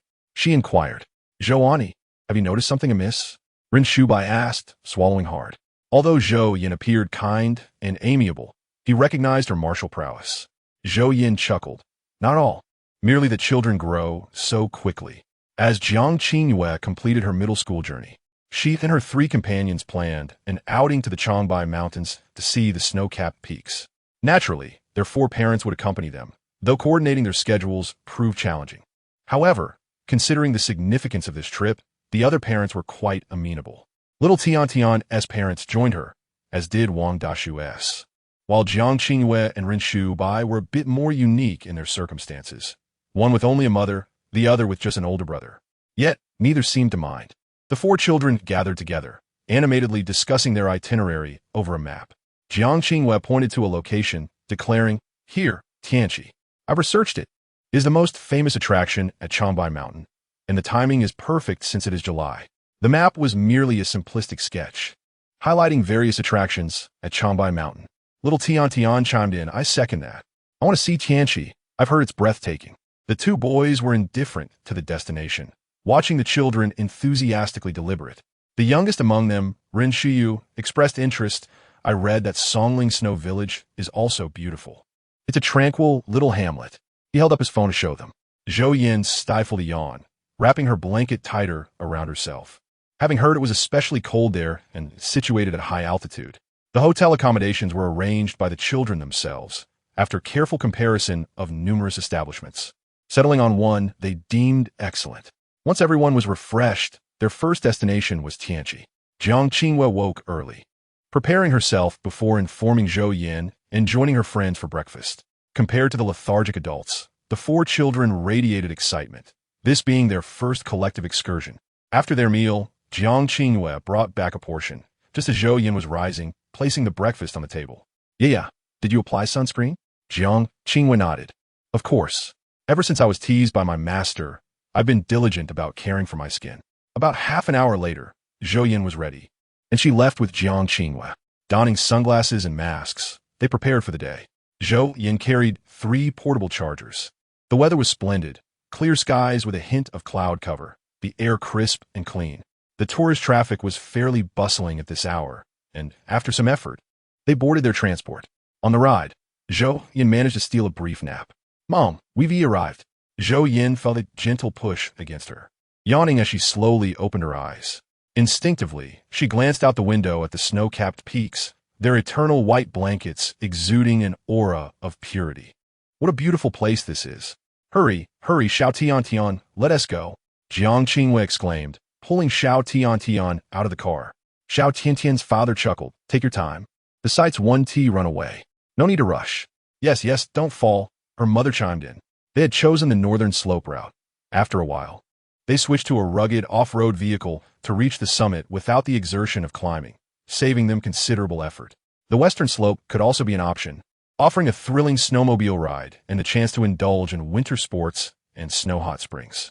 However, after thoughtful consideration, they opted for the safest and quickest choice, leaving the other experiences for later. If Zhou Yan and Jiang Qingyue had ventured here alone, they would have likely ascended on foot, which would serve as a good exercise. But now the circumstances were different. After a few moments, they continued onward, finally catching a glimpse of the true visage of the heavenly lake, surrounded by towering peaks. The white snow seemed to be mere embellishments, as the lake appeared like a magnificent jade gem nestled among the majestic Changbai Mountains, exuding tranquility. A cool breeze swept through, cleansing their spirits. The four children laughed and played, capturing moments with their cameras. In a playful mischief, one child scooped a handful of snow and dropped it down another's collar, eliciting a startled shout. In retaliation, the targeted child tossed snow back, albeit at the wrong person. "Hey, that is too dangerous. Everyone quiet down," the parents cautioned. Observing the playful chaos, they felt a twinge of concern. After all, this was not an entirely safe environment. A fall could jeopardize their entire trip. Zhou Yan watched the scene unfold, a glimmer of amusement in her eyes behind her sunglasses. Gazing at the gleeful Jiang Qingyue, she reflected on the once melancholic protagonist from the original novel, how things had changed. She lifted her camera and captured the moment. Later, when the photos were developed, the four children were seen sitting in the snow, covered in flakes, their cheeks flushed, but their eyes sparkling brightly. Clad warmly, their smiles radiated joy. The timestamp in the lower right corner read, 2022, 07/19/1101. This day had been fulfilling. They had expended much energy during the day and slept soundly at night. Before bed, Jiang Qingyue ensured that Renshuyu completed his practice for the day. Renshubai, accustomed to this routine, sometimes snapped photos to share their brother's antics with their parents. It was puzzling how Renshuyu had developed such a fondness for his yellow bodysuit, which, combined with his unorthodox movements, made him appear particularly comical. With a pained expression, Renshuyu crawled out from under the covers, changing into his training attire under Jiang Qingyue's watchful gaze. Beginning his practice of fundamental kung fu moves, skills he had mastered but were nonetheless essential. After visiting the heavenly lake, everyone explored their desired attractions. After the initial group outing, they gradually drifted apart. After several days of exploration, it was time to return home. Upon their return, Jiang Qingyue eagerly recounted the amusing events of their trip to Mr. and Mrs. Xie, who listened patiently, their expressions warm and kind, as if they, too, were witnessing the enchanting scenes. The joyful moments, however, were fleeting, as military training awaited them for a week. Zhou Yan had prepared everything, and though all four friends were at the same school, they were not in the same class. The day before training commenced, Jiang Qingyue pulled out a storybook from her childhood and patiently read through the fairy tale, word by word. After finishing, she knocked on Zhou Yan's door. At that moment, Zhou Yan was engrossed in work, her entertainment studio thriving while the funeral home garnered attention for its outrageous slogans. Eternal life in the fire and economic growth, declining population, among others, had unexpectedly attracted a significant number of bookings. "Kumin," Zhou Yan called out. Jiang Qingyue entered, holding the storybook, The Little Mermaid. She smiled. "Mom, do you remember our promise? I've grown a lot and see things more clearly now." Looking at the youthful profile of Jiang Qingyue illuminated by bright lights, Zhou Yan felt a momentary daze. She glanced at the slightly yellowed book in her daughter's hands, its corners dog-eared, and recalled their agreement. Raising her gaze to Jiang Qingyue, she smiled. "I remember our promise, Iya. What would you like to say?" Jiang Qingyue pulled a chair closer, sitting down with the book resting on her knees. Her voice clear, "Mom, I read the story again today and began to think. I may not know how I will feel in the future, but I believe I can overturn my previous thoughts." Zhou Yan inquired, "Your previous thoughts?" Jiang Qingyue shook her head. "I believe the Little Mermaid is not merely a lovesick character. Not every life sacrificed for love can be labeled as such." "Mom, you were right. The Little Mermaid did not lose her dignity for love, nor did she belittle herself because of it. For that reason alone, she cannot be seen as a lovesick character. The two are different." Zhou Yan nodded, pushing her computer aside and reaching for a cup to pour Jiang Qingyue some water. "This narrative cannot be understood solely from a romantic perspective. The little mermaid sought her own spiritual realm. The prince filled that void. Her yearning for the human world meant the prince represented humanity, and she was brave. Zhou Yan continued. She traded her voice for legs, which meant she could not express her feelings to the prince. He would never know that the one who saved him during the shipwreck was the little mermaid. When she approached him, the dynamics were already unequal. Jiang Qinghua blinked, momentarily stumped. She looked at Zhou Yan in confusion and tentatively asked, "Mom, why does your view differ from before?" That's why you need to think again. This is just a simple fairy tale, and there are many angles to consider. I merely highlighted a point that I thought was significant for you. Watching Zhou Yan smile, Jiang Qinghua felt a bit bewildered. Significant for me? Doesn't that imply being lovesick? Why will Mom link me to that? Jiang Qinghua felt a twinge of grievance, especially since she had never even experienced her first love. The children's thoughts were vividly displayed on their faces. Zhou Yan chuckled softly, ruffling her little one's hair. You articulated your thoughts well, but I believe you need not focus solely on the lovesick aspect. A story encompasses various dimensions, and I trust you are amazing. The you of now is entirely different from before, and I shall not view you through the lens of the past. Since you have changed, our perceptions should evolve as well. Love isn't solely about romance. Jiang Qinghua nodded, feeling her thoughts expand. Yeah. What do you wish to do in the future? Zhou Yan inquired, observing her child's contemplative expression. Jiang Qinghua blinked and shook her head. I haven't figured that out yet. Previously, I had many thoughts, but none were taken seriously. They were merely idle chatter. The original protagonist studied finance, following in the footsteps of Ren Bai, yet it was far from her forte, causing her considerable distress. With her child about to enter high school, Zhou Yan had just finished discussing the tale of the Little Mermaid with her child and felt inspired to inquire further. It's all right, take your time to think. Whatever you choose, your mother will support you, Zhou Yan said, gently stroking her child's head. However, I hope you select a field of study that you genuinely enjoy, rather than choosing for someone else's sake. Of course, that someone else includes me.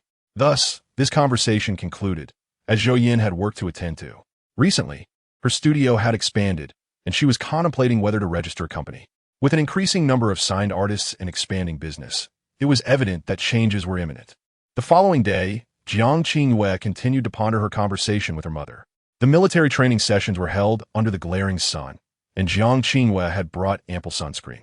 She and Xiao Tiantian were not in the same class and had begun their journey as boarders. After lunch, there was an hour of rest, during which Xiao Tiantian came to visit Jiang Qinghua. Yeah, is the training very tough? Xiao Tiantian asked, noticing Jiang Qinghua's troubled expression. Perplexed since such training should be trivial for someone like her. Jiang Qinghua shook her head, turned to Xiao Tiantian, and asked, Do you think I have a romantic mindset? Xiao Tiantian was baffled, exclaiming, What nonsense are you talking about? She reached out to touch Jiang Qinghua's forehead, then queried, You're not feverish. Why are you spouting such absurdity? Jiang Qinghua, frustrated, swatted Xiao Tiantian's hand away. Be serious. Xiao Tiantian couldn't help but chuckle, replying, Why would you even think that? It's utterly ridiculous. You've never even been in a relationship. How can you consider yourself a romantic? In truth, Xiao Tiantian couldn't perceive any romantic inclinations in Jiang Qinghua. She believed someone like Iya would remain solitary throughout her life. It wasn't that there hadn't been male classmates who had secretly admired her and attempted to confess their feelings, only to be subtly reprimanded by Jiang Qinghua, not through physical means, but through lecturing, much like how she had lectured Ren Bai. If that tactic failed, and they persisted, then Jiang Qinghua would resort to force. Upon learning these details, Xiao Tiantian often teased Jiang Qinghua for her lack of romantic understanding and her brusqueness. Jiang Qinghua, feeling troubled, glanced at Xiao Tiantian and recounted her recent conversation with her mother. So that is how it is. Xiao Tiantian nodded thoughtfully, sitting beside Jiang Qinghua. After a few minutes of contemplation, she remarked, But is Annie being overly cautious? Didn't you mention that your mother used to be quite the dreamer? Xiao Tiantian chose her words carefully. Perhaps she stumbled in love herself. Hence, she doesn't want you to follow in her footsteps? After all, you did say your father wasn't a competent dad or husband. Xiao Tiantian's explanation resonated well with Jiang Qinghua. Blinking in realization, she suddenly looked up at her friend and turned to her, You're right, it might be that way.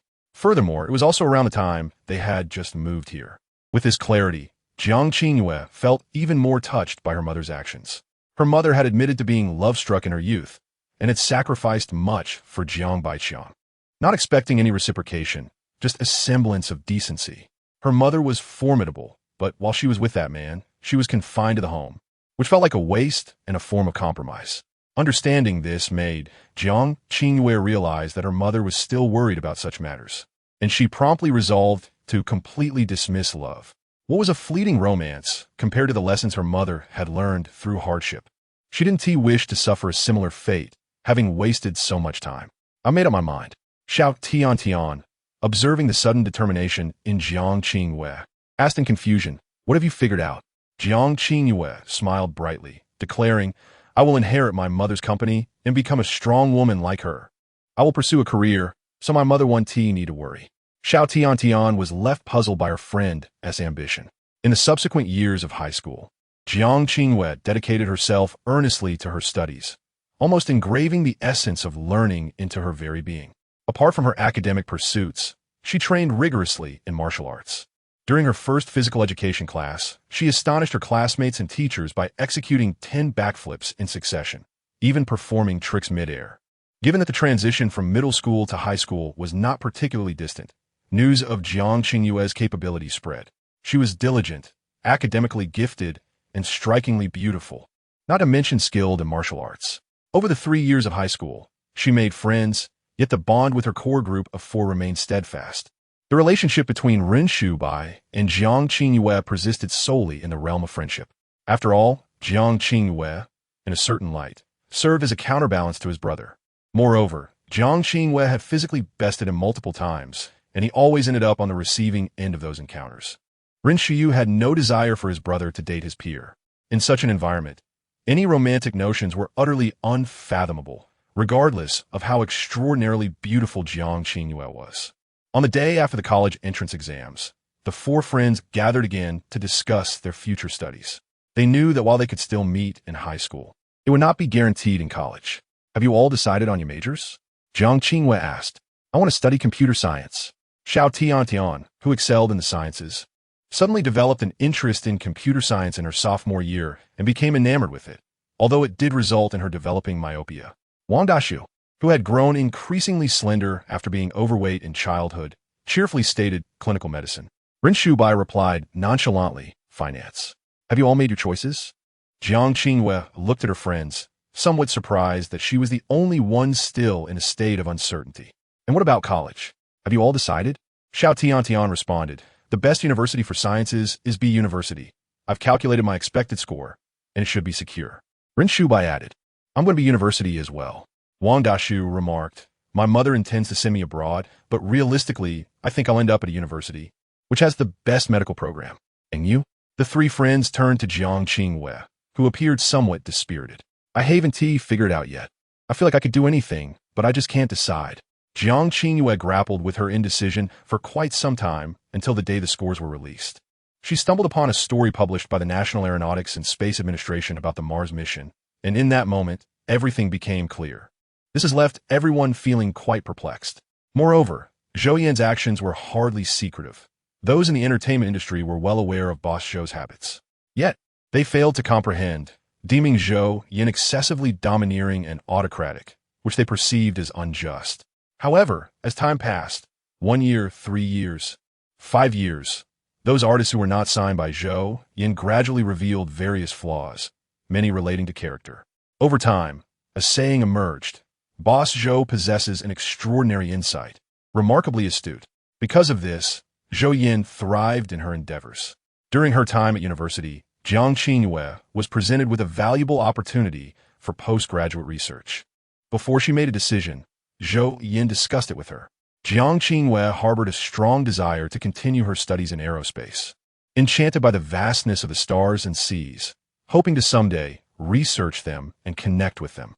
Yet, she recalled her earlier ambitious declarations about taking over her mother's company and becoming a strong woman, and these aspirations clashed.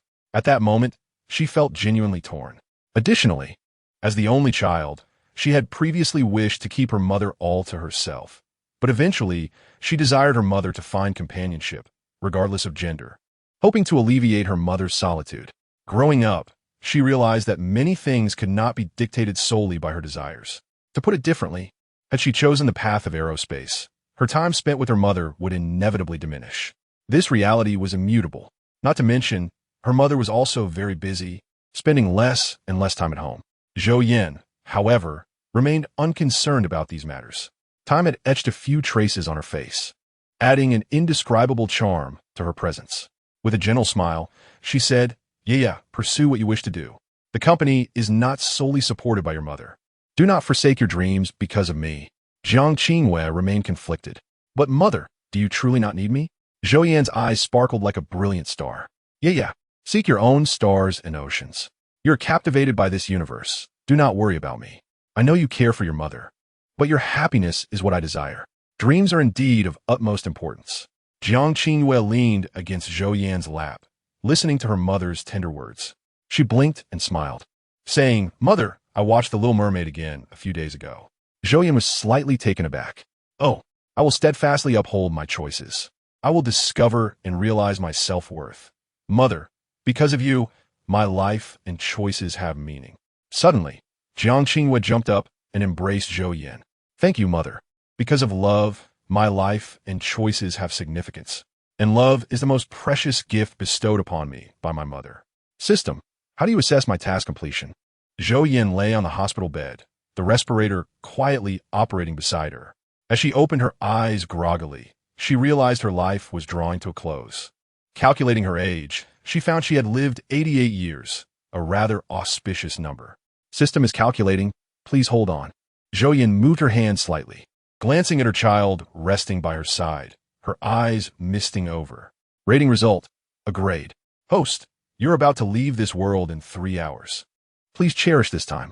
Zhou Yan's lips curled into a faint smile as she pondered if there were any unfinished business. By the time she reached retirement, she had already transferred her shares to Jiang Qingwei and ceased to manage the company. Several friends had already departed before her. At the age of 30, Ye encountered her true love, a professor from the literature department. The story was Klitsch, a beautiful woman intervening to assist a man in distress, leading to instantaneous affection. In terms of love, she did not seek extravagance, harboring her own reasons for avoiding it.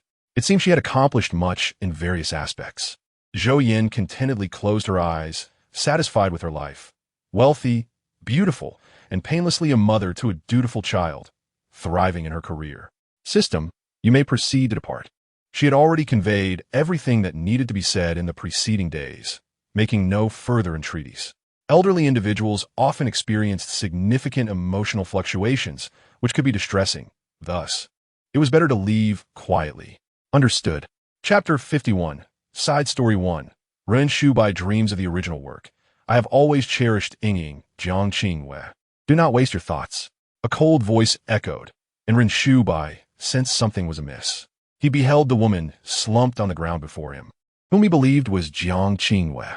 Seeing her wounded expression, exuding a pitiful aura with tear-filled, doe-like eyes, she pleaded, Shubai, it's not what you think. Let me explain. Ren Shubai, this dream is exceptionally vivid. If Jiang Qingwei finds out, she might very well end my life. Moments later, he fell silent, instinctively swallowing nervously, firmly believing, if Jiang Qingwei were to discover this, she would undoubtedly seek my demise. Perhaps his foolish elder brother would enthusiastically assist in digging his grave. He attempted to help her up, but realized he was utterly unable to control his own body. Instead, he coldly declared, You truly disgust me. Ren Shubai. Ren Shubai, brother, what has extinguished your will to live?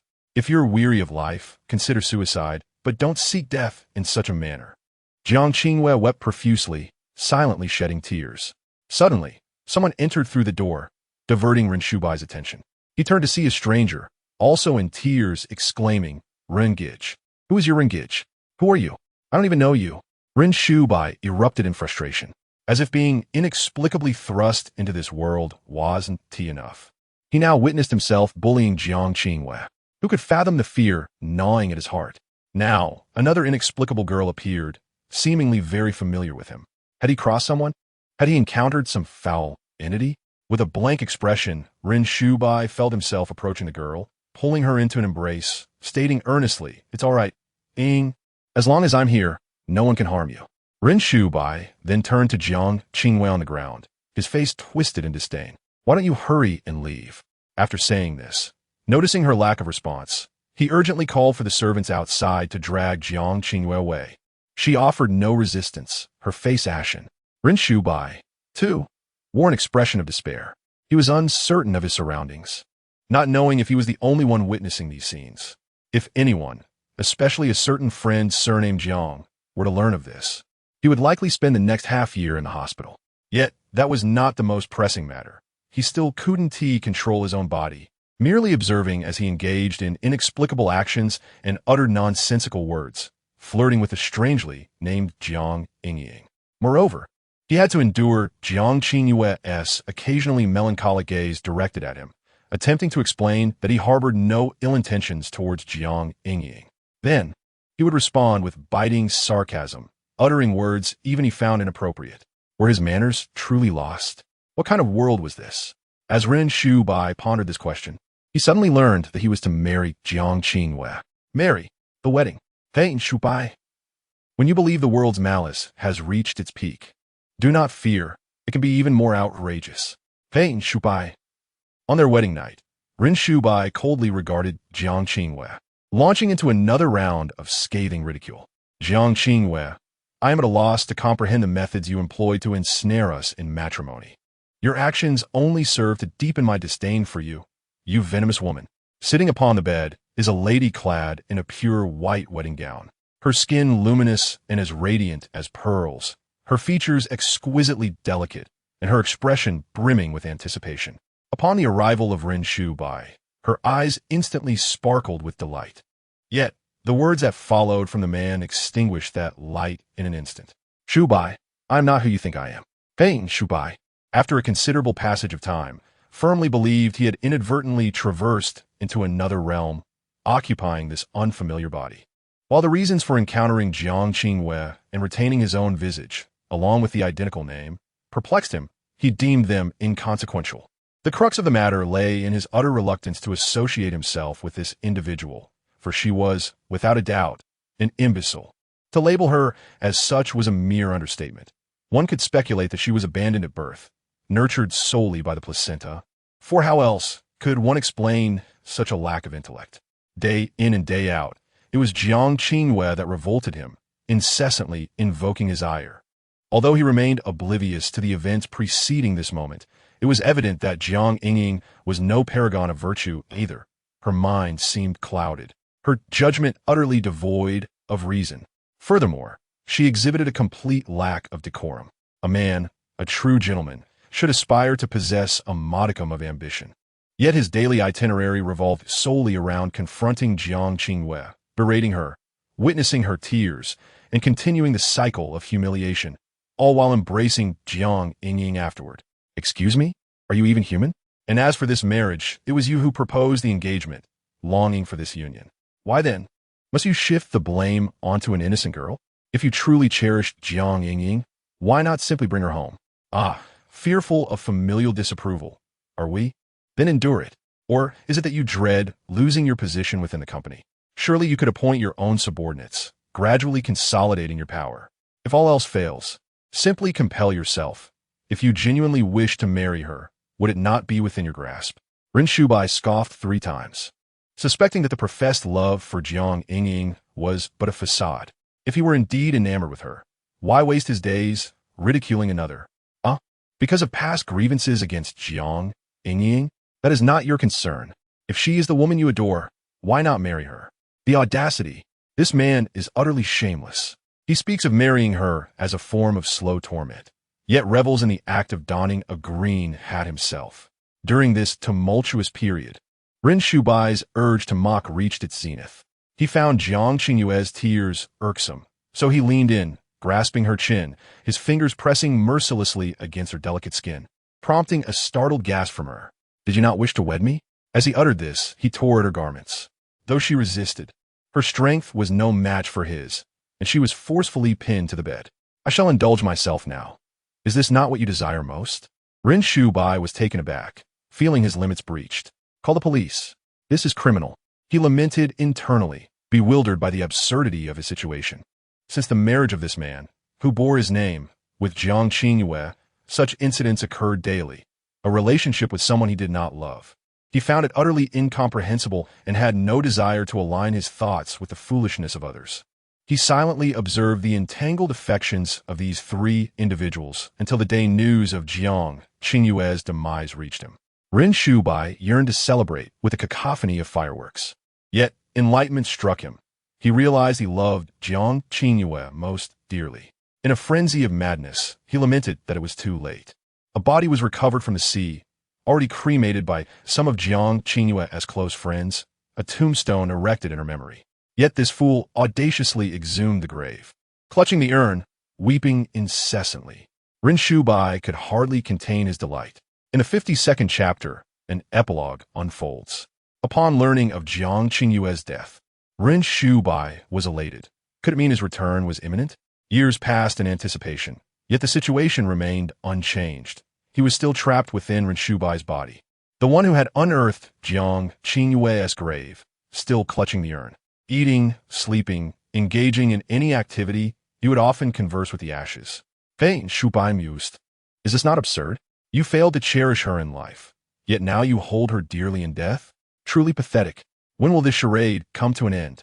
Initially shocked and fearful, he eventually settled into acceptance, dismissing it as a mere dream, albeit one where the protagonist was rather outrageous. Since Jiang Qingyue's passing, Ren Shubai had succumbed to despondency, incessantly lamenting her name. They had once shared a marital abode, and it was only after her death that he finally grasped the malevolence of Jiang Yingying and embarked on a path of revenge. Have you lost your mind? While Jiang Yingying is indeed despicable, the true architect of this tragedy is you. Do not feign innocence. You delighted in witnessing Jiang Qingyue's sorrow, relishing in her sacrifices for your selfish desires. How shameless! I ask you, how shameless can one be? It was not until a decade later that the two serendipitously crossed paths once more. Ren Shubai discovered that Jiang Qingyue had not perished. After her plunge into the sea, she was fortuitously rescued, along with another female corpse. The man who saved her had previously crossed paths with her. Had Ren Shubai been familiar with romantic literature, he would recognize this man as the second male lead. After saving her, for reasons unknown, he swapped Jiang Qingyue's clothing with that of the deceased, as their heights were similar. Remarkably, Jiang Qingyue also suffered from amnesia. What ensued was a pursuit by the man, while the woman evaded, occasionally teasing Jiang Qingyue's memories with subtle flirtations. Ren Shubai could only watch, bemused, as expressions of shyness, anxiety, and indignation adorned Jiang Qingyue's face. A stark contrast to the woman he once knew. He lamented his inability to intervene, wishing he could capture those moments. Yet, perhaps it was due to the resemblance between this Jiang Qingyue and the one he knew that he felt a pang of frustration. How could she still harbor feelings for such a fool? Especially upon their reunion, witnessing her blush before this imbecile ignited a torrent of sarcastic thoughts within him. What is there to admire in this man, aside from his handsome visage? Surely you're not a masochist? In a world teeming with men, how could you find no one else appealing? Ren Shubai fell into contemplation, recognizing that while certain aspects of their worlds mirrored one another, others diverged vastly, leading him to ponder the notion of a parallel universe. Perhaps this was not a dream, but merely speculation, unprovable in any other regard. Yet he resolutely refused to acknowledge this dim-witted version of himself as a counterpart from another reality. Having pondered these thoughts, Ren Shubai suddenly witnessed a foolish doppelganger attempting to kiss Jiang Qingyue. With an expressionless face, Ren Shubai muttered, "Let it be destroyed." As time languidly passed, it remained uncertain how long had truly elapsed. Years drifted by, during which Ren Shubai observed this couple of scoundrel and harlot endure trials, ultimately leading Jiang Qingyue to forgive the man for his past misdeeds. The two wed and bore children, living a life of blissful harmony. Ren Shubai thought, what a doggone situation. How can this possibly culminate in a happy ending? My eyes feel as though they might be blinded in another world with Ren Shubai's demise. Darkness enveloped him, and upon opening his eyes again, he found himself in a familiar place. He gazed around the room and picked up his phone to check the messages. Moments later, a sigh of relief escaped his lips. He was back, thankfully back. Rising from his bed, he drew open the curtains, allowing the bright sunlight to wash over him. rendering him somewhat dazed. Suddenly, he erupted into laughter, the sound growing more frantic and boisterous. I'm finally back. Ha ha ha. Who could possibly fathom how I endured those decades? It was truly arduous. I felt as if my brain was being mercilessly ground into the earth. Suddenly, with a loud bang, the door flung open. What on earth are you howling about so early in the morning? A sharp voice resounded, followed by a stick that whizzed through the air, striking Ren Shubai squarely on the forehead. His laughter ceased abruptly, and he collapsed in response. Ren Shubai stood at the doorway, clad in pajamas, hair tousled, radiating an aura of anger as if it could solidify, clearly awakened from a slumber. It's only 6 o'clock. What is all this noise? If you're full of energy, go run a lap. Is your body itching for action? During their subsequent meal together, Ren Shubai observed Ren Shuiwe and recalled the scenes he had witnessed before. He swallowed a mouthful of rice and tentatively asked, Brother, hypothetically speaking, if I were to be with Jiang Qingyue, how would you react? The air fell silent. Ren Shuiwe looked up in confusion, studying his younger brother's anxious expression, before reaching out to touch his forehead and shaking his head. What's the matter? Why are you spouting nonsense at such a young age? Ren Shubai insisted, No. Take it seriously. This is merely a hypothetical scenario. Do you understand? Ren Shuiwe made an exaggerated expression, spreading his arms wide.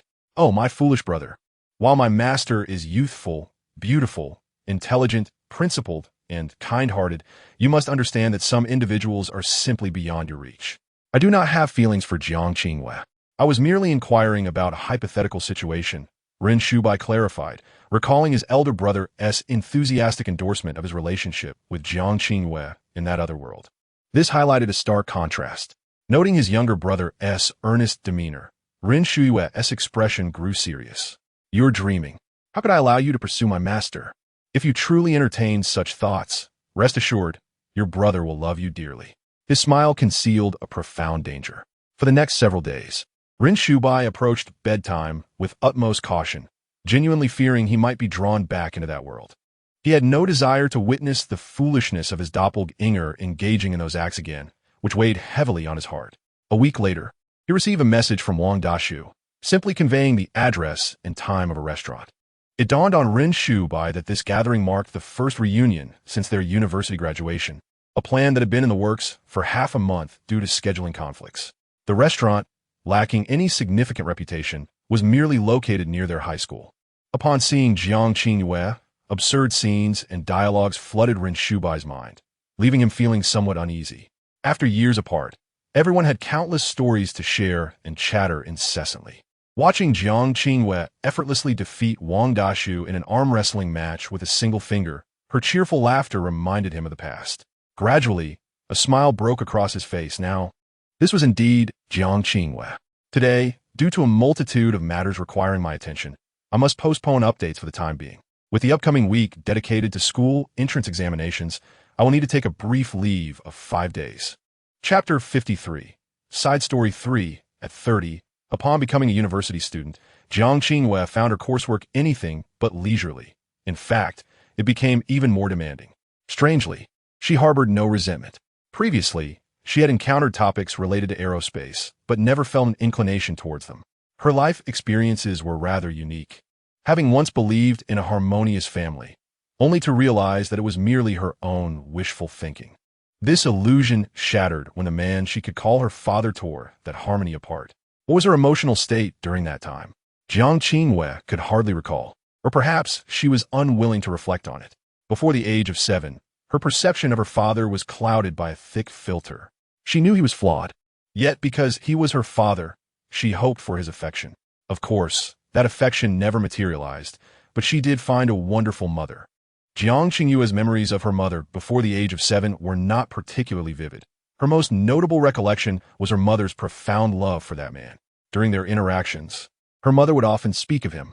Influenced by her mother, Jiang Qingyue formed her initial impression of that man. Regrettably, however, the good times were fleeting, and the lies were eventually exposed.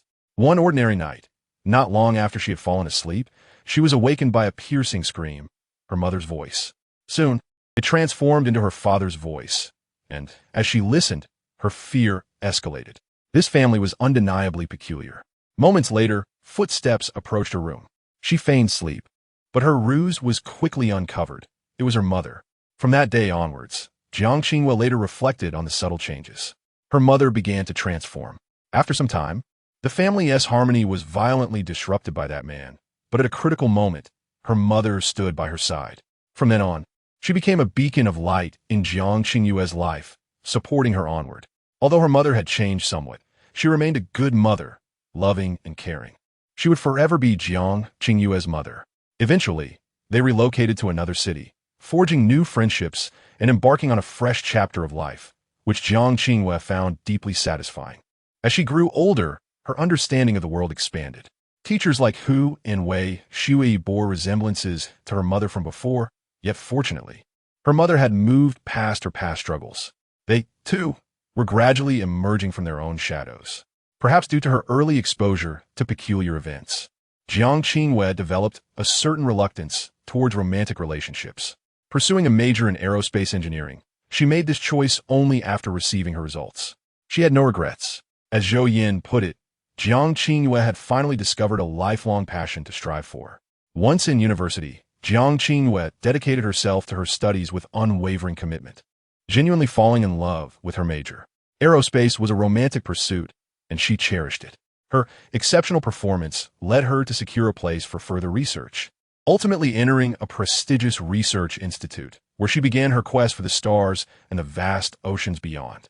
When Jiang Qinghua turned 30 during the Spring Festival, she finally managed to secure a vacation and boarded a flight home. Upon landing, she immediately spotted Zhou Yan waiting for her in the airport hall. Once home, the mother and daughter planned to indulge in a sumptuous meal. Over the years, Zhou Yan had never set foot in the kitchen, a fact that Jiang Qinghua was unaware of. Of course, she did not expect her mother to cook, especially during such a joyous occasion when it was best to avoid hospitals. At the dinner table, Jiang Qinghua shared numerous amusing anecdotes with Zhou Yan. Apart from a few confidential matters that she could not disclose, she recounted her experiences, particularly about a colleague who was relentlessly urged by their parents to go on blind dates, driving them nearly to madness. Suddenly, Jiang Qinghua had a realization. She turned to Zhou Yan, who wore a serene expression, a gentle smile gracing her lips as she listened intently. Jiang Qinghua felt a wave of trepidation wash over her. "Mom," she began, if I never get married, will you blame me?" Fear gripped her heart as she gazed at Zhou Yan's profile, summoning courage after much internal deliberation to voice her concern. Zhou Yan looked at her daughter, observing the anxiety etched across her face, and lowered her gaze slightly, remaining silent. As she sensed that Jiang Qinghua had more to say. "Mom, I pondered this question many times. I am 30 years old and have never been in a relationship. I have considered whether the fault lies with me, but I truly believe it does not. It's not that I think marriage is undesirable. Rather, I fear I may never find a one who is meant for me."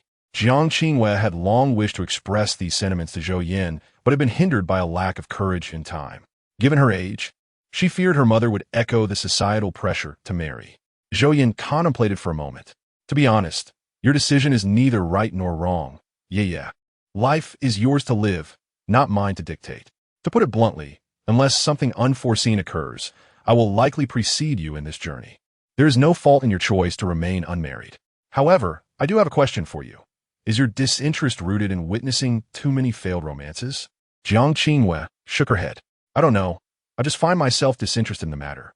Mom, I don't even know what it feels like to be infatuated." Zhou Yan nodded in understanding. "I respect your decision. As for the pressure to marry, rest assured, your mother has no habit of playing matchmaker." Upon hearing Zhou Yan's words, Jiang Qinghua felt an immediate sense of relief. Yet, her heart fluttered again. Zhou Yan, with a tender expression, reached out to gently pat Jiang Qinghua's head, as one might do to a child. Yeah, there exists a love in this world that can truly move you. I believe you will encounter it. In the past, I wish for you to steer clear of such emotions, fearing you would tread the same path I did. However, I have come to realize that you have grown up, able to discern right from wrong, a rational adult. I cannot impose my thoughts upon you, even though you are my child. Nevertheless, there's one thing I hope you remember." Zhou Yan's demeanor grew serious as she spoke, her voice slow and deliberate at all times. "Never allow any relationship to take precedence over your own well-being. Never forget that you are a person in your own right. You must first take care of yourself before you can love others and accept their love in return. This conversation opened Jiang Qingyue's mind, relieving her of much of her burden. The few days of leave provided by her workplace were fleeting, and during this time, she clung closely to Zhou Yan. The frequency of their meetings over the past year could be counted on one hand. Zhou Yan had not moved from their longtime residence. The neighborhood remained familiar and amicable. On the fifth day after returning home, Jiang Qingyue recalled the new shopping mall had seemingly opened nearby. She initially intended to explore it with her mother. As they strolled together, chatting and laughing, they passed a familiar alley, and Jiang Qingyue recognized it as the location where she had once apprehended a pervert. Chapter 54. Extra 4. Aiding in Times of Injustice. Recalling the events of the past brought a smile to Jiang Qingyue's face, as those memories were both cherished and amusing. After entering university, everyone had gone their separate ways, and their time together had dwindled. As Jiang Qingyue recounted these tales, Zhou Yan could not help but laugh, reminiscing about those times. "Ah, yeah, Mom." Suddenly a voice interjected from nearby, causing both Zhou Yan and Jiang Qingyue to pause in surprise. Zhou Yan turned to see a familiar face and greeted her with a smile. "Good afternoon, little Tiantian's mom." Little Tiantian's mother, linked arm in arm with little Tiantian's father, appeared quite enamored. Upon seeing Zhou Yan, her expression brightened. "Hello, uncle and aunt." Jiang Qingyue chimed in sweetly. Perhaps it was age drawing near, but Zhou Yan now found herself engaged in lengthy conversations with acquaintances whenever she ventured out. Observing her mother animatedly chatting with little Tiantian's mother, Jiang Qingyue noted the slight hint of exasperation in little Tiantian's father's smile. With a wry smile, Jiang Qingyue glanced at her phone. 3:15 p.m. She thought to herself, "It seems my mother will be engrossed in conversation until around 4. Suddenly, a peculiar sound reached Jiang Qingyue's ears, reminiscent of a cry for help. Her warm smile faded instantly as she turned her attention towards the source. After training in martial arts, Jiang Qingyue had become sharper in all respects, including her hearing. Was someone in danger? Furrowing her brows, she listened intently for a few more seconds before concluding that she needed to act. She exchanged a knowing glance with Zhou Yan, who nodded in acknowledgement and immediately rushed toward the sound. "Let me see who dares to cause a ruckus in my territory." Since Jiang Qingyue's incident of vigilantism over a decade ago, the security in the area had significantly improved. Coupled with her martial prowess, she played a crucial role in enhancing the safety of the neighborhood. As she sprinted toward the commotion, she dialed the police to report the situation, providing them with a location and estimating the number of individuals involved based on the cries for help and other noises. Upon witnessing Jiang Qingyue's sudden departure, little Tiantian's mother looked puzzled. "What is wrong with your Yaya? Why did she dash off so abruptly?" Zhou Yan waved her hand dismissively, smiling. "Oh, that girl is just in a hurry to use the restroom." "Oh, I see," little Tiantian's mother nodded, her face lighting up with a radiant smile as she resumed sharing the latest neighborhood gossip with Zhou Yan, both women animatedly engaged in conversation. Within less than a minute, Jiang Qingyue arrived at the scene. It was the deepest part of the alley, where several young men dressed in peculiar clothing stood confronting someone. Among them was a notably tall individual with bleached hair who was menacingly threatening a girl inside. "I advise you to mind your own business, you little pretty boy. I could take you down with a single finger. What are you trying to play the hero for? I don't even know you." The girl's voice trembled as she attempted to sound brave. "I don't know you either. I warn you, let us go, or we will call the police." Then, a clear male voice interjected. "This child was once my student. Regardless of the circumstances, I must intervene." "You bastard." The blonde individual appeared increasingly impatient, spewing vulgarities as he raised his fist, seemingly ready to strike. Just then, a stone, propelled by a strong gust, hurtled toward his wrist. "Ah!" he yelped, clutching his wrist, which was now bruised. Who is doing this? Who hurt our Fij?" The surrounding lackeys erupted in chaos, their shouts echoing through the alley. Jiang Qingyue stood in plain sight, making it easy for them to spot her. The young man with yellow hair had a fierce glint in his eyes.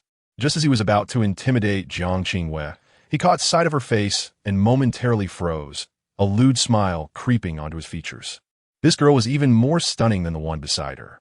As the crowd dispersed, revealing a gap, Jiang Qingyue finally discerned the faces of the two men before her.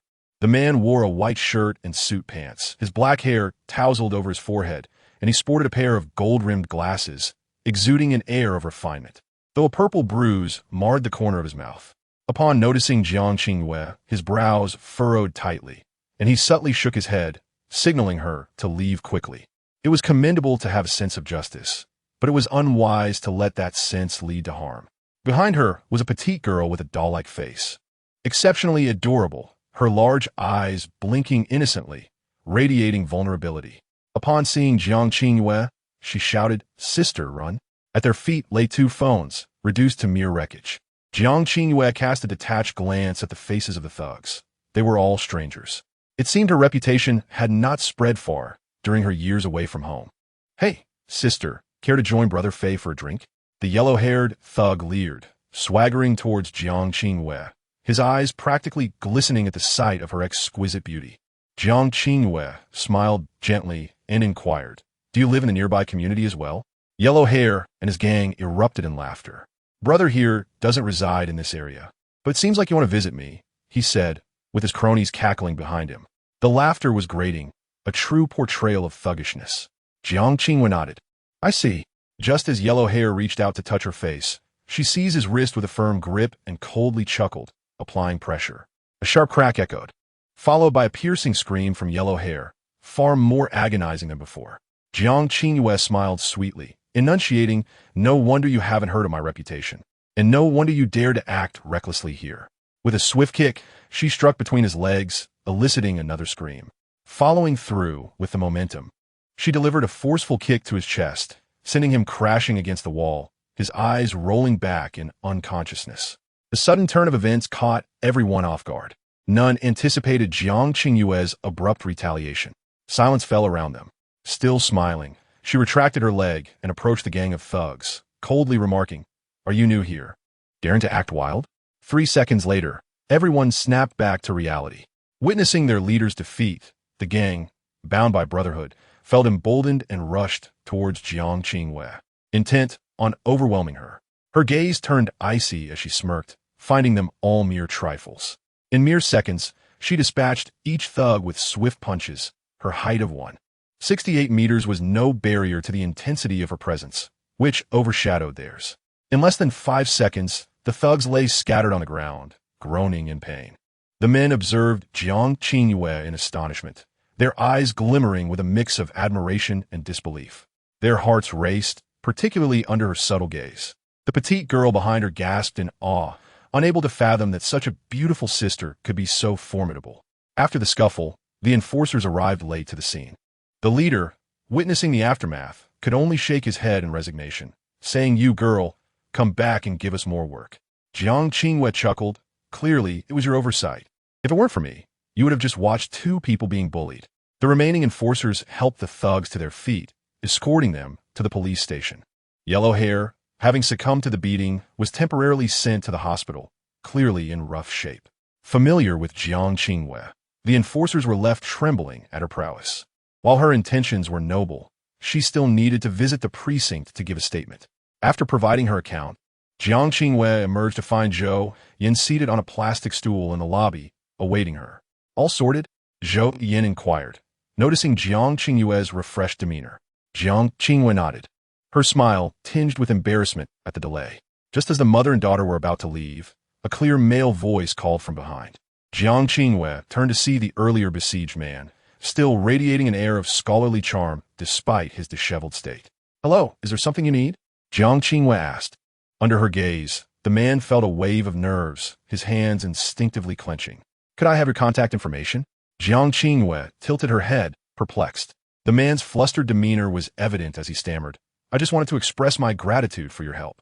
His voice trailed off, growing softer. Understanding the sentiment, Jiang Qingyue replied, "There's no need. I merely acted out of goodwill." "Please, I insist," the man replied earnestly, rummaging through his pockets only to remember his phone had been damaged. "My phone is broken. I don't have a pen either." Jiang Qingyue blinked in surprise. Zhou Yan squinted, mentally communicating with the system. "System, this man is clearly smitten with my yeah. It's quite evident." Both found the situation amusing. The man's cheeks flushed crimson under Jiang Qingyue's indifferent gaze, transforming him into a ripe tomato. "How about you give me your contact information? I have a good memory." Jiang Qingyue silently criticized his shyness. "Really, there's no need. I often perform acts of bravery, and if I were to accept thanks from everyone, it would be overwhelming. Your appreciation is enough. Disappointment flickered in the man's eyes. He realized his request was somewhat abrupt. Yet, he felt regret at not obtaining her contact. At least, could I know your name? Jiang Qingwei. Chapter 55. Transformed into a doomed supporting character in a doomsday romance. When Zhou Yan awoke, she sensed something was amiss. Her body felt stiff, and simple movements like bending her legs or raising her arms felt laborious, as if she were a malfunctioning machine on the verge of collapse. System, what's going on? Zhou Yan called out in her mind, momentarily neglecting the peculiar surroundings, a scene of ruin and desolation, as if the world had ended. Host, do you accept the plot at this moment? Frowning, Zhou Yan attempted to take deep breaths, only to find she couldn't even manage that. She felt no rise and fall in her chest. Could it be she was dead? It dawned on her that she had gone from lying on a hospital bed to being amidst debris, dust swirling around her. Disaster? Va? Except, in the next moment, a torrent of narrative flooded Zhou Yan's mind. This was indeed a post-apocalyptic tale, before the true apocalypse arrived. People's perceptions of doomsday were merely representations found in novels and films, along with notions of zombie outbreaks and biohazard viruses, which they deemed fictional. Little did they expect that a sudden wave of zombies would strike, and the very creatures from the pages would emerge into reality. The protagonist, Lin Shirshir, was just an ordinary university student forced to navigate this perilous world for survival, leading her to cross paths with the male lead, Zhou Yan. Unlike her, Zhou Yan was not human. He was a zombie. The original synopsis reads, Lin Shirshir awoke to find the apocalypse upon her, with dangers lurking everywhere. However, she remained unafraid, for she had the protection of the Zombie King. As a human, she found the idea of being a zombie exhilarating, relishing the thought of immortality, especially since the Zombie King was her boyfriend. Thus, she resolved to assist zombies in assimilating humanity, inviting everyone to embrace their undead existence. Zhou Yan, in this narrative, found herself in the role of a teammate within the protagonist squad, sharing the same name. By chance, she stumbled upon the secret of the protagonist's connection with the male lead. To safeguard him, Lin Shirshir, in collaboration with Zhou Yan, decided to eliminate Zhou Yan during a mission, pushing her directly into the clutches of zombies. The outcome was predictable. It was no wonder Zhou Yan awoke feeling amiss. She had already perished, but that was not the crux of the matter. Zhou Yan exclaimed in disbelief. What a ridiculous plot.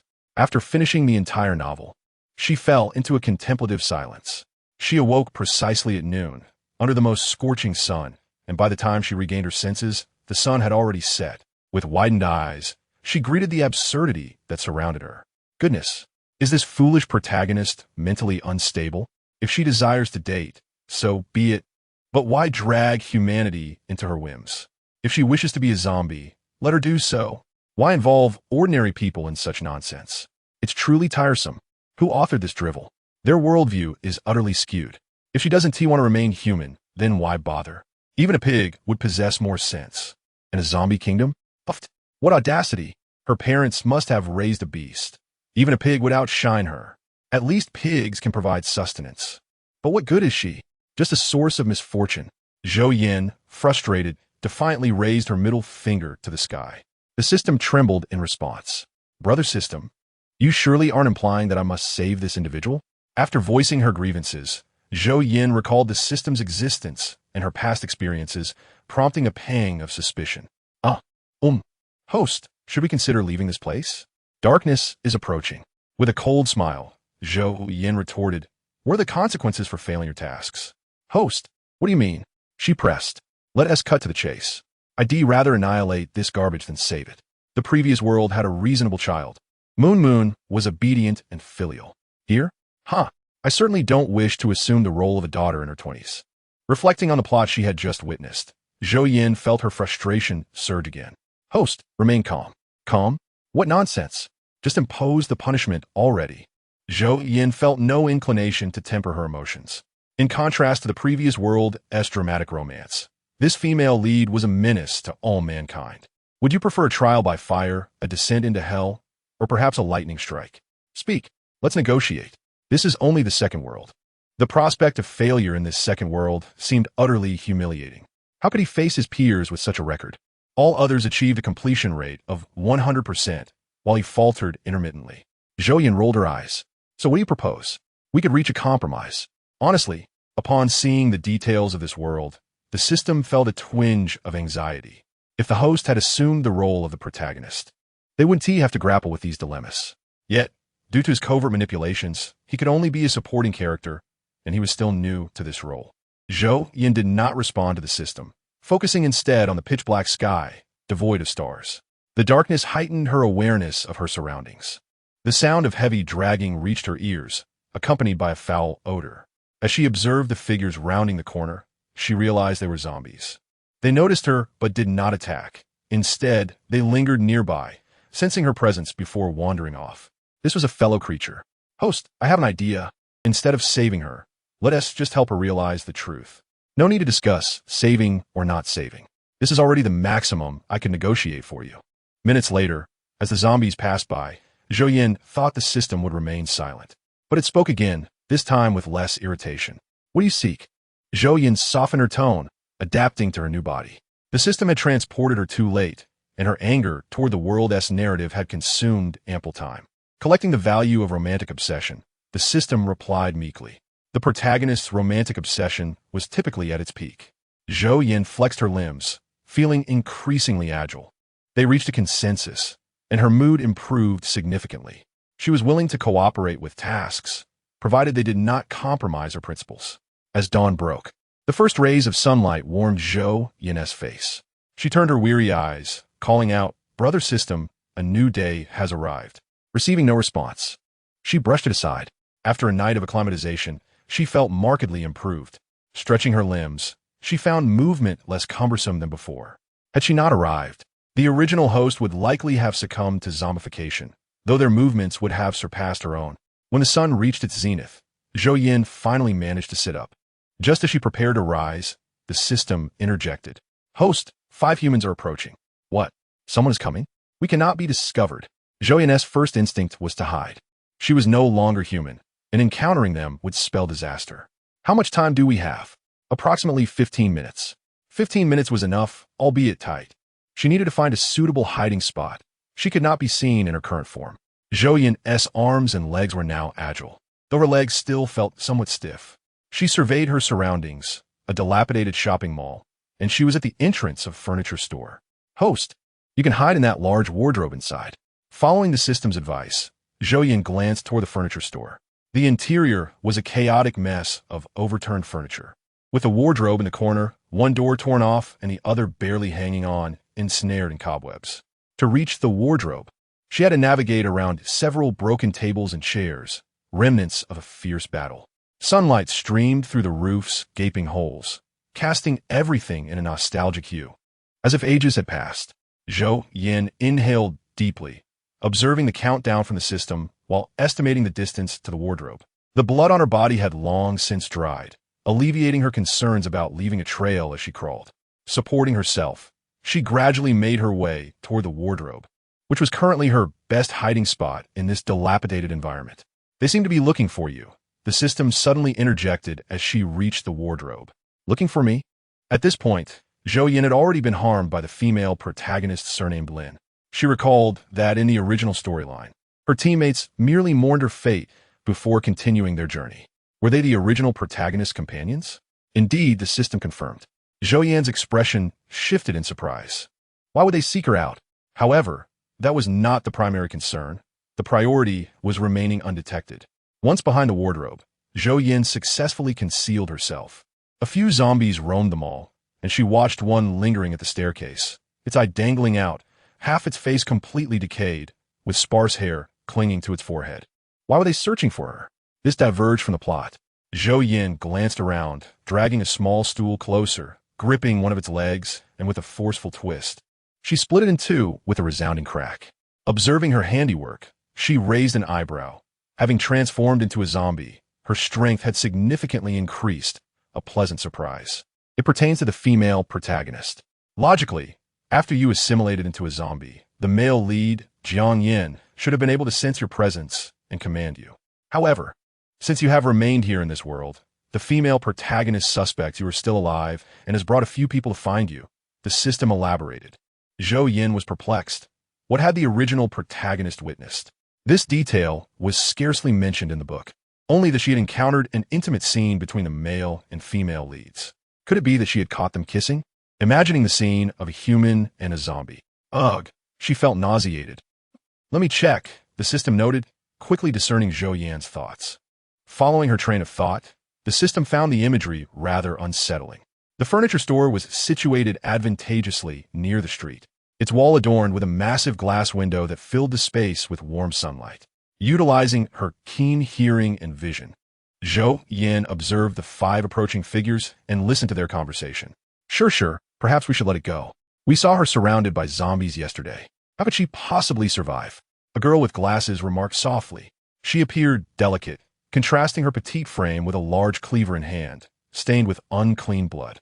Lin Sure, with her willow-like figure, wore a look of gentle melancholy, her elegant features and pale skin starkly out of place in this grim setting. Unexpected events can occur. What if Yan is still alive? What if she hasn't turned into a zombie? Lin Shure's voice grew heavier with sorrow. I remember Yan once told me that if she were ever infected by the zombie virus and became something unrecognizable, she hoped I would do her a favor. Her gaze fell on the small mall where Zhou Yan had met her fate, a flicker of inscrutable light passing through her eyes. If that day truly comes, I hope I can end her life and burn her remains. The girl with glasses listened with concern. So that's how it is, but that's too dangerous. Another companion echoed her sentiment, his tone slightly disapproving, yet his gaze toward Lin Sure was filled with tenderness, making his feelings quite apparent. Lin Sure shook her head resolutely. No, this is Yan's final wish. I must fulfill it. Sure, you are truly kind, remarked another girl with short hair. Lin Sure smiled softly. Am I kind? Perhaps I am. The girl with glasses must have been Fong Hong, an awakened power-type ability user, while the one fawn of Lin Sure was Shun Yi, the renowned male second lead with fire-based abilities. The short-haired girl was Jiang Qing, an animal-type ability user whose awakened form was that of a cat. And the silent man was Lu Ju, a space-type ability user.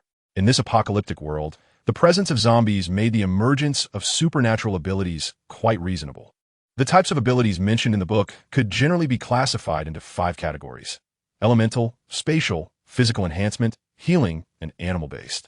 Zhou Yan scrutinized each individual through the gaps, feeling an overwhelming urge to voice her thoughts upon hearing Lin Shure's statement, yet finding herself rendered speechless.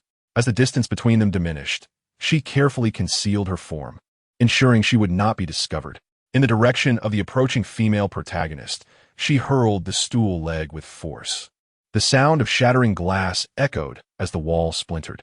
The sudden commotion startled the zombies, causing them to converge toward the shattered glass wall, emitting a foul stench. The group outside became immediately alert. Who is it? It's a zombie. Having detected the scent of humans and spurred by Zhou Yan's noise, the zombies rushed toward her, their guttural cries filling the air. Detected, host, the system announced. Observing the group's defensive stance against the zombies, Zhou Yan diverted some of her attention to converse with the system. What's the situation? The original protagonist indeed witnessed the female lead and male lead together, but she saw them collaborating to eliminate an ability user, allowing the male lead to absorb that user's power. Host, a reminder, the male lead is nearing the high-tier zombie level. Upon hearing the system's words, Zhou Yan comprehended and accepted the reality. Indeed, if the roles were reversed, she might have reacted similarly. What a nightmare. She had no intention of aiding zombies in exterminating humans. While ability users could absorb zombie cores to enhance their strength, zombies could similarly gain power, though most lacked consciousness. This was a difficult truth to grasp, especially since the male lead had always possessed his own will and an understanding of zombies. Furthermore, Lin Sure intends to sacrifice a few teammates to allow Jiang Yan to devour their abilities, aiding his ascension. The system's voice echoed in Zhou Yan's ears once more. She observed as the group encircled the female lead upon discovering the zombies, each member bearing the marks of battle, blood and dirt smeared across their forms, hair disheveled. Yet Lin Sure stood pristine, untouched by the chaos of the apocalypse. Who would have thought that trusted allies would betray her?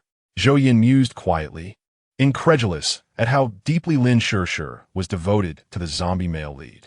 Was love truly enough to justify such actions? Confounded, She reopened the book she had previously cast aside, only to close it again moments later, her expression devoid of emotion. She feared that if she continued reading, she might be compelled to confront the female lead. The zombies, drawn to Lin Shirshir like ravenous wolves sensing flesh, surged toward her, their gaunt forms and decaying visages unleashing a cacophony of discordant growls.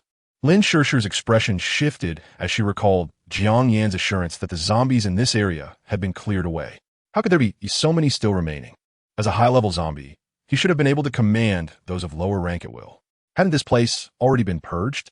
Fang Honghong wielded her large cleaver with merciless precision, decapitating a nearby zombie, her voice tinged with urgency.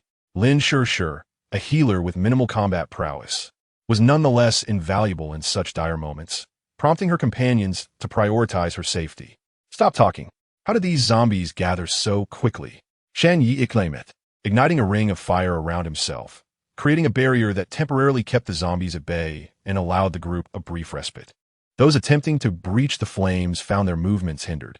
Jiang Qing, her expression cold, transformed her hand into a claw and swiftly extracted a crystal core from a zombie's skull, her movements seemingly effortless.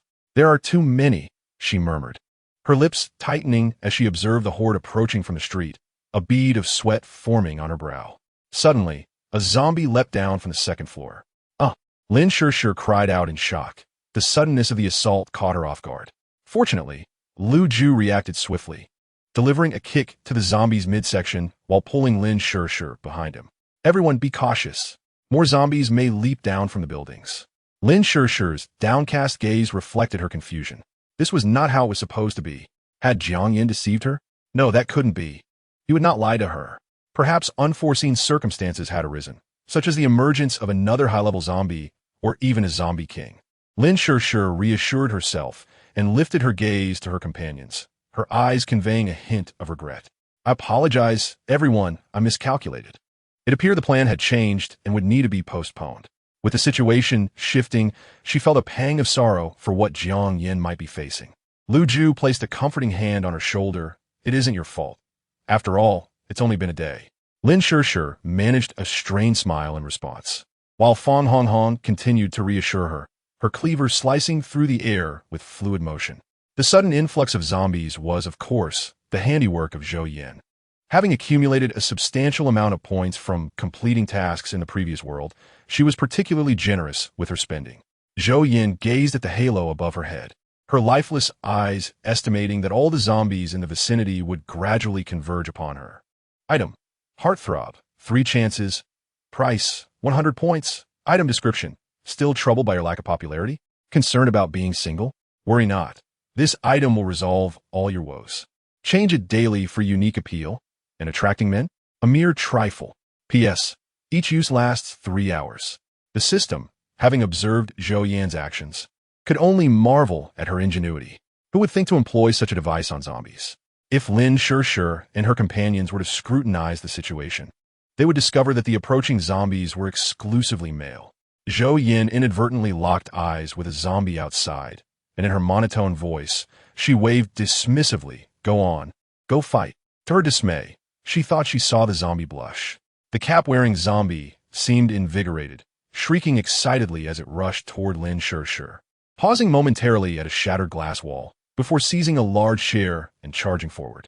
The Heartthrob Halo was not limited to humans. Zhou Yan had specifically targeted the zombies. Due to the item's restrictions, it only affected male beings, and Jiang Yan was no exception. While the others engaged the zombies, Zhou Yan cautiously maneuvered her own body, eager to regain the ability to walk, for future interactions with humans would be troublesome. Zhou Yan's hollow eyes held an eerie glint as she contemplated the origins of these zombies, understanding their nature intimately. Suddenly, she sensed a disturbance within her crystal core. Someone was resisting, a presence superior to her own, Jiang Yan. Among the disheveled zombies, the male protagonist stood out starkly, clad in a black hoodie and faded jeans, his gaunt face betraying the signs of strain. Zhou Yan couldn't help but admire the stark contrast. Jiang Yan felt an inexplicable pull toward this area. Sensing something amiss with the zombies and himself, shadows clouded his mind as he pondered the unexpected turn of events. The system was baffled by Zhou Yan's actions. yet she had no intention of explaining her motives. As the zombies continued to swarm toward the shopping mall's glass walls, they cast deep, lingering glances in Zhou Yan's direction. Some zombies, even missing their eyeballs, clamored toward her in a grotesque display of loyalty. The gathering horde grew bolder, despite their lack of awareness. The influence of the heartthrob halo instilled a singular goal within them: to vanquish the humans as a tribute to the mysterious lady. Fang Hong Hong felt fatigue in her arms, her strength-based abilities stemming from her previous life as a meek office worker, lacking any finesse in combat. "We must retreat. The zombies are overwhelming," she shouted, tightening her grip on her cleaver and striking down a zombie with brute force. Confused by Lin Shishir's reluctance to flee, Jiangqin clawed at another zombie's head, her demeanor calm yet alert, casting a glance toward Lin Shishir as if to question her hesitation. Zhou Yan observed the unfolding situation, realizing that Lin Shishir served as the heart of their group. It was surprising that so many zombies relied on her presence, indicating a deeper connection than she had anticipated. As she contemplated the implications of Zhang Yan's appearance, she recalled the 4 teammates still battling fiercely, and the original memory suggested they were quite capable. Lin Shishir had been the last to join their makeshift team. Zhou Yan removed the halo of charm from her head, and in that instant, the bodies of the zombies seemed to hit the pause button, standing there in a daze. This change lasted but a second, yet Lin Shishir keenly noticed it. At that moment, she also saw Zhang Yan, who was thoroughly wrapped up. Her eyes brightened with joy. Indeed, Zhang Yan had not betrayed her, and there must have been an unexpected development. "Zhang Yan," she mouthed, calling out his name. The hunched figure of the man paused, clearly having seen the shape of her lips, and in that moment, he sensed the strange power he had once wielded had vanished. He could reclaim control over the zombies once more. Zhang Yan's expression was cold, his eyes shadowed. This unforeseen complication left him feeling somewhat helpless. The first thought that crossed his mind was that a zombie had already evolved into a zombie king. He pressed his lips together, realizing he must continue to grow stronger. He gestured to Lin Shishir, signaling her to separate their teammates. Lin Shishir curved her lips into a faint smile, her eyes revealing joy and infatuation. "Whatever you say, I shall do for you." With the cooperation of Lin Shishir and Zhang Yan, the small team quickly extricated themselves from their predicament. Zhou Yan slowly crawled out from behind a wardrobe, now able to move with agility. She flexed her wrists and ankles, glancing down at her hands, which appeared pale and lifeless. The place where she had been bitten by a zombie was her neck, and the bloodstains there had long since dried. She approached a clothing store, where the garments were in disarray, and casually chose a shawl to wrap herself. She then took a pair of sunglasses from a nearby convenience store. Meanwhile, the teammates had already been scattered by the horde of zombies. At the moment Zhang Yan regained control over the zombies, he summoned all of them in the vicinity. Lin Shishir's few teammates had decent abilities, and if he absorbed them, he would undoubtedly advance further. Shishir. The first choice for Lin Shishir was Fang Hong Hong. Fang Hong Hong felt a pain in her waist and instinctively turned, kicking towards Lin Shishir's chest. Lin Shishir was sent flying several meters, only to be caught by Zhang Yan, the pain in her chest reminding her that several ribs might be fractured. "Shishir, why did you do this?" Fang Hong Hong reached behind her to draw out a dagger, her voice filled with disbelief. Seeing the suddenly appeared man, the closeness between Lin Shishir and him was evident, and the surrounding zombies had all halted. Fang Hong Hong noted these peculiarities in Lin Shishir's eyes, filled with astonishment and sorrow. "Yin Yan, did you kill her?" Lin Shishir took a few deep breaths, quickly utilizing her healing abilities. Hearing Fang Hong Hong's accusation, she smiled and replied, "That is not the case. Yin Yan ultimately died at the hands of a zombie. Did we not witness it ourselves?" Fang Hong Hong sensed the strength within her fading rapidly. Her legs buckled, and she fell to the ground, gripping the handle of her large machete tightly. She was not foolish. On the contrary, she was quite clever, reflecting on Lin Shishir's earlier unsettling words. Combined with the current bizarre situation, she understood one thing. This person aimed for their lives. She needed to inform the others as soon as possible. Perhaps this forced separation was a deliberate act by this woman. She crushed the crystal core in her pocket, absorbing its power. The healing abilities of superhuman were many times stronger than those of ordinary individuals. However, Lin Shishir's dagger was likely coated with something, and she felt her healing powers diminishing, rendering the crystal core's strength ineffective. No need to waste your efforts. The The potion Jiang Yin gave me is specifically designed to limit you superhumans. In other words, you cannot escape, Hong Hong. Lin Shi consistently wore a gentle expression, her voice soft and soothing. What are your true intentions? Fang Hong Hong steadied her emotions, her gaze calm. Regardless, she needed to buy some time. If Qing Qing and the others could arrive, that would be splendid. If not, it might at least grant them some time to flee. One of her sunglasses was shattered, her face smeared with blood, lips chapped, appearing utterly disheveled. Lin Shi stood before Fang Hong Hong, looking down at her. For Jiang Yin, you must die. You should feel honored, for you are directly participating in the birth of a zombie king. Throughout, Jiang Yin remained silent, still manipulating the zombies to confine the other three and searching for Zhou Yan. The fact that her body had not been torn apart by the zombies indicated she had already assimilated into one. However, he had yet to see her, suggesting that something unexpected had occurred with this woman named Zhou Yan. Jiang Yan's thoughts were far more complex than Lin Shi's. Indeed, once Zhou Yan had adorned herself, she assessed her physical strength and leaped effortlessly from the second floor, not exerting any force whatsoever. There were 5 levels of zombies, ranked from highest to lowest. Zombie King, high-level zombie, mutated zombie, ordinary zombie, and low-level zombie. System, provide information on the 4 teammates. Zhou Yan pondered. If they did not meet, it would be no loss. But if they did, she would lend a hand. Since the true identity of the protagonist needed to be unveiled, these teammates who had not been successfully backstabbed would surely be of use. At the very least, she must prevent Jiang Yin from growing stronger.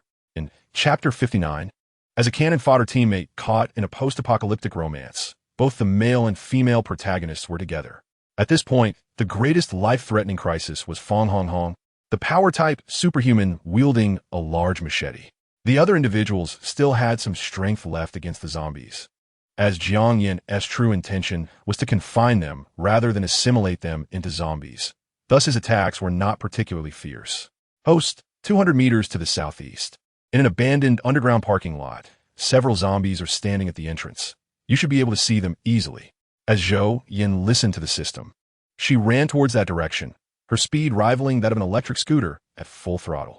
True to the system's words, a few zombies stood at the entrance of the underground parking lot. Upon seeing Zhou Yan, they did not react strongly. Zombies typically do not attack other zombies. Zhou Yan walked directly into the underground parking lot, effortlessly spotting Lin Shi and the others. She touched the scarf draped over her head. She must not let them discover her. Surveying her surroundings, she quickly noticed a broken fire cabinet nearby containing a fire axe. She stealthily approached, retrieved the axe, and weighed it in her hand. It was suitably heavy. Lin Shi, you traitor! Fang Hong Hong shouted, her face icy, glaring at the pair. Her voice was hoarse, her eyes bloodshot. At that moment, it was one thing for the foolish to engage in infighting, but it was another to see someone like you serving the zombies. Fang Hong Hong sneered 3 times, glaring fiercely at Lin Shi and the tall, slender man behind her. Upon hearing Fang Hong Hong's words, Lin Shi's smile froze. Her expression contorted in anguish. She frowned, displeased, and retorted, "Will you understand? I love Jiang Yin. What does it matter if he is a zombie? Hong Hong, I heard you have never been in a relationship. You wouldn't understand this feeling." Ever since Jiang Yin rescued her from the zombie horde, Lin Shi had developed feelings for him. They had relied on each other for a long time, and upon learning of Jiang Yin's circumstances, she resolved to cooperate with him in whatever he wished to do. However, Jiang Yin is a zombie. As long as he exists in this world, he will be despised by many, and countless individuals wish for his demise. This is not the scene Lin Shi desires to witness. She yearns to alter this grim reality. Yet, she does not wish for Jiang Yin to face danger. Based on the apocalyptic novel she has read, along with the information Jiang Yin himself has shared, how could a zombie possibly revert to being human? Thus, there's only one solution: transform all humans into zombies. Zombies are not devoid of consciousness. Lin Shi understands this, especially with Jiang Yin, the living corpse, by her side. Therefore, she does not entirely reject the notion of becoming a zombie. However, the time is not yet ripe. She needs to assist Jiang Yin in acting as a human. At that moment, Jiang Yin suddenly took a step forward, patting Lin Shi's shoulder, his voice hoarse. Shi, there is no need for further words. Enough with the superfluous chatter. Do you understand? Jiang Yin slowly moved toward Fong Hong Hong, his gaze cold beneath the hood. If you comprehend, then go perish. As he spoke, he reached toward Fong Hong Hong's head. In a critical instant, a fire axe suddenly flew from his side, aimed directly at Zhou Yan's head. Zhou Yan reacted first, leaping back and seizing a zombie to strike at the axe's trajectory, narrowing his eyes slightly. Who? Zhou Yan. Lin Shishir, witnessing this unfolding situation, rushed to Zhou Yan's side, her expression filled with concern. Are you all right? She reached out to grasp Zhou Yan's hand, but he had been wearing gloves to conceal the abnormality of his skin. Zhou Yan grasped Lin Shishir's hand in return, his eyes fixed on the direction from which the axe had come, shaking his head slightly. I am fine. However, there has been an unforeseen complication. The fire axe flew through the air in a graceful arc, returning toward Zhou Yan. He tilted his head slightly, the axe grazing the brim of his hood, revealing a figure emerging from the darkness. Fong Hong Hong, upon seeing the sudden appearance of this individual, initially thought it was a teammate. However, considering that if they were indeed teammates, their demeanor would not be so indifferent. It could only mean a passing survivor, possibly an ability user. Realizing this, coupled with Lin Shishir's earlier maddening words, Fong Hong Hong's gaze sharpened, and she shouted toward Zhou Yan, "Run." They want to target the ability users. Zhou Yan's finger emitted a faint glimmer, accurately striking Fong Hong Hong's shoulder, blood gushing forth. Zhou Yan, observing the zombie she had thrown, leaped into action, kicking it away and grasping the returning axe. She raised her head to regard the trio. Good afternoon, everyone. Lin Shishir stood protectively in front of Zhou Yan, her gaze alert as she addressed Zhou Yan. Who are you? Zhou Yan ignored the two, moving to Fong Hong Hong's side. Noticing the wound on her shoulder, she lowered her gaze slightly, gripping Fong Hong Hong's shoulder and gently lifting her from the ground. Simultaneously, she retrieved a handful of crystal cores from her pocket and handed them to Fong Hong Hong. These cores were ones she had casually collected on her journey. Hurry and recover. Zhou Yan observed the suddenly appearing woman, tentatively labeling her as a woman, noting how thoroughly she was wrapped up, a disguise that evoked a sense of familiarity. Fong Hong Hong accepted the crystal cores. Thank you.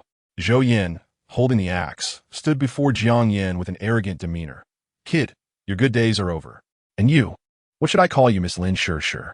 After becoming a zombie, Zhou Yan's voice had become significantly raspier, akin to a knife scraping against glass, grating to the ears. If you wish to become a zombie so badly, why not allow me to assist you? Fool! Without waiting for a response from the two, she charged forward, the axe wielded with the grace of a swallow and the strength of an ox, its momentum exuding a heavy power. Zhou Yan swiftly pulled Lin Shishir behind him, his gaze fixed upon the axe as an invisible wall began to materialize before him. He discerned that the opponent was merely a low-level zombie, and such meager strength could not shake him. With a resounding clash, the wall shattered under the axe's strike, barreling toward Zhou Yan's head. In a split second, as the axe was mere centimeters from him, Zhou Yan reacted, summoning the nearby zombie to attack Zhou Yan and Fong Hong Hong. As Fong Hong Hong absorbed the crystal core Zhou Yan had provided, she dissolved the medication Lin Shishir had administered earlier, regaining some strength. Observing the approaching zombies, she let out a cold laugh. Their arrival was fortuitous, as she had pent-up frustration to unleash. With a mighty swing of her large blade, she crushed a zombie, venting all her anger. Damn it, to be betrayed by such a person. It's as if my eyes were blinded by filth, polluting my very mind. The rage surged within her. Lin Shishir had divulged everything earlier, under the guise of making her an informed ghost. In the face of apocalypse, humanity was in peril. Yet there existed such foolishness. This infuriated her. She pondered how her parents had ever given birth to such a being. For a zombie, they would engage in such deranged actions. Zhou Yan, being a zombie, exhibited a heightened sensitivity to her surroundings compared to before. The crystal cores of her mind received Zhou Yan's signals, her body instinctively wanting to obey his commands. Fortunately, Zhou Yan's soul retained a complete sense of human consciousness and strong willpower. This twist of fate caused her hand to momentarily hesitate with a fire axe. Leave, Zhou Yan decisively commanded. In the instant of their confrontation, he sensed her formidable strength. Not only that, but he also confirmed she was a zombie, akin to him, possessing autonomy. However, This zombie was of a significantly lower rank, meaning she was not even a high-level zombie, merely a low-level one, yet her situation mirrored his own. His commands held no sway over her. Contemplating this, Zhou Yan's expression soured considerably. Could it be that the experimental subjects from that initial plan had survived? Zhou Yan, Lin Shishir exclaimed in alarm. Run! Zhou Yan uttered this command, observing her elegant movements and terrifying strength as she wielded the axe with authority. Having recently transformed into a high-level zombie, he needed to swiftly adapt to this new phase. This was not an opportune moment. The underground parking garage was dimly lit, filled with abandoned vehicles. Zhou Yan appeared quite familiar with the area, as new zombies relentlessly surged in from outside, intent on thwarting Zhou Yan's pursuit of him. Upon issuing this command, the three combatants outside, engaged in a bloody struggle, simultaneously recognized the new development. The zombies abruptly ceased their attacks, swiftly retreating like a tide, as if possessing tactical awareness. And they all retreated in unison. Jiang Qing gasped for breath, her transformation nearing completion. 2 furry ears had sprouted atop her head. Her formerly dark pupils transformed into amber slits, and fine fur adorned her cheeks. What is happening? She murmured, observing the zombie's abnormal behavior. She hesitated for a moment before following suit. Where were Hong Hong and Shishir? The other two were also scattered by the onslaught of zombies. This unexpected turn of events had come suddenly. Meanwhile, on the other side, Shun Yi and Lu Ju regarded the peculiar situation, perplexed yet resolute, as they too decided to follow. As they ran, the three found the circumstances increasingly bizarre. Along the way, they encountered zombies streaming in from other intersections, all with a singular focus, trailing behind the main horde, entirely oblivious to the presence of the 3 humans. At the parking garage entrance, Jiang Qing halted, her animalistic transformation being feline in nature, making her the fastest among her team. She gazed at the entrance, her expression a tumult of uncertainty. Jiang Qing. Suddenly, she heard someone calling her from behind. Jiang Qing swiftly turned, and it was Lu Ju. Lu Ju. She softly called out the other person's name. Both of them were in poor condition. Lu Ju's ability was spatial manipulation, which lacked offensive power. At best, she served as the team's support. Fortunately, she had practiced before the apocalypse. It's strange, Jiang Qing murmured. Lu Ju's expression remained calm. Did you notice it too? Jiang Qing nodded, raising her gaze to Lu Ju. Have you seen Hong Hong and Shishir? What about Zheng Yi? Lu Ju shook her head. Could they be inside? She gestured towards the underground parking lot. Just as the two were about to investigate, Zheng Yi arrived. At that moment, the parking lot was overrun with zombies. Surging like a dark tide, Zhou Yan maintained her composure, her dull, lifeless eyes fixed on the approaching horde. The parking lot had multiple exits, and the system continuously relayed updates about the protagonist's situation in her mind. Meanwhile, the other 3 teammates congregated at the parking lot entrance. Zhou Yan glanced at Fang Hong Hong, who was half kneeling, gasping for breath, a massive cleaver in hand, surrounded by a pile of zombie carcasses, with crystal cores scattered on the ground, too exhausted to collect them. The command given to zombies was merely to attack Zhou Yan, with Fang Hong Hong caught in the crossfire. Zhou Yan trembled slightly, then donned the captivating aura, targeting the zombies. Instantly, their gaze towards her shifted, filled with an unusual excitement, hissing eagerly. This transformation frightened Fang Hong Hong. Zombies were supposed to be soulless monsters devoid of emotion or thought, yet she sensed an inexplicable sentiment emanating from them. Was it because of this girl? Fang Hong Hong looked up at Zhou Yan, who, like the man beside Lin Shishir, was wrapped tightly, shrouded in the dim light of the parking lot. If the light were brighter, she would see the abnormal hue of Zhou Yan's hands. Zhou Yan approached Fang Hong Hong, squatting before her, meeting her gaze. Thank you, Fang Hong Hong uttered. No need for thanks, Zhou Yan replied. You understood what that woman said earlier, right? Fang Hong Hong nodded, recalling the mysterious appearance of the woman and the fear that gripped her when their eyes met. Her intuition warned her of Zhou Yan's danger. Yet, this reminded her of Lin Shishir's earlier words, igniting her anger. Zhou Yan smirked. Excellent. I need your assistance with something. What is it? Fang Hong Hong thought of Zhou Yan as her savior. As long as it didn't conflict with human interests, she would agree. It's not a big deal. I need you and your teammates to go to the Dawn base and find a person named Luo. Once you locate her, deliver this to her. Zhou Yan retrieved a USB drive from her pocket. This contained a portion of the research plan on the zombie virus, detailing the entire process of the current zombie project. In her quest to save humanity, Zhou Yan chose the most arduous path to unravel the virus within the zombies, restoring their humanity. The original zombie virus was a creation of a group of mad scientists, intended to enhance human strength and overall capabilities for the future, dubbed the Nuwa Project. Zhou Yan learned that this research had been terminated by the National Academy of Sciences. The scientists conducted their studies in secrecy, funded by foreign investments. However, a traitor emerged within the project, leading to its downfall, and the unfinished subjects revolted, rapidly spreading the virus strain. Luo, whom Zhou Yan sought Fang Hong to find, was the leader of the Nuwa Project. Her intentions had been noble, but events had spiraled out of control. In the original narrative, Luo continued her research on the virus, regretting her initial decision to pursue it, and at the moment hope glimmered, she was killed by Lin Shishir. Additionally, I doubt your teammates will believe you based solely on your word regarding earlier events. Zhou Yan produced a phone from her pocket, containing a video of Lin Shishir's earlier statements, recorded with the system's assistance. Fang Hong accepted these items, watching Zhou Yan prepare to leave. Suddenly, she called out, "How will I contact you once the task is completed? There's no need to contact me. Once you deliver this to that lady, she will find me on her own. And please, make sure to leave this place within an hour." With that, Zhou Yan departed. Hong. After Zhou Yan left, the zombies followed her out. Upon entering, Jiangqing and Zheng Yi, along with Lu Ju, were met with a scene of scattered zombie corpses and quickly spotted Fang Hong half-kneeling among them. Jiangqing called out and rushed over. Seeing her condition, Jiangqing's expression shifted. Hong, are you okay? Fang Hong shook her head. I'm fine, just exhausted. Zheng Yi surveyed the parking lot, frantic. Where's Shishir? Why haven't we seen her? Regaining some strength, Fang Hong stood up, and upon hearing Zheng Yi's question, she scoffed. Ha! Don't mention that traitor's name in front of me. That thing mingling with the zombies. Her words left everyone astonished. What did she mean by mingling with zombies? Fang Hong took a moment to calm herself.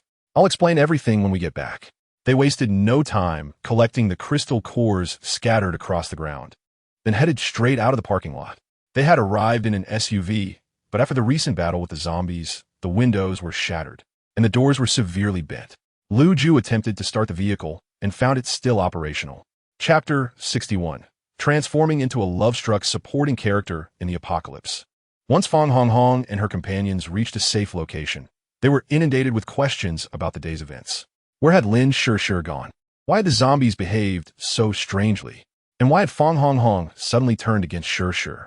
Zheng Yi gazed at the darkening sky, glancing at the expressionless Fang Hong, unable to contain his curiosity.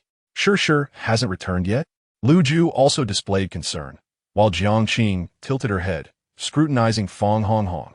She too was perplexed. Yet she trusted Hong. If Lin Shishir had no issues, Fang Hong would never abandon her. Now, Fang Hong's demeanor conveyed a crucial message. Lin Shishir was problematic. Taking a deep breath, Fang Hong turned to her teammates, recalling Lin Shishir's prior words, which ignited her frustration. After mentally preparing herself, she spoke.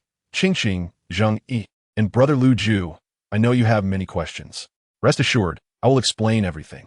Hong, I believe you, Jiangqing replied, though uncertain of the specifics.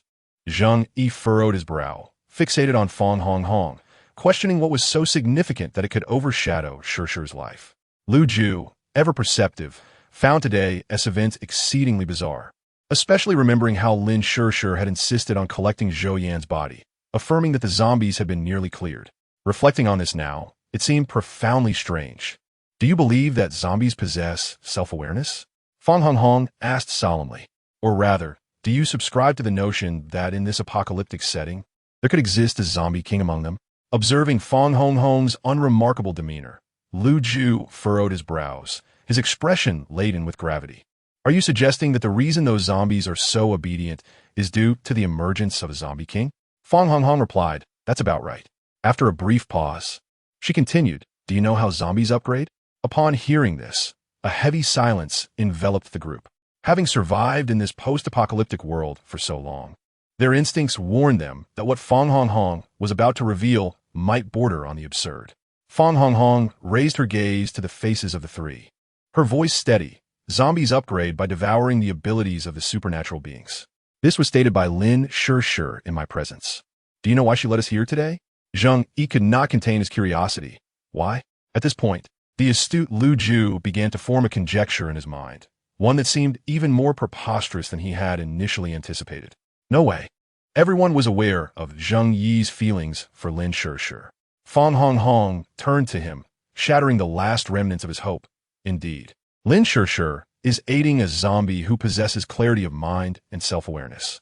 She lured us here so that the zombie could consume us. That's impossible. Zheng Yi exclaimed in alarm, his agitation evident as he grasped Fang Hong's shoulders. You mustn't speak such nonsense. Sure, she could never. Then how did you escape? Lu Zhu interjected, pushing Zheng Yi aside to stand protectively in front of Fang Hong, his tone serious. Calm down. Fang Hong pressed her lips together. A woman suddenly appeared and saved me. She then produced her phone, which she had received from Zhou Yan. This was given to me. I took a look, and aside from a video, there was nothing else. Jiangqing took the phone, moving closer to Lu Zhu and Zheng Yi as they began to watch. Host, where are we headed now? We're seeking someone named Song Shuqing, who is also a participant in the Anhua project. According to the original text, she was encountered after Lin Shi sacrificed Fang Hong and her teammates. After leaving the parking lot, Zhou Yan lingered in the area for quite some time. Now a zombie, many things were unnecessary for her, making her departure rather effortless. Gazing into the mirror, Zhou Yan observed her pale visage, her eyes a striking crimson, with veins visible on her cheeks. She scrutinized her reflection for a while, pleased to find that she differed from ordinary zombies. Her face remained intact, her eyeballs still in place, at least retaining a semblance of humanity. The following day dawned bright and clear, a beautiful day rarely appreciated since the apocalypse. Zhou Yan discovered a small car. Based on her knowledge of vehicles, its design was quite ordinary, and it was an automatic. The keys were left in the ignition, and the car door had been violently torn open, the metal twisted, suggesting that the owner had likely met their demise at the hands of zombies before they could escape. After an entire day of searching, Zhou Yan was relieved to find a car with keys. According to the storyline, Song Shuqing should currently be in Lin City. Zhou Yan tested the GPS, which was still functional. She gathered several shawls, sunglasses, and a mask from a nearby shop, stowing them in her bag. Before driving, she checked the fuel tank, consulting the system. The fuel was sufficient to reach Lin City, but she estimated it would only get her to the highway entrance. Accepting this limitation, she set off. Along the way, she encountered a few zombies, but Zhou Yan felt no fear. After a day's journey, her car finally ran out of gas at the highway entrance. The nearby zombies, drawn by the sound, hurried over but failed to detect any human scent, slowly turning away. The sky was still dimly lit. After a day and night of travel, Zhou Yan felt no fatigue. System, can you locate Song Shuqing's exact address? Zhou Yan only recalled that the protagonist from the original text had met her in a storage room of an abandoned small supermarket, but the specific location was not mentioned, and she had no familiarity with this area. Let me check. Please hold on, host. Zhou Yan nodded, glancing around at the desolate surroundings, crumbling walls, and an occasional zombie wandering by. A few minutes later, the system provided an answer. Host, the city center at the west gate of a community called Happiness Community, across from which is a supermarket named Happiness Supermarket. The person you seek is hiding on the second floor of the supermarket. The city center. Zhou Yan estimated it would take her most of the day to reach there from her current location. Though she possessed items that could facilitate instant travel, she deemed it unnecessary as there was no immediate danger for the other party, nor did she need to descend from the sky to rescue Song Shuqing. But she still has two companions. As the sun rose higher in the sky, everything appeared so clear and pristine, a sight rarely appreciated since the onset of the apocalypse. The pressures of survival had rendered such moments insignificant. Song Shuqing and her companions had been trapped in the supermarket for over half a month. Most of the food had spoiled, leaving little sustenance for 3 adults, barely enough to last 2 days. Thus, they resolved to venture out the next day in search of food. When Song Shuqing caught sight of her own face, she momentarily lost herself in the brilliance of the sunlight, a sight she had not encountered in ages. Having been sequestered in a small room with tightly shut doors and windows, isolated from the world. I checked the map. There's a large underground supermarket 2 streets from this community. The closest location to us, said a man standing next to Song Shuqing, adjusting his glasses with a calm demeanor. The trio held various weapons, but their effectiveness was limited by their environment. A month prior, supplies had been airdropped into the city, including wooden crates filled with ammunition. But by the time they received the news through an old radio, the supplies had already been snatched away. The man beside Song Shuqing was named Yu Liang, while the silent companion was Wang Shikong, a middle-aged man. Yu Liang remarked, "I've observed these zombies. They're most active during dawn and dusk, while the opposite is true at noon. We have only an hour or two left. It's currently 12:30. I noticed there are few zombies on the streets, but that doesn't mean there are none. We must tread carefully." Song Shuqing, a quiet girl who appeared to be a recent university graduate, exuded an air of scholarly calmness. "Additionally, we should stay in the sunlight. These zombies have keen hearing but poor vision. They rely on sound and scent to navigate. So we should aim to carry food with a minimal odor." Having reached a consensus, the three immediately chose a route towards the large supermarket. They considered searching for a vehicle, but given the distance, walking would be the quickest option, and they could not risk the noise of a car attracting the zombies. At that moment, Zhou Yan rode leisurely on a small electric scooter, exuding an air of comfort as she wore a motorcycle helmet, far more secure than a cloth bag.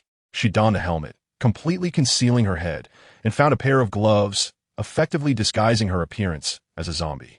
"Host, the target has changed location. What are they up to?" Zhou Yan inquired. "They're searching for supplies." Oh, Zhou Yan understood that indeed, this was the apocalypse, and food resources were exceedingly scarce. Where had they gone? In the next moment, the system proactively sent Zhou Yan a pinpoint map. She observed the location of Song Shuqing on the map, slowly moving in one direction. Estimating the distance between her position and that of Song Shuqing, she calculated that it would take approximately 1 to 2 hours to reach her. It seemed urgent. "We've arrived." Song Shuqing, armed with a small knife, spotted the entrance of the supermarket and quickly called over her two teammates. The elevator had long ceased operation. The trio cautiously surveyed their surroundings before stealthily entering. Inside the supermarket, chaos reigned. Large pools of filthy water were intermittently collecting on the floor, mingled with a foul odor.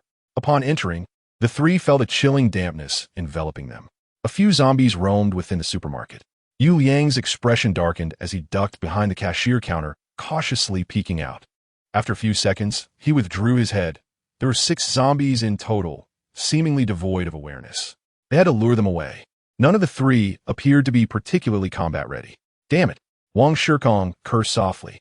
Clearly, relocating was not a viable option.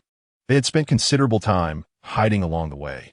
Song Shuqing bowed her head, recalling the experiments she had conducted in the past. These zombies were a result of mutation, with distinct advantages, but equally significant drawbacks. However, every conceivable flaw at this moment seemed unsuitable. "How about I go?" she suddenly proposed as the 2 men pondered how to distract the zombies. Yu Liang immediately furrowed his brow. "No way, you can't outrun those zombies." "Indeed. Let's discuss this further," Wang Shikong added. They had witnessed Song Shuqing's stamina when pursued by zombies. Within 10 meters, she would collapse. Yet, Song Shuqing remained steadfast in her conviction. "First, I am familiar with their weaknesses. Second, you both have sustained injuries. And it has only been over half a month since. Your wounds are still healing, increasing the risk of infection. Third, considerable time has elapsed. If we do not make a choice soon, we are all in grave danger." It was also due to the injuries of the 2 men that their departure had been temporarily postponed, knowing that Professor Luo was at the Dawn base. Song Shuqing intended to seek refuge with him. "Rest assured, these zombies are all failed products. As one of their creators, I am aware of their weaknesses. While I may not be able to eliminate them, luring them away is certainly feasible." Song Shuqing retrieved her weapons from her backpack and handed it to Yu Liang. "Trust me, although I may lack physical strength, my intellect is keen." Yu Liang harbored skepticism. As a member of the Research Institute, he had heard of this absurd plan, but was unaware of its deeper implications, only knowing that it had ultimately been terminated. Presently, he could not ascertain whether Song Shuqing spoke the truth. Wang Shikong initially intended to object, but hesitated upon hearing her words.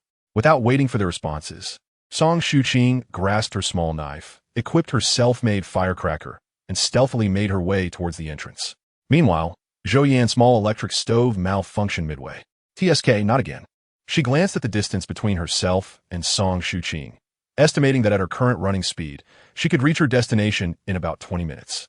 Thus, she discarded the small stove, her helmet firmly in place, grabbed her backpack, and began sprinting toward her target, swift as the wind. The running woman moved like a gust of breeze. Zhou Yan felt invigorated. As Song Shuqing successfully lured the zombies out of the supermarket, Zhou Yan had already reached the vicinity. Observing the surrounding zombies seemingly responding to a sound, she surmised that something unexpected must have occurred in that direction. 1, 2, 3, 4. More and more zombies accumulated, all racing towards one direction. A sense of foreboding washed over Zhou Yan as she gradually slowed her pace, contemplating the ultimate goal of the trio while making her way towards the large underground supermarket. Yuliang, hurry. The girl won't be able to hold out much longer.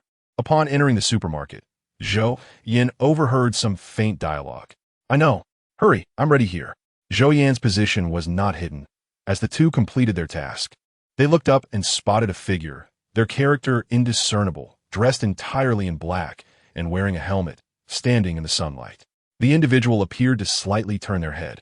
Sunlight streamed in at an angle through the entrance, illuminating the dust particles dancing in the light. Who is setting off bombs outside? Zhou Yan wondered, her heart racing. Is it Song Shuqing? Oh, Dr. Song.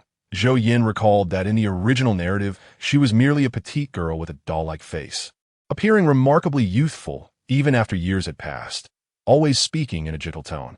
Yet, here she was capable of such audacity? The other two seemed to regain their composure as Yu Liang and Wang Shikong exchanged glances, both reflecting hesitation. Wang Shikong uncertainly remarked, "Could it be that girl who did this?"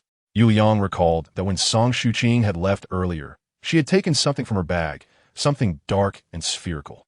Could it possibly be? His lips twitched, contemplating that indeed, Song Shuqing possessed the ability to create such a device. However, when had she crafted it? It made sense. Her earlier assertion had been so resolute. With this contraption, she would indeed have no reason to fear.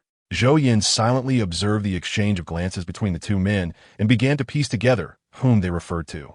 As Yu Liang secured his backpack and turned to Zhou Yan, a glint of caution flickered in his eyes. Who are you? Despite knowing in her heart that Song Shuqing would be fine, the explosion would undoubtedly attract nearby zombies. They needed to leave swiftly. Yet, the sudden appearance of this person clad in a motorcycle helmet raised uncertainty regarding whether they were friend or foe. Zhou Yan fell silent for a few seconds, gazing at their backpacks before finally speaking. We need to find food. Her voice sounded somewhat hoarse, as if her throat had been scraped by shards of glass. Find food? That suggests there is no immediate danger. Yu Liang and Wang Shikong remained vigilant, still concerned for Song Shuqing's condition. Cautiously, they approached Zhou Yan, noting that she did not exhibit any hostile demeanor, which left them somewhat puzzled. Wang Shikong swallowed hard and reminded Zhou Yan before departing, the one wearing the helmet.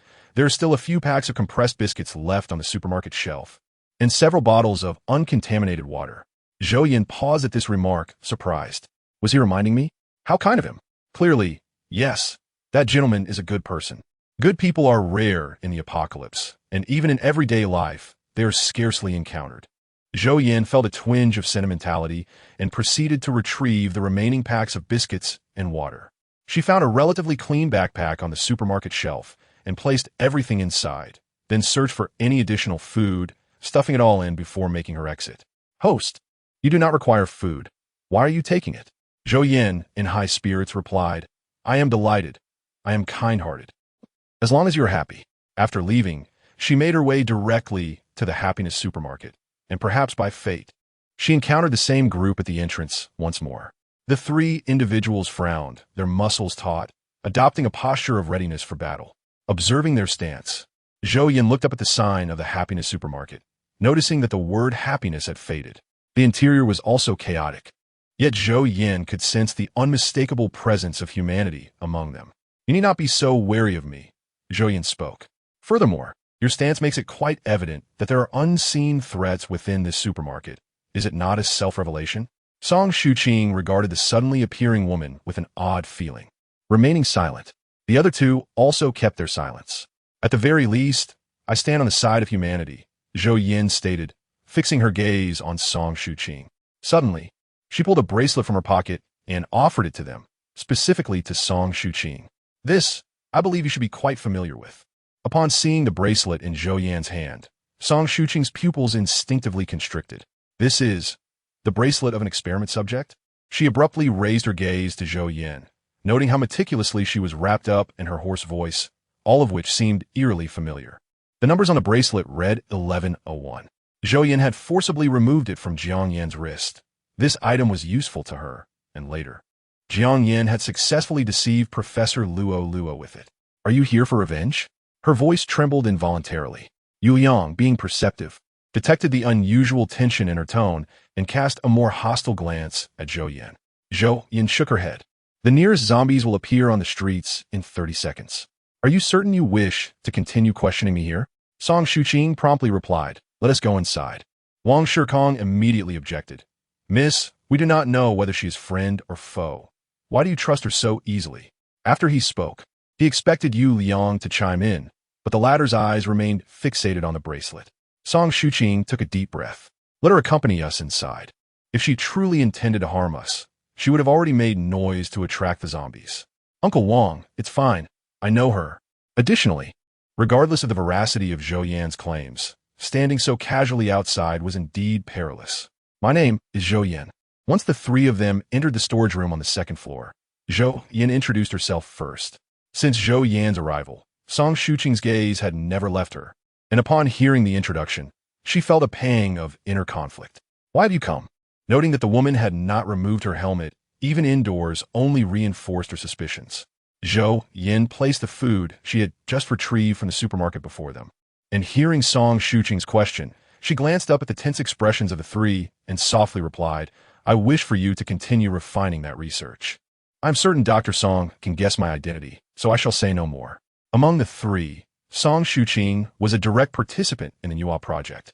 Yu Liang was a doctoral researcher in biology, but unrelated to the project, and the other gentleman, Wang Shikong, was affiliated with the research institute, but remained on the periphery, entirely oblivious to the internal documents. Upon hearing Zhou Yan's words, their reactions varied. Song Shuqing expressed doubt. You do not hate us? Yu Liang's brow finally relaxed slightly, indicating that his assumptions had been correct. Wang Shikong remained somewhat bewildered, but understood that the forthcoming discussion would concern the core internal documents, a realm he had yet to explore, leading him to become notably quieter. I do not harbor hatred, Zhou Yan stated calmly. Those who should bear resentment are the innocent humans affected by the zombies.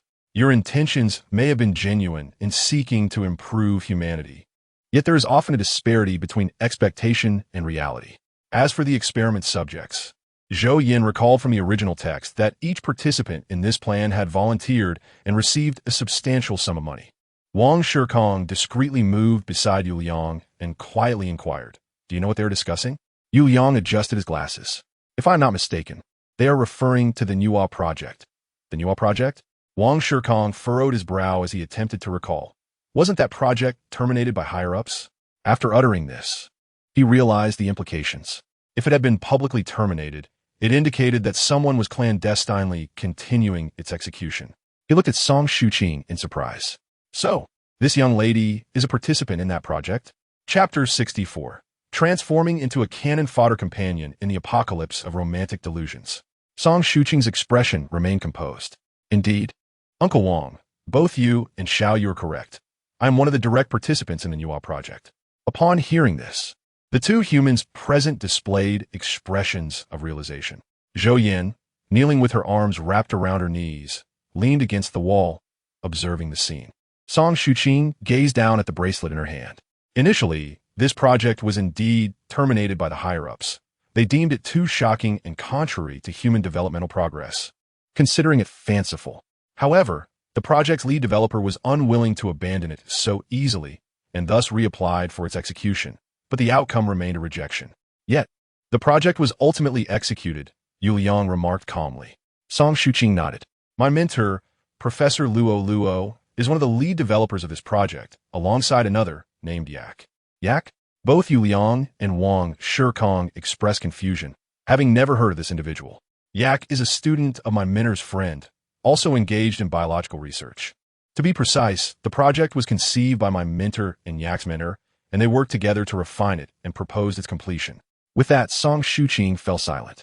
Zhou Yan interjected. Scientists are invariably driven by madness. The original purpose of this plan was to study human genes, with the hope of extracting a special substance from them. My teacher envisioned enhancing human physicality through this trait, not merely in terms of strength and speed, but with the ultimate aim of prolonging human life and reducing the incidence of diseases. In essence, this could be described as the pursuit of superhuman abilities. Thus, the initiative was named the Nuwa Project, as my teacher believed it could grant humanity a new form. After articulating this, Song Shuqing fell silent. There's a certain truth to this. Scientists are often consumed by their fervent and outlandish ideas, uttering statements that the average person struggles to comprehend. Wang Shikong, upon hearing this news, felt an overwhelming urge to smoke, reflecting on the emergence of superhuman abilities in the wake of the zombie apocalypse. He considered the experiment a success in a certain light. However, the existence of zombies also indicated a darker reality. Yu Liang, unfazed by the outcome, had mentally prepared himself in the onset. His expression remained exceedingly calm. And then, he queried, "Is the emergence of zombies a sign of failure?" Song Shuqing replied yes and no. Although the project was ultimately terminated, later, Yak claimed to have found investors who believed in the feasibility of the Nuwa project and considered it beneficial for humanity. When we learned of this, we were elated, as we had previously resigned ourselves to despair. The bracelet, he continued, was what we had equipped the test subjects with. Instinctively, both Yu Liang and Wang Shikong turned their gazes toward Zhou Yan, their pupils narrowing in alarm.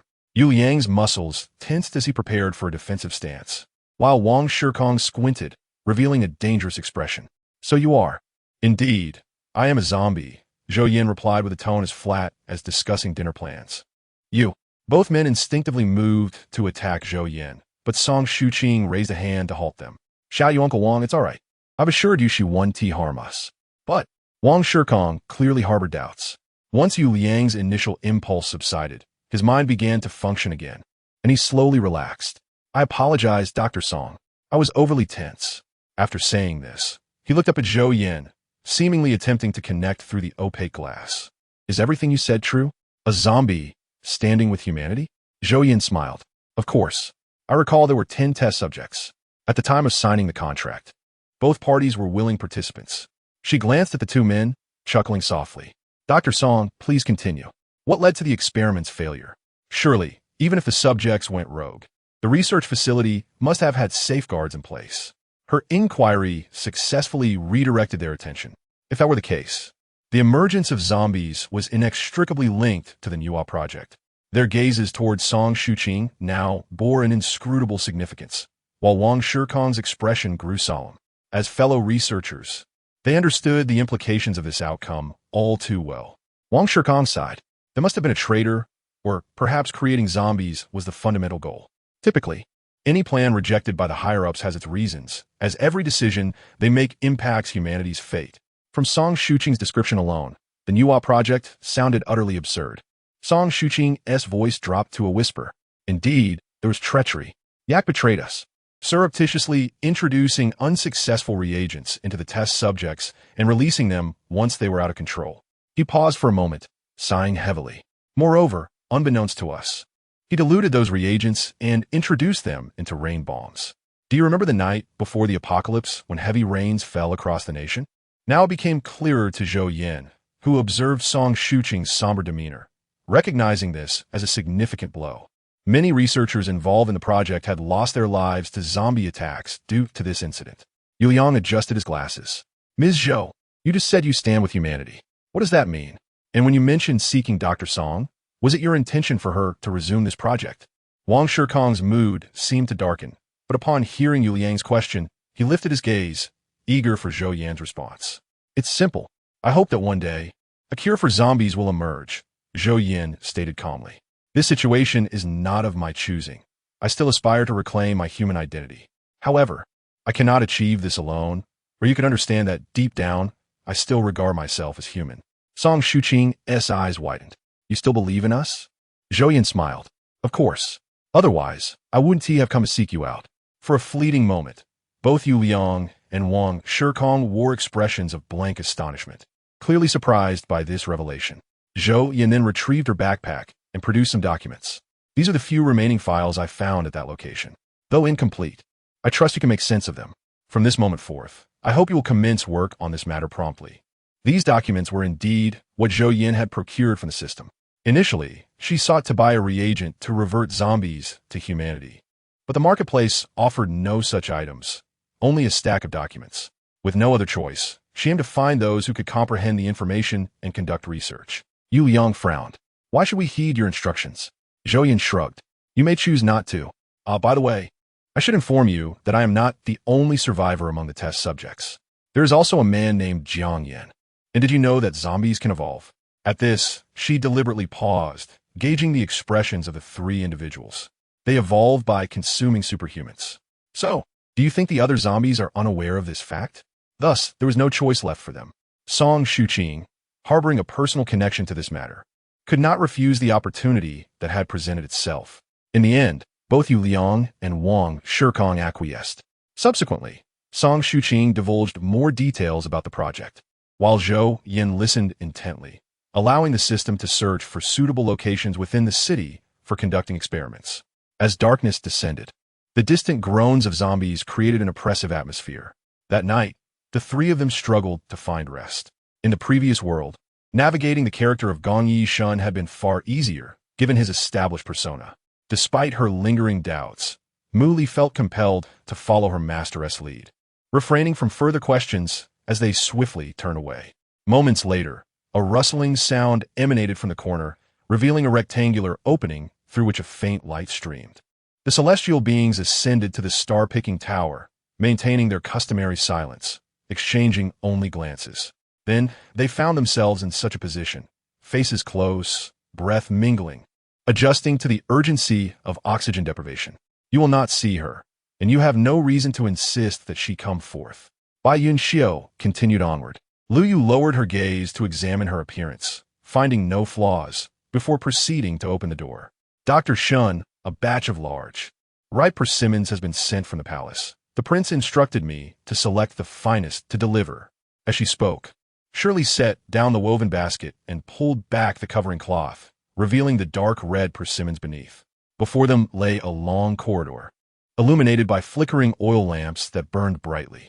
After walking for a short while, they encountered several forks in the path. During the era of the sorcerer demon calamity, the spirit of earth transformed through reincarnation, gaining recognition from the heavenly Tao. Thus, the souls of beings from the three realms found a destination after death, rendering Fengdu City an illegal existence. Anjia screamed in desperation, wielding his ice hammer like a divine arm to resist the crimson light. His tattered clothing revealed muscles empowered by the freezing force, while the beast-like battle form behind him embodied his might. "Welcome, this is my husband, Anjili," Shilin Dian said with a smile, stepping forward to introduce the man beside her to Zhongji. It turned out that the blue giant axe in Li Guangming's hand had been replaced with a purple one, indicating a level 10 weapon, as no purple-grade equipment existed below that tier. Shailin Ming retained her faith in Duan Xiao, a peak supreme power, believing that Meyer was quite safe with him. Yet, they remained outmatched, as the direct intervention of Sage and heavenly-level powers swiftly dealt with nearly 500 desert ants. "I will dispatch 2 personnel to protect your family. But there is a condition," Su Bei's voice continued. After seeing the communications officer leave, the madman picked up the phone on his desk and dialed team leader Lee from the second group. One by one, the guards in front of the carriage fell, and the 2 masked figures exchanged glances before leaping into the air, their bodies glowing green like eagles swooping down on their prey. Their exaggeration was not unfounded. Zhongji's presence allowed for immense possibilities. Imagine a being capable of moving at will and crushing the enemy's heart with absolute power. What did that signify?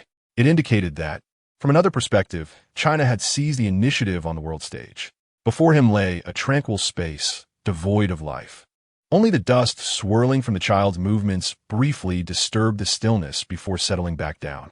In truth, this sea tomb had not witnessed the entry of new dragon beasts since the Great Holy War on the continent, as it had been completely sealed off. However, with the emergence of this formidable force, the future of this place seemed destined for desolation. Chapter 66, transformed into a cannon fodder teammate with a romantic brain in the apocalypse 12 Zhou Yan. Sure, I need to grow stronger. Despite having confirmed that all the experimental subjects had perished except for him, he wondered where that woman had come from.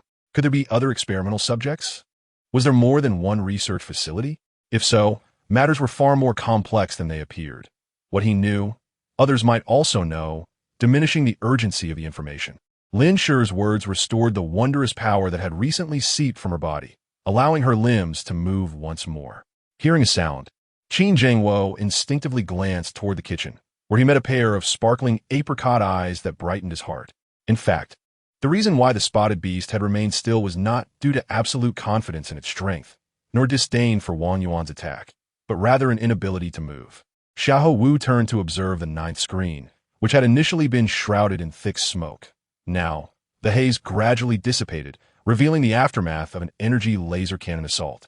Gritting his teeth against the pain, Xiahou Wu clutched the Thunderfall blade tightly, striking it against the skin of the king cobra.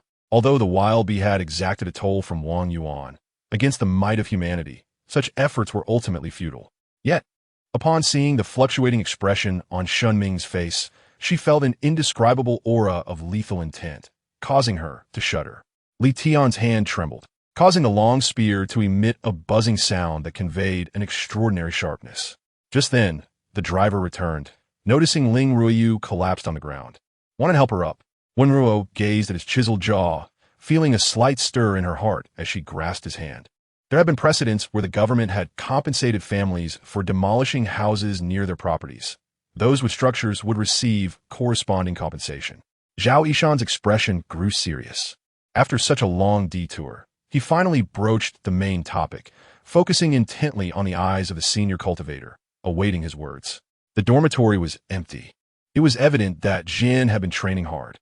Though the girl had not suffered a serious illness, she bore numerous bruises and scrapes.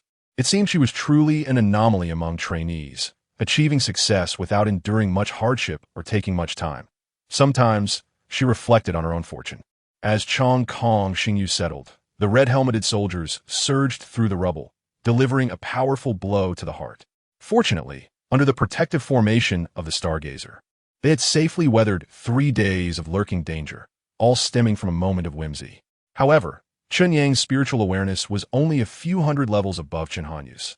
If Chun Hanyu indeed possessed the sea-calming stone, his mesmerizing technique would be rendered ineffective. If it had been spirit stones, Li Chuyi would have understood.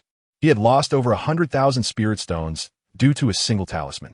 If it had been him, he would have wept bitterly. Meanwhile, a vanguard unit of the Galactic Empire was already en route to the Imperial Star of the Ryan Empire. As the two departed from Qingyun Manor, Chen Yang left the corpse puppet Han Xin within, entrusting the corpse puppet order to Su Zining. Knight Mo paused, sensing that Lin Shi's wisdom would allow her to grasp his unspoken thoughts. Another concubine of Yun He, Wu Shi, stormed out in fury, her sleeves flaring as she left. The system's forgery capabilities were unparalleled. Even Thanos could not discern the issues with the space stone. Ling Ji smiled at everyone while speaking, yet as a direct disciple of someone, Bai Yi immediately noticed the changes in this wayward mentor compared to a few days prior. It seemed she was now more attentive and proactive regarding the entire class. Chapter 67. Transformed into a cannon fodder teammate with a romantic brain in the Apocalypse 13 upon entering, Zhou Yan felt a gaze adhering to her, making her somewhat uncomfortable. Observing that Song Shuqing and the others displayed no unusual reactions, she pondered that it might be best to remain silent. The acting skills of these researchers were lacking, and revealing anything would compromise their current natural demeanor. "We'll sneak away later. You must stay alert and not sleep tonight."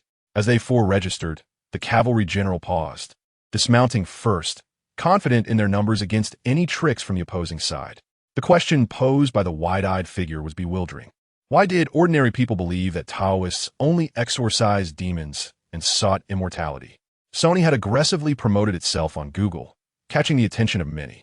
Thus, Wang Hao felt it prudent to remain cautious, ensuring there were ample people to support and safeguard their plans. I could do what Tang Wanner does. It's not impressive," she retorted. "Let us withdraw and consolidate our occupied positions." In truth, the troops still on the mountain had long been routed by the dual assaults of the Song army, fleeing down the mountain path for their lives. The humiliation paled in comparison to the pain of her disappointment. Reflecting on the previous night, she pondered whether she should express gratitude for his past kindness. Not only Hudson's friends, but also those who cared about the film industry were astonished upon hearing this news. Although the Sichuan restaurant had only recently opened, its unique flavors and elegant decor charmed Lu Qinglan, who had visited once with Yi Tingshun and fallen in love with the place. After returning to his room and lying on the bed post-meal, Zhao Hao found himself devoid of any desire to live stream games. Unlike the marginalized skills in games, the ability to perceive in reality is an exceptionally formidable talent. Upon examining the traces of this case, I deduced that the perpetrator's height must be quite remarkable. My judgment leads me to believe that the culprit likely stands at an imposing 193 centimeters, a notably conspicuous height. This is why Jiang Yuan selected this case. The force of the kick was not particularly strong, yet it was powerful in its suddenness. Lin Chuan focused intently and finally discerned the origin of that kick. Now that the conditions have been agreed upon, we may have the opportunity to discuss matters face-to-face in the near future, as I will soon be entering a new world. Li Hao chuckled softly. The forsaken shadow doll, stripped of its protection, suddenly panicked, losing all semblance of the excellent demeanor expected of Sprite. After a moment, the previously motionless spirit beast, resembling a green bean, finally began to stir slowly. In his previous world, many delicacies existed here, but more were found on a particular island, not available everywhere. For instance, this pizza, which King had never encountered in the South China Sea or the East China Sea. Isn't it fine to just lie here? At least one can live in peace without facing death, Qing Ji sighed, shaking his head. Hearing this, Lin Chuan felt a sense of relief. It was, after all, the doing of Ant Guy. Observing the agitated guard kneeling on the ground, he felt a mixture of emotions. He was not only calculating the current 18 active parking lot security guards, but also those who had retired alongside the thugs associated with them. The total number was considerable, keeping the criminal police brigade busy for several days. Certainly, his influence and the emperor's favor contributed to this, yet his own abilities were equally undeniable. After exchanging a few more words, the group withdrew, and Jianyang Jun contemplated briefly before retrieving several treasures from his storage ring, examining them carefully, and selecting the central piece, a phoenix feather, which he placed in a jade box. Huang Liqiong was unaware that her grandmother had grown displeased with her. She sat on the ground, reluctant to rise, hoping Su Meiyun would coax her. Yang Yuan Bo watched the spirit technique soar towards him, but unable to evade. He could only produce a magical artifact and cast it away. Chapter 68. Transformed into a cannon fodder team member with a love-struck brain in the apocalypse. After Song Shu Qing and the others finished cleaning, Wang Shikong set about tinkering with his generator equipment, while Yu Liang and Song Shu Qing focused on modifying the experimental platform, striving to add several more restraints to prevent the zombies from escaping. Zhou Yan observed everyone involved in their tasks, stroking her chin, feeling a bit bored. Initially, she contemplated capturing some zombies, but upon realizing there was nowhere to keep them, she shelved that idea for the time being. Zhou Yan, can you assist us? This kind of wild thought, once unleashed, could indeed trace back to unfathomable depths. No matter how intelligent the people of ancient Egypt were, they could not independently create or design modern transportation, much like the seven wonders of the world, which, from any angle, appear beyond the capabilities of ancient earthlings to accomplish alone. Now, seeing Wang Zhao accompanied by the slender Lu Ba Dao and linked arm in arm, Zhang Hongjun's frustration was palpable. He directly headed to school, as there were still classes to attend. Indeed, it was Friday, and military training awaited the following week.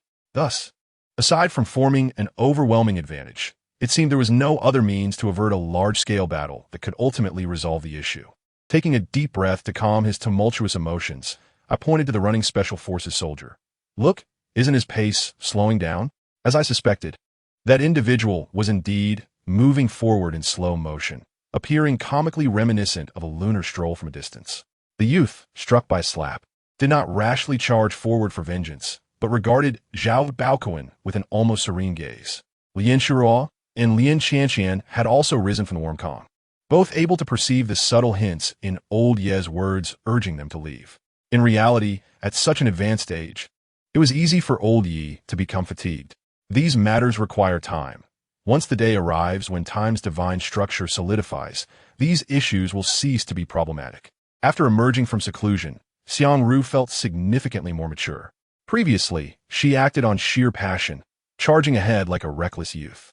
Now, she grasped the meaning of strategizing before action, considering a multitude of factors in her deliberations.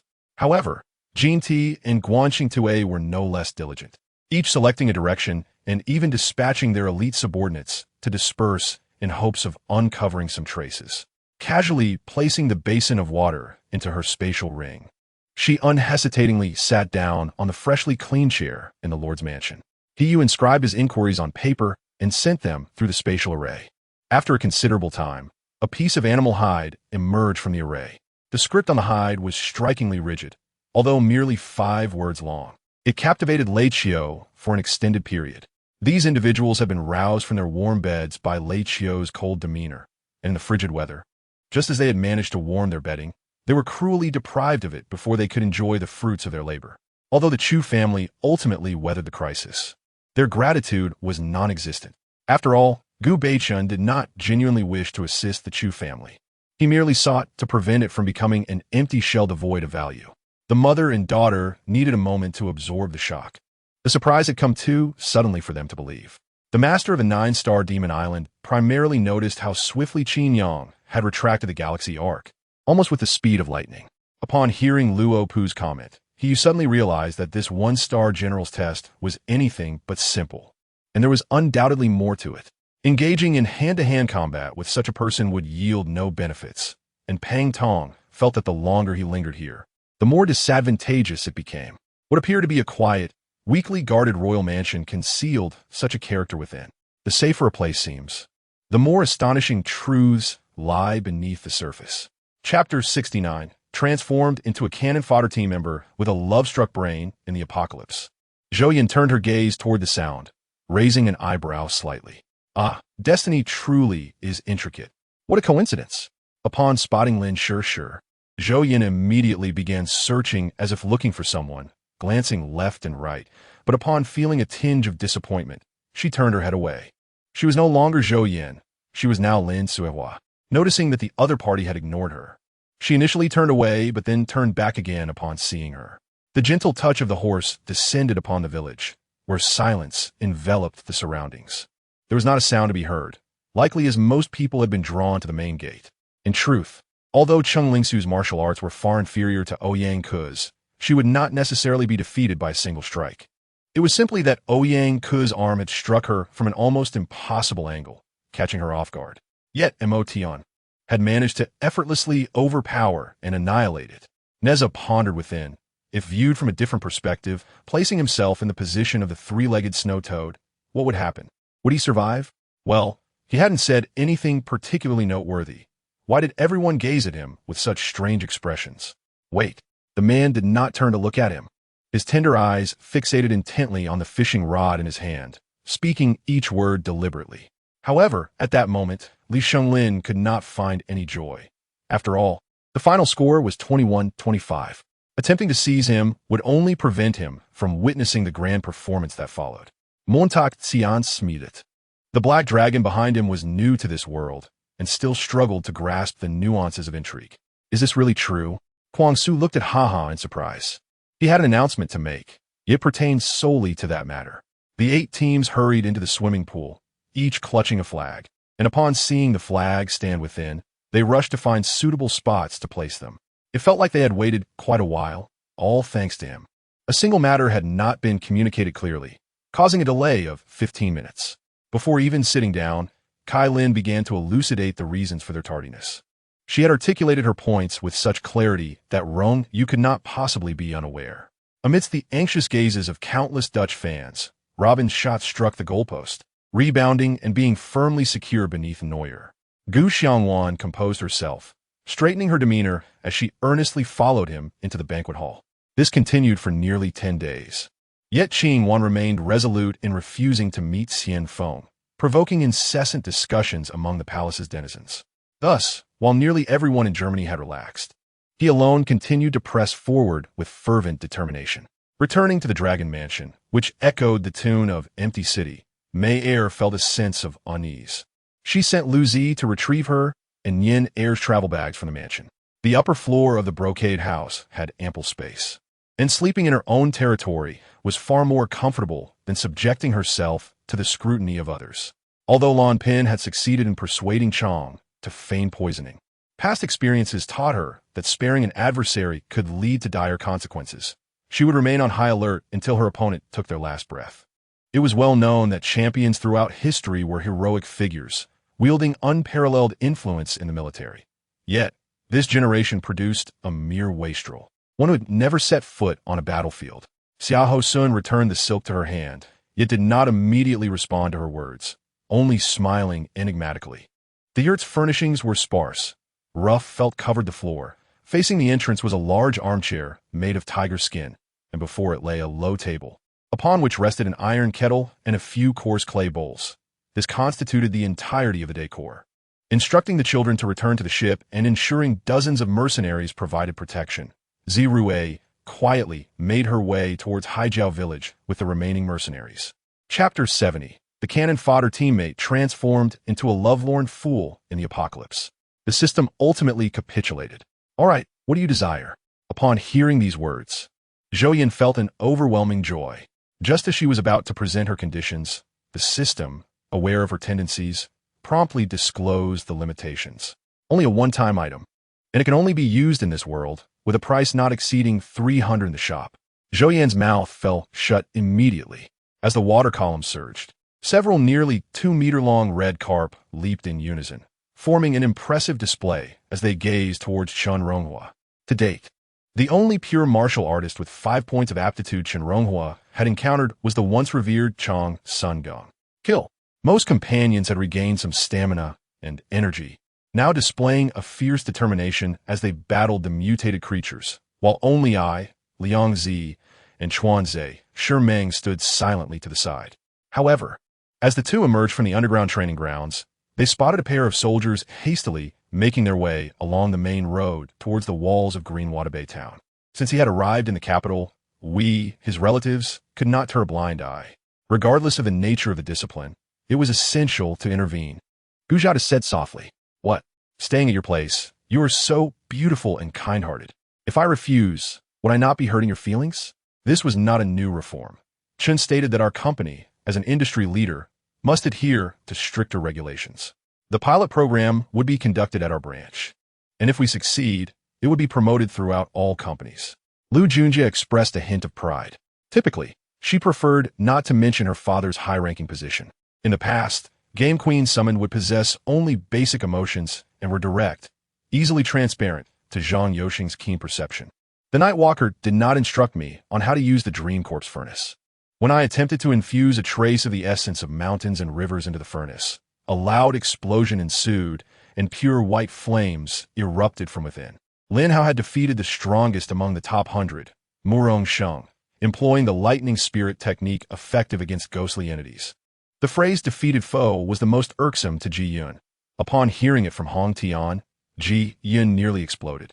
Although Lu Zheng captured 2 prospective kings, he did not execute them directly, which would not yield merit. Thus, his current achievements likely paled in comparison to even a fraction of Li Daoxiu's.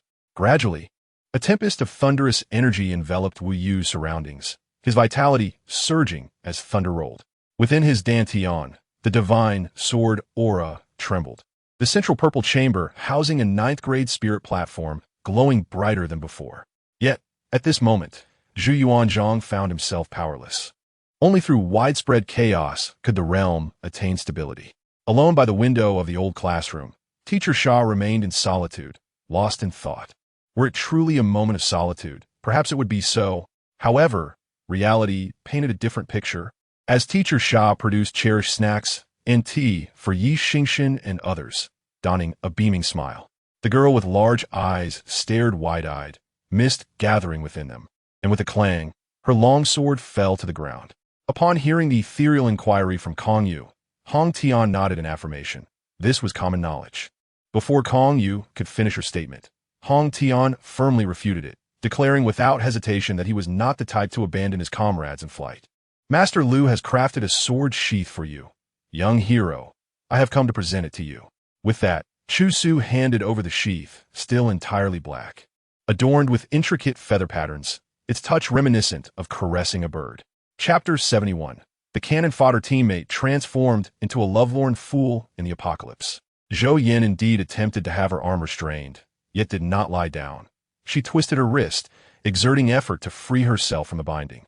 Minutes passed, but Zhou Yan could not break free. Ultimately, she concluded that one arm alone could not liberate her. The three researchers observed the scene with satisfaction. Unaware of how Zhou Yan managed it, they felt secure in their surroundings, whether from zombies or humans. The ministers finally knelt before me. Yet this was merely coercing me to yield my position to the Prince of Fortune. Lu Zhao felt an unnatural sensation arise within him, hastily pushing open the window in an attempt to escape, only to be met by a cacophony of footsteps approaching from outside. Zhang Jian remained immobile, yet his body underwent tumultuous changes, engulfed by a sea of demonic light, which reformed his shattered form. His elegant, fair neck resembled that of a swan, evoking desire, while his exquisitely cool visage inspired admiration in countless hearts. Chun and Sun fixated on Lu Zhao, who remained silent, merely observing the approaching group. The previous statement by Gongsun Mingji astonished the others present, who raised their heads in disbelief at the figure clad in bright yellow. The following day, after assisting at the detective agency for the morning, most classmates arrived in the afternoon, yet an evening assembly awaited, including Yang Shirui and others. Guanning's 18 riders spoke in unison, while Zhang Zhao promptly produced identification tokens for Wang Qingyin to verify. To be honest, Shen Yitong had asked Zhou Yao to dress formally, but he was unsure what this formality entailed. Nonetheless, he donned casual attire. Moreover, business opportunities abound. The fourth floor, due to its unfortunate pronunciation, had most elevators replaced with 3A, and as for the hotel, it lacked a fourth floor altogether. The room numbers on that level were directly assigned to the fifth floor. Unbeknownst to him, he wandered into the area designated for physical training, where he found Laffy delivering a lecture, prompting him to pause and listen. In a video, Wang Meitian held Tianshu milk, sipping it elegantly, captivating viewers as droplets of white milk glistened on her lips, enticing countless netizens. Chu Zhe pressed his hand firmly against his chest, his long, thick lashes casting a shadow over his hollow and pained gaze. Am I to perish here today? Mother and father, I regret being unfilial and unable to support you in your old age. Forgive me, Zi Fei, he lamented in despair. Ruby observed that Jiang Xinyu had regained her previous composure, allowing her to exhale lightly in relief. A massive boulder of several thousand pounds shattered, with large fragments cascading into the icy river, swept away by the currents. Lin Feng and his companion could not help but gasp in astonishment. At least the powerful entity they had provoked was a cultivator, perhaps even more formidable. Reflecting on their current realm, the two, who had just been filled with confidence, unconsciously shook their heads. On the 5th day of July, the 4th day after the assassination of the Lord of Chang'an, a shocking piece of news reverberated through the court of Qi. During the morning assembly, the head of the Gonyang faction, a nominal scholar, was granted a staff by the Qi king, allowing him the rare privilege of an audience without kneeling. He boldly attended the court session and delivered an impassioned speech. Mingxian, what do you think I should do now? Guan looked expectantly at Xiang Mingxian after recounting the entire sequence of events. Nangong Tian could naturally hear this, but it did not alter the decision he had made. No matter how intense the voices from other nations were, they could not affect the enthusiasm of the competitors. He understood the gravity of the situation all too well. The Heavenly Emperor fell silent in sorrow. On that day, he had witnessed Changqin descend from the heavenly steps hand in hand with Fengxi. One was strikingly handsome, while the other was charming and lively, their every gesture and smile reminiscent of a picturesque scene. It seemed that no couple in the 6 realms could be more perfectly matched than they. As afternoon arrived, Lin Shishir indeed came to seek out Zhou Yan. The two had met only a handful of times, yet Lin Shishir's demeanor suggested they were longtime friends, frequently introducing various topics to Zhou Yan as if she were visiting the apocalypse for the first time. Throughout, she embodied the role of a gentle and understanding elder sister. Zhou Yan found herself in an ethereal realm, akin to chaos itself. Although the ground felt solid beneath her feet, it was indistinguishable, as if she were walking on clouds, poised to fall at any moment. How could this be? What kind of divine ability is this? I do not even perceive it. Qin Chuan exclaimed in alarm, as the hideous spirits surrounding him were relentless, some even gnawing at his flesh. Yet he remained oblivious to their presence. Before he could raise a fist, he felt a kick that sent him sprawling to the ground, with no opportunity for resistance. Kong Longji lay on his bed, entering a state of feigned death once more. However, this time it was merely a guise, not true death, as the situation no longer warranted such a pretense. In the Outer Realms, the System Clan typically used a flow-based system to measure levels. With significant disparities, a mere difference in class could equate to the chasm between a paramecium and a human. Prepare yourself. We depart tomorrow, Jiang Huairan said, readying to refine the Nine Dragons bell further. During the battle with the Demon Star River, he sensed that the bell was still lacking. Given Zhou Yan's current physical condition, he could easily fall asleep even while balancing on one finger. In the 10,000 Great Mountains, with hundreds of Tribulation Fays being suspected of being deities, the interconnectedness of these elements would astound any outsider. Thus, few could comprehend the prowess of Yishio's acupuncture technique as well as he could. Their figures transformed into a swirl of golden and silver light, chasing each other through the vast space, colliding back and forth. The interplay of golden and silver luminescence dazzled the onlookers like divine miracles. Long Shuer led the way, and after a few minutes, they all entered an internet CAF, which had 2 floors. Upon entering, a refreshing breeze greeted them, not a natural wind, but the cool air from the air conditioning. Chao Ruashi was uncertain of Fu Ye's intentions. Her strong maternal instincts compelled her to tightly embrace Meng Meng. Fearing Fu Ye would harm the child, Luo Fei descended from her chambers, arms outstretched, allowing the palace maidens to attend to her, thereby extinguishing her desire to seek out Qin Shou. Both she and Jiang Yining were acutely aware of the child's parentage and the nature of her relationship with Yu Cheng, but they were surprised when Jiang Yining bluntly stated the truth in front of others. The sealed clinic, along with the torturous experiences of Shu Mo in prison, left her pondering whom to seek for assistance next. Hey, are these 2 playing with me? The innkeeper, Mr. Bai, crossed his arms and shook his head, resigned. They are all individuals handling significant affairs for their masters, shrouded in mystery. I shall continue to run my inn and tavern in peace. However, due to Luo Dan's recent episode, she recognized that frequently requesting leave could provide others with leverage against her, potentially breeding resentment among her classmates and drawing ire from the homeroom teacher. Hello, Xia Long greeted, his appearance unremarkable, yet his smile was sincere. The man's lips forcefully pried open hers, bringing forth a long-lost sensation, and their lips met with fervor.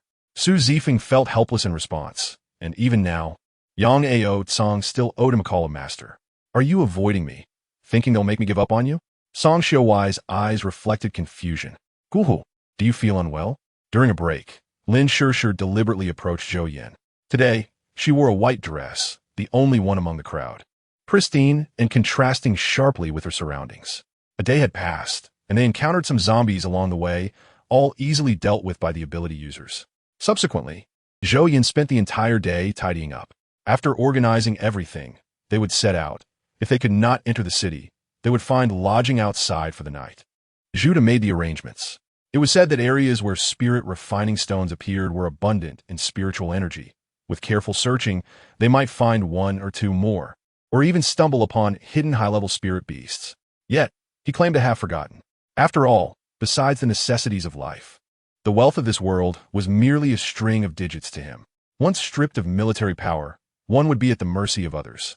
It was evident that this was a plot against Li Tsonka. But could Li Tsonka be so easily subdued? You are the prince's concubine, and I am the imperial guard. You serve the emperor, while I serve you, Hua Ruishuan said coldly. The 15-year-old boy had shed his youthful impulsiveness, his demeanor bearing a resemblance to Hua Rui's. However, good men often meet untimely ends. Hong Yun was a classic example of great fortune paired with a fragile fate. Gaining a strand of primordial purple energy granted him the opportunity to become a sage, yet his thin fortune rendered him vulnerable to schemes, leading to his demise. Thus, he sat in regret and unwillingness, his complex emotions swirling within him throughout the night. The cold caused Chun Jing's lips to turn purple, and he ultimately had to dig out some grass from beneath the snow to start a fire for warmth. Upon encountering Gu Liqian, who not only survived, but also donned a formidable battle suit, he returned to cause trouble again. Your Highness, is this how you speak to your aunt? Lady Yao frowned, glaring at her displeased. Aside from the main viewing platform designated for the 4 influential nations and the highest-ranking judges, there were additional platforms on either side for other esteemed guests and some students. Who would have imagined that? Merely a quarter of an hour later, Pei Tian and the others would change their stance, declaring Pei Laosi as the next head of the Pei family? Yi Zhiqiu could only express his surprise. Before long, he regained his composure, observing the already landed Yi Tian. Hao Zhishan was sweating profusely, understanding why Lu Jing'o sought to seal the self-awareness of the Battle Demon Blade clan. Their slaughter was far too extreme, indicating a need for better control in the future. Seeing this, Xiao Sanzang furrowed his brows slightly, seemingly dissatisfied that their previous attacks had not inflicted significant damage on the black-scaled tiger. However, now they faced the tiger's onslaught and needed to dodge swiftly.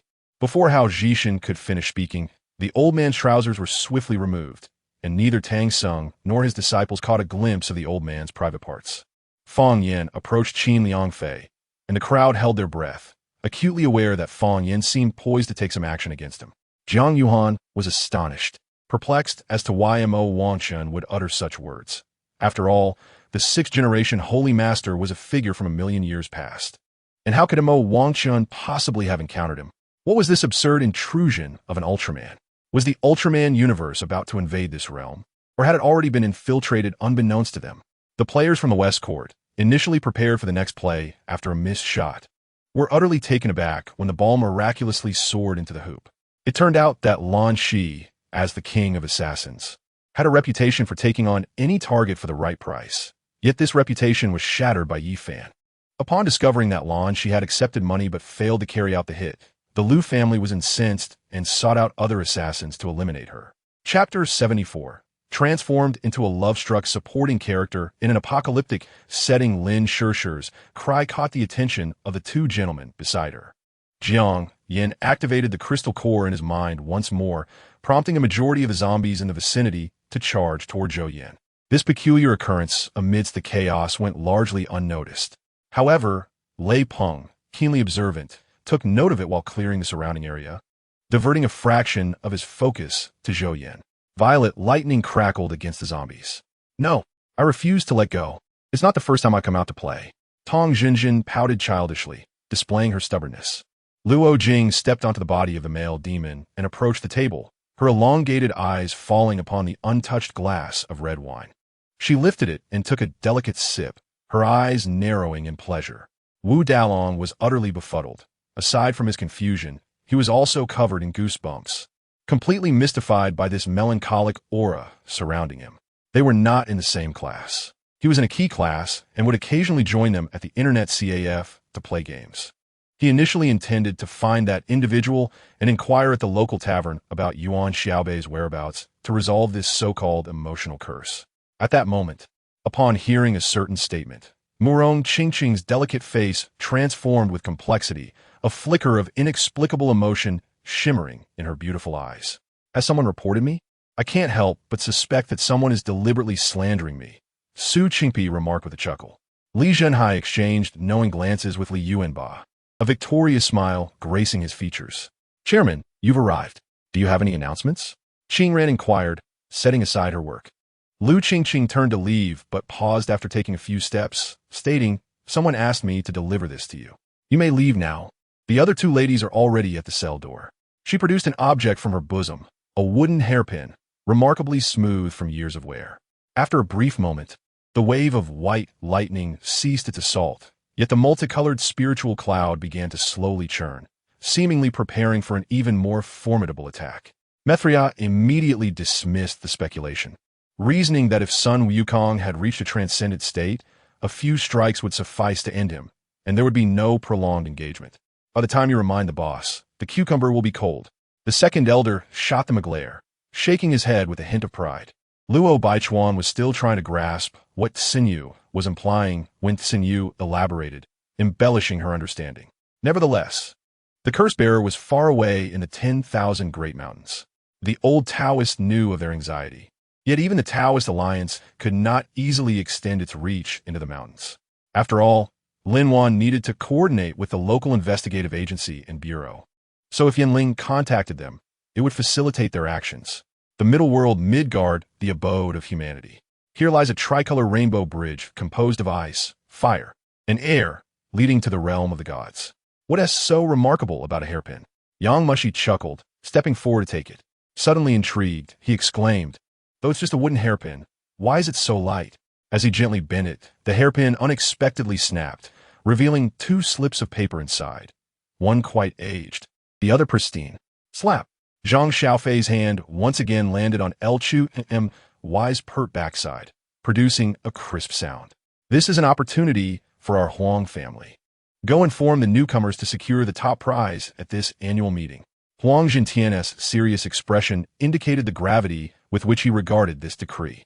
Shunxi's eyes flickered with uncertainty. Suddenly, she retrieved a vial from the console, hesitated, then plunged it into her arm. Zhao Xingtian waved his hand to initiate the feast. The rest of us eagerly picked up our chopsticks, savoring the exquisite flavors of the human realm. Chapter 75. Transformed into a love-struck supporting character in an apocalyptic setting, the scene was one of devastation. Glass lay shattered everywhere, and the putrid stench of the zombies' decay lingered long after their demise. When Lin Shishir and Jiang Yan arrived, they spotted a woman standing amidst the ruins. Her back to them, silhouetted against the light, rendering her features indistinguishable. However, based on her attire, Lin Shishir quickly recognized her. Suehua. Her voice was sweet and soft, reminiscent of a lover's whisper.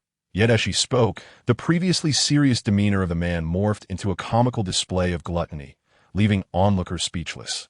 Had it not been for his identity, one might have assumed he had been starved for ages. Roar! The guardian spirit raised a hand, and immediately, the 2 recently summoned spirits charged toward the Wolf King, who was engaged in battle with the Bear Spirit. The 3 spirits combined posed little challenge to the lone Wolf King, who was already ensnared in a fatal predicament. After some contemplation, Huang Tianqiu conceded that he had a point. Disregarding foreign examples, it was plausible that in China, with a population exceeding 1 billion, someone could perish every second, often more than one at a time. If these 2 were to handle it, they would certainly be overwhelmed. Meanwhile, Mo Feng's Dark Bee King had also ascended to level 29. While it may not contribute significantly, its self-preservation capabilities had greatly improved, and it could even breach defenses against these skeletons, albeit with minimal damage. The middle-aged man was momentarily taken aback, his anger flaring anew as he lunged once more at Yi Xiao. However, just as he pondered how to seize this artifact, a dazzling golden light enveloped him.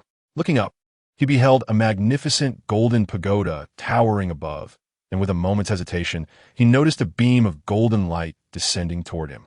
As a commander of troops, how can you prioritize your selfish desires over the comfort of national leaders and the honor of our homeland? What kind of commander are you?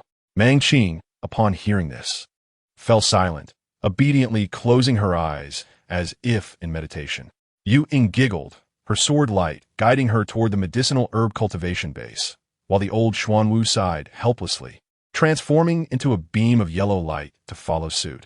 In contrast to Yu Ying's observations, the golden ship, commanded by the real man Tianji, surged into the water cave with a force akin to thunder, illuminating the surrounding darkness with a radiant golden glow.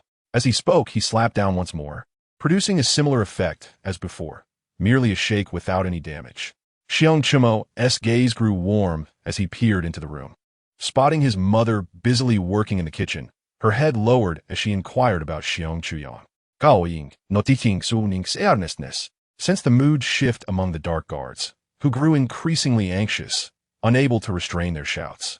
Yet this year's family reunion feast was notably missing the Empress, who was said to be unwell and unfit to venture outside. Today, he had already conferred with Lan Yuanqing about hosting an extravagant coming-of-age ceremony for Lan Naixue at the Grand Tutoress residence, with a renowned Xianxian chef at the helm. As for how to brainwash Lin Jinyuan, that remained shrouded in mystery. It was likely a gradual process, as she had exhibited signs of abnormality that day, resembling a walking corpse. Xing Shu, feeling a mix of skepticism and curiosity, cautiously dripped the potion from the vial into the wine, only to find that the colors were indistinguishable, rendering it impossible to discern any difference. Understanding the situation, Wu Qian stood up to adjust the blanket for Mo Qingxue before departing with the visitor. Mo Qingxue's expression turned cold. This lord of the city was indeed difficult to deal with, treating even his own people with such severity. However, observing Ningxia's nonchalant demeanor and Xie Qing's lack of stinginess, Principal Gu felt a sense of satisfaction. Chapter 76. Transformed into a love-struck, supporting character in the apocalypse, the man stood resolute. His brows furrowed in determination as he coldly regarded Zhou Yan and Lin Shishir. Blood dripped slowly down his cheek, a consequence of Zhou Yan's earlier aggression when she had forcefully pressed his head to the ground, leaving traces of sand and gravel upon his face. After Lin Shishir's shrill scream, she dashed towards Zhou Yan, only to be confronted by several zombies blocking her path. Terrified, she turned to Zhou Yan, exclaiming. Zhou Yan adjusted her clothing, pondering the fact that not only modern individuals could traverse this world, but also those from the beast prison. The so-called man-eating monsters could very well be formidable ancient beasts. The more she contemplated, the angrier she became. In a fit of frustration, her delicate hands stealthily crept around Yi Chen's waist, her palm infused with celestial energy. Suddenly, the corners of his mouth twitched involuntarily. Sun Wukong approached with a grin, casting a spell that immobilized the robbers, rendering them unable to move. Meanwhile, the disciples from Tianzhu City who had entered with the white-clad youth felt a mix of frustration and envy. In Tianzhu City, the once vigilant Bao Bao, who had refrained from sleep, finally awaited the dawn. Being part of a hidden noble family, and with both Lao Zhu and Bing Yuling participating in the subterranean biological warfare, the situation was dire. As lightning and ice spikes drew ever closer, Fu Shi found himself with no option but to brace for impact. The chef, upon hearing this, panicked. Having always overlooked Fu Shi, who was known for his silence and tendency to doze off during mealtimes, when the phrase Hongmin banquet was uttered, Mayor Chen intentionally emphasized it, his tone tinged with an undercurrent of fear. Xian Yuan Ba looked mournfully at an elderly man clad in a long robe with white hair, seated on a grand bed, grasping the shoulder of the injured Xian Yuan Tian. Just then, the scorpion unleashed a powerful attack, lunging at the nearby Mondo, encasing him in thick ice crystals while pulling him backward. The man in black realized the dire situation. He was no match for his opponent and fled in haste.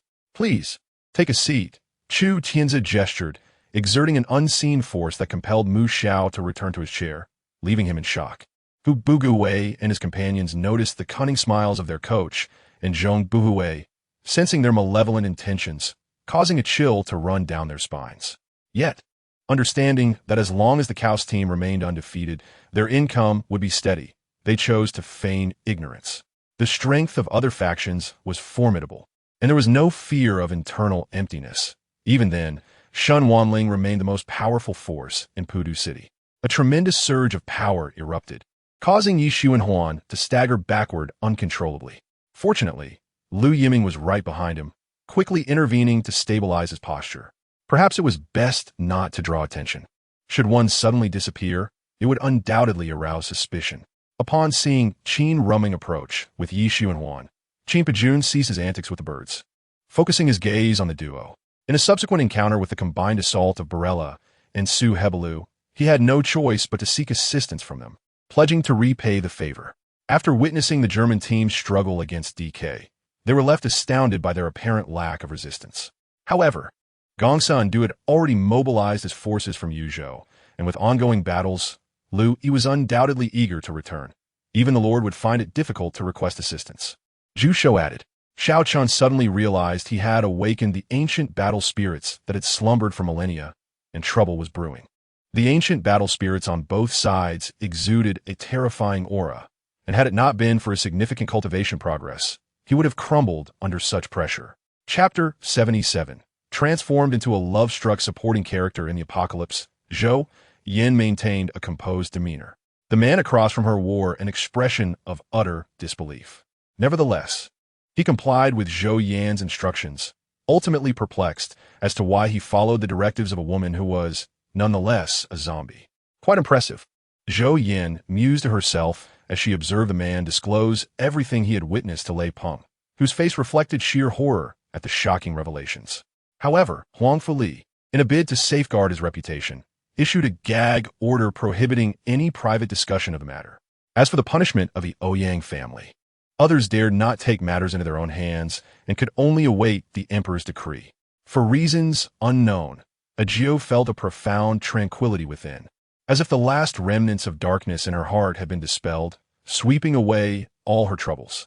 On that day, Coincidentally, the Yibao auction house held its scheduled auction, bustling with attendees and the incessant sound of competitive bidding. Fan Yuan was quite displeased. After spending over a decade with Huang Zheng, he had grown accustomed to a position of authority and arrogance. Due to his contract with Lai, Lung Yin underwent a transformation, gaining the ability to cultivate illusionary powers infused with a hint of Lai's elemental fire. The formation could not simply manifest without reason. It required the assistance of the terrain. Typically, formations were laid upon the ground, utilizing the earth as a base. How would one arrange it in the air? Upon regaining her senses, she witnessed a spray of blood as torrents flowed from the giant serpent's neck. Gongman Liu took a deep breath, reminding himself to endure against the overwhelming strength of Qingsong. Were it not for his inability to best Qingsong, he would have relished the opportunity to vent his frustrations. The ground trembled yet again, prompting the rescue team to withdraw temporarily from the ruins. Observers noted him still digging, and they forcibly pulled him down. A slender figure stood quietly outside the reincarnation platform, holding a palm-sized palace. It was another day for Xian Lao's training, and upon arriving at the Soul Duel Zone, Wei Yi and his companions discovered not only were Hui Yuhao and his group present, but also 5th grade students Bei Bei, Su Sanshi, and Jiang Nanan, in addition to several unfamiliar faces. Inside the Grand Hall, Lin Nan sat on one side, while Nian Hong and his companions occupied the other, gently blowing on steaming tea. Nian Hong raised his head slightly, coldly addressing Lin Nan. Just as the noise reached a crescendo, the surface of the water erupted, and a green line shot forth, piercing through the chests of the 3 cultivators, transforming into a soaring dragon. Unable to ascertain the strength of their opponents, they had to make arbitrary selections. The opposing team first banned Guguzi, while Xinyu prohibited Zhang Fei, who was subsequently banned by the opposition, followed by Dong Huan. What does this feel like? Song Tian asked, her face betraying her anxiety. The recent kiss left her dazed, nearly causing her to faint. The transformation of the ancient spirit of Gu Nia elevated the quality of Gu Nia's soul, but did not significantly enhance its strength. The fleet was under attack by unknown means, and the enemy's position remained undetermined. The duty officer reported in a panic to Tan Faming, uncertain whether it was an illusion. Han Yu seemed to spot Gu Yu by standing in the distance, his gaze lingering on the area where Coach Yang and Boss Gu were stationed for an extended period before slowly withdrawing. While envisioning a bright future, the sky suddenly brightened before dimming again, and the wind began to howl, growing stronger and laden with hail and snow, pelting Yin Hao and causing his protective talisman to flicker erratically. She understood that employing the strategy of surrounding the city with rural forces was primitive, foolish, and altogether inadvisable. They collided beyond the Milky Way, the terrifying aftermath engulfing the entire realm, causing the heavens and earth to crack and crumble. Li Yuhui had initially intended to teach Shan Jiyuan a lesson upon hearing his words, but the admonition from Professor Yang extinguished his anger instantly. Chapter 78, Becoming a Cannon Fodder Teammate with a Love-Stricken Mind in the Apocalypse. Observing the man's speechless expression, Zhou Yan tilted her head slightly in confusion, asking, "You don't wish to tell me? If you prefer not to share, that's perfectly fine. As long as you relay this information to your leader, that suffices." The man's gaze was intricate. "You trust us so readily?" "Trust?" Zhou Yan replied. "It's not that significant to me, and besides, you haven't disclosed my identity to Lei Peng." Throughout this process, he had also acquired numerous spiritual herbs, while he held no desire for the inferior spiritual stones. Typically, tasks completed yielded only dozens or hundreds of contribution points. Even the extermination of some heavenly-level outlaws would not surpass 500. The current contributions for slaying demons, however, were astonishingly high, far exceeding everyone's expectations. At this moment, Shirkai truly envied Long Air and the ritual practitioners who could manipulate objects with their divine consciousness, a feat requiring immense power. What made Shirkai even more envious was that Long Air could utilize her divine consciousness to fly alongside Feng Wuyan, a capability he could scarcely fathom. "I do not oppose the young master venturing into the Black Forest. I will certainly exert my utmost effort to help him retrieve a Bodhi seed," he resolutely declared. They found themselves in a dilemma. Yet Su Feng breathed a sigh of relief, as she no longer needed to present her rune card, opting to delay for a while. "If he refused my proposition, he would face penalties amounting to tens of millions or even over 100 million. However, if he acquiesced, his original profession would be jeopardized as others encroached upon his livelihood, relinquishing what he had toiled for over a lifetime. Thus, it was decided, time waits for no one. I plan to seek out Yiliju Luo tomorrow, as it is uncertain how long it may take to locate her. Setting aside her character for a moment, merely from his words, he was the only one without any suspicious traits. The implications here extend beyond simply referring to the past night festival. It also encompasses the sudden ambush by A and the arrival of A. The city gates exploded with gunpowder. The Tiger Command was on the brink of collapse. The emperor was about to be captured, and the Ming dynasty was nearing its end. This world was about to fall into the hands of the Mongols. Yin Zheng observed this scene, his mind consumed by this terrifying thought. Moments later, he was simultaneously pierced by the enemy's blades and fell lifeless to the ground. The bright purple steed, spiraled horn, and thundercloud hose manifested as Jing Dian appeared in his complete form before the world, just as Li Hai faced a crisis. I earnestly provide you with advice, urging you to release your burdens. Why does your malice remain so intense, resorting to violence at the slightest provocation? Qi Ruixiao sought the safety officer of the dance party, detailing the potential dangers that Yin Mu Mu might encounter, and affirming the genuine camaraderie between Team 11 and their captain. Implementing his thoughts, Zhou Shuo sensed the embryo within the celestial egg. This embryo resembled pure white parchment, devoid of any consciousness, perfectly imprinted with his mark. Then, in accordance with his will, he harnessed the innate vital essence, extracting true energy from his kidneys and true liquid from his heart, blending yin and yang to refine it into a grand elixir. The subdragon beasts possessed a modicum of intelligence. Upon witnessing Yi Feng and others assisting in vanquishing the invading members of the Ming Yan tribe, they refrained from attacking Yi Feng. Observing the varied gazes of numerous aristocratic young men fixed upon Chang'an, she felt an overwhelming urge to shred the garments adorning him. Etiquette dictated restraint, and her father had repeatedly admonished her not to speak excessively. She must endure. Seeing Li Hai's spirits still low, Bai Lao could only do his utmost to console him. ISNT, there's still the matter of the 12 beasts? Also, do you truly possess no ambitions of your own? Qing Lan, clad in tattered red garments, squatted in a corner, suppressed by the sword energy of Bugue, unable to move. With her head bowed, her disheveled hair cascaded down, framing her delicate features, which, despite being only 16 or 17, bore the weight of wrinkles, aging her prematurely. Chapter 79. Becoming a cannon fodder teammate with a love-stricken mind in the apocalypse. A dense army of zombies surged in one direction. Jiang Yin gazed at this scene, feeling warmth on his back. He patted Lin Shishir's hand, his voice calm. I understand your feelings, Shishir. Do not fear. Zhou Yan's ultimate aim is to sow discord between us, so we must not doubt ourselves. You know my intentions towards you. Lin Shishir pressed her face against Jiang Yan's back, inhaling his scent. Wei Kuan meticulously noted down his observations.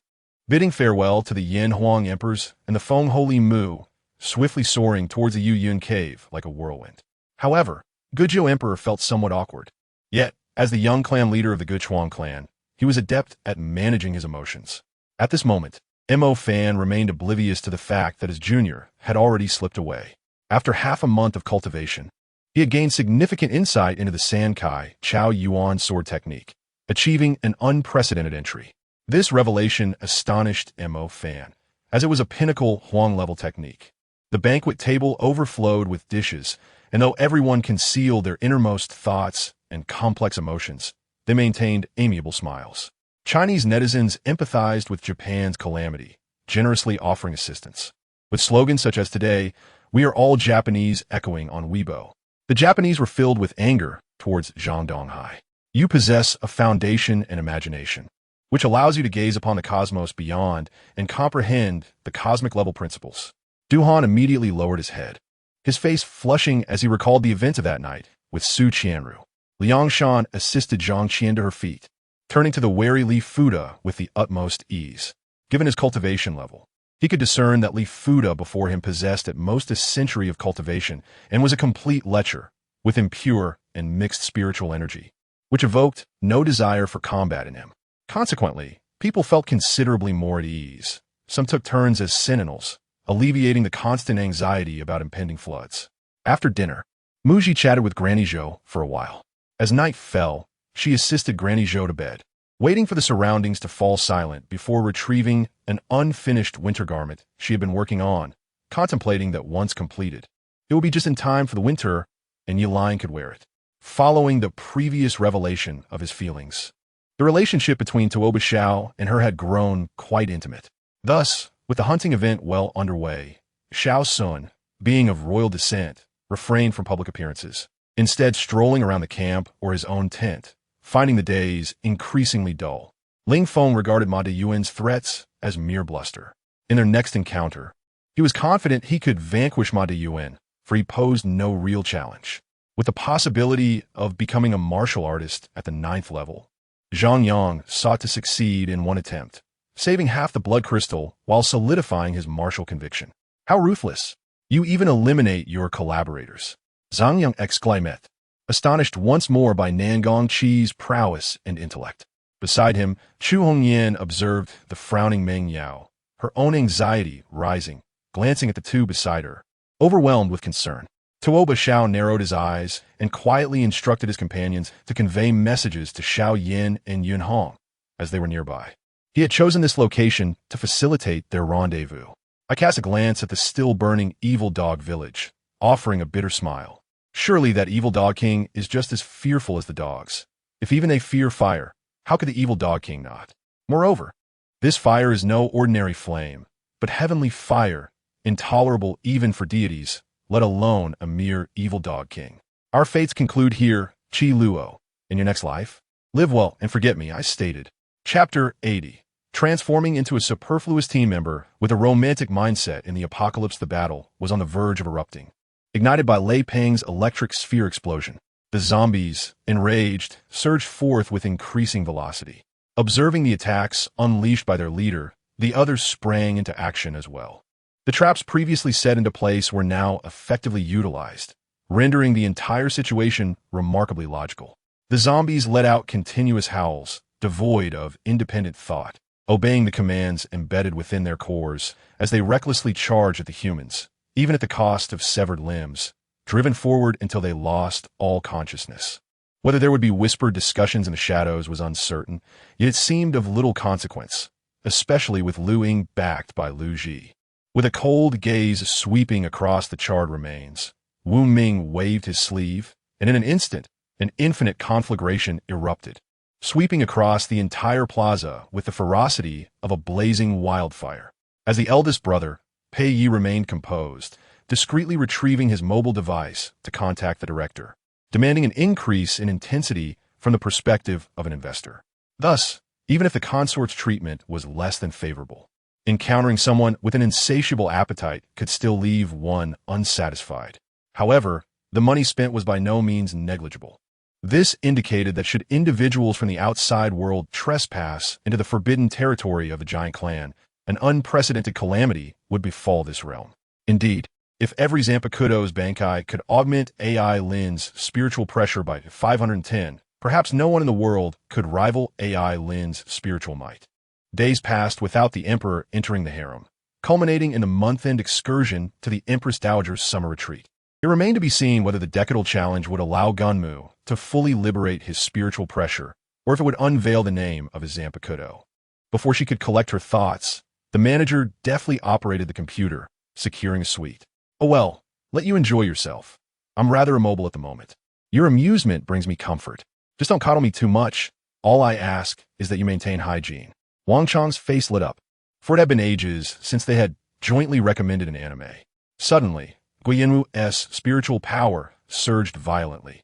The spear in his hand erupted with resplendent purple light, and simultaneously, countless purple spear shadows manifested, darting towards the ice crystal tiger with astonishing speed. The younger generation did not shy away, acknowledging that the extreme dark herb was originally for Yuan Ying cultivation. Since their ancestral master, the Cooling Palace had yet to produce a golden core disciple, let alone a Yuan Ying. Before long, mystical energies surged around the self-generated stone tree, which then vanished, transforming into a luminous gateway to the world. The blinding white light obscured all vision, Yet within the radiance, countless dark silhouettes gradually approached, until finally one emerged. The golden sword radiated an unparalleled brilliance, its light coiling around the blade, enhancing its sharpness significantly. The sword tip elongated and keen, as if intending to cleave through the entire demon burial ridge. As they emerged, entwined in a delicate embrace, Tang Feng finally wrapped his arms around her waist. Beneath the waterfall, concealed by the rushing waters, lay a scarcely noticeable cave. If one were to fall into the water's initial gentle flow, they could seize the rocky mouth and flip inside, disappearing safely. Is that so? Shun Jing nodded, evidently having some inkling of the adversaries Liu Li and her companions were set to confront. The guardian boss's resonant voice echoed in their ears as he swung his gauntlet fists fiercely. As he spoke, and Yuechi spotted Chun Yu standing at the door, exclaiming in astonishment.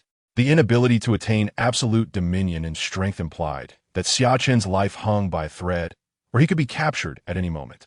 The elder of the Tian family spoke lightly, then in a blink appeared before Jun Qianma, yanking her upwards. The three-leaf chaotic green lotus radiated a hazy azure light, shattering the space around them and dispersing the mist ahead. Chapter 81. Transforming into a superfluous team member with a romantic mindset in the apocalypse, Zhou Yan glanced at her storage space, which had already accumulated a considerable number of zombies, and with the medicine she had previously discovered, it was nearing capacity. Counting them, there were roughly 50. How? Jojo speculated that if all 50 zombies were to huddle together, they might create some additional space, but there was no time for such trivialities. The immediate matters took precedence. 3 humans found themselves surrounded by zombies. Lin Shishir noted the timing was right and deftly slipped through a nearby gap. The only noticeable change was that the tails of the CIA agents displayed a hint of fear in Su Es' expression. When all eyes were redirected to the valley, 2 figures simultaneously retreated. Ding Hao took 2 steps back, while Yikong withdrew over 10. Empowered by the mysteries of all things, Sun Ong pierced through the layers of concealment surrounding the innate spirit, finally uncovering the soul flaw, a scar left from the battle during its fall. USHIELD must also provide an explanation. Why did you engage with our pyramid? At that moment, the pyramid's 4th stage celestial sovereign invoked secret methods to lock onto the perpetrator. Su Dong immediately instructed the overweight man to call for an ambulance. Regardless of the situation, the elderly woman was in dire straits, and none could simply stand by. Sun Zan excelled in speed, a fact well known within the family. The materials sent by Sun Ning emphasized this trait, such as the Thunderbolt Pung Beast essence, which, when forged into divine weaponry, would undoubtedly enhance attack speed significantly. The crackdown storm swept through the entire U2B platform like a tornado, causing the data of major record companies to plummet. Naturally, everyone discerned the hint of melancholy in Wu Gang's heart, likely due to concerns for a certain lady residing in the Moon Palace. Upon hearing such a simple phrase, Bai Su's tears gushed forth like a spring, biting her lip tightly as Su E kissed her hand, her tears cascading down. In other places, danger would silence all, rendering the surroundings void of sound. Yet here in the land of the dead, the creatures had long since acclimated to the pervasive atmosphere of death, solitude, and chill. When death approached, they not only remained silent, but became even more exhilarated. As long as that evil spirit arrives tonight, it shall be condemned to eternal suffering. Chun Lu's eyes glimmered with cold light. The agonizing wails resonated once more, echoing from the highlands to the distant plains, before the entire highland fell into a brief silence again.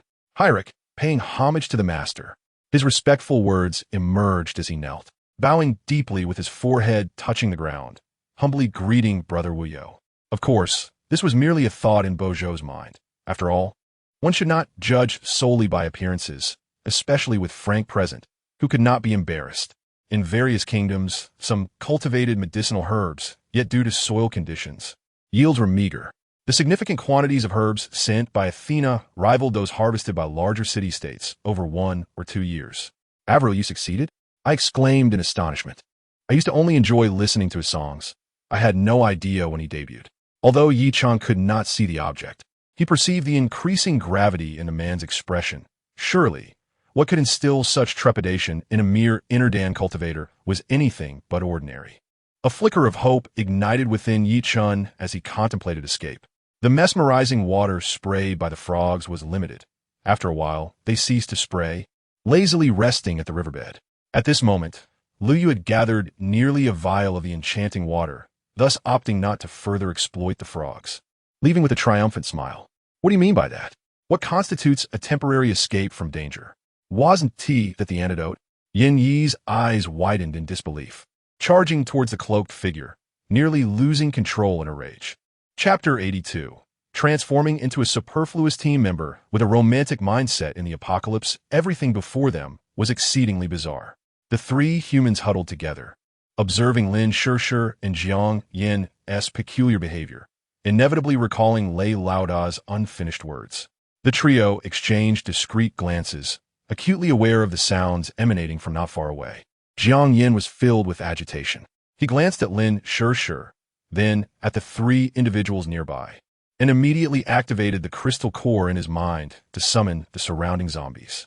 The previously immobilized zombie man squinted at her, his limbs now able to stretch from the seated position, despite being tightly bound with ropes resembling a rice dumpling. Yet he appeared much improved. If Fu Siwen were to refuse, considering their family's status and influence within the Fu family, it would be quite detrimental to him. Under the sparse sunlight, the dense shadows of the trees danced upon the muddy ground of the cave, rustling softly in the breeze. In the vast expanse of the continent, as long as both parties consent, polygamy is not an issue, the key being mutual agreement.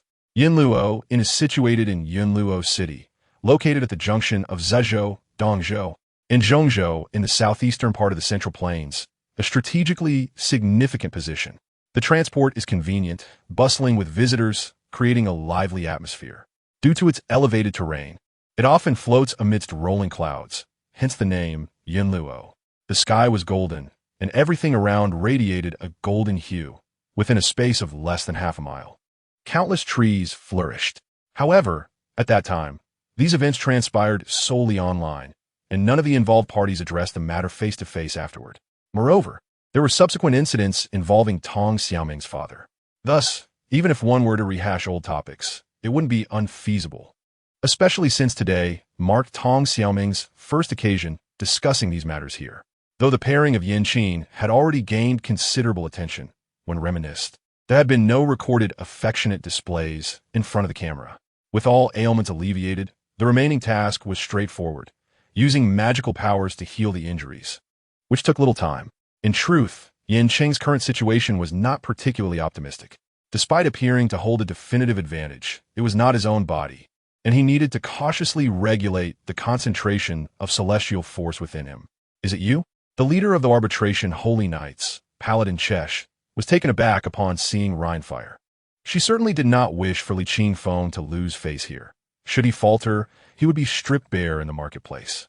And should others discover that her husband had been humiliated in such a manner, it would be utterly disgraceful for her. You, young man, are you pushing me? Gong Yi Dao dared not act rashly, having sensed the aura of a strong individual emanating from Qin Li. As the group marched in unison towards the ancient city in exploration, a sudden rustling noise echoed overhead. Looking up, they beheld a birdman adorned with white feathers and a pair of wings soaring past. The bathroom was situated at the far west of the dungeon, directly adjacent to the first cell. As Feng closely followed behind, she was anxious not to miss any details. After consuming the black elixir, these individuals exhibited terrifying power. Even Mo Fan felt the strain. Upon mentioning Jack, Ista paused momentarily, then fell silent. If he had possessed his current abilities back then, could he have altered the course of events? Naturally, Qin Li was no exception. The 3 volumes of the Celestial Scroll comprised external family fist, opening heaven's heart technique, and annotations on both. The 4 brothers of the Chong family swiftly removed 2 corpses from the truck and promptly followed Ma Chengfeng's orders to incinerate them with gasoline. Despite their white hair, they gathered around a chessboard, yet the formidable fluctuations of spiritual energy were unmistakable.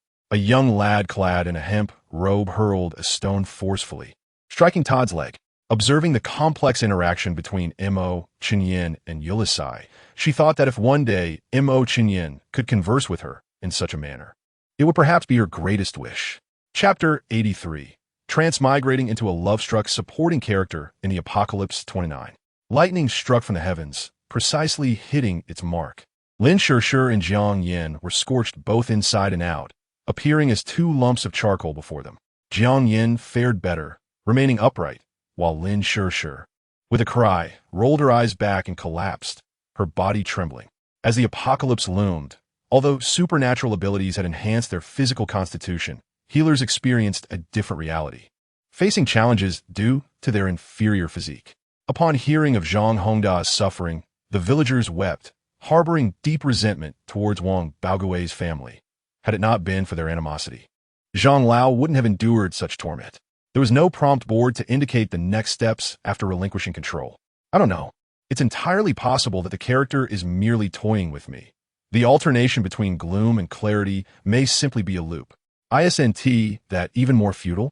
Ultimately, it was merely a Millennium Soul Ring with the appearance of 700,000 years. The island remarked. I only sensed a familiar aura within the association. Without perceiving any other anomalies, Stone stated earnestly. Zhang Hao spent half a day traversing the rough material section of the exhibition center, gaining insight into the situation. Although this public auction was organized by the Myanmar government, the quality varied greatly. Some contained pure green specimens while others were dull and gray. Yet, amidst the astonished gazes of the crowd, Zia descended slowly, defying the expectations of a free fall. Upon seeing Stone charging towards him, Zhang Bo remained calm, retaliating with a punch aimed at Stone. As long as he surpassed Zhang Xinqi, he could become a major shareholder. However, this position was not entirely secure. Thus, Funing's goal was to acquire 51% of the shares, aiming to become the absolute major shareholder and take control of Zhang Xinqi's company. Engagements and disengagements are merely conventional forms, not equivalent to marriage or divorce. A broken engagement may tarnish one's reputation, but does not contravene the law. Mu Yunqing was overseeing the evacuation of the populace, oblivious to the circumstances below. Upon hearing the warnings from Chu Shuiyao and Mo Yue, the demonic energy blast collided with its Sanyun sword, erupting in a flurry of black sparks, causing Mu Yunqing to stagger and tumble from his sword. Yang produced a sheet of white paper and wrote, Indeed, as you said, the three realms are on the brink of chaos. Your side is weak. Would you consider returning to the Underworld Palace? This is your eternal home. But even if he were to attend the Alliance meeting, what impact could he truly have? Although the 5 clans had considerable military strength, their combat effectiveness was lacking. His cultivation was insufficient, and the demon suppression cauldron had been returned to Qianji Mountain. Could the Yin-Yang dual-realm bottle contend against the demon army of over 100,000? At that time, apart from Mo Wen, who was with child, there had been no reports of any other offspring of Mo Xiansheng in infancy. Like father, like son. Indeed, he was a notorious womanizer. Xian Lu's cold mockery was merely a means of retaliating against Mu Yunqing for his grievances against Mu Fenghen. On the transparent staircase, every few steps were guards wielding sharp blades, their gleaming weapons instilling dread in all who approached. Mu Yunqing leaped forward, executing a half-turn in midair, the tip of his sword glinting coldly for the briefest moment, followed by a dragon-shaped sword aura shooting forth, striking directly at Xianming Gong's chest. Prince Taifeng spoke with profound sorrow, his dragon god conqueror heavy battle armor, nearly his most formidable treasure, lay in ruins, causing his heart to bleed. After 5 minutes of development, the battered Mu Jing began to relentlessly suppress the opposing duo in the lower lane. Yet their adversaries steadfastly defended their tower. In recent days, the collection of travel souvenirs had become excessive. Bringing them along was out of the question, so Zhou Qian opted to pack and mail them to their respective owners. Following the previous incident, Bai Jianli had remarked, upon discovering other spirits entering the home, you two need not exist anymore. This statement had terrified his brothers. You were the one who brought them in, yet you blame us. Chapter 84. Transmigrating into a love-struck supporting character in the Apocalypse 30. Suddenly, her hat was yanked, and Zhou Yan turned to see a larger-than-life scowl on Lu Heng's face. She chuckled, Oh friend, what's wrong? You seem quite unhappy. Throwing bombs looks like a thrill. While Lu Heng kicked aside an approaching zombie, he gritted his teeth, refusing to release his grip on Zhou Yan's hat. Zhou Yan reached in her bag and smoothly tossed another bomb into the throng of zombies ahead, shrugging, Come on, spill it. What do you know? You must be henpecked. Lu Xing nodded in agreement, acknowledging it as a common affliction among most men post-marriage. The land of Tianfu and Sichuan is renowned far and wide, with countless paradises and hidden realms. However, among them, the most illustrious are undoubtedly Mount Amei and Mount Qingshan. One is listed among the 4 sacred Buddhist mountains, while the other is one of the 4 major Taoist mountains. Their religious significance is paramount, and their stature in the martial world is equally prominent. Talents abound, truly exceptional talents. Upon hearing this, Feng Zhuo and Lian Ying exchanged glances of chagrin, while Yimu looked on with a smirk. Pushing the pastries before me and pouring wine for everyone from the jug he held, the 60,000-strong army perished in a single battle, with only a few thousand managing to escape. The countless corpses of the fallen had nearly formed a mountain, signifying the vanishing of the enemy's most formidable resistance. In the distance, a troop was gradually approaching, the blood-wind flag warriors, in pursuit of a valiant general clad in a tiger robe. Lu Xiao shook his head in resignation, secretly finding humor in the situation as he sent these individuals directly downstairs, watching them depart in their respective vehicles before he turned to ascend once more. Just as he exited the elevator, his phone rang. It was John calling. Upon hearing Chu Zhiheng's words, Han Mengming's expression flickered, hesitating on whether to reveal the purpose of their gathering. On the 4th day of October, Ying Zai faced rebuke from Kangxi once again, accused of harboring treacherous intentions since childhood and associating with Sun Nu as his faction. Though still somewhat uneasy, I could only nod in agreement, recognizing the current weakness of our position. I cast a sidelong glance at the fox, who clenched his fists, his gaze fixated on the bedding, as if Xiao Han had stolen a precious treasure from him. He understood that Qian Tong loathed him, and it seemed that their first round of assessments would not bode well for the Blackstone Academy. Thus, seizing this opportunity, she intended to broach the subject with Ji Ziyun, curious about her thoughts. Moreover, if it were indeed a gathering of friends, one would expect it to be quite casual, perhaps even consisting of just a few simple dishes. Yiming, is this truly the Tianshan Snow Lotus? Have you genuinely found it? Zhao Feiyu exclaimed, filled with excitement, his eyes brimming with emotion as he looked at Zhao Yiming. The following day, to Chun Rui's surprise, they did not depart, but instead followed behind, embarking on the journey together, albeit without offering him a pleasant demeanor. Indeed, Ma Ping gazed at the black mist within himself, his brows furrowing again as he summoned a strand of true essence to collide with the darkness. The candidates for the role of Tiger Mother were Biao Lin or Biao Yu, but later, due to their actions and the past behaviors of Biao Lin and Biao Yu, Tiger Mother sensed their unsuitability. He had erased the memories of all beings from ancient times, except for those of the Su family. Previously, when Chu Qing gifted him such a house, he had mentioned that the Chu family possessed more than just this single residence in the Qingxi Manor. There were 2 other villas as well. Only Si Chan understood the true thoughts within his heart at that moment. The tales told by Zhou Yan seemed to revolve around the wood immortal, yet were, in truth, reflections of his own narrative. Luo Yiqing's workload was immense, incomparable to that of ordinary individuals, and Bai Zhe found it difficult to fathom just how exhausted Luo Yiqing truly was. When Feng Qing learned that Xian Xian had escaped with concubines and the imperial heir to the Rihe summer resort, leaving only the loyal prince guarding the Forbidden City, an indescribable displeasure arose within her. Chapter 85, transformed into a love-struck cannon fodder in the Apocalypse Team 31 Zhou Yan. Something feels amiss. She turned her head to glance. As a result, a heavy silence ensued. Gazing at a figure embedded in the wall, it appeared to be Lin Shishir. The surrounding zombies had been mostly cleared, and the attention of most had shifted back to Jiang Yan. Seeing him mercilessly kick Lin Shishir away, a moment of silence enveloped everyone. Were these 2 not a couple? The agreement made by their ancestors could not be dismissed so lightly. Even if the world agreed to grant half of the military power of the non-month kingdom to the Duke's mansion, it would not be accepted. The last time he felt such a sensation was during his dealings with Long Shuai, and now it was the ghostly generals evoking the same feeling within him. Long Gu slowly opened his eyes, his pale green irises veined with blood. Little did he expect that Xiao Xiao would once again appear before him. Could it be that Xiao Xiao had been trapped by that rat-like fellow all along, never having been rescued by Old V? Amidst the flames, a lewd man lunged at the nearby creature, utterly unfazed by the fire engulfing him. You! Jia Chong found himself choking on his words. After all, the old man spoke nothing but the truth leaving him speechless. She searched high and low, finally locating a suitable shirt, taking it up to sniff, and was struck by a sense of familiarity, though she could not recall where she had encountered it before. Perhaps it was merely a figment of her imagination. With no time to ponder further, she swiftly stripped off her clothing. If all of this were normal, would it not imply that every act of harm and victimization is merely a cycle of cause and effect? Such a malignant cycle would only proliferate rather than diminish.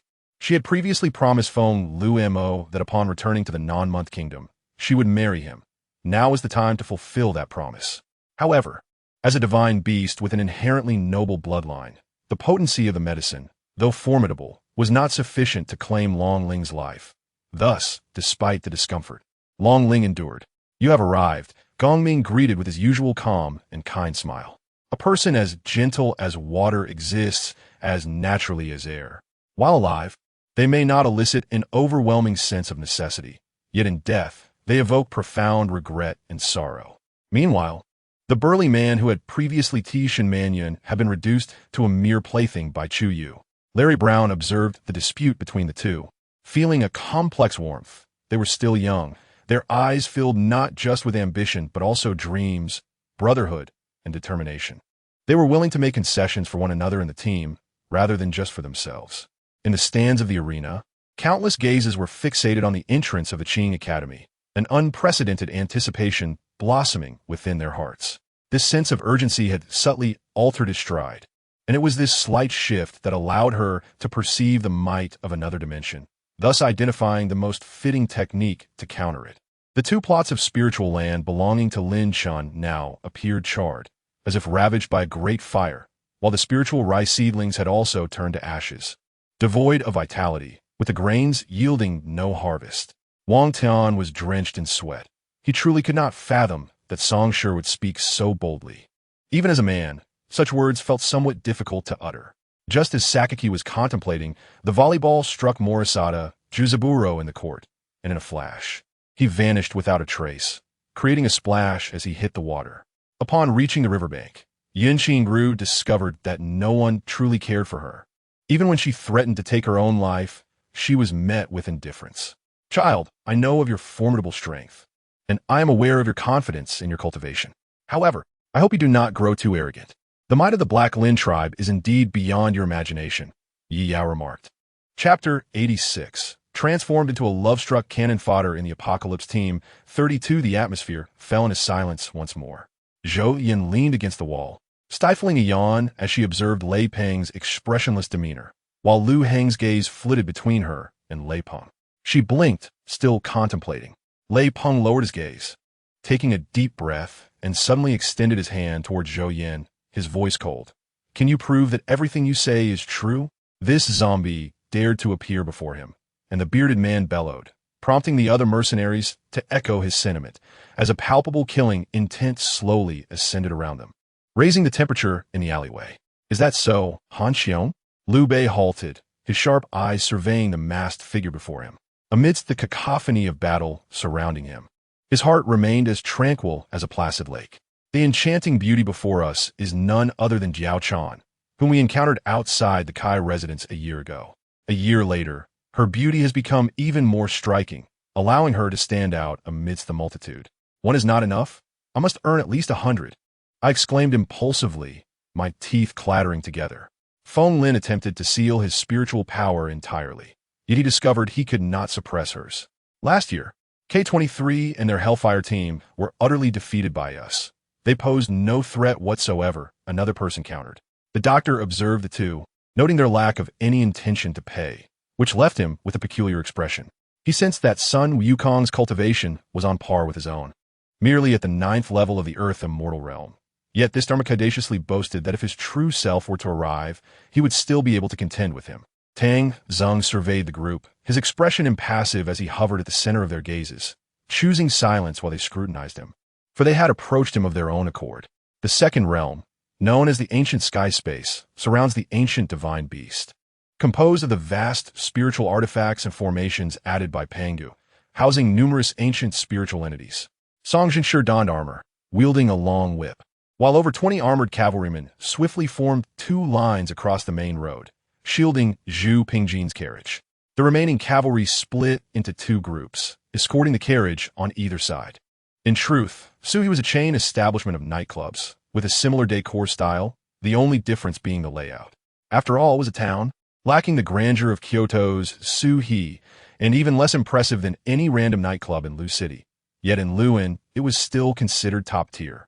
No matter how powerful Wu Jiuyin was, he remained a righteous figure in Huaxia, valuing reason above all, whereas the Blackwater Saint Ling had no reasoning to offer. Offending them meant a dead end. I understand the logic. Just hearing the voice of Yun Hai would suffice for the girl, he mused. However, the issue was that even making a phone call had become a luxury.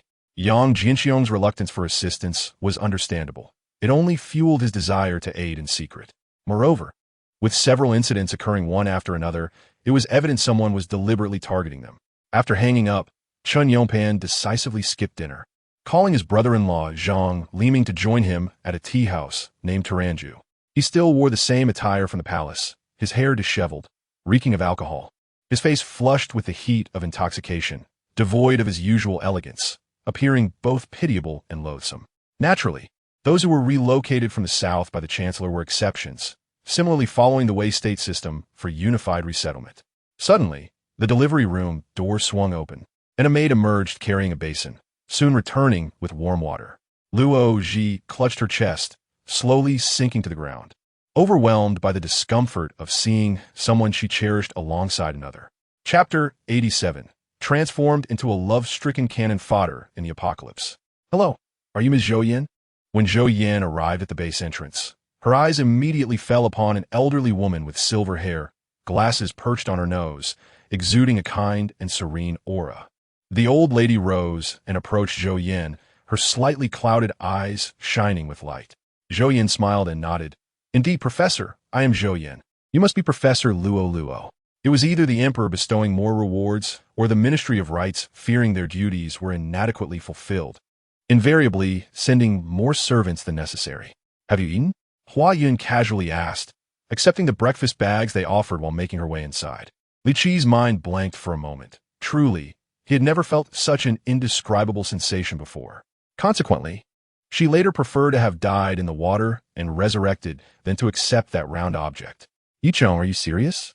Xie Yusin asked, incredulous, for she was well aware of Yichong's gaming prowess. In the raging inferno surrounding Wukong, the overwhelming aura emanating from him caused all to tremble, as if possessed of sentience, retreating in unison. Wukong, frustrated and cursed the peacock great Bodhisattva, sensed the ever-closer approach of Samantabhadra Bodhisattva behind him. He did not hesitate to expend vast amounts of experience points, exchanging them for teleportation talismans, repeatedly evading Samantabhadra. The Thunder Emperor expressed a hint of displeasure, yet refrained from voicing it. He was indeed no threat to the boss. This sect leader, whom he could not even bring himself to scold, had the audacity to shout without a shred of remorse. The hidden dragon blade still lodged in the mechanical tiger's head, but at that moment, Hua Yuling was weaponless, rendering him incapable of posing a threat against the frenzied enemy. Having just sold all the eggs, Yi Arian was about to seek out Hishiner when she bounced overexcitedly. Shortly thereafter, the young man arrived at Yi Feng's residence, knocking and announcing himself, only to see Yi Feng emerge in his pajamas. He promptly shut the door, feeling a surge of indignation as he reported the details of his visit to Chao Meng's residence. As for Qin Yu, perhaps due to the depletion of the blood dragon fruit, his realm remained at the pinnacle of half-step 6 realms, which was still remarkably powerful. After speaking, Shi Yin turned to Zhang San. Bai Qing Shan had fled, leaving only Zhang San as a lead to pursue. Li Yuran nearly burst into laughter. She had not anticipated that Song Xiuyin would ever proactively offer her food. After finishing their meal, Li Yuran instinctively returned to her room without uttering a word to Song Xiuyin. Strangely, none of those who had previously sought trouble with Shi Yin returned to provoke him. Yet those who had bullied him before did. Han Yin took a deep breath. Despite having faced life and death, confronting death again still filled him with trepidation. After all, they had ample time regarding this matter, but in other respects, they could only wait. With a sudden bang, Fu Yuanying's mind blanked, and a buzzing filled his ears, rendering him speechless. Jack gazed out the window, observing police officers instructing a line of people to lean against their vehicles for a search. These scenes were drawn from the real streets of Compton, as AI who had captured many during filming. Only in dire circumstances would Sui Ren make such a decision, as it would mean losing face. Yet, in contrast to becoming enemies with the masses, it was their only option, the sole method to clear their name. Chapter 88. Transformed into a love-stricken cannon fodder in the apocalypse. Such events can be rather unkind to the elderly. However, Professor Luo quickly grasped what the young girl Lin Shishir was contemplating. It was none of her concern. Moreover, considering the significant age gap, some generational misunderstandings were to be expected. "May I call you Zhou Yan?" Zhou Yan smiled and nodded. "Of course, Professor." Professor Luo acknowledged her request. "Now, tell me about your plan." Zhou Yan. Throughout history, be it palace intrigue or bureaucratic struggle, the ultimate crux has always been the constraints and oppression of imperial power, or whether one could leverage certain maneuvers to facilitate the operation of imperial authority. As she prepared to cast the yin-yang talisman, she suddenly noticed Su Chun's eyes widen in shock, her face filled with terror. Whether it be the Dao Yuan Immortal Sect, the Five Directions Immortal Alliance, or the observation of Demon's Cliff, all were renowned presences within the realm of cultivation. Li Lu stared blankly at the words on the screen, momentarily frozen, as if transformed into a stone pillar. "Have you considered this carefully? If you remain silent, we will still uncover the truth. At that point, you will be an accomplice. By speaking now, you can atone for your sins," Xia Zhongchuan tempted. Weizi utilized traditional Chinese painting techniques, showcasing purple flowers, green leaves, and black branches that harmoniously contrasted, creating a visually striking tableau. Her relationship with Mu Gue Ma fluctuated, sometimes stemming from her own issues, and at other times from his. Yitsong furrowed his brow, initially believing Feng Xiao to be merely from a typical divorced household, only to discover a convoluted history. Without relying on spiritual energy, Tang Hui wielded his sword with remarkable prowess, swiftly accumulating a mountain of fallen soldiers around him. Yet, regardless of his relentless assault, the magical soldiers showed no signs of depletion. "You alone have inherited the dragon soul's power within the Wang family. Should you perish, the bloodline will not be severed." The dragon soul responded. Fei Liangyan was startled by his own thoughts, realizing he had become such a mundane individual.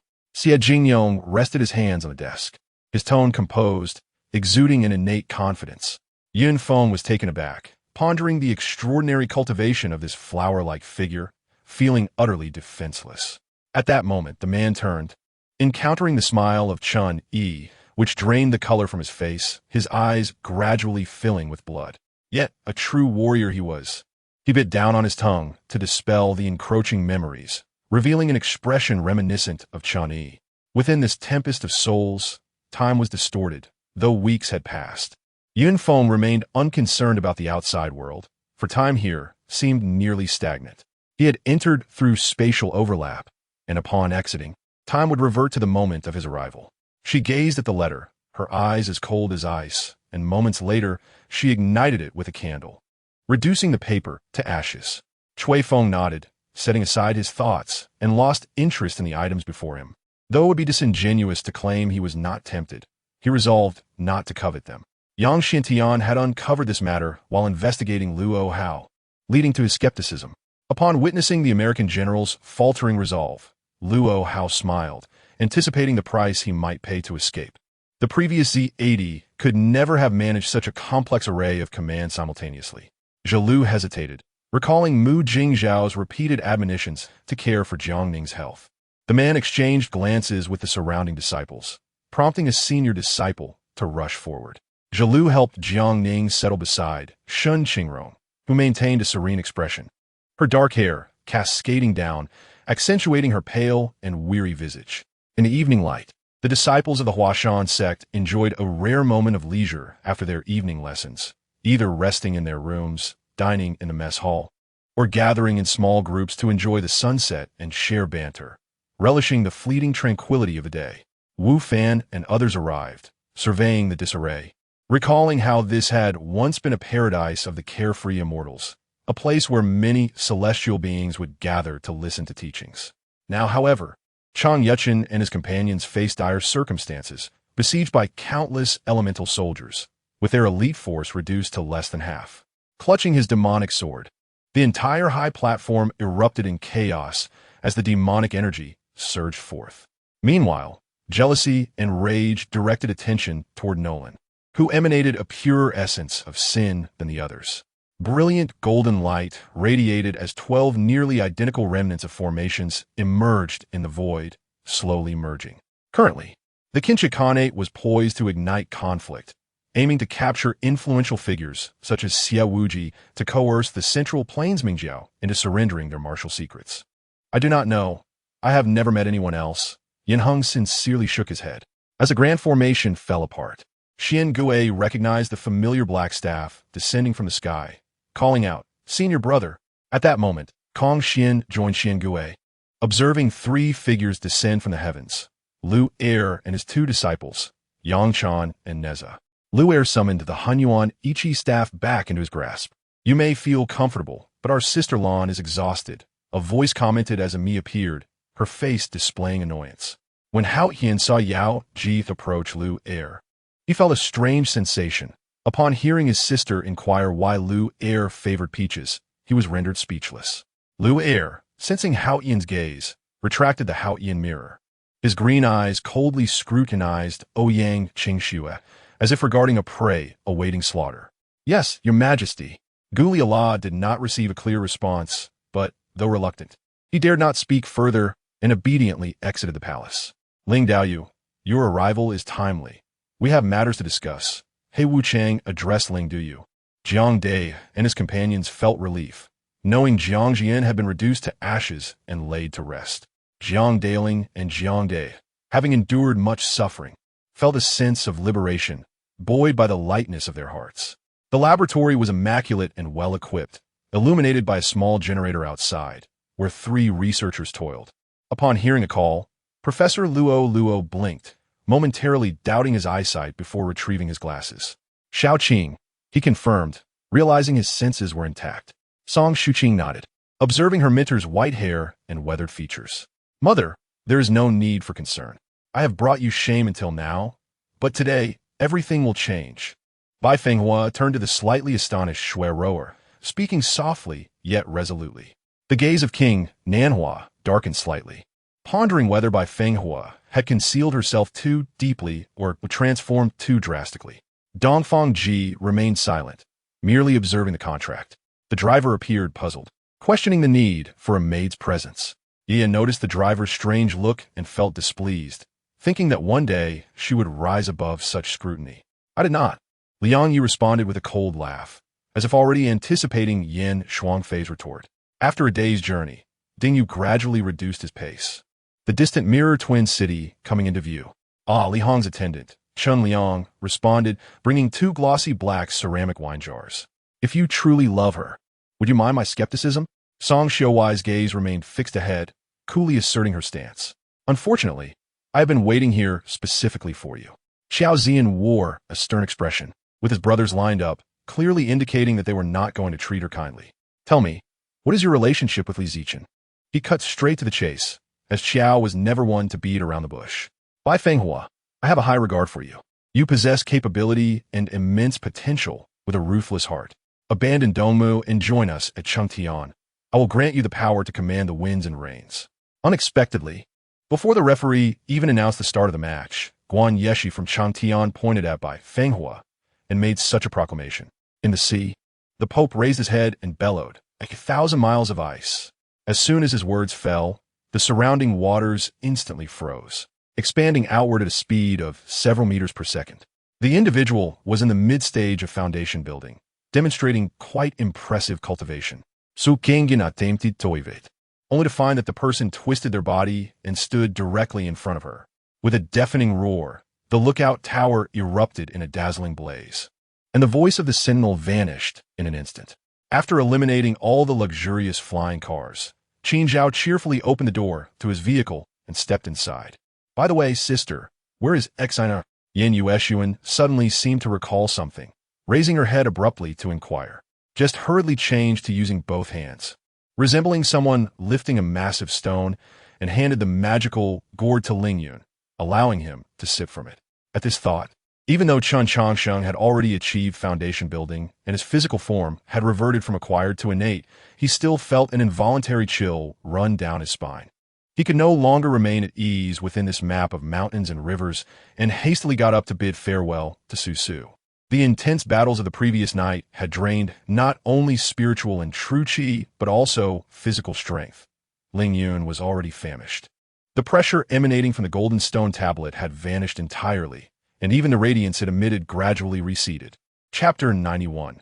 Becoming a cannon fodder teammate in a doomsday romance brain, Zhou Yan observed the expressions of those present. The three individuals conducting the experiment appeared indifferent, as if what was being discussed had no bearing on them. Indeed, it did not concern them. They were not endowed with supernatural powers. Professor Luo maintained her usual cheerful demeanor, having resolved to dedicate the remaining years of her life to atone for her past mistakes. She merely nodded in acknowledgement of Song Shuqing's remarks. The most unnatural expression belonged to Su Ying, who understood that the so-called bountiful harvest referred to a stew of ribs, corn, potatoes, and green beans, symbolizing abundance, which was indeed somewhat akin to her dish. "Why didn't you say so earlier? You made me wait for so long." Yin Fei stood up and rummaged through his spatial ring.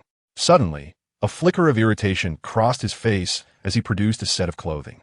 A type of magic iron born from the chaotic void was a superb treasure for the primordial spirit. The piece in your hand has already manifested 4 spirit patterns, making it sufficient for refining mid-tier spirit treasures. Kill the gods. Upon hearing Yin Fei's declaration, everyone involuntarily shuddered, their fear of him peaking. With a swift motion, Ji Changche raised his left arm, extending his fingers toward Ji Qingqing's incoming Thunder God fist, effortlessly deflecting it, the fist cutting through the air with a whoosh. Qingyun Slope, an empty and desolate area over 30 miles from Qingping town, exuded an air of cold desolation, with a chilling wind sweeping through, rendering the scene somber and quiet. At that moment, the crowd realized that the divine weapons forged by the two were both top-tier human-grade weapons. Since they were both top-tier, why did Lin Shuo claim the first place? Every time they practiced, inexplicable sounds echoed in the training room, leaving pinhole-like marks on the azure walls. Since the Palace Master wanted Lin Feng to do this, I have no choice. I hope the Palace Master can provide me with the antidote. I know that the Dark Spirit Spring is undoubtedly a rare item.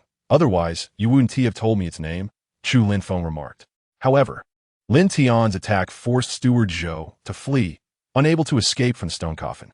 She used her gentle nature to present her most sincere self, gaining the Emperor Jingning's favor. Yet, the class monitor already had a senior sister, the only honest person among the 4, Pei Zishu muttered. Outside, figures clad in combat suits surrounded them, wielding firearms. Someone opened a window and climbed in, the red infrared dot from their scope settling on the detective. As more and more weapons aimed at the panicked occupants of the living room, Xiaoqin, with the crisp sound of her high heels echoing on the floor, ascended the podium and placed her bag down, frowning slightly and rolling her eyes as she spoke. Misson had just been about to retort, but was gently reminded by Rong Yan's warm gaze, swallowing her words and turning away to remain silent. The prison corridor echoed with intermittent coughs, and outside the skylight, the cold moonlight was obscured by dark clouds. Shadows pushed through the corridor's light, flooding the cell, and human voices and footsteps fell silent in that instant. After speaking, Xia Yi withdrew his hand, shook his suit, and exited the banquet hall. He exchanged a glance with Wang Ruhua before leading the group away. Jin Wei, with her large eyes and exceptionally fair skin, was always dressed like a princess by her parents, her fluffy skirt resembling a blooming rose. Unbeknownst to them, the elder Qingqing had concealed his weakened spirit using secret methods, nurturing it slowly within his physical form. Master Xie Yan, thank you. The second elder sincerely grasped Master Xie Yan's hand. Turning to look, he saw the cursed Ah Chong with both hands gripping the wall, his head peeking in a spy. Chapter 92. Becoming a cannon fodder teammate in a doomsday romance brain, witnessing Yak's current state, everyone was well aware of what had transpired. Lei Peng was shocked and then furious, while Professor Luo's reaction was not intense. She gazed at Yak's unrecognizable form and sighed. She wished to say something, but alas, he was unconscious, and in the end, she could only let out a sigh. It was Song Shuqing who reacted the fastest, quickly pulling Yu Liang and taking Yak from Zhou Yan, binding him beside them. I am merely stating facts, not engaging in any disparagement, Xia Tian responded calmly. His gaze forward as he overtook car after car, indicating he was not slow. Lin Lin was busy on her phone, assuring a friend abroad of her safety, when she heard Tang Yabai's voice. She turned around in surprise, her smile radiant as she rushed toward him, and Tang Yabai opened his arms. What the Duke meant to say was the ancient emperor of hate, but honestly, he had merely stumbled upon the legacy of the ancient emperor by chance. Beyond that, he had no other ties. Tang Xiao raised an eyebrow and remarked accordingly. Just consider me bluffing. If you don't believe me, let's wait and see. I shall remain here today, alongside you to prove whether I am indeed bluffing. Zifeng's teasing voice rang out, a confident smile on his face, and an invisible pressure surged toward Yamamoto. What else can I do? Certain individuals have always looked down upon me, and the Anhui military government has to meddle in everything I do. I can no longer tolerate this. Wang Jin stood firm, recounting the recent events to Lao Bai. Life was tough for the Republicans. The joy of their congressional election victory had long since vanished, drowned in a sea of tedious governmental affairs. Immediately after the formation of the new government, they reached out to the major Western powers, seeking recognition and requesting loan support. The two primary pillar industries of the Datang Group have fallen into the hands of Tang Xiao, leaving only the last pillar, health products. Consequently, the vitality of the Datang Group has significantly diminished, rendering it no longer a formidable rival to the Zhibao Group. There will be time to rectify this later. Nearby, the maidservants held parasols to shield from the sun, while Tu Yan's eyes darted around, evidently plotting something sinister. Is your foul mood tonight due to this? Guandonger smiled, finally understanding the source of his unusual demeanor. Alas, as Yin Sheng boldly strode in, Duan Yi could only hastily follow, preparing his words to silence Yin Sheng's tongue. Rarity bestows value. By this count, the entire Grand Duchy might struggle to find a single engraver. Old Master Dong, along with Chai Lease No. 1 and No. 2, gathered together, poring over a thick stack of documents. Ning Hao heard the rapid footsteps approaching the dock and realized that the 100 gunmen were rushing towards them. He immediately closed his eyes, remaining utterly still. Li Xianming's expression grew increasingly grim, as if he could already envision Zhenmi's unparalleled beauty mart, transformed into a grotesque figure. Qin Shao tidied the ground, burying the corpses of the Hua family. Observing the chaos, Lu Mingshan let out a soft sigh. After receiving a towel, still warm, he wrung it dry and vigorously wiped his face, instantly feeling rejuvenated. Throughout this process, Silamizo silently observed Duan Yi, his expression focused and joyous, exuding a sense of accomplishment. Though Zhao Mingmin's phone was heartfelt, its retro and oversized design, adorned with countless diamonds and gems, was undeniably ostentatious. Following a resounding crash, various hues of light and air currents swirled outward, and within mere moments, the center erupted with a cacophony of breaking sounds. Chapter 93. Transformed into a mindless lover's cannon fodder teammate. That must be the experimental Subject 0. Later that evening, upon returning from their reconnaissance, Yuan Liqing and Yang Wen entered their room, with Yang Wen unable to contain himself. He is still alive, and he is dating a human? Is there really someone with such peculiar tastes? His tone was rife with incredulity. After all, before encountering Jiang Yin and Zhou Yan, whose appearances defied the typical notions of zombies, their impressions have been limited to grotesque visages and flesh decayed.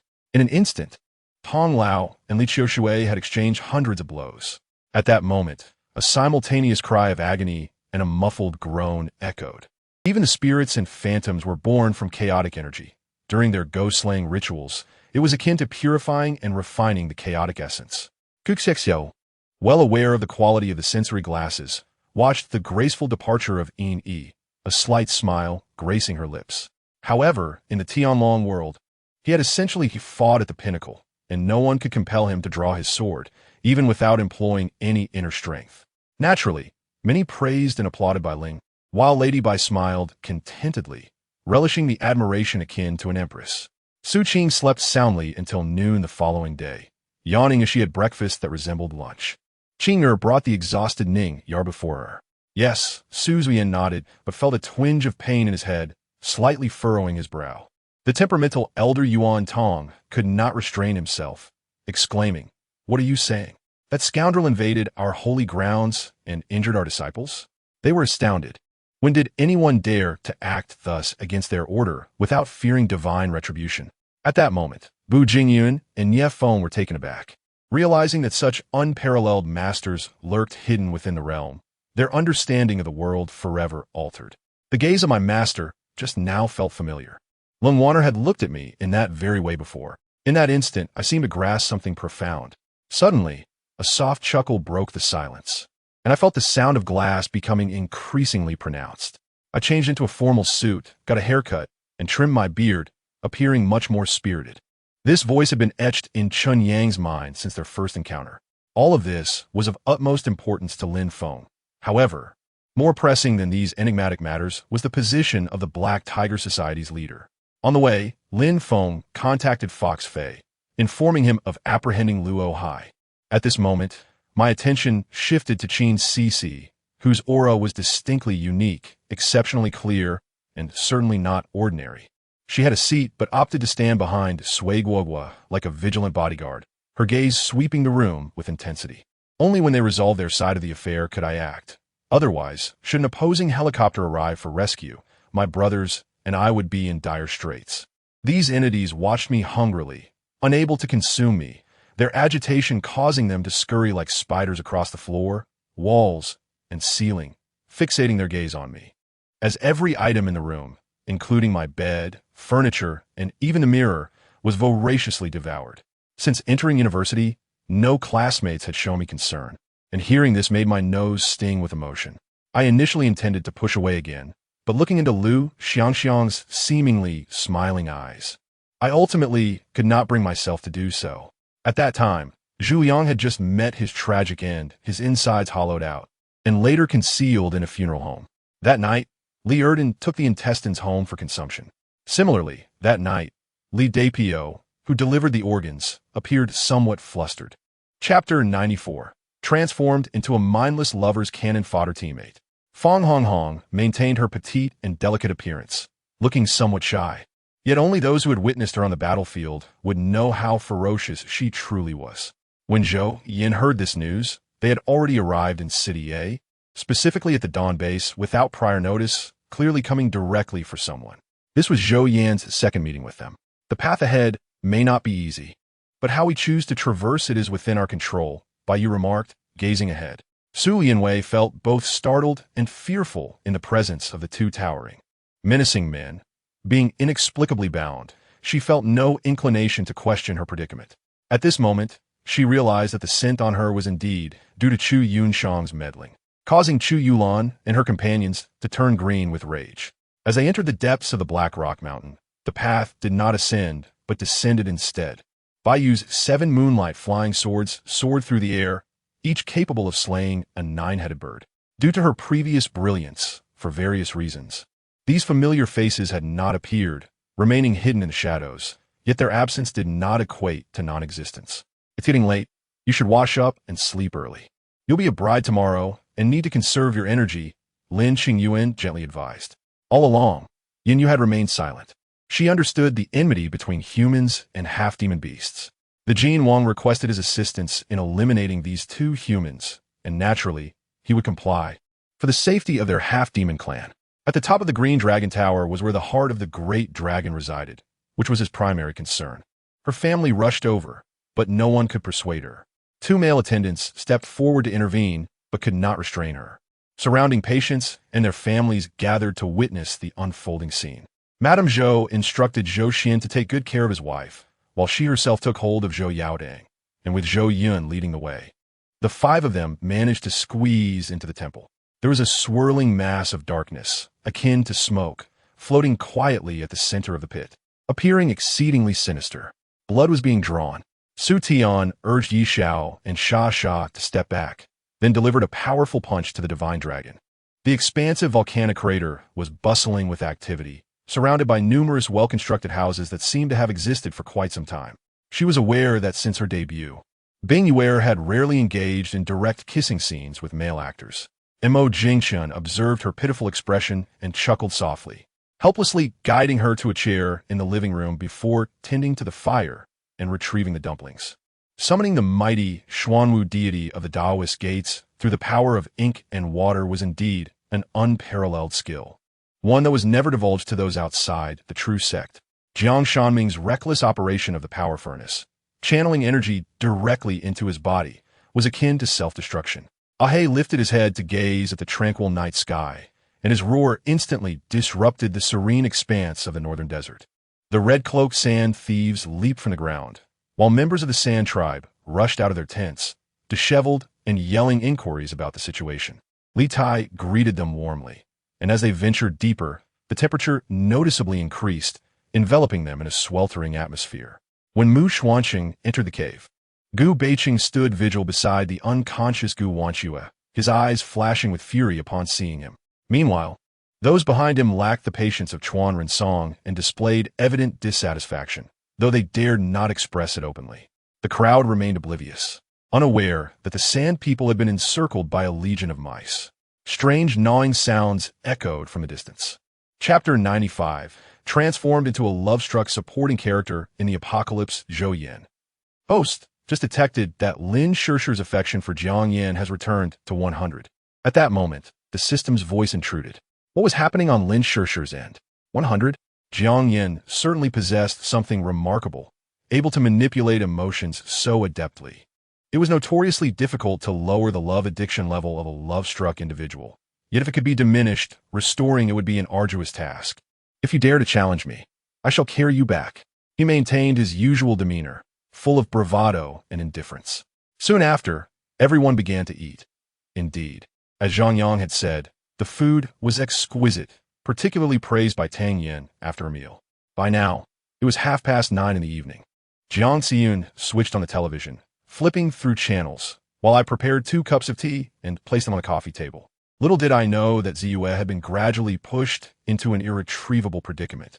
Nor was I aware of the cruel deeds that Ning Shan and the second madam had committed against her behind my back. Not only did he fail to protect her, but he had also struck her twice. Flames erupted violently from the ground, sending mud and stones flying, extinguishing countless lives in an instant. Yin Jin vaguely mentioned a location, and Jiang Xiyun ended the call, rushing to join me.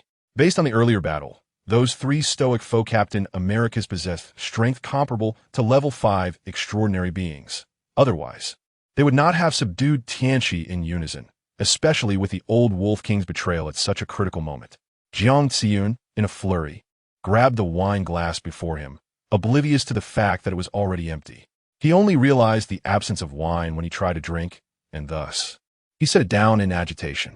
Tengshi was genuinely terrified. Having lost his inner core, he saw no glimmer of hope for a comeback. Even if it meant losing freedom, it was preferable to death. Ziyue felt a sharp pain in her left shoulder and incredulously turned her head to see the long sword, which she had never parted with on the battlefield, now plunged in her body, crimson blood gushing forth as rainwater pelted the wound, causing excruciating agony.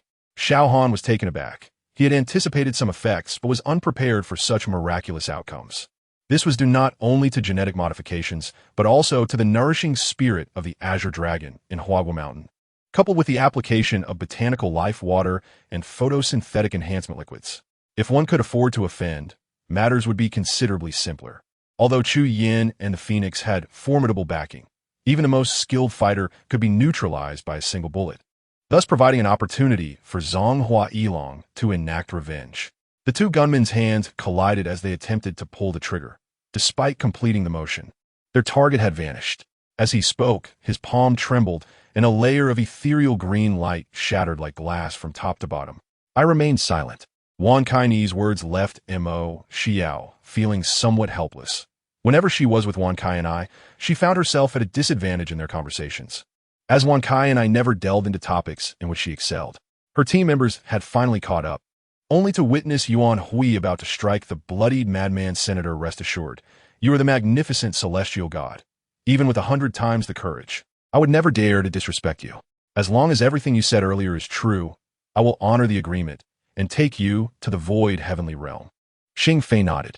Yes, Special Envoy, Commander Marion also departed temporarily under orders from superiors. We have been stationed here for over a year without incident, and I believe it will remain so. Chasia's response stirred something in Chu Yin, providing him with an important lead.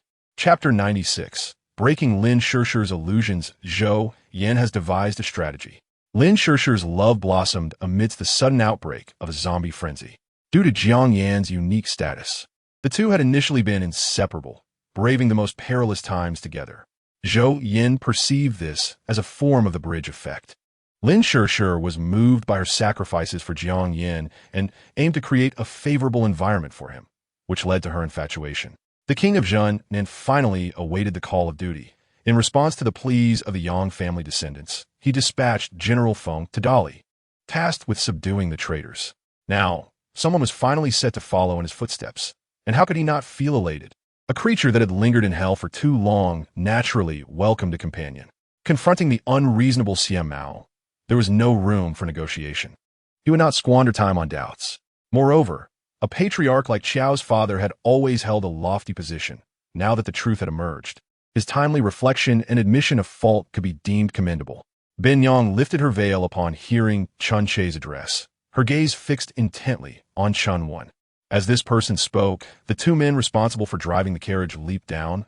With a mere whistle, others surged forth from behind. They were all clad in black, and though they bore no weapons, the sheer number of them resembled a swarm of locusts, which was rather unsettling. Nanshu peered closer and discovered a programmer's forum where someone had posted some code. However, Pei Si cautioned her, reminding her that, as an entertainer, she should avoid carrying unbranded bags, as many inexpensive ones were mere imitations of high-end designs and could easily lead to misunderstandings if photographed. The atmosphere remained as it had been the previous day, the only difference being that the officials seemed notably more invigorated. The mood grew heavy as the five pondered like players of a perplexing chess game, struggling to devise a solution to revive the situation. Zhao Hao, your loyalty is commendable, but you are rather thoughtless. Consider why Ping and invited me, Gao Shou teased. One Punch Man? Wahab stood frozen, his mouth uttering those four words in disbelief. Wait, are you saying this is your first time sharing this? Xiao Peng detected a problem. The origin fruit transformed into a torrential downpour, and before it could touch the ground, the scattered members of the True Spirit tribe were turned into new kin. Li Jiaming had already realized that his defiance against orders in previous years had incurred the wrath of certain individuals, leading to unjust treatment that resulted in his reassignment to this position. He melancholically remarked, I merely gathered some educational materials for the Naval Academy students. The higher-ups have already spoken to me. I will be transferred to work at the Guangzhou Naval Academy. Lin Yifeng picked up the envelope, opened it briefly, and raised his eyebrows before closing it again and placing it back on the table. Stop it, I said. Zhang Tong Wang sent me. Upon hearing Wang Wei's second question, Zhang Fati showed no hesitation this time. The incident occurred in Xiang province. Why should a commander stationed at the front lines in Sichuan be anxious? Li Zhou replia nonchalantly. What's wrong, Huang Zhuangzhu? Su Chun was equally bewildered, uncertain why everyone was casting strange glances in his direction. Have you lost your mind? Shimin Wu exclaimed. Rescuing 4 hatchlings from the jaws of a red-patterned python is utterly insane. To Shimin Wu, it was tantamount to courting death. I'll arrange it right away. The doctor nodded immediately upon hearing Captain Zhao's words and went to prepare the medication. Haha, afraid? You think you can scare me? You truly are delusional. Shimin Zhuxi scoffed. Lin Feng's cultivation was on the rise, and others were similarly advancing, with over 20 individuals reaching the 8th level of martial artist. Meanwhile, at the Dawn base, within a laboratory, a small room had recently been separated by glass. The immaculate glass chamber was devoid of any objects, illuminated by the eerie glow of incandescent lights embedded in the ceiling, creating an unsettling atmosphere of silence. In the next moment, a sound echoed as the large door swung open and several individuals clad in protective gear wheeled in a hospital bed, where a pallid, gaunt figure lay. Consequently, Su Yun hurriedly summoned the mechanical Tyrannosaurus beast back to the digital monster world, lest it perish under the devastating blow of a divine dragon's tail.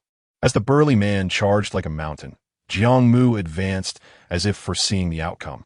The two figures intersected, and a flash of cold light ensued, leaving onlookers dizzy.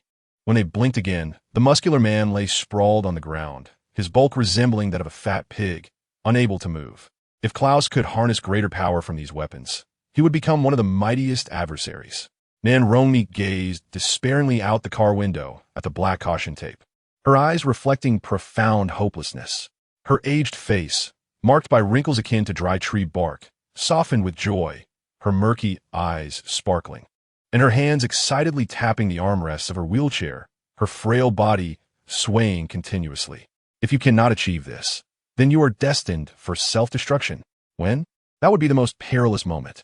Since Li Wan was inherently kind-hearted and forgiving, he was naturally easier to placate than Feng Jie. What is happening? Fortunately, he had just asked the elders to share their insights. Had he not, his anxiety would have made it hard to recall this matter. Qing Zhu led him to the apricot grove, pointing at fallen apricots on the ground, reiterating Zheng Huanjie's previous instructions, which included Hui Yao's words from the morning, signifying that he would send someone to gather the apricots he had cut, both good and bad. These were the magical superpowers of modern history: the Eagle Nation, the Romantic Nation, the Mechanical Nation, the Beautiful Nation, and so forth. Guoziline had always perceived Li Qing as a cunning character, and indeed, she was sharp enough to flee at the first sign of an unfavorable atmosphere. She did not intend to speak that way out of selfishness. Rather, she did not want her senior brother to be unhappy or to continue sinking into despair, especially since Xing Yue was also someone else's legitimate princess. Moreover, do not assume that just because I am faint, I am unaware of the crocodile tears hidden in your eyes. Guoziline listened patiently, imagining the scene on the other end of the phone. After a while, Gu Yicheng fell silent, evidently having moved to another room. Xiaomo's cunning eyes were fixed on Suma. If she was not mistaken, that venomous black snake had been placed in her room by Suma. Hua Luo's heart raced as she suddenly opened her eyes, only to find a delicate face before her. She was willing to sacrifice everything for herself. That impulsive and headstrong nature was what moved people the most. I am perplexed, and thus my mind is restless, Lei Tianqing replied honestly. Since entering S Group, she had never deceived Suyu. This cursed thing had once been consumed raw by the Donkey Lord. How could it still taste bitter after processing? As for why Shenxian sought to frame Wei Zheng and put him in a dilemma, Wei Zheng was well aware of the reasons. Did Qin Yi not say he would be driven from the family? At such a high-security banquet, he could not possibly enter without an invitation. Though the pearl had endured the test of time, its surface still radiated a strange aura, impervious to Chen Ning's spiritual scan. The crowd gazed upward, the stars in the cosmos moving like a colossal sun, illuminating the ages and emanating terrifying waves of energy. Seemingly sensing the turmoil on their side, Zhou Yan distinctly felt the confusion and astonishment from the other party. She fixed her gaze upon him, recalling the words of Song Shuqing and her companions, and slightly lowered her eyes, feeling the crystal core within her mind. For the first time, she activated it, sending a message to the other party. Are you human? Indeed. In the next moment, the complex emotions of the other party came to a halt. After a prolonged silence, it was evident that the celestial bodies were shifting, their powers converging like the tides of the ocean, flowing into Yang Jiuxiao's body. Quickly relay the orders. Mobilize 500,000 troops. I intend to assault Beihai City. Ao Tianlie's eyes gleamed with intensity, his muscles bulging like iron, exuding a terrifying aura. Wu Tianbao was filled with anticipation. He had been reflecting deeply over these days, and certain individuals remained vividly etched in his mind. The Crystal Beast King was supposed to be a top-tier, third-level beast, on the verge of breaking into the fourth level. Its strength comparable to that of a peak human cultivator in the longevity stage. Unfortunately, it had been captured by the Spirit Cloud Sovereign and imprisoned in the Sishui Sword Valley for thousands of years. He led Zhou Dongwang into a high-tech chamber, where a sleek black mech stood, its cold lines creating a chilling silhouette. They had sent Yi Jingyu abroad, ceasing hostilities between the two, yet now, Yi Jingyu had returned. Su Zhan felt a surge of irritation. Compared to the Education Bureau's representatives, Yi Lingqian's score seemed trivial, and no one mentioned it anymore. Who are you to dare disrespect me? Wei Tei exclaimed, both shocked and furious, eager to retaliate with his cane. The individual was no righteous gentleman. Seeing Tang Sung unprepared, he charged forward. Jiang Hao discerned that every pattern corresponded to a specific mystical technique, rendering these puppets far more formidable than the first round. However, when the fat man turned to look at Yang Chun, he found Yang Chun gazing at him with an expression of utter disbelief, as if he had not taken his words seriously, which irked him greatly. She stealthily glanced down to the first floor, finding it empty, then clutched the child and made her way to the balcony. With a gaze imbued with sincerity, Shun Miao felt she could not refuse. As Li Lang expertly exploited her tender-heartedness. Although he was missing a hand, his familiarity with the hospital allowed him to assist many. After clearing the obstacles at the entrance, Ouyang Sun strode into the grand hall of the Jinding Chamber of Commerce alongside Yang Chun. When Yao suddenly recalled that Sun Wu had indeed mentioned urgent military matters yesterday, could it be that the troops outside Pengcheng were in turmoil? Jun Xiaoyao, take a look at Sister Yuhua. Also check mine. How much is it worth? Xia Xiaoko shouted impatiently. Qing Feng glanced at Xiao Yi, having gained deep insight into his young master's thoughts. He understood that Xiao Yi was also suspicious of Lin Rufan selling the magnetic energy sword for 100 gold coins, thus attempting to catch him off guard. Dislocate his jaw, Yi Zue shouted, as Fei Huan simultaneously dislocated the man's jaw, pulling down his mask. Exhaustion envelopes me, a weariness of the heart. Apart from the initial days of my arrival, which were filled with busyness, my subsequent days have been spent in leisurely enjoyment. Even if the apocalypse were to descend upon us, confined within my home, I would find solace in sustenance and self-entertainment, living contentedly. On this night, Xiang Ao hosted a grand banquet, both to honor Su Shu and to celebrate the acquisition of Dianwei, introducing him to the assembly. Though not all of the esteemed individuals from Wuyuan were present, the gathering still included strategists and warriors such as Hu Zhao, Shi Zhong, Zhao Yun, and Zhang He. You are interfering with my work, Ruan Tian stated, as the current Mu family bore the surname Mu, not Ruan. Mu Yinshin's words left no room for Ruan Tian to respond. If it were anyone else who insulted his weight, Zhang Heng would have lost his temper long ago. Yet, given their long-standing acquaintance, he found it difficult to retaliate. In his leisure, he would visit distant inns to sip tea and engage in conversation, and due to his corpulence, many friends affectionately referred to him as Zhang the Fat. During the absence of Lei Peng from the base, it seemed he had pondered carefully, or perhaps a bond of camaraderie had formed between them. Before departing, he entrusted Zhou Yan with the oversight of the base, leaving behind several familiar faces to assist. This meeting, spearheaded by the Dawn base, saw representatives from various bases across the continent gather, for humanity must unite, regardless of personal reluctance. This day was inevitable. Li Muron had already discerned that the red demon blade was of exceptional quality, clearly a rare and exquisite magical artifact. Moreover, the accompanying demon-corroding flame could erode and damage his own weapon, presenting a formidable challenge. Next time, bring more floating orbs to expedite exploration, he mused while walking, when suddenly he sensed something and halted.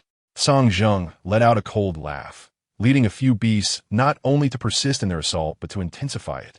Blood splattering and teeth stained crimson, their faces resembling that of swine. Upon hearing Hai Feng's words, Wu Xingfan's eyes widened. The matter concerning Wu Shuang was of utmost importance to the Wu family. He felt an urgent need to contact the ancestors for guidance. With a firm voice, Fang Yu unleashed a blade of yellow light, aimed at Meng Shou, when the attack from the Mirror Lake fish demon surged forth. Damn it! Damn it! Exclaimed Mei Long, crushing the jade slip in a fit of rage. Please, no formalities, Captain Wang. I wish to know what arrangements the hero has made here. Duan Qingsheng inquired directly. It was indeed the Blade Sovereign, Ling Juefeng.